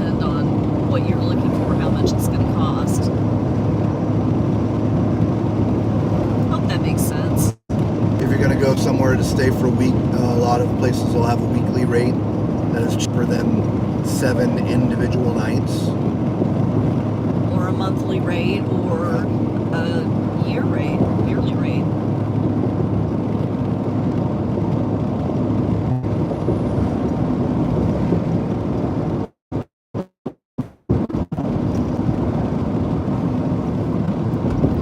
Yeah, we've seen monthly rates for as low as $300 and as high as $1,500.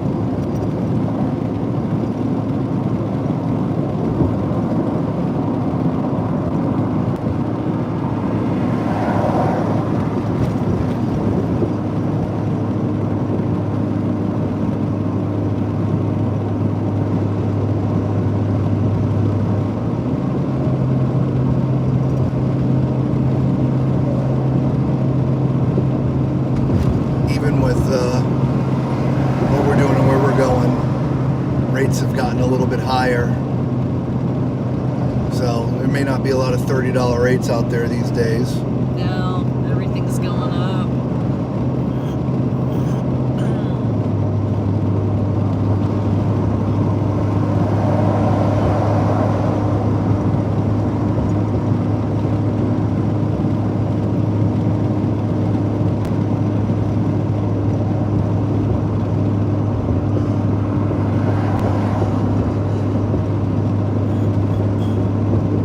I would say though overall it's far cheaper than a hotel, Oh yeah. and it's your home, right? You have all your creature comforts.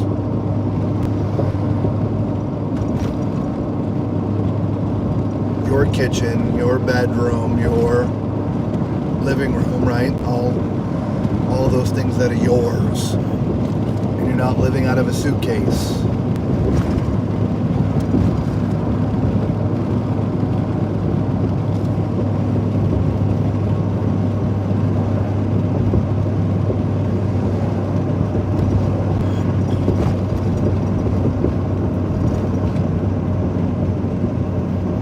Of course, we say that because we do this full time.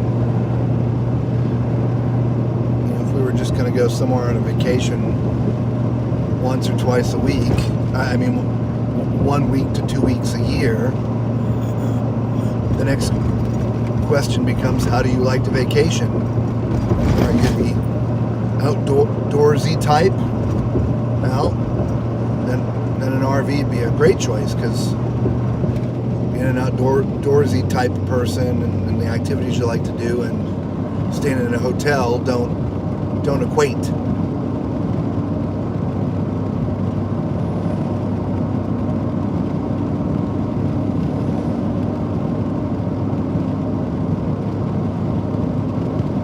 Just drop that anywhere.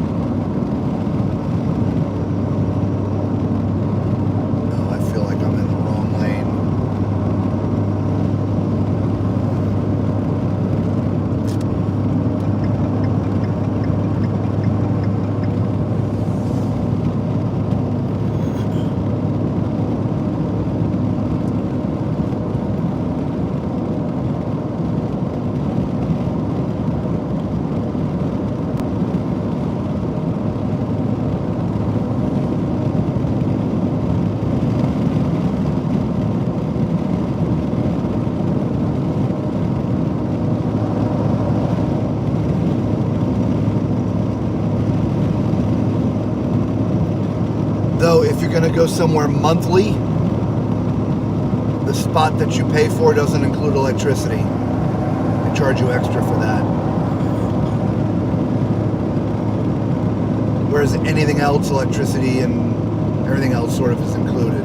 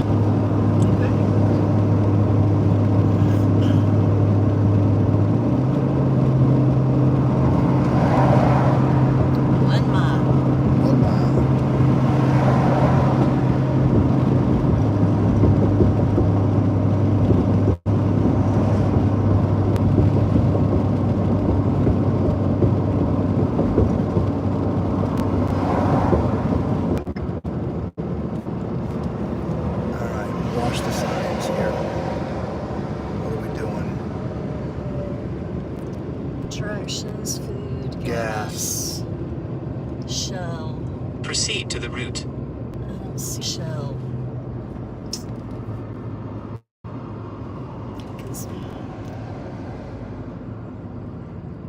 That 7-Eleven over there.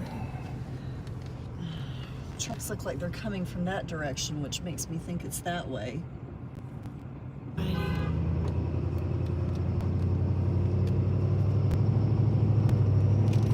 Impatient people too. Right? Yeah.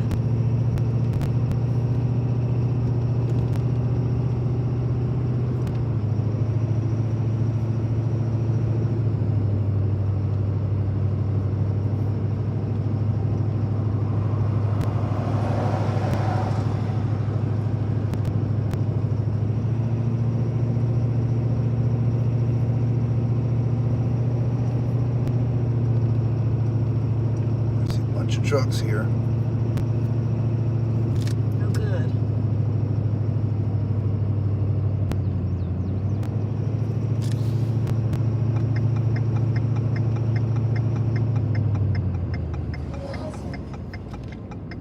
Good call. Question is, how do I get in?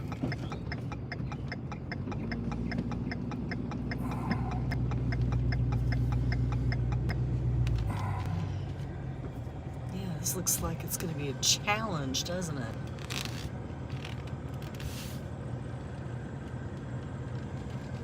Interesting.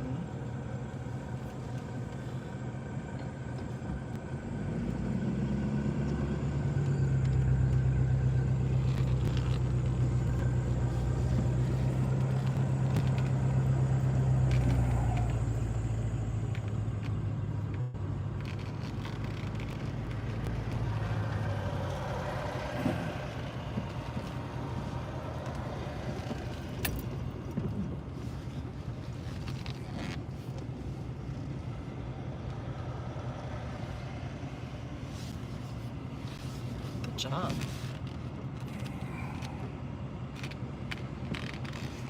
Thank you, thank you. All right, guys, we are stopping for some fuel. Fuel stop.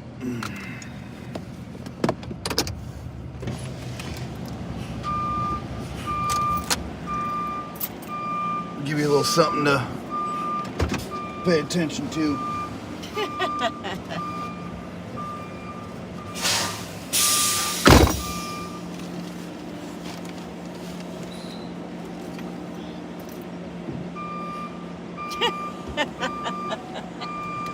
There you go, Lori.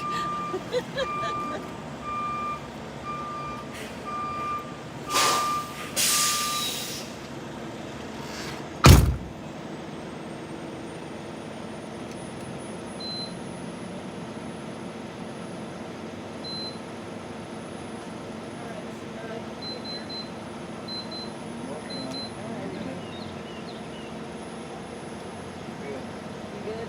All right, so you want to leave and come inside?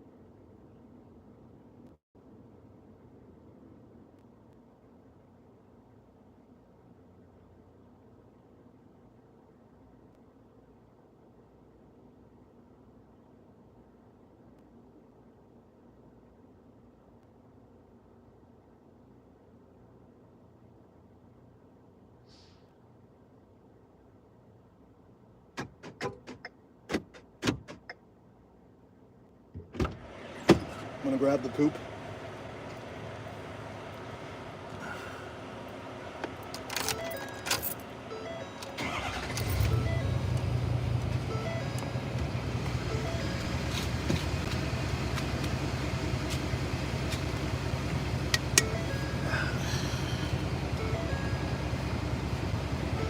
How many do you want?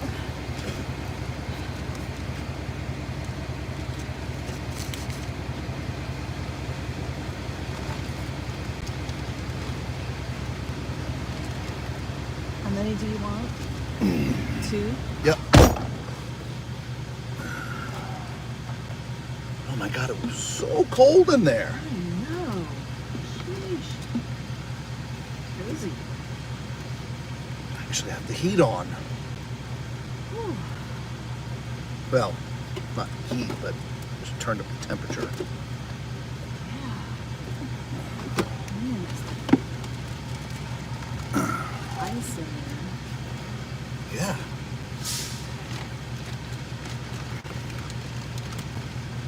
Okay. You know what's funny? What's funny? We're still driving on your phone. Oh man.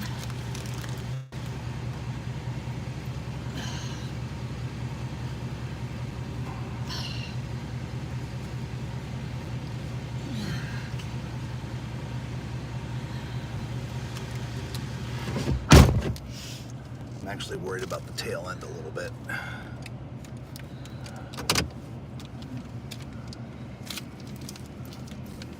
No, we'll be all right. You saw those poles, but they've been hit a bunch.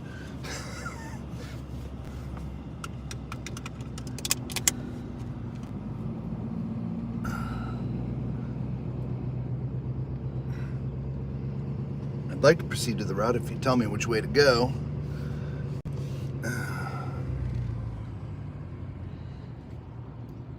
Macrina said coffee, and Lori said, thank you for the morning mascot.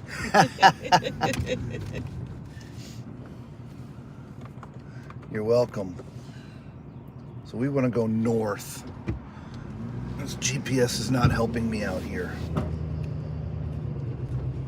Neither is the sign. It just says Junction 77. No, up here. Ah. We came off from down there, so.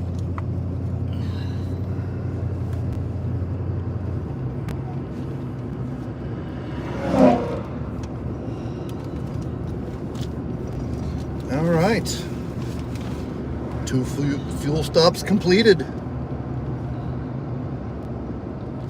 And we're off. Yes.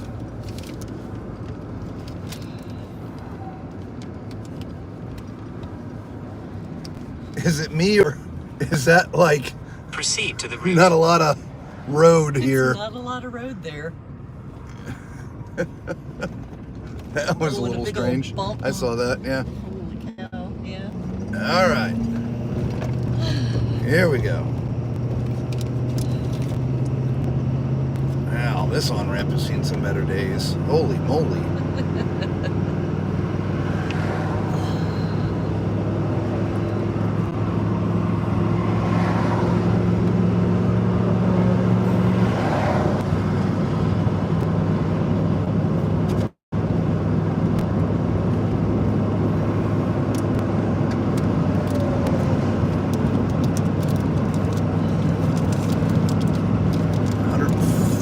Miles, 150 miles to go where we gotta go, but we are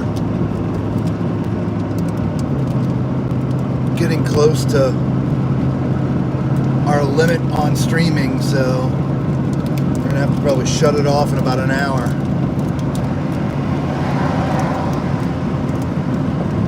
Good morning, everybody.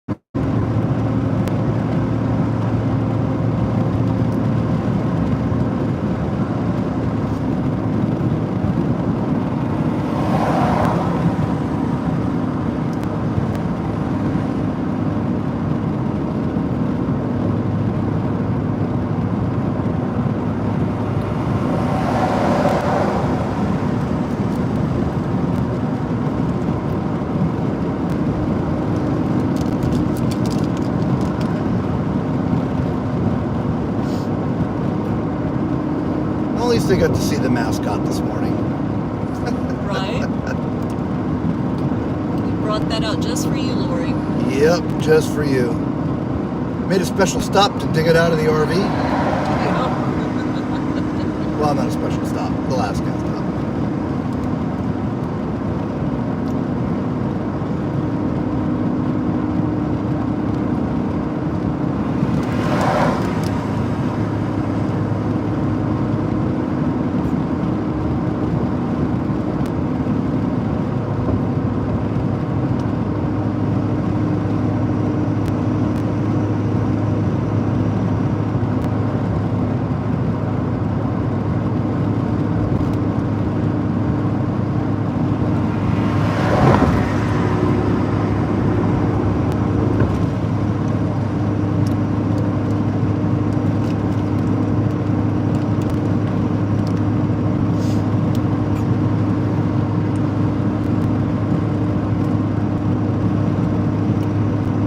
Says, I feel so loved. Sally feels you love me. You really, really love me.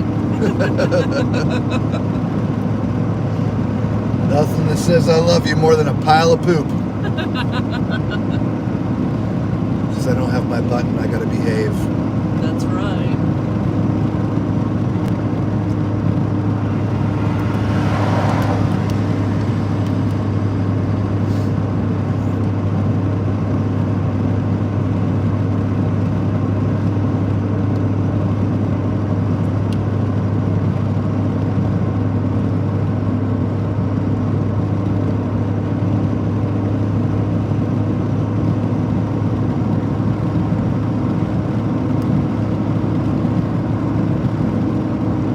Desiree, good morning. Good morning, Desiree. Yeah, she says, good morning, guys.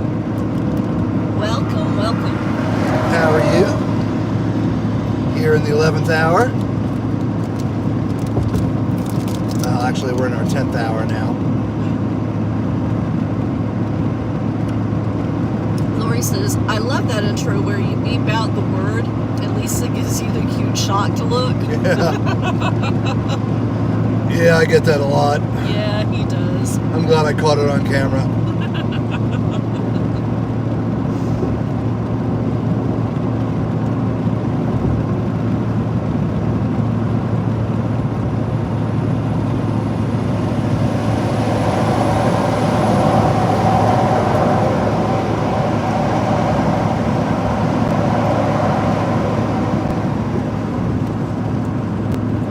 Desiree says, I have 10 days before my cruise. Woohoo! Yeah, very nice. I'm excited for you.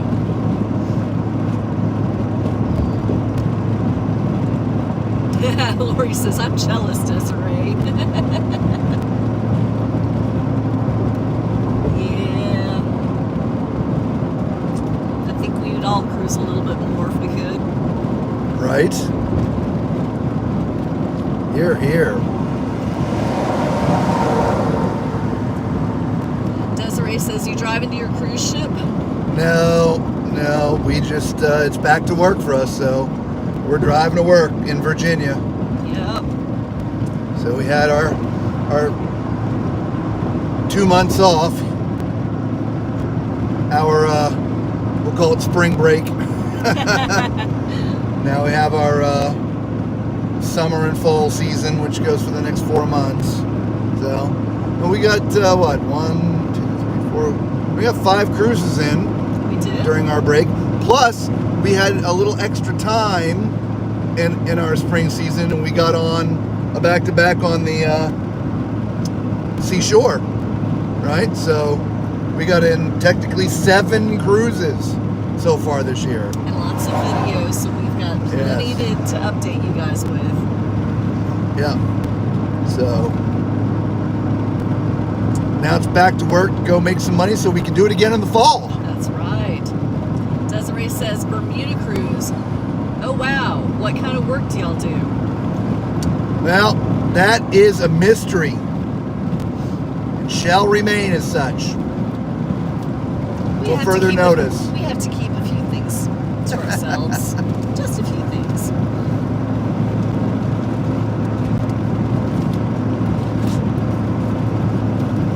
One day we'll reveal it to everybody. Yeah.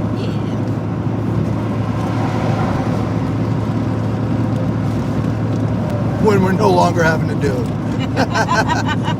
When we decide to retire and go full time.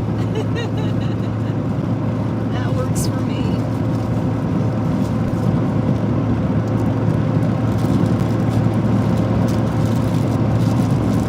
She's like, oh, that's right. I think that's what that says. That is exactly what that says. It says, you work together. What? Okay, I can dig it. Yeah. We've worked together 17, 18 years? Yeah, something like that. 18, I think. Long time. At least 17. Yeah.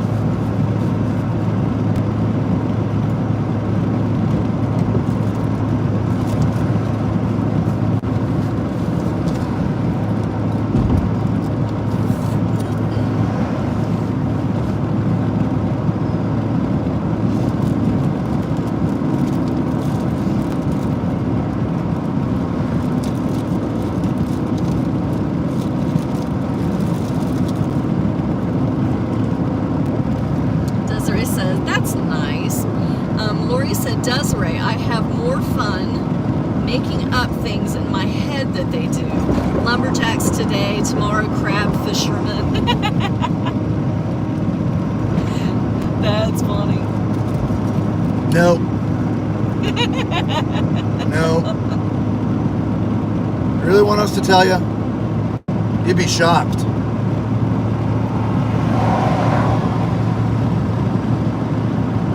Yep. I think they would be.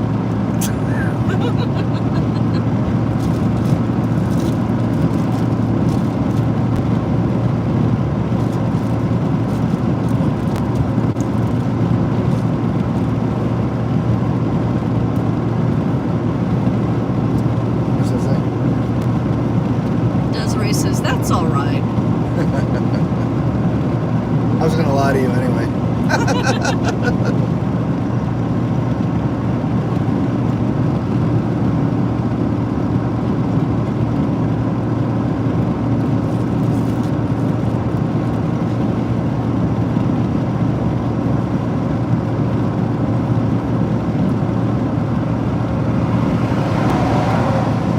Lori says they deliver porta potties to other states.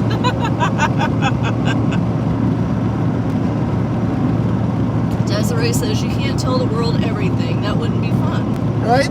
Yeah. We gotta keep a couple of things to ourselves.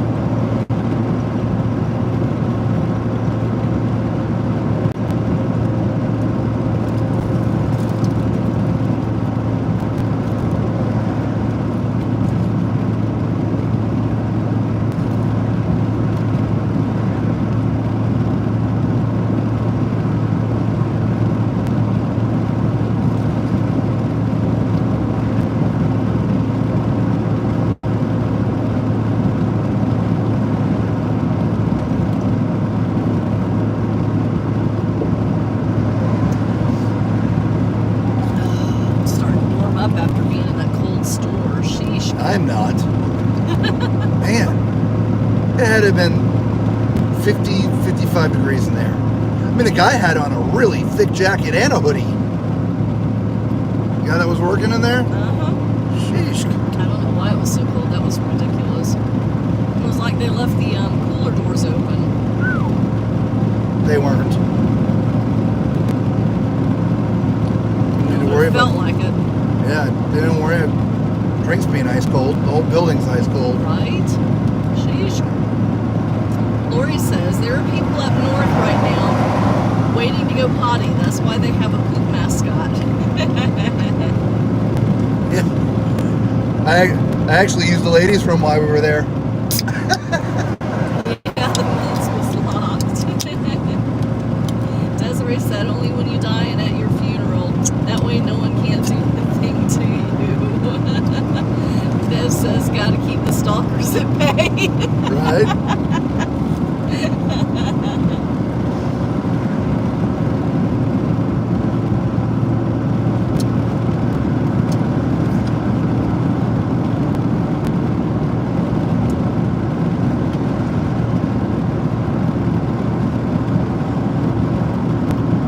we full-time RV. You never know where we are. We're always moving.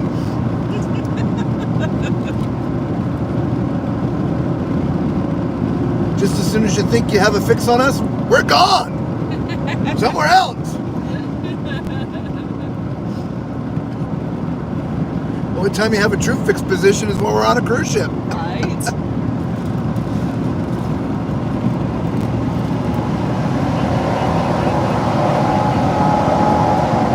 Lori says, Bev, what are you talking about? Robert just used the ladies' restroom.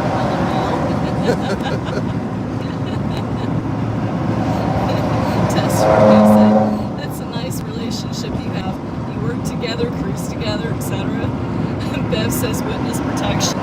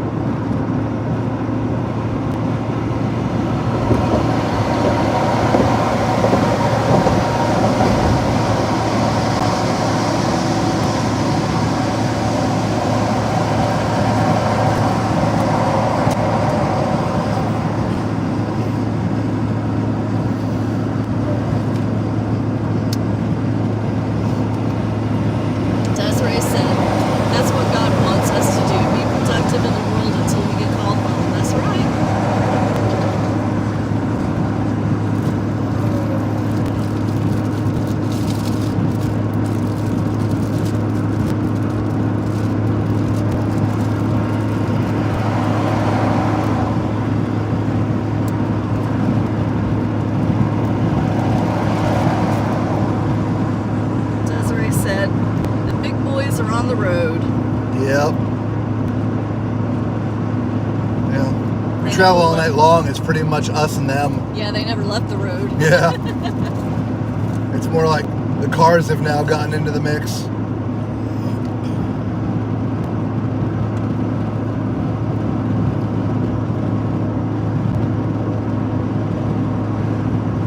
That's one of the reasons why we like traveling at night, because it's mainly just the truckers, and for the most part, they know what they're doing on the road. For the most part. For the most part. Every now and then you get that one. Whereas these cars, man, they will zip all in and around you. Yeah, they do. Stop short in front of you. Just because I'm not a semi doesn't mean that I can stop quickly. Yeah. I'm as big as a semi. We got a lot of weight pushing us. Yep. These cars just don't realize that.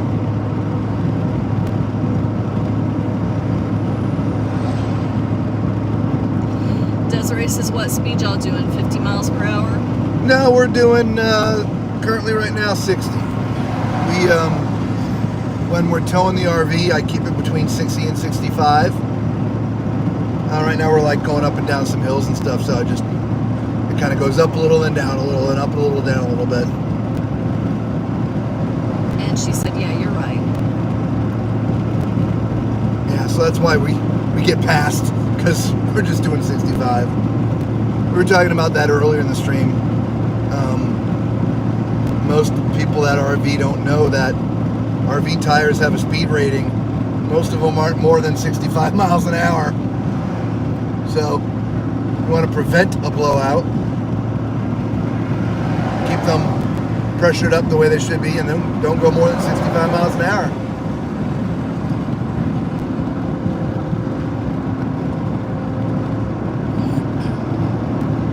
Desiree said, yeah, the truck will crush you. They're stupid. Yeah. You don't need to be zooming, no. And so many of these little cars do that. Yeah.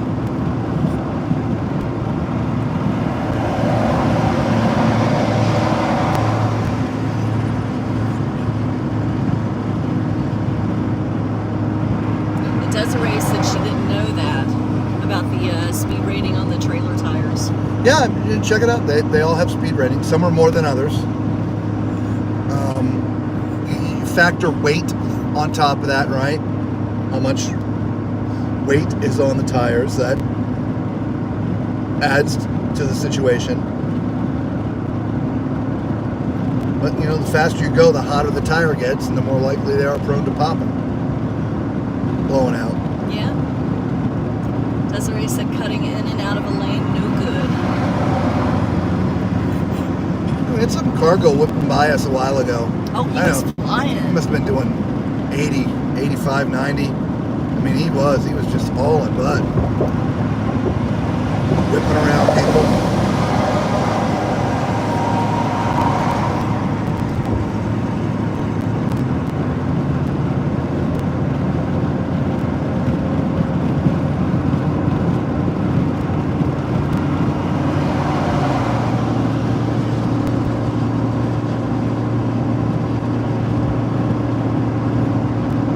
Those little motorcycles are bad too.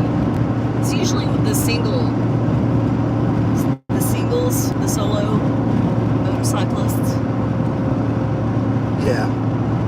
Usually if there's a group, they're driving at a respectable speed. It's more the guys that ride the crotch rocket type Yeah. bikes. The guys that are riding the big boys, the Harleys or whatever, they're a little more cautious. Yeah.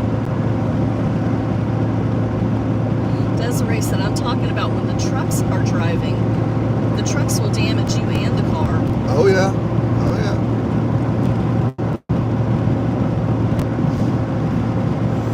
Yeah, they'll run right over you. Oh, yeah. They can't stop.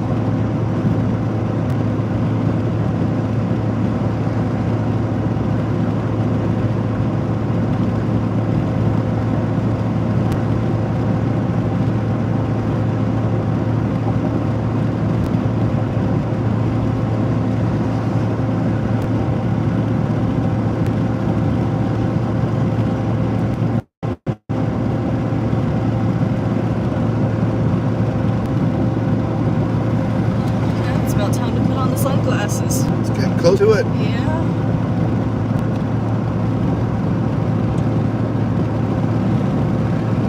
Yeah, I think we actually gonna have to change lanes. This guy come in. In about 10 miles, keep right onto I-77 north towards Mount Airy. We're already on 77. Gotta love G's. Right?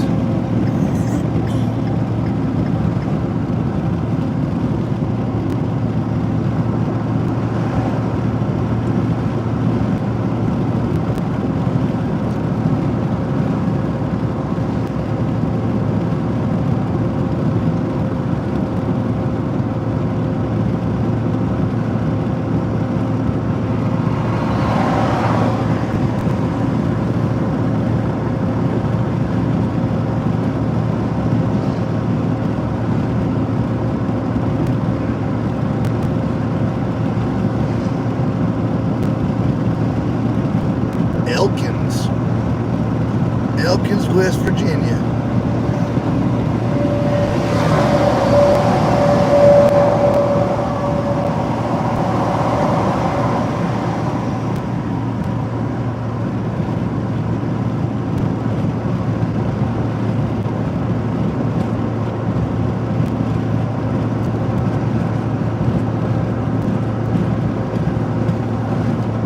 I hope it's fairly quiet there today, so we get some good sleep. Right. It's hard to tell. Starting out.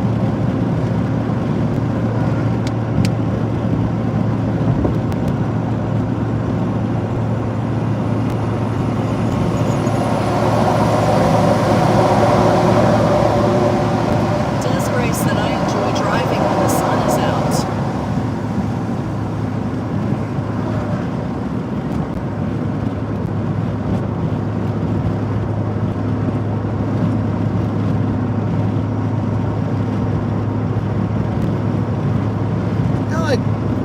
I mostly like driving anytime, but when we're towing the RV and stuff,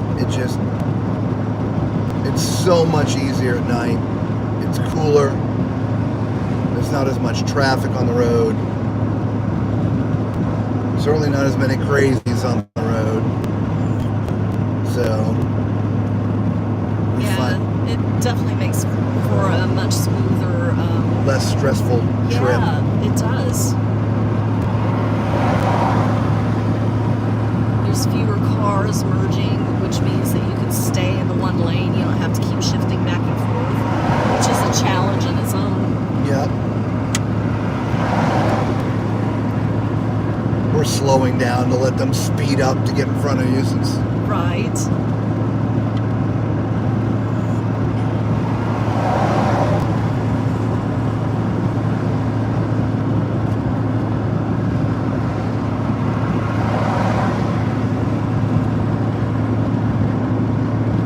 Plus, from a weather standpoint, it's typically also much more calm in the evenings.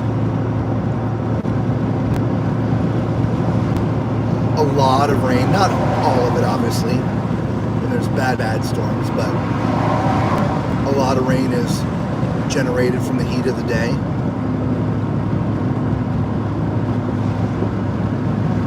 It's usually more windy during the day as well.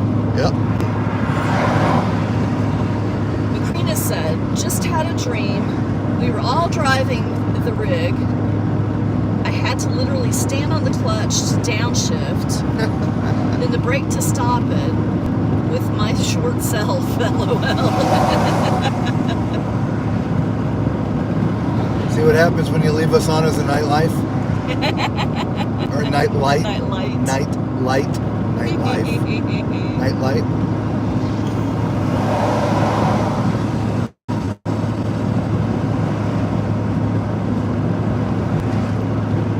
Deer.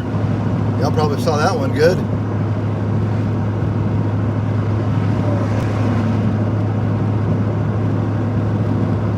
He was eating stuff off the trees. He was. Or she. I think it was a she. Yeah.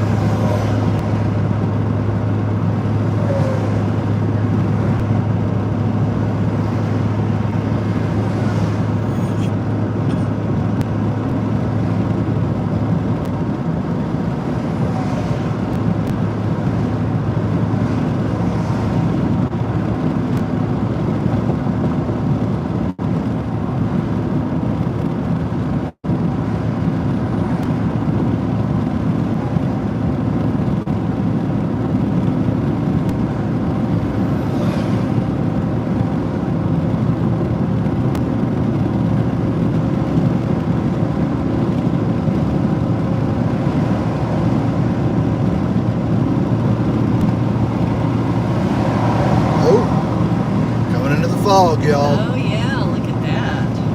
I wasn't expecting that this time of day. It's still early. It's only 6:30. Well, it is, but you know. Sun hasn't come up high enough to bake it off yet. I guess.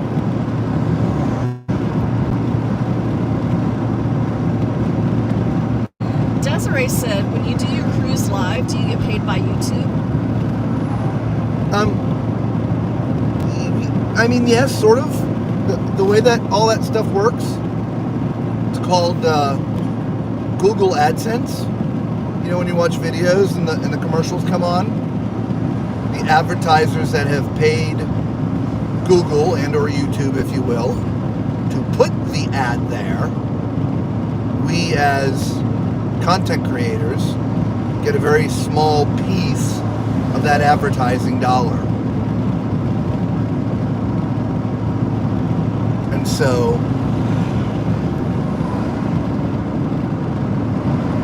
we make a little bit of money.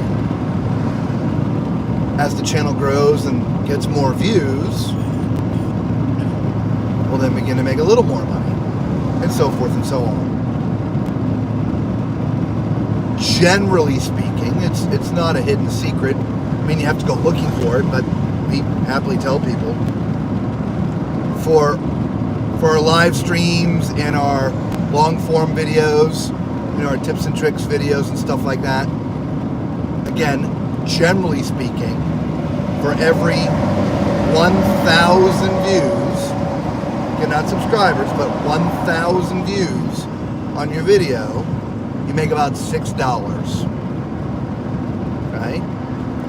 Now the shorts that we create, like the little TikTok videos, the shorts that we create are mostly about cabins. Just a real quick look at the cabins. For every 1,000 views you get on one of those, you make about 6 cents for every 1,000 views. So, just do simple math. If you take the shorts away from the equation and you were getting 1 million views on long form video, you'll make about $6,000. Keep right onto I-77 north towards Mount Airy. And also, as the channel becomes bigger, sometimes you'll get some sponsors and things. So there's some revenue there.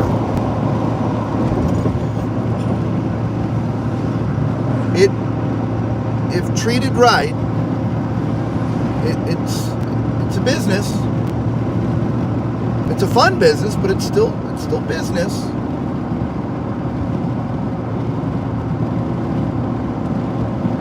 Back to something Lori said earlier. That's in the moment why Lisa and I are working so hard is that we do want to be full-time creators. We want it to be our full-time business. But to do so, we have to, replace the income that we make with our day jobs. We are not anywhere near where we need to be. No, we barely make enough on the channel at this point to pay for the gratuities and Wi-Fi.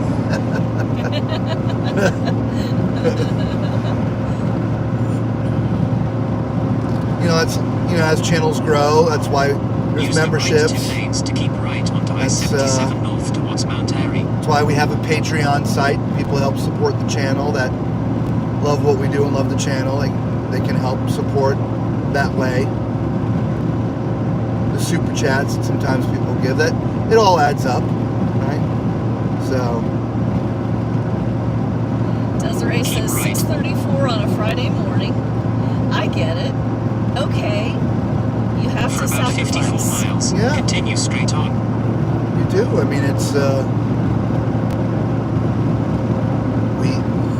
we have our full-time jobs are very unique in doing what we do because we do work 4 months very hard, but then we have a couple months off. And so when we're off for those couple months, we get to, fortunately, take some cruises. And during that time, we're able to make enough video or take enough video so that when we go back to work, we still have videos to put out for you guys. We may not be on a ship, but we still have the videos that we created already while we were on the ships to release at later times. But we were saying it earlier in the stream, I forget what time it was, but when we go on ships these days, it's not vacation. It's work. I mean, we have a good time doing it. It's a passion, so it's not really work because we love what we're doing so much. That's why we do it. But it's still, people are out doing this, doing that, it's whatever it is. And, just sleeping. We're up videoing the ship when people are sleeping, right? But we lovingly do it. Again, not a complaint.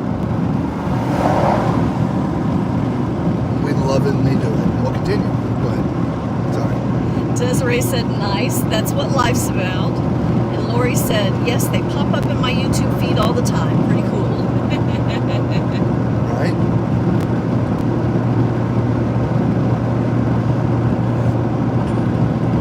But we have our RV channel. We have the cruise channel. And we have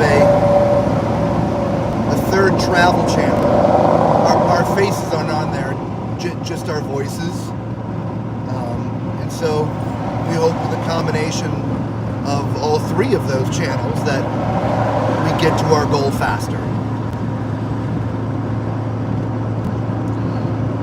Lori said, I have told so many people about you. Thank you, Lori. Appreciate that. Yeah, we sure do. I don't know how to judge it, right? Because every channel is different, unique in their own right, whatever. But we're just, we started this channel April of last year. So we're, call it, 14 months into it? And we're, 15 plus thousand, getting close to 15,500 subscribers that we got in 14 months. I feel that's pretty good for our industry, the cruise industry.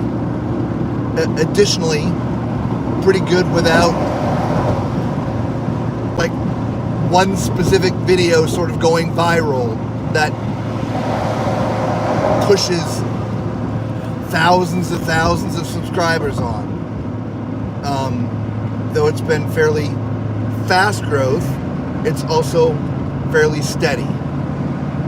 So we just keep at it, keep doing the things we do.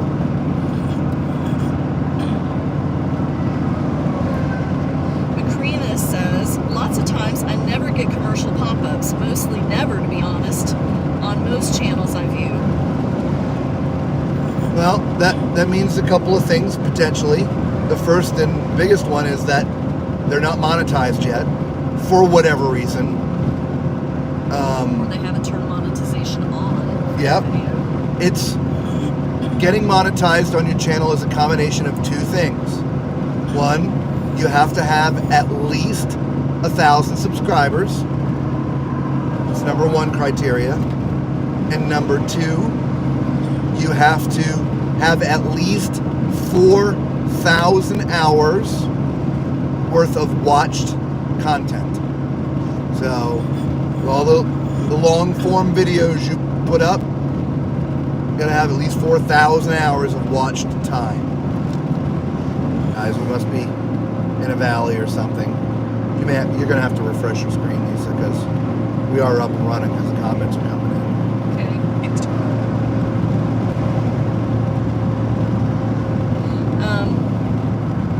Yeah, Lori said, actually, Desiree said, how long have y'all been cruising? Oh, geez. For me, since the 80s. For me, since the early 90s. Yeah. Lori said, I found you guys sitting live on the Jubilee. I was going in April and looking one evening for things about it, and there you guys were. The best and most information I have seen put out. Thank you, Lori. Yeah, thank you so much. And then she said, LOL, I wanted to interact with the other chatters and tried to say something to Macrina, and my phone changed her name to Macaroni, LOL. Macaroni! Macrina says, LOL, yeah, spell check is something else. Desiree said, nice. Oh, Yes. Yeah, I've had some fun with spell check. Yeah, we've got a friend who's got a ton of subscribers. Way more than 1,000. But he hadn't hit the 4,000 hours worth of watch content yet. Because it's 4,000 hours of watch content based upon your long form videos. Your shorts, I forget how many hours it has to be, but it's more than 4. I forget what it is. Anyway, so he hadn't been able to get monetized. Maybe monetized now. I haven't talked to him in a while, but yeah, some people find it hard to get the subscribers. Some people find it hard to get the hours. So you got to have both. So Macrina, if you're watching some of these people, they may just not have the hours.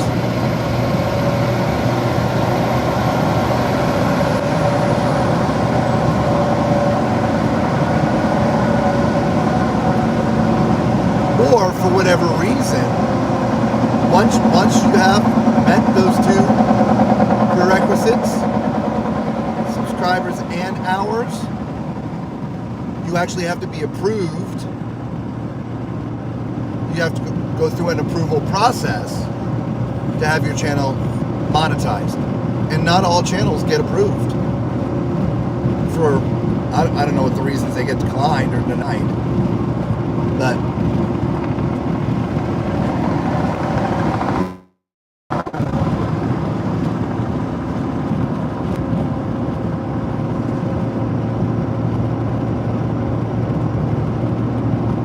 or maybe they don't choose to be monetized. That's, I think, a far distant probability. What about his wife? Huh? Tom Warner's wife didn't do the Oh. monetization. But we actually know people who Yeah. who qualify but have not Not done. gone through the process of monetization. And then a lot of time you have to, when you post a video, you have to Tell it. tell it that you want to be monetized each video. But that would still play a commercial. Yeah. And YouTube would just keep all the money. So there's a few different reasons. But I think the biggest one probably is that they just don't have, they don't meet the qualifications.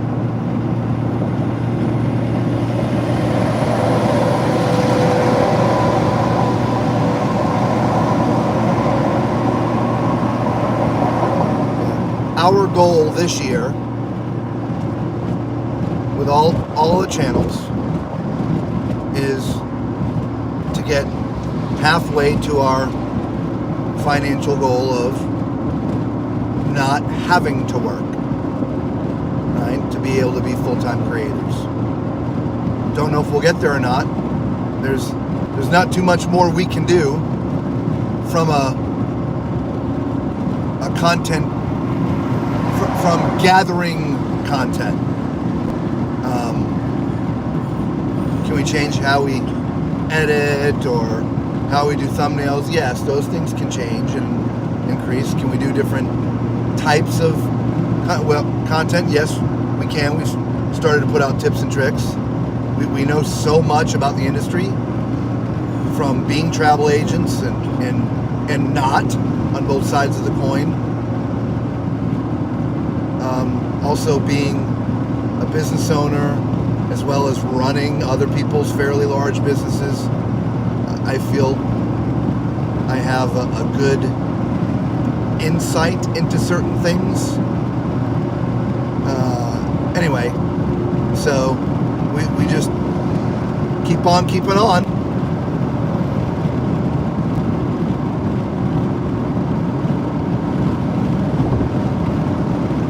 And we appreciate each and every one of you that watch.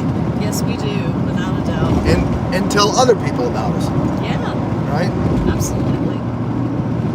Lori says, I have 165 on YouTube, but that's just for fun. But on TikTok, I have 4,400 followers. I like doing lives from the cruise ship, just to show people the ship, etc. Even my videos and editing them are just a hobby. You know, for a lot of people, YouTube, TikTok, Instagram, whatever, it starts off as a hobby. But it turns into something else, right? Because of the growth. All of a sudden there's money coming in and you're like, wow. And then hobby turns into business. A lot of times it's a great way to go. For us, we purposely doing RVs and cruise, doing things our knowledge of the industries with people. So we chose to go at it in a more business-like way, if you will. At least from the back end, handling the channels and things. Hopefully that made sense. Lori says that's why I was telling people about you guys, because I wanted to help. Yeah, well, I appreciate it. We sure do. Yeah, keep on helping. We appreciate it. And that's, honestly, that's why I feel we have nice, steady growth. Is some of it's word of mouth. Yeah, you guys. When we put out a cruise video, share it on your Facebook groups or your Facebook page, right? Hard to put it in groups because that could be considered spam, and we don't want that. Even though we do feel our videos are a lot different than most, because there's a monetary side of YouTube. Most groups would consider, posting videos like ours in their groups a spam kind of thing. So it's hard. Heck, I remember the battle. I'm sure some of you were part of that battle that happened in the Carnival Jubilee group. The actual Carnival, the main Carnival Jubilee group. We put, I put a post out there, and the way their posts work is, it doesn't automatically go up on that group. It goes into a holding pattern, and the admins have to approve it. And so, I put the post up there and I said, hey, I know a lot of you have been asking some questions, and my wife and I just got off the ship, and we have a whole playlist of things, and if the admins find it's worthwhile for the group, hopefully they'll let it go, which in the end they did. However, I won't forget there was one guy in there that just did not like the fact that our videos were up there. It's spam, it's spam, it's spam. Finally, the admins were like, we let it go, shut up. We approved it, for God's sakes. Oh, okay. Lori says she has 82 cents on TikTok and doesn't even know how she earned it. I guess they don't let you cash out until $20. That's DMV great. Foodie, welcome. GM Tommy and Rob and wifey Mike from MSC, now in Maryland. Awesome. Love the tips. I'm a foodie. Thank you. Blessings. You're welcome. Yes, absolutely. That's the name. Is that? That's Mike. Oh, yeah. it's Mike. Yeah. Yeah, from Foodie Mike. Yes. From the Magnifica. Yes. Yes. Thanks for joining us. Yeah, man. We're just about we're about 11 hours into our drive now. Been going all night. Started at like 8 p.m. ish, somewhere around there last night in Central Florida. We're now in North Carolina, north of Charlotte. Final destination in the Roanoke area, about 100 miles from where we are now, somewhere in that area. But oddly enough, we still got a while to go, but we're going to have to shut the stream off before we get there, because it's a little unknown secret that YouTube only lets the streams. You can have the stream on as long as you want, but if it ends up being longer than a certain amount of time, they will delete the stream once you've stopped it. Of course, we don't want that. We want it to be up there in case some crazy person wants to watch us drive for 11 hours in a replay. But we're approaching 11 hours on air now, so we're going to have to shut it off Another fairly 30 minutes soon. or so, yeah. But yeah, so we wish everybody a good morning. Yes, good morning. We've had a really pleasant drive so far. We have, haven't we? Yep, no weather. Good traffic. We made it through Charlotte before it got crazy. Yeah, we've only seen one car really that was zipping around.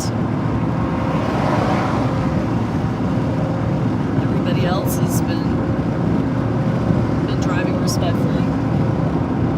Yeah, we actually timed the weather perfect. There were storms all up and down the Atlantic coast specifically around 95. But they all rained themselves out shortly before we got there. Oh, we're about to hit Virginia. Oh, look at that. Welcome center in 1 mile. Don't we have to touch West Virginia too? No. Don't we have to touch West Virginia? No. We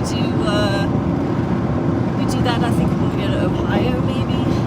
Take this route. Well, then maybe Pennsylvania. Take this route. But Yeah. I thought we clipped West Virginia. no. Pretty sure we don't. Yeah. Well, since there was a Virginia Welcome Center, I agree.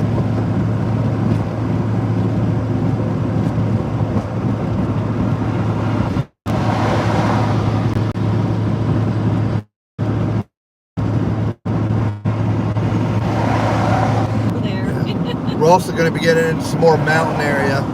So again, it just happened. Every time I start to say it. Frustrating. So frustrating.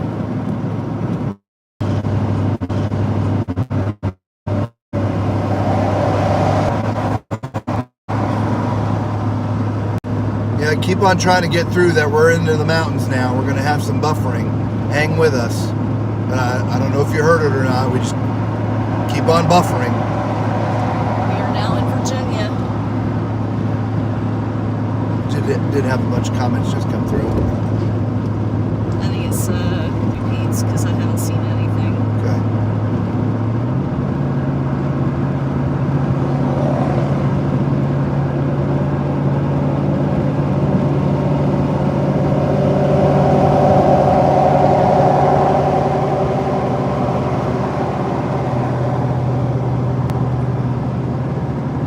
Good morning, those who are joining us. We are in Virginia. Woohoo! Florida, Georgia, South Carolina, North Carolina, now Virginia. 11 hours into the drive. Oh, ears just popped.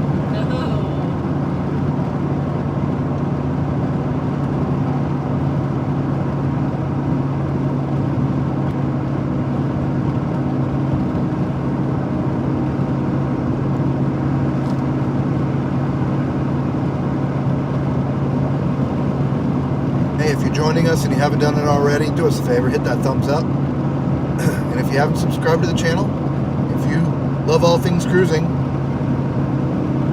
consider subscribing to the channel. Though this isn't currently cruising, this is the adventure part of the channel. It's called Tall Man's Cruise Adventures. We do some crazy drives from time to time, and we'll just turn on the camera and let you see the drive. Outside of that, it's all cruising. Very detailed cruise reviews, cruise news from time to time. Do some fun entitlement segments, talking about crazy things people ask for or talk about or complain about. I think we're going to try to be serious about adding a weekly weather forecast, or at least weekly weather future forecast, to our Sunday night streams. We put out a ton of produced content, but also put out a ton of live content. But anyway, come and join us. Karina said this is a land cruise. Yeah.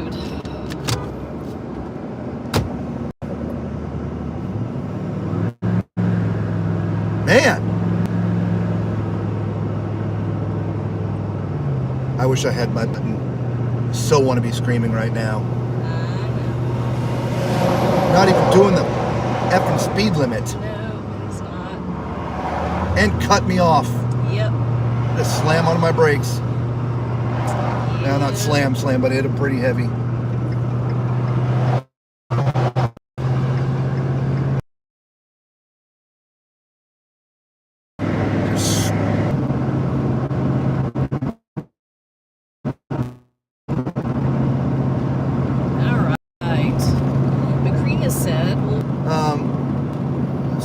that we do end on Sundays. And so when we're done and then we got to pack everything up and do all that kind of fun stuff, we're in the buildings and doing what we do until the wee early hours of the morning. Yeah, we're still going to do a live show every Sunday night. Sort of a weekly recap of the news in the industry, entitlement segments, news segments, chit chat, question, Q&A. Bev says, where did he come from? 10 seconds of buffering and the pretty view turned into a truck. Oh yeah, he cut me off, man. He sure did. Yeah, he literally, I had to put my brakes on pretty heavy. Yeah, and then he was crawling. Yeah. He was going slightly faster than the other truck in the far right lane that was going even slower. Desiree says, when I'm off, I will be watching your channel. Aw, thank you. I'm still chuckling about the preview turned into a truck. At close proximity. Yeah. I don't enjoy testing the brakes. No, me either.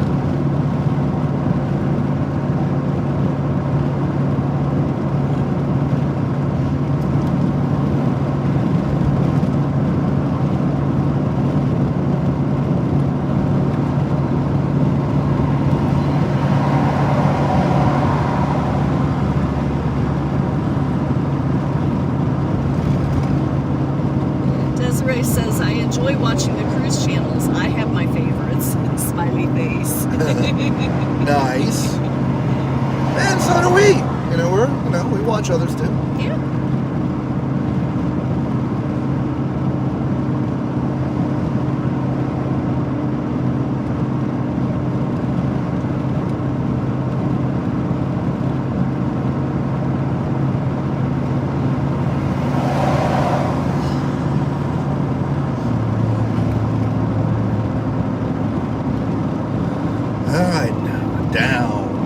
Goes up must go down. Right. Now those slow trucks are going to come barreling by us on the left-hand side. Fancy gap, 1 mile. Fancy gap. Which is the only reason why I didn't flip that guy off. Barreling down the hill and run us off the road. Good morning, Baby Radar.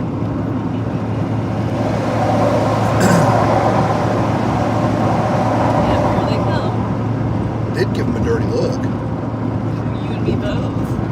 He and his little dog. You got a little dog, too!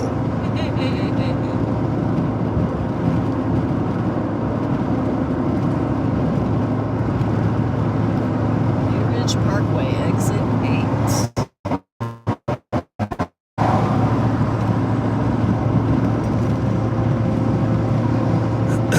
Fancy gap.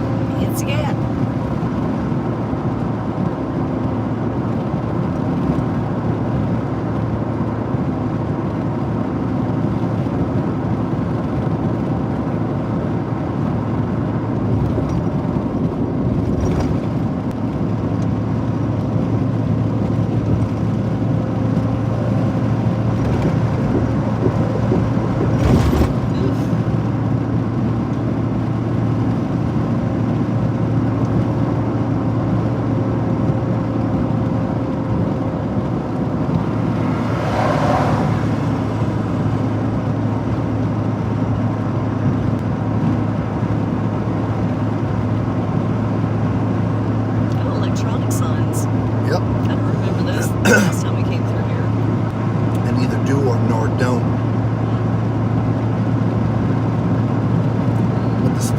Change based upon weather conditions.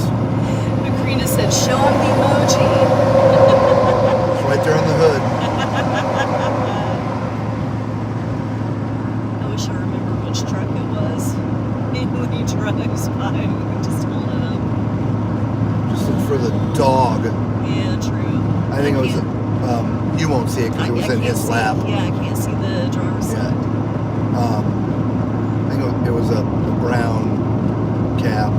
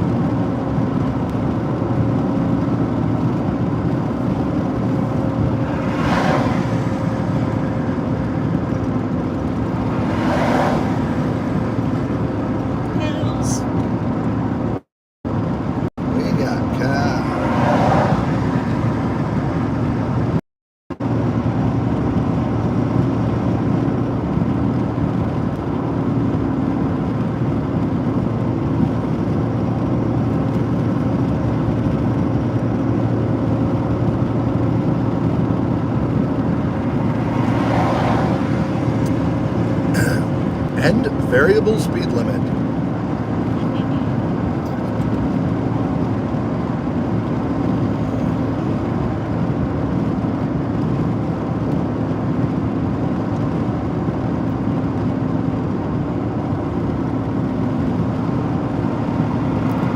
Sounds like washing machine instructions.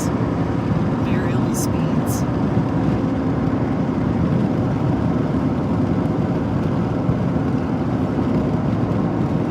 Bump, bump, bump, Oh, yeah, bump, bunch bump, of bumps. bump, bump, bump. Desiree says you're going over 60 miles per hour to nowhere. Yeah, they were zipping by pretty quickly, weren't they? Right?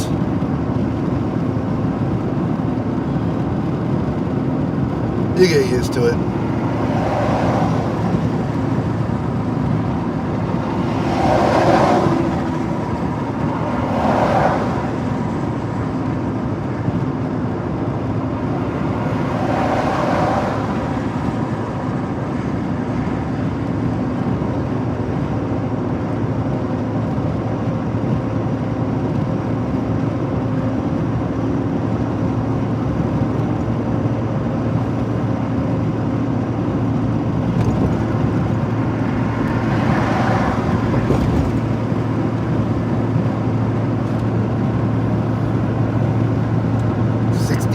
Degrees. Oh, yeah.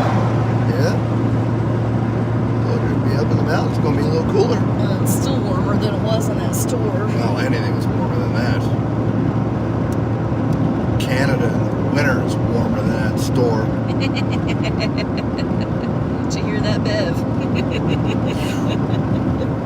It was cold in that store.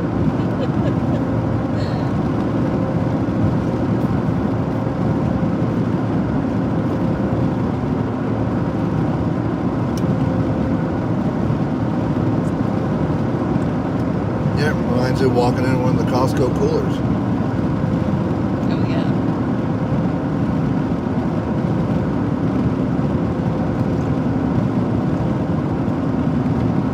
That doesn't look good. No. Hey, there's a guy back there that cut me off. You want to go get him too?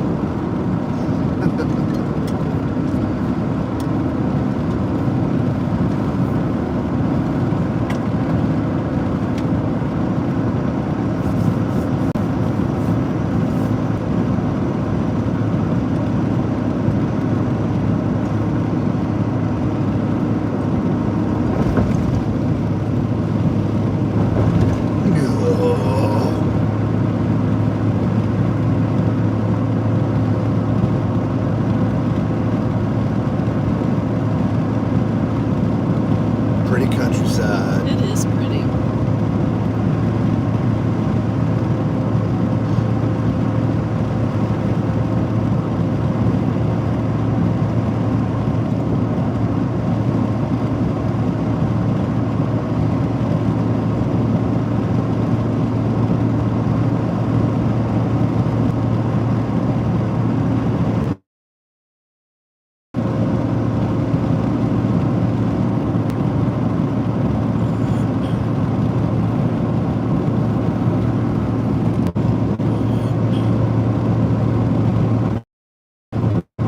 Gotta love that signal in the mountains. Yep.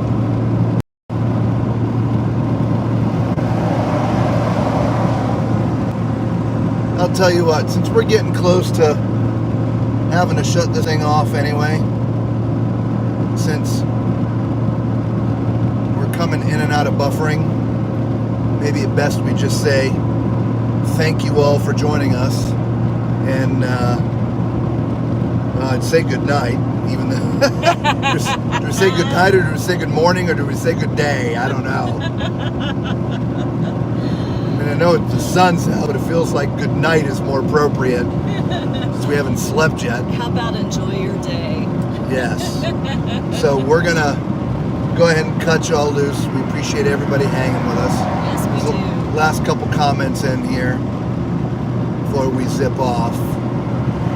Desiree said it's all good. It's been a pleasure. Yes, thank you all for being with us.